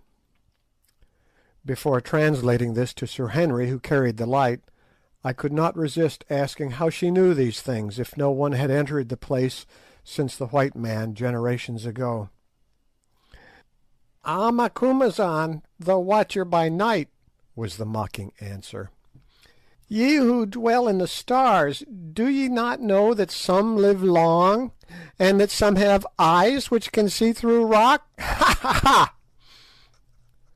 "Look in that corner, Curtis," I said, indicating the spot Gagool had pointed out. "Hello, you fellows," he cried. "Here's a recess. Great heavens, see here!" We hurried up to where he was standing in a nook, shaped something like a small bow window. Against the wall of this recess were placed 3 stone chests, each about 2 feet square. 2 were fitted with stone lids. The lid of the third rested against the side of the chest, which was open. "See," he repeated hoarsely, holding the lamp over the open chest. We looked, and for a moment could make nothing out, on account of a silvery sheen which dazzled us. When our eyes grew used to it, we saw that the chest was 3 parts full of uncut diamonds, most of them of considerable size. Stooping, I picked some up. Yes, there was no doubt of it, there was the unmistakable soapy feel about them. I fairly gasped as I dropped them. "We are the richest men in the whole world," I said. "Monte Cristo was a fool to us." "We shall flood the market with diamonds," said Good. "Got to get them there first," suggested Sir Henry. We stood still with pale faces and stared at each other, the lantern in the middle and the glittering gems below, as though we were conspirators about to commit a crime, instead of being, as we thought, the most fortunate men on earth. "Hee hee hee!" cackled old Gagool behind us, as she flitted about like a vampire bat. "There are the bright stones ye love, white men. As many as ye will, take them, run them through your fingers, eat of them, drink of them, ha ha!" At that moment there was something so ridiculous to my mind at the idea of eating and drinking diamonds that I began to laugh outrageously, an example which the others followed without knowing why. There we stood and shrieked with laughter over the gems that were ours, which had been found for us thousands of years ago by the patient delvers in the great hole yonder, and stored for us by Solomon's long-dead overseer, whose name, perchance, was written in the characters stamped on the faded wax that yet adhered to the lids of the chest. Solomon never got them, nor David, or da Silvestra, nor anybody else. We had got them. There before us were millions of pounds worth of diamonds, and thousands of pounds worth of gold and ivory only waiting to be taken away. Suddenly the fit passed off, and we stopped laughing. "Open the other chests, white men," croaked Gagool. "There are surely more therein. Take your fill, white lords. Ha ha! Take your fill!" Thus adjured, we set to work to pull up the stone lids on the other two. First, not without a feeling of sacrilege, breaking the seals that fastened them. Hurrah! They were full too, full to the brim. At least the second one was. No wretched burglarious da Silvestra had been filling goatskins out of that. As for the third chest, it was only about a fourth full, but the stones were all picked ones, none less than 20 carats, and some of them as large as pigeon eggs. A good many of these bigger ones, however, we could see by holding them up to the light, were a little yellow, off-coloured, as they call it at Kimberley. What we did not see, however, was the look of fearful malevolence that old Gagool favoured us with, as she crept like a snake, out of the treasure chamber and down the passage towards the door of solid rock. "Hark!" Cry upon cry comes ringing up the vaulted path. It is Foulata's voice. "Oh, Bougwan! Help! Help! The stone falls!" "Leave go, girl, then." "Help! Help! She has stabbed me!" By now we are running down the passage, and this is what the light from the lamp shows us. The door of the rock is closing down slowly. It is not 3 feet from the floor. Near it struggle Foulata and Gagool. The red blood of the former runs to her knee, but still the brave girl holds the old witch, who fights like a wild cat. Ah, she is free. Foulata falls, and Gagool throws herself on the ground, to twist like a snake through the crack of the closing stone. She is under. Ah, God! Too late! Too late! The stone nips her, and she yells in agony. Down, down it comes, all the 30 tons of it, slowly pressing her old body against the rock below. Shriek upon shriek, such as we have never heard. Then a long, sickening crunch, and the door was shut, just as, rushing down the passage, we hurled ourselves against it. It was all done in 4 seconds. Then we turned to Foulata. The poor girl was stabbed in the body. and I saw that she could not live long. "Ah, Bougwan, I die," gasped the beautiful creature. "She crept out, Gagool. I did not see her. I was faint, and the door began to fall. Then she came back, and was looking up the path. I saw her come in through the slowly falling door, and caught her and held her, and she stabbed me, and I die, Bougwan." "Poor girl, poor girl," Good cried in his distress, and then, as he could do nothing else, he fell to kissing her. "Bougwan," she said after a pause, "is Macumazahn there? It grows so dark I cannot see." "Here I am, Foulata." "Macumazahn, be my tongue for a moment, I pray thee, for Bougwan cannot understand me, and before I go into the darkness I would speak to him a word." "Say on, Foulata, I will render it." "Say to my lord Bougwan that I love him, and that I am glad to die, because I know that he cannot cumber his life with such as I am, for the sun may not mate with the darkness, nor the white with the black. Say that since I saw him, at times I have felt as though there were a bird in my bosom, which would one day fly hence and sing elsewhere. Even now, though I cannot lift my hand, and my brain grows cold, I do not feel as though my heart were dying. It is so full of love that it could live 10,000 years and yet be young. Say that if I live again, mayhap I shall see him in the stars, and that I will search them all, though perchance there I should still be black, and he would still be white. Say, nay, Macumazahn, say no more, save that I love. Oh, hold me closer, Bougwan. I cannot feel thine arms. Chee, chee. She is dead.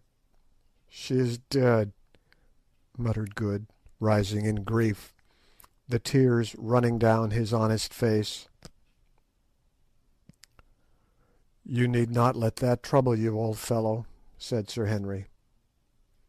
"Eh?" exclaimed Good. "What do you mean?"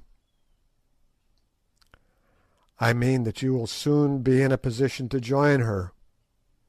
Man, don't you see that we are buried alive?" Until Sir Henry uttered these words, I do not think that the full horror of what had happened had come home to us, preoccupied as we were with the sight of poor Foulata's end. But now we understood.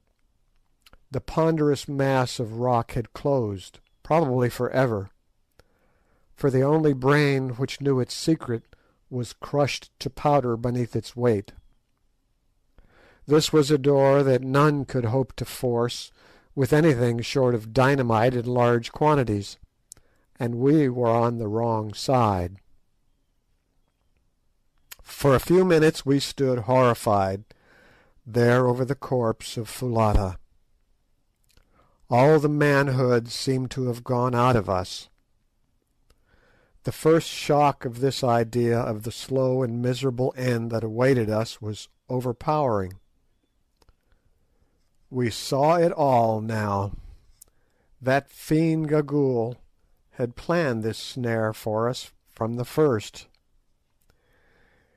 It would have been just the jest that her evil mind would have rejoiced in, the idea of the three white men, whom for some reason of her own she had always hated, slowly perishing of thirst and hunger in the company of the treasure they had coveted. Now I saw the point of that sneer of hers about eating and drinking the diamonds. Probably somebody had tried to serve the poor old Dom in the same way, when he abandoned the skin full of jewels. "This will never do," said Sir Henry hoarsely. "The lamp will soon go out. Let us see if we can't find the spring that works the rock." We sprang forward with desperate energy, and standing in a bloody ooze began to feel up and down the door and the sides of the passage, but no knob or spring could we discover. "Depend on it," I said, "it does not work from the inside. If it did, Gagool would not have risked trying to crawl underneath the stone.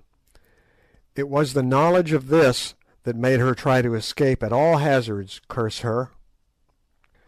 "At all events," said Sir Henry, with a hard little laugh, "retribution was swift. Hers was almost as awful an end as ours is likely to be. We can do nothing with the door. Let us go back to the treasure room." We turned and went, and as we passed it I perceived by the unfinished wall across the passage the basket of food which poor Foulata had carried.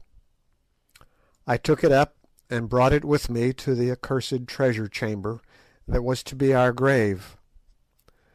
Then we returned and reverently bore in Foulata's corpse, laying it on the floor by the boxes of coin.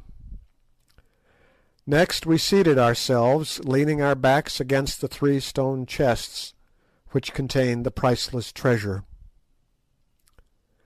"Let us divide the food," said Sir Henry, "so as to make it last as long as possible."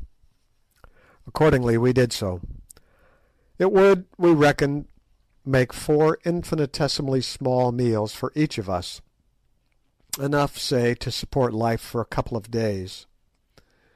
Besides the biltong, or dried game flesh, there were 2 gourds of water, each of which held not more than a quart.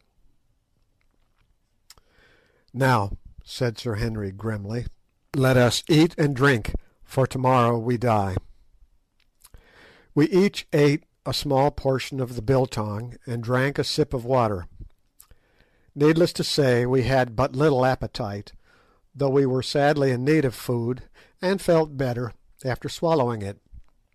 Then we got up and made a systematic examination of the walls of our prison house, in the faint hope of finding some means of exit, sounding them and the floor carefully.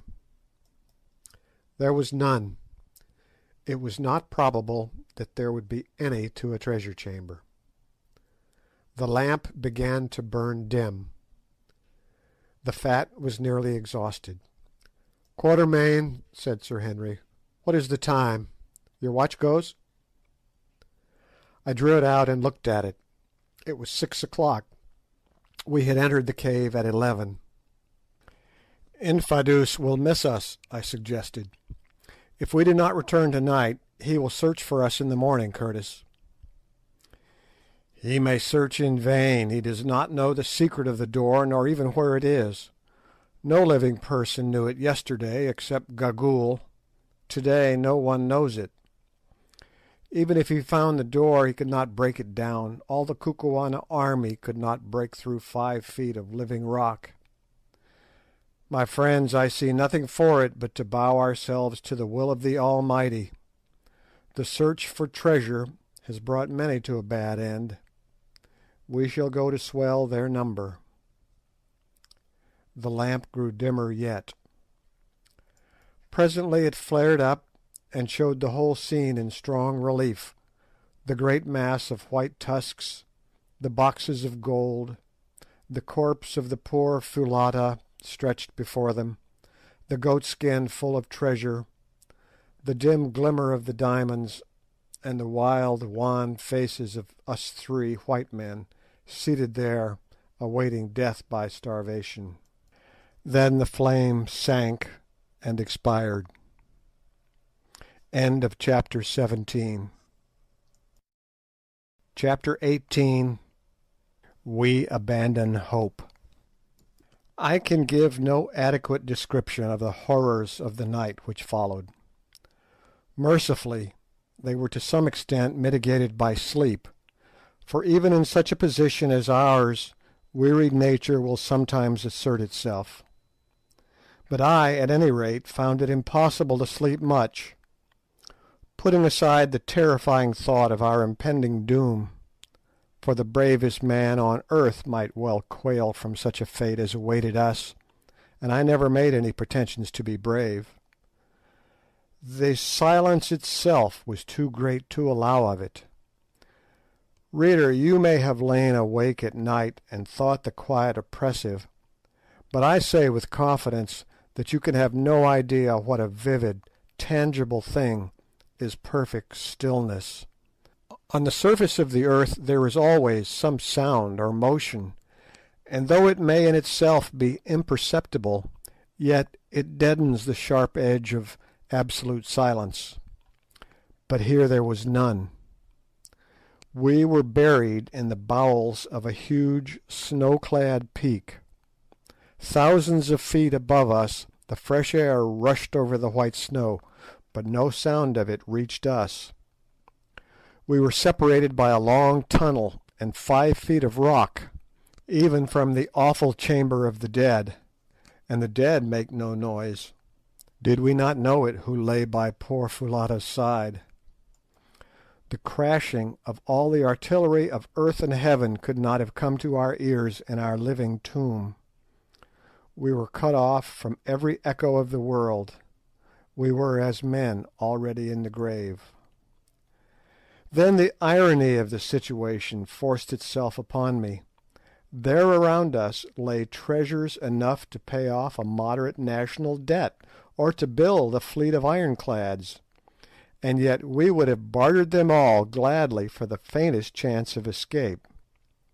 Soon, doubtless, we would be rejoiced to exchange them for a bite of food or a cup of water, and after that even for the privilege of a speedy close to our sufferings.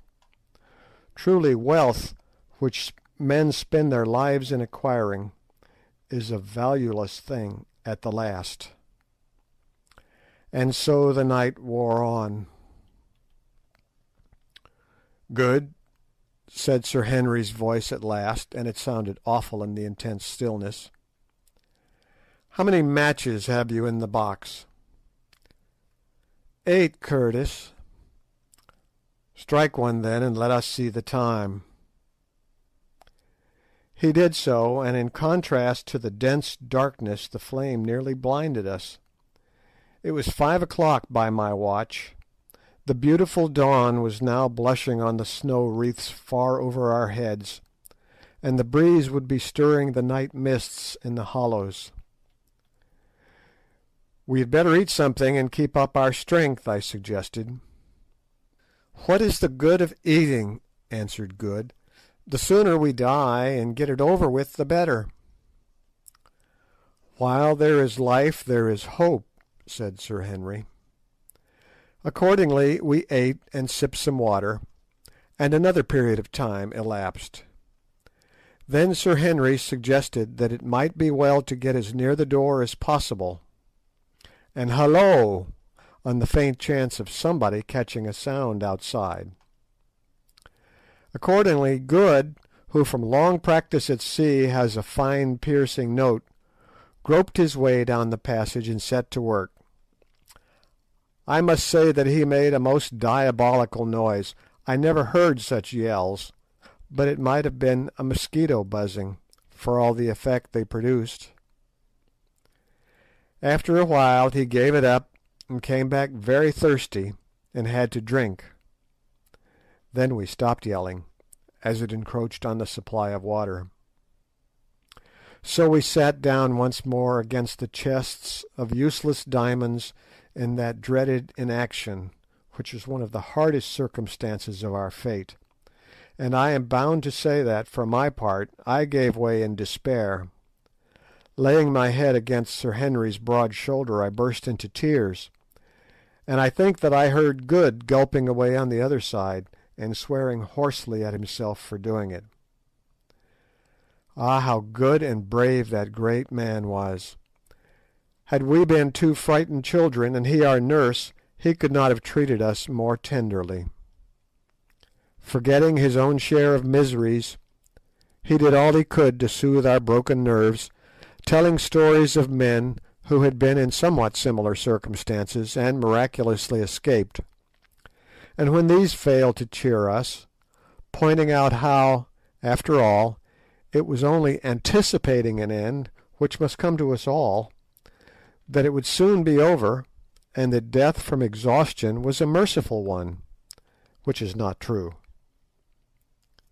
Then, in a diffident sort of way, as once before I had heard him do, he suggested that we should throw ourselves on the mercy of a higher power, which for my part I did with great vigour.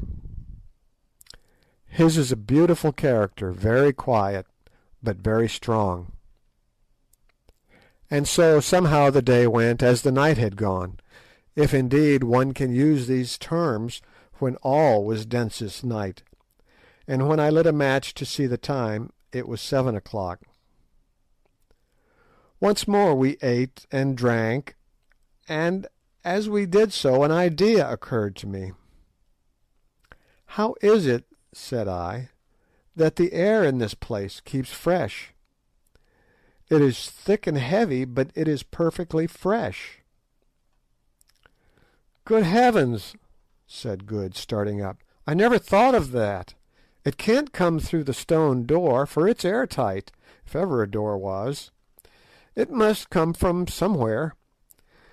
If there were no current of air in the place, we should have been stifled or poisoned when we first came in. Let us have a look." It was wonderful what a change this mere spark of hope wrought in us. In a moment we were all three groping about on our hands and knees, feeling for the slightest indication of a draught. Presently my ardour received a check. I put my hand on something cold. It was dead Foulata's face.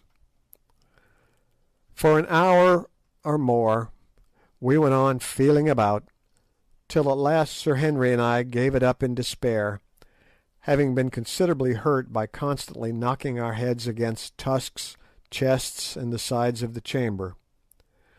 But Good still persevered, saying, with an approach to cheerfulness, that it was better than doing nothing. "I say, you fellows," he said presently, in a constrained sort of voice, "come here." Needless to say, we scrambled towards him quickly enough. "Quatermain, put your hand here where mine is. Now, do you feel anything?" "I think I feel air coming up." "Now listen."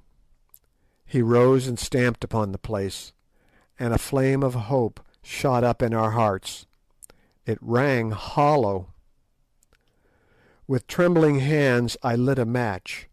I had only 3 left, and we saw we were in the angle of the far corner of the chamber, a fact that accounted for our not having noticed the hollow sound of the place during our former exhaustive examination. As the match burnt we scrutinised the spot.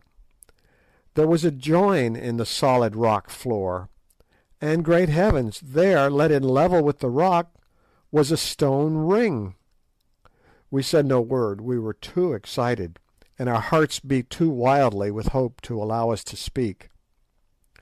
Good had a knife, at the back of which was one of those hooks that are made to extract stones from horses' hoofs. He opened it and scratched round the ring with it. Finally he worked it under, and levered away gently for fear of breaking the hook. The ring began to move. Being of stone, it had not rusted fast in all the centuries it had lain there, as would have been the case had it been of iron. Presently it was upright. Then he thrust his hands into it and tugged with all his force, but nothing budged. "Let me try," I said impatiently, for the situation of the stone, right in the angle of the corner, was such that it was impossible for two to pull at once. I took hold and strained away, but no results. Then Sir Henry tried, and failed. Taking the hook again, Good scratched all around the crack where we felt the air coming up. "Now, Curtis," he said, "tackle on, and put your back into it. You are as strong as two. Stop," and he took off a stout black silk handkerchief, which, true to his habits of neatness, he still wore, and ran it through the ring. "Quatermain, get Curtis round the middle, and pull for dear life when I give the word. Now!" Sir Henry put out all his enormous strength, and Good and I did the same, with such power as nature had given us. "Heave! Heave! It's giving!" gasped Sir Henry, and I heard the muscles of his great back cracking. Suddenly there was a grating sound, then a rush of air, and we were all on our backs on the floor, with a heavy flagstone upon the top of us. Sir Henry's strength had done it, and never did muscular power stand a man in better stead. "Light a match, Quatermain," he said, so soon as we had picked ourselves up and got our breath. "Carefully now." I did so, and there before us, heaven be praised, was the first step of a stone stair. "Now what is to be done?" asked Good. "Follow the stair, of course, and trust to Providence." "Stop," said Sir Henry. "Quatermain, get the bit of biltong and the water that are left. We may want them." I went, creeping back to our place by the chests for that purpose, and as I was coming away an idea struck me. We had not thought much of the diamonds for the last 24 hours or so. Indeed, the very idea of diamonds was nauseous, seeing what they had entailed upon us. But, reflected I may as well pocket some, just in case we should ever get out of this ghastly hole. So I just put my fist into the first chest and filled all the available pockets of my old shooting coat and trousers, topping up, this was a happy thought, with a few handfuls of big ones from the third chest. Also, by an afterthought, I stuffed Foulata's basket, which, except for one water gourd and a little biltong, was empty now, with great quantities of the stones. "I say, you fellows," I sang out, "won't you take some diamonds with you? I filled my pockets and the basket." "Oh, come on, Quatermain, and hang the diamonds," said Sir Henry. "I hope that I may never see another." As for Good, he made no answer. He was, I think, taking his last farewell of all that was left of the poor girl who had loved him so well. And curiously as it may seem to you, my reader, sitting at home at ease and reflecting on the vast, indeed the immeasurable, wealth which we were thus abandoning, I can assure you that if you had passed some 28 hours with next to nothing to eat and drink in that place, you would not have cared to cumber yourself with diamonds whilst plunging down into the unknown bowels of the earth, in the wild hope of escape from an agonizing death. If from the habits of a lifetime it had not become a sort of second nature with me never to leave anything worth having behind, if there was the slightest chance of my being able to carry it away, I am sure that I should not have bothered to fill my pockets and that basket. "Come on, Quatermain," repeated Sir Henry, who was already standing on the first step of the stone stair. "Steady, I will go first." "Mind where you put your feet. There may be some awful hole underneath," I answered. "Much more likely to be another room," said Sir Henry, while he descended slowly, counting the steps as he went. When he got to 15 he stopped. "Here's the bottom," he said. "Thank goodness, I think it's a passage. Follow me down." Good went next, and I came last, carrying the basket, and on reaching the bottom lit one of the two remaining matches. By its light we could just see that we were standing in a narrow tunnel which ran right and left at right angles to the staircase we had descended. Before we could make out any more, the match burnt my fingers and went out. Then arose the delicate question of which way to go. Of course it was impossible to know what the tunnel was or where it led to, and yet to turn one way might lead us to safety, and the other to destruction. We were utterly perplexed, till suddenly it struck Good that when I had lit the match the draught of the passage blew the flame to the left. "Let us go against the draught," he said. "Air draws inwards, not outwards."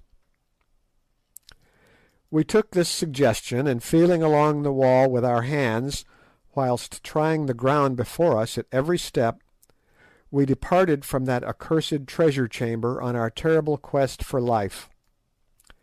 If ever it should be entered again by living man, which I do not think probable, he will find tokens of our visit in the open chests of jewels, the empty lamp, and the white bones of poor Foulata. When we had groped our way for about a quarter of an hour along the passage, suddenly it took a sharp turn, or else was bisected by another, which we followed, only in course of time to be led into a third, and so it went on for some hours. We seemed to be in a stone labyrinth that led nowhere. What all these passages are, of course, I cannot say, but we thought that they must be the ancient workings of a mine, of which the various shafts and adits travelled hither and thither as the ore led them. This is the only way in which we could account for such a multitude of galleries. At length we halted, thoroughly worn out with fatigue, and with that hope deferred which maketh the heart sick, and ate up our poor remaining piece of biltong, and drank our last sup of water, for our throats were like lime kilns. It seemed to us that we had escaped death in the darkness of the treasure chamber, only to meet him in the darkness of the tunnels. As we stood, once more utterly depressed, I thought that I caught a sound, to which I called the attention of the others. It was very faint and very far off, but it was a sound, a faint murmuring sound, for the others heard it too, and no words can describe the blessedness of it after all those hours of utter awful stillness. "By heavens, it's running water," said Good. "Come on." Off we started again in the direction from which the faint murmur seemed to come, groping our way as before along the rocky walls. I remember that I laid down the basket full of diamonds, wishing to be rid of its weight, but on second thoughts took it up again. One might as well die rich as poor, I reflected. As we went the sound became more and more audible, till at last it seemed quite loud in the quiet. On, yet on, now we could distinctly make out the unmistakable swirl of rushing water.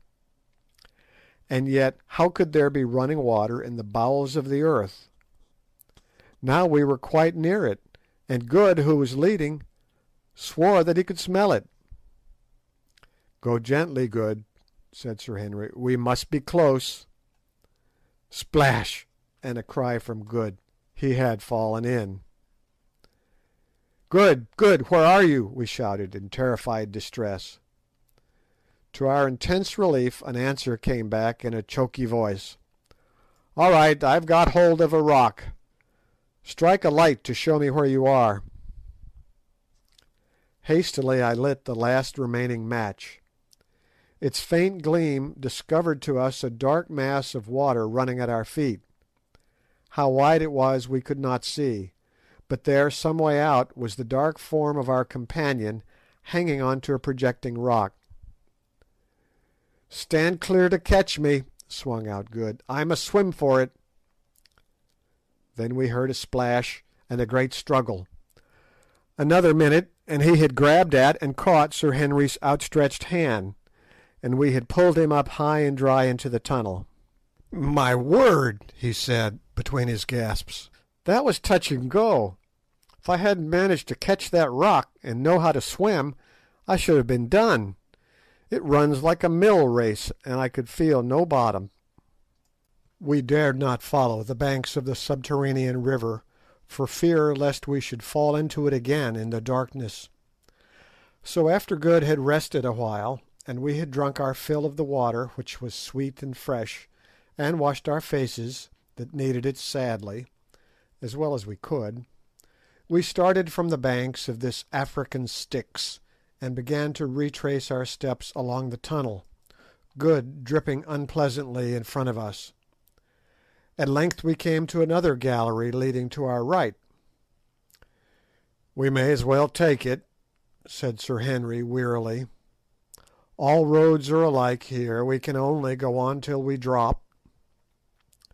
Slowly, for a long, long while, we stumbled, utterly exhausted, along this new tunnel, Sir Henry now leading the way. Again I thought of abandoning that basket, but did not. Suddenly he stopped, and we bumped up against him. "Look," he whispered, "is my brain going, or is that light?" We stared with all our eyes, and there, yes, there, far ahead of us, was a faint, glimmering spot no larger than a cottage window pane. It was so faint that I doubt if any eyes, except those which, like ours, had for days seen nothing but blackness, could have perceived it at all. With a gasp of hope we pushed on. In 5 minutes there was no longer any doubt. It was a patch of faint light. A minute more, and a breath of real live air was fanning us. On we struggled. All at once the tunnel narrowed. Sir Henry went on his knees. Smaller yet it grew, till it was only the size of a large fox's earth. It was earth now, mind you, the rock had ceased. A squeeze, a struggle, and Sir Henry was out, and so was Good, and so was I, dragging Foulata's basket after me. And there above us were the blessed stars, and in our nostrils was the sweet air. Then suddenly something gave, and we were all rolling over and over and over through grass and bushes and soft wet soil. The basket caught in something, and I stopped. Sitting up, I hallooed lustily. An answering shout came from below, where Sir Henry's wild career had been checked by some level ground. I scrambled to him and found him unhurt, though breathless. Then we looked for Good. A little way off we discovered him also, hammed in a forked root. He was a good deal knocked about, but soon came to himself. We sat down together there on the grass, and the revulsion of feeling was so great that really I think we cried with joy. We had escaped from that awful dungeon, which was so near to becoming our grave. Surely some merciful power guided our footsteps to the jackal hole, for that is what it must have been, at the termination of the tunnel. And see, yonder on the mountains, the dawn we had never thought to look upon again was blushing rosy red. Presently the grey light stole down the slopes, and we saw that we were at the bottom, or rather nearly at the bottom, of the vast pit in front of the entrance to the cave. Now we could make out the dim forms of the three colossi who sat upon its verge. Doubtless those awful passages, along which we had wandered the livelong night, had been originally in some way connected with the great diamond mine. As for the subterranean river in the bowels of the mountain, heaven only knows what it is, or whence it flows, or whither it goes. I, for one, have no anxiety to trace its course. Lighter it grew, and lighter yet. We could see each other now, and such a spectacle as we presented I have never set eyes upon before or since.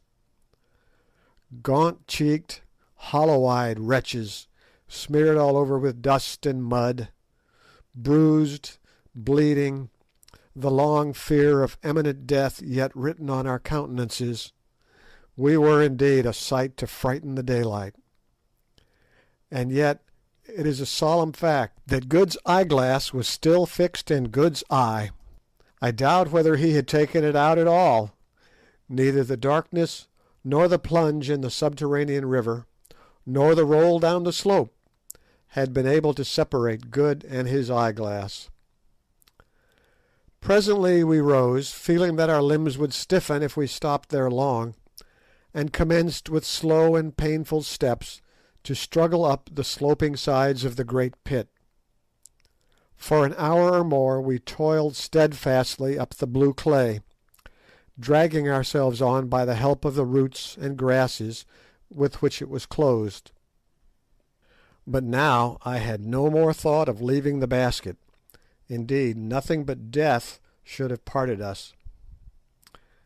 At last it was done, and we stood by the great road on that side of the pit which is opposite to the Colossi. At the side of the road, 100 yards off, a fire was burning in front of some huts, and round the fire were figures. We staggered towards them, supporting one another, and halting every few paces. Presently one of the figures rose, saw us, and fell onto the ground, crying out for fear. "Infadoos! Infadoos! It is we, thy friends!" He rose. He ran to us, staring wildly, and still shaking with fear. "Oh, my lords, it is you indeed. You come back from the dead, come back from the dead." And the old warrior flung himself down before us, and clasping Sir Henry's knees, he wept aloud for joy. End of chapter 18. Chapter 19. Ignosi's farewell. 10 days from that eventful morning found us once more in our old quarters at Loo, and strange to say, but little the worse for our terrible experience, except that my stubby hair came out of the treasure cave about 3 shades greyer than it went in, and that Good never was quite the same after Foulata's death, which seemed to move him very greatly.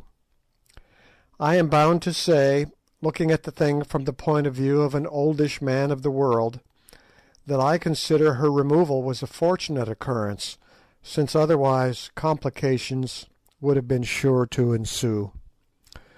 The poor creature was no ordinary native girl, but a person of great, I had almost said stately, beauty, and of considerable refinement of mind.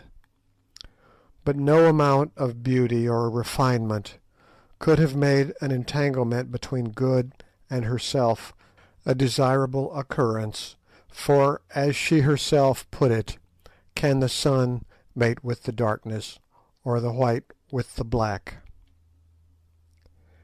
I need hardly state that we never again penetrated into Solomon's treasure chamber. After we had recovered from our fatigue, a process which took us 48 hours, we descended into the great pit in the hope of finding the hole by which we had crept out of the mountain, but with no success. To begin with, rain had fallen and obliterated our spoor, and what is more, the sides of the vast pit were full of ant-bear and other holes. It was impossible to say to which of these we owed our salvation. Also, on the day before we started back to Loo, we made a further examination of the wonders of the stalactite cave, and drawn by a kind of restless feeling, even penetrated once more into the chamber of the dead. Passing beneath the spear of the White Death, we gazed, with sensations which it would be quite impossible for me to describe, at the mass of rock that had shut us off from escape, thinking the while of priceless treasures beyond, of the mysterious old hag whose flattened fragments lay crushed beneath it, and of the fair girl, of whose tomb it was the portal. I say gazed at the rock, for examine as we could find no traces of the join of the sliding door, nor indeed could we hit upon the secret, now utterly lost, that worked it, though we tried for an hour or more. It is certainly a marvellous bit of mechanism, characteristic in its massive and yet inscrutable simplicity of the age which produced it, and I doubt if the world has such another to show. At last we gave it up in disgust, though if the mass had suddenly risen before our eyes, I doubt if we should have screwed up courage to step over Gagool's mangled remains and once more enter the treasure chamber, even in the sure and certain hope of unlimited diamonds. And yet I could have cried at the idea of leaving all that treasure, the biggest treasure probably that in the world's history has ever been accumulated in one spot. But there was no help for it, only dynamite could force its way through 5 feet of solid rock. So we left it. Perhaps in some remote unborn century a more fortunate explorer may hit upon the open sesame and flood the world with gems. But myself, I doubt it. Somehow I seem to feel that the tens of millions of pounds worth of jewels which lie in the 3 stone coffers will never shine round the neck of an earthly beauty. They and Foulata's bones will keep cold company till the end of all things. With a sigh of disappointment we made our way back, and next day started for Loo. And yet it was really very ungrateful of us to be disappointed, for as the reader will remember, by a lucky thought I had taken the precaution to fill the wide pockets of my old shooting coat and trousers with gems before we left our prison house, also Foulata's basket, which held twice as many more, notwithstanding that the water bottle had occupied some of its space. A good many of these fell out in the course of our roll down the side of the pit, including several of the big ones, which I had crammed in on the top in my coat pockets. But comparatively speaking, an enormous quantity still remained, including 93 large stones, ranging from over 200 to 70 carats in weight. My old shooting coat and the basket still held sufficient treasure to make us all, if not millionaires, as the term is understood in America, at least exceedingly wealthy men, and yet to keep enough stones each to make the 3 finest sets of gems in Europe. So we had not done so badly. On arriving at Loo, we were most cordially received by Ignosi, whom we found well, and busily engaged in consolidating his power, and reorganizing the regiments which had suffered most in the great struggle with Twala. He listened with intense interest to our wonderful story, but when we told him of old Gagool's frightful end, he grew thoughtful. "Come hither," he called to a very old Induna or councillor, who was sitting with others in a circle round the king, but out of earshot. The ancient man rose, approached, saluted, and seated himself. "Thou art aged," said Ignosi. "Ay, my lord the king. Thy father's father and I were born on the same day." "Tell me, when thou wast little, did thou know Gagool the witch doctress?" "Ay, my lord the king." "How was she then? Young like thee?" "Not so, my lord the king. She was even as she is now, as she was in the days of my great grandfather before me, old and dried, very ugly, and full of wickedness." "She is no more. She is dead." "So, O king, then is an ancient curse taken from the land. Go." Koom, I go, black puppy, who tore out the old dog's throat. Koom. Ye see, my brothers, said Ignosi, this was a strange woman, and I rejoice that she is dead. She would have let you die in the dark place, and mayhap afterwards she had found a way to slay me, as she found a way to slay my father, and set up Twala, whom her black heart loved, in his place. Now go on with the tale. Surely there never was its like. After I had narrated all the story of our escape, as we had agreed between ourselves that I should, I took the opportunity to address Ignosi as to our departure from Kukuanaland.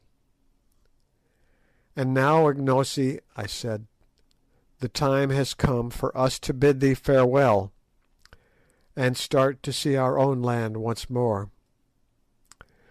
Behold, Ignosi, thou camest with us a servant, and now we leave thee a mighty king.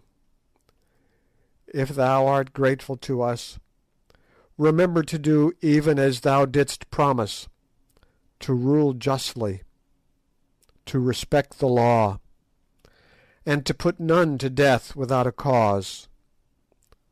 So shalt thou prosper. Tomorrow, at the break of day, Ignosi, thou wilt give us an escort who shall lead us across the mountains. Is it not so, O king?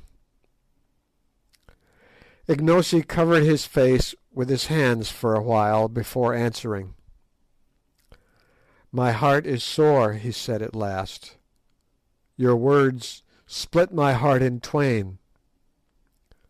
What have I done to you, Incubu, Macumazahn, and Bougwan, that ye should leave me desolate? Ye who stood by me in rebellion and in battle, will ye leave me in the day of peace and victory? What will ye, wives? Choose from among the maidens. A place to live in? Behold, the land is yours as far as ye can see. The white men's houses? Ye shall teach my people how to build them. Cattle for beef and milk? Every married man shall bring you an ox or a cow. Wild game to hunt? Does not the elephant walk through my forests, and the river horse sleep in the reeds?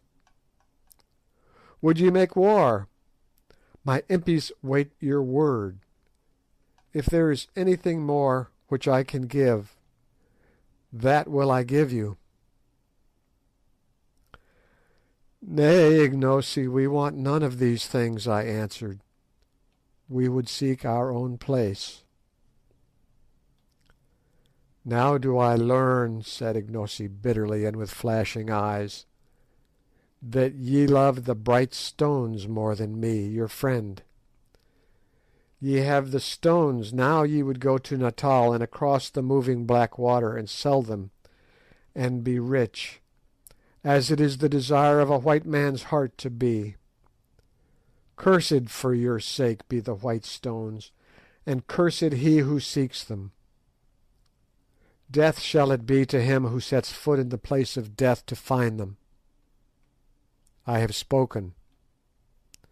White men, ye can go. I laid my hand upon his arm. Ignosi, I said, tell us, when thou didst wander in Zululand and among the white people of Natal, did not thine heart turn to the land thy mother told thee of, thy native place, where thou didst see the light, and play when thou wast little, the land where thy place was? It was even so, Macumazahn. In like manner, Ignosi, do our hearts turn to our land and to our own place. Then came a silence.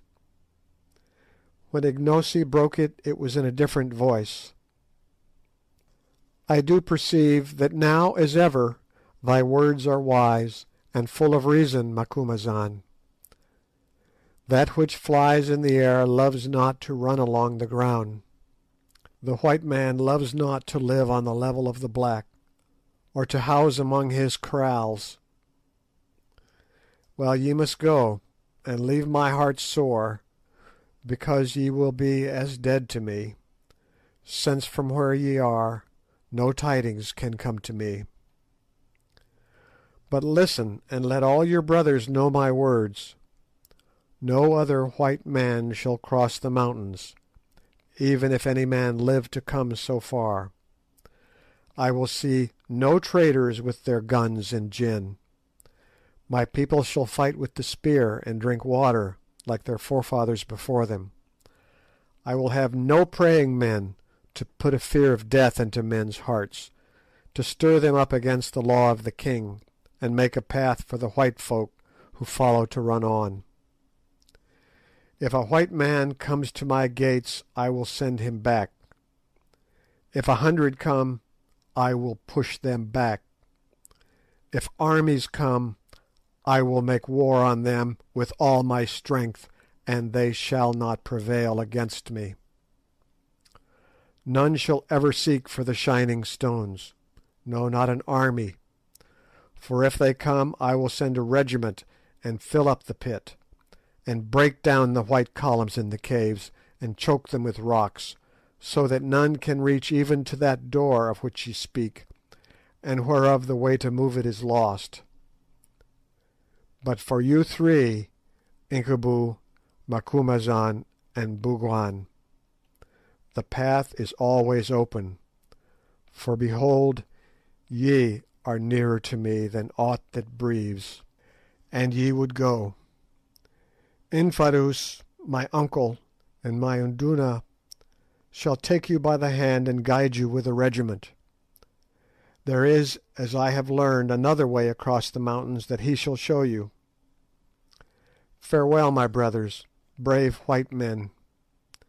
See me no more, for I have no heart to bear it.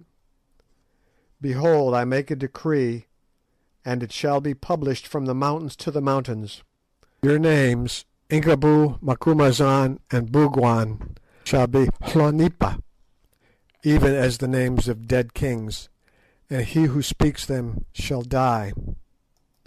So shall your memory be preserved in the land for ever. Note: this extraordinary and negative way of showing intense respect is by no means unknown among African people, and the result is that if, as is usual, the name in question has a significance, the meaning must be expressed by an idiom or other word. In this way a memory is preserved for generations, or until the new word utterly supplants the old. Go now, ere my eyes rain tears like a woman's.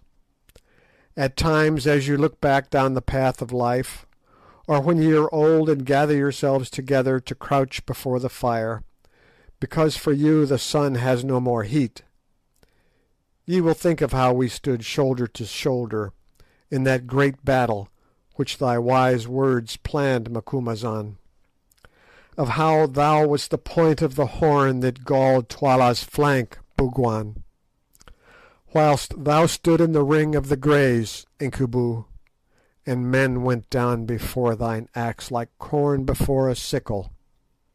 Ay, and of how thou didst break that wild bull Twala's strength, and bring his pride to dust.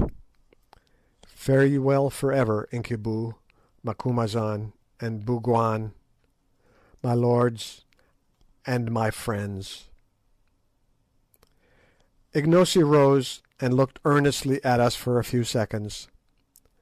Then he threw the corner of his kaross over his head, so as to cover his face from us. We went in silence.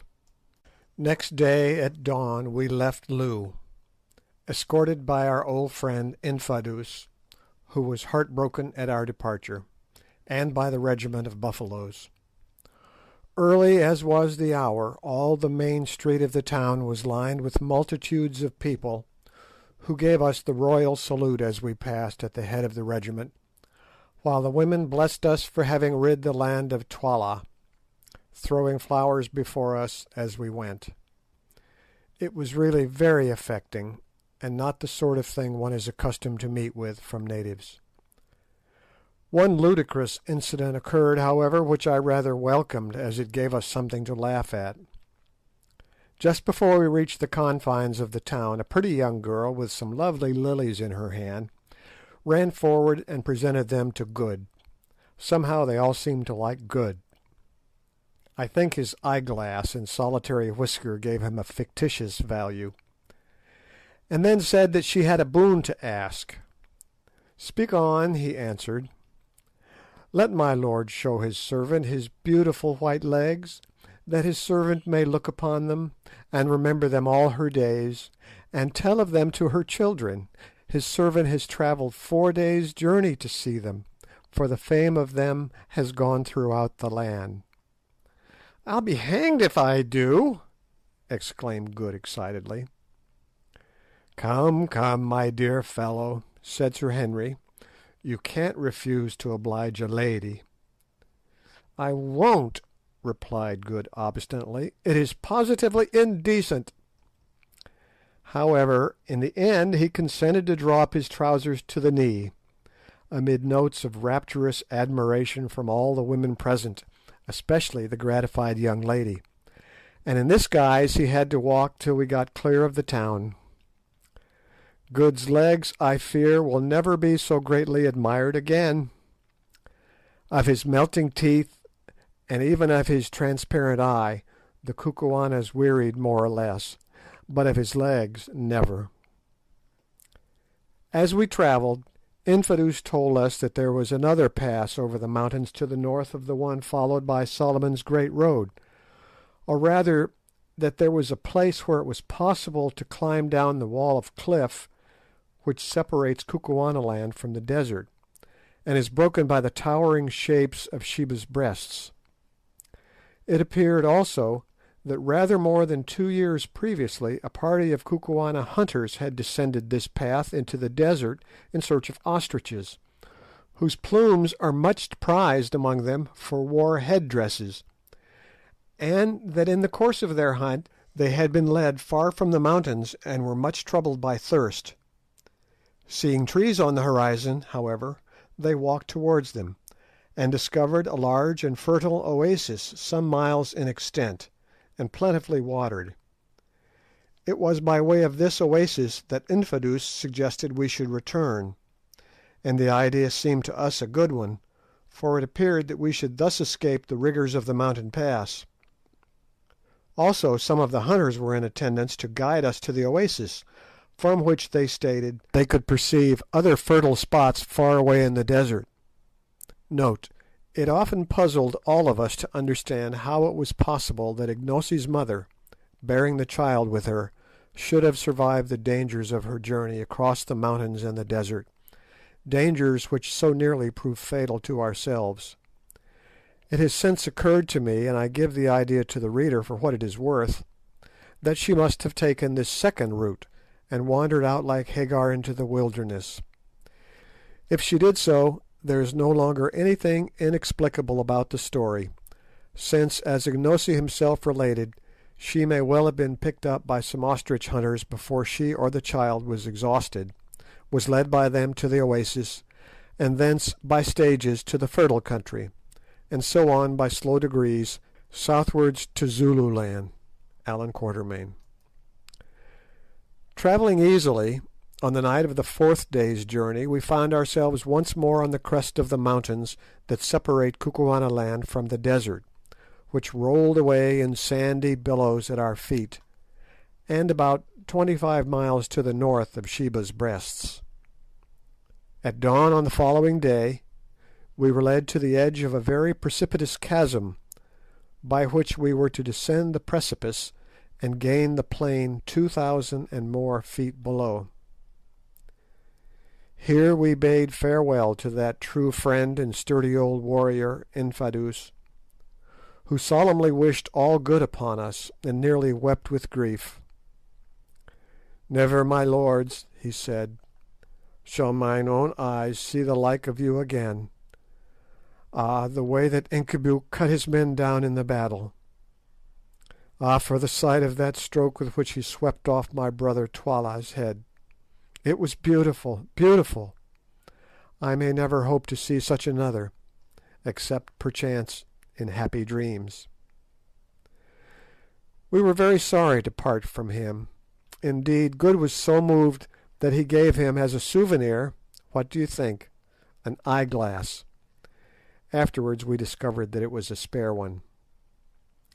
Infadoos was delighted, foreseeing that the possession of such an article would increase his prestige enormously, and after several vain attempts he actually succeeded in screwing it into his own eye.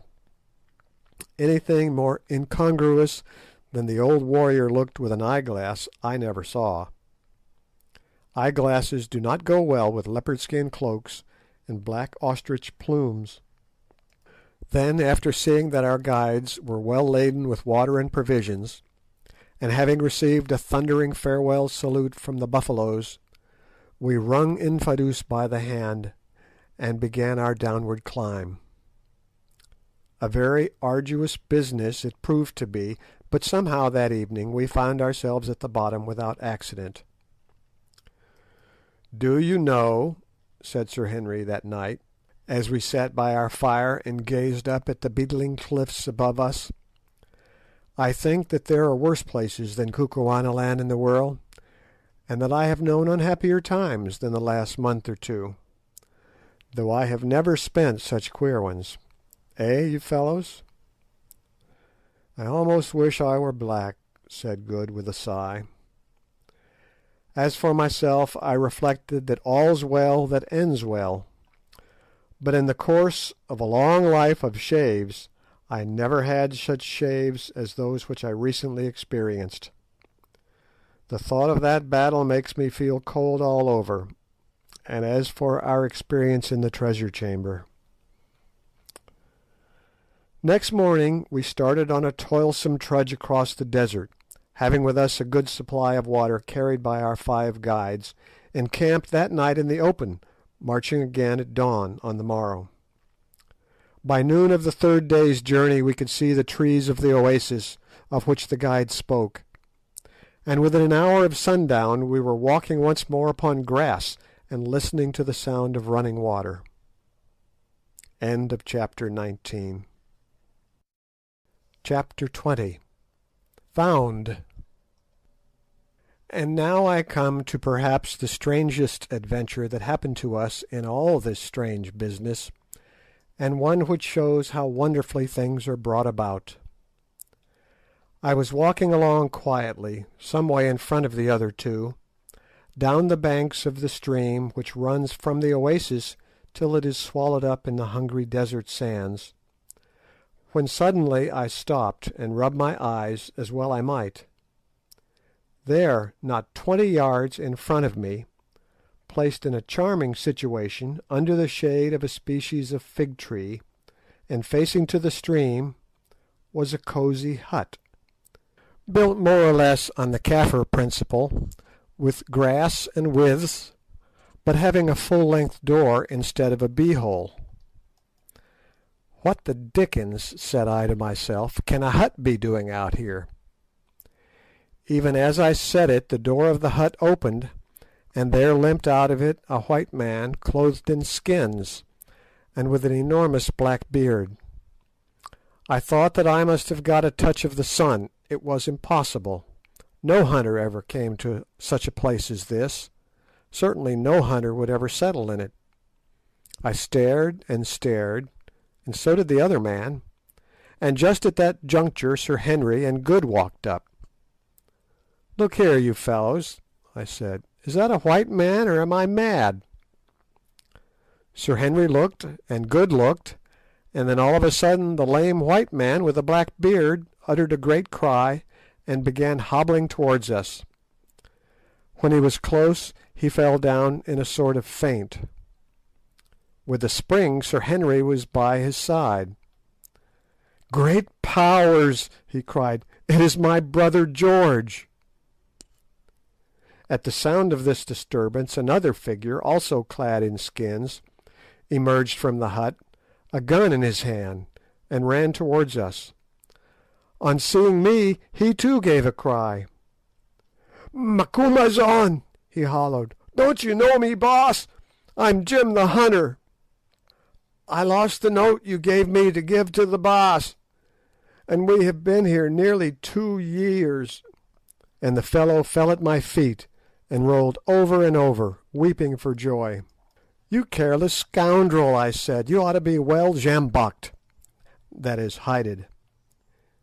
Meanwhile, the man with the black beard had recovered and risen, and he and Sir Henry were pump-handing away at each other, apparently without a word to say. But whatever they had quarrelled about in the past, I suspect it was a lady, though I never asked, it was evidently forgotten now. "My dear old fellow," burst out Sir Henry at last, "I thought you were dead. I have been over Solomon's Mountains to find you. I had given up all hope of ever seeing you again, and now I come across you perched in the desert, like an old aasvogel (vulture).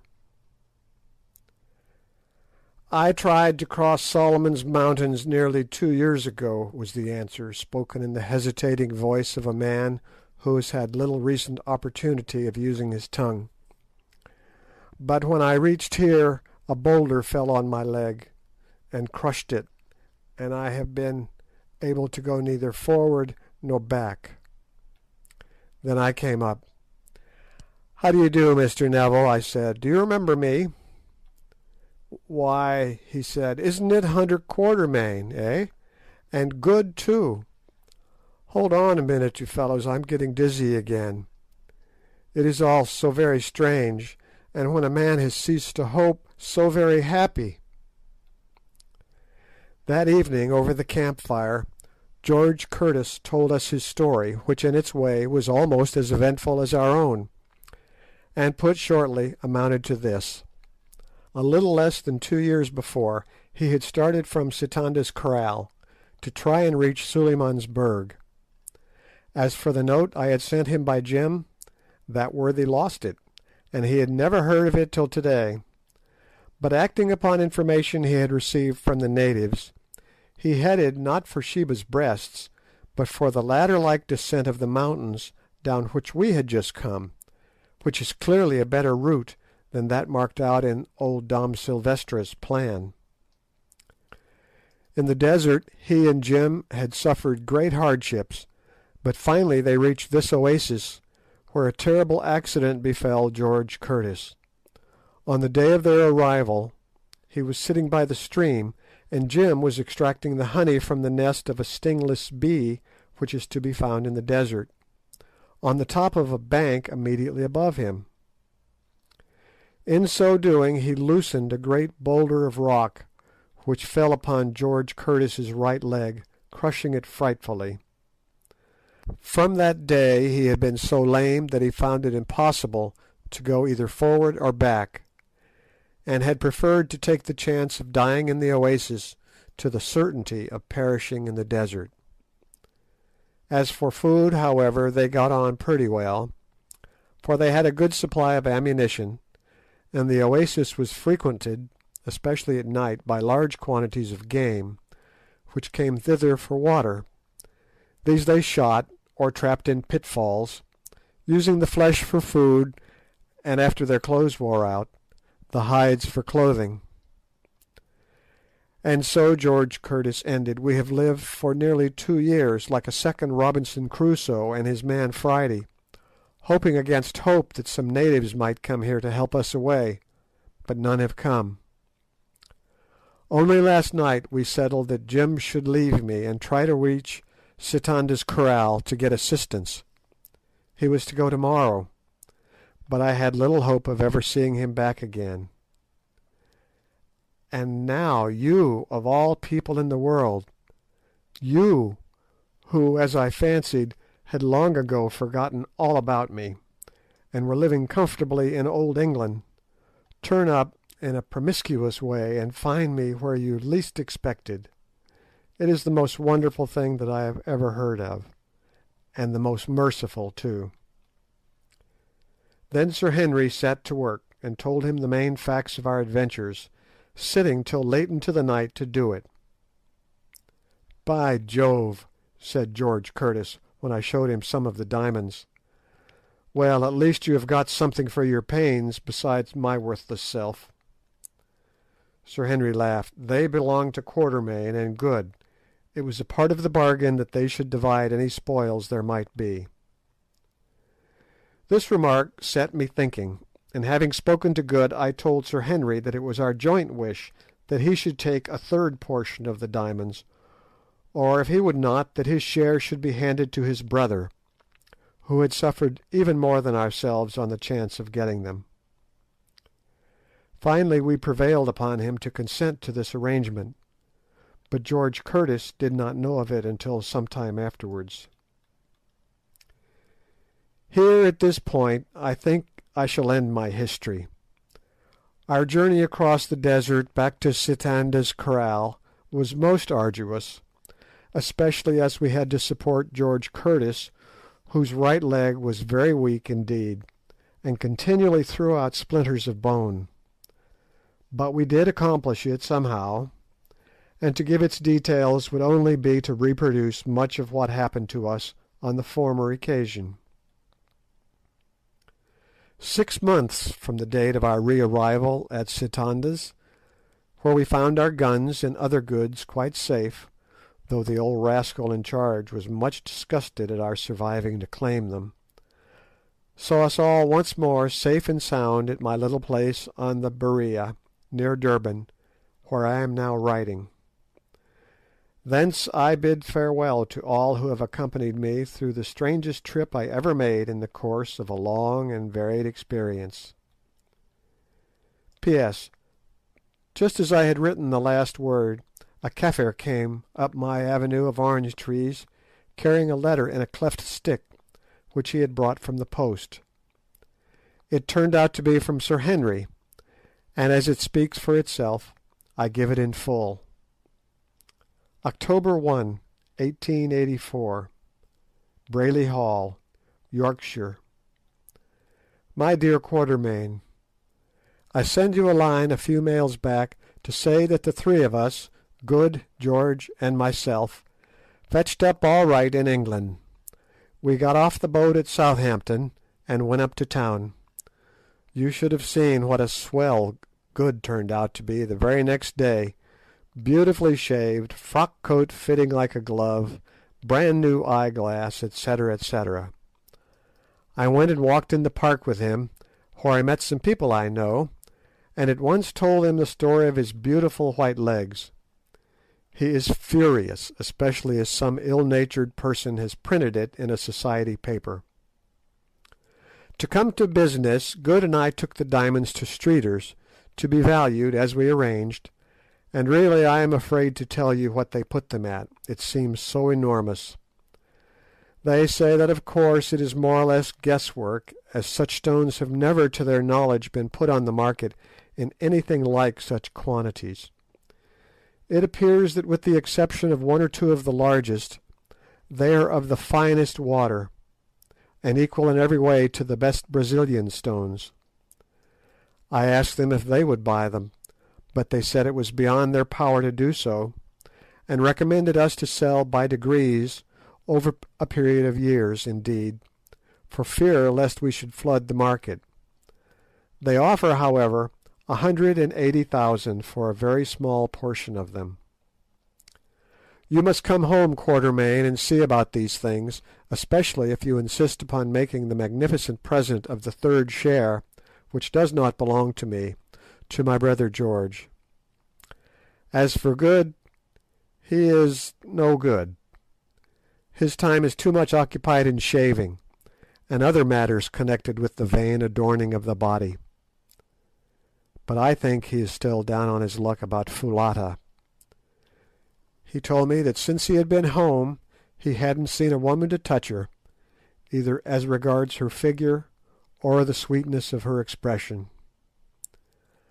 I want you to come home, my dear old comrade, and to buy a house near here. You have done your day's work, and have lots of money now, and there is a place for sale quite close which would suit you admirably. Do come, the sooner the better. You can finish writing the story of our adventures on board ship. We have refused to tell the tale till it is written by you, for fear lest we shall not be believed. If you start on receipt of this, you will reach here by Christmas, and I book you to stay with me for that. Good is coming, and George, and so, by the way, is your boy Harry. There's a bribe for you. I have had him down for a week's shooting, and like him. He's a cool young hand. He shot me in the leg, cut out the pellets, and then remarked upon the advantages of having a medical student with every shooting party. Good-bye, old boy. I can't say any more, but I know that you will come, if it is only to oblige your sincerest friend, Henry Curtis. P.S. The tusks of the great bull that killed poor Kiva have now been put up in the hall here, over the pair of buffalo horns you gave me, and look magnificent. And the axe with which I chopped off Twala's head is fixed above my writing table. I wish that we could have managed to bring away the coats of chain armour. Don't lose poor Foulata's basket in which you brought away the diamonds. H.C. Today is Tuesday.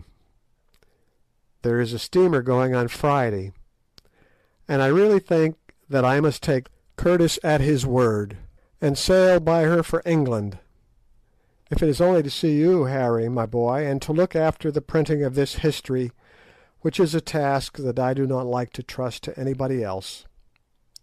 Allan Quatermain. The End.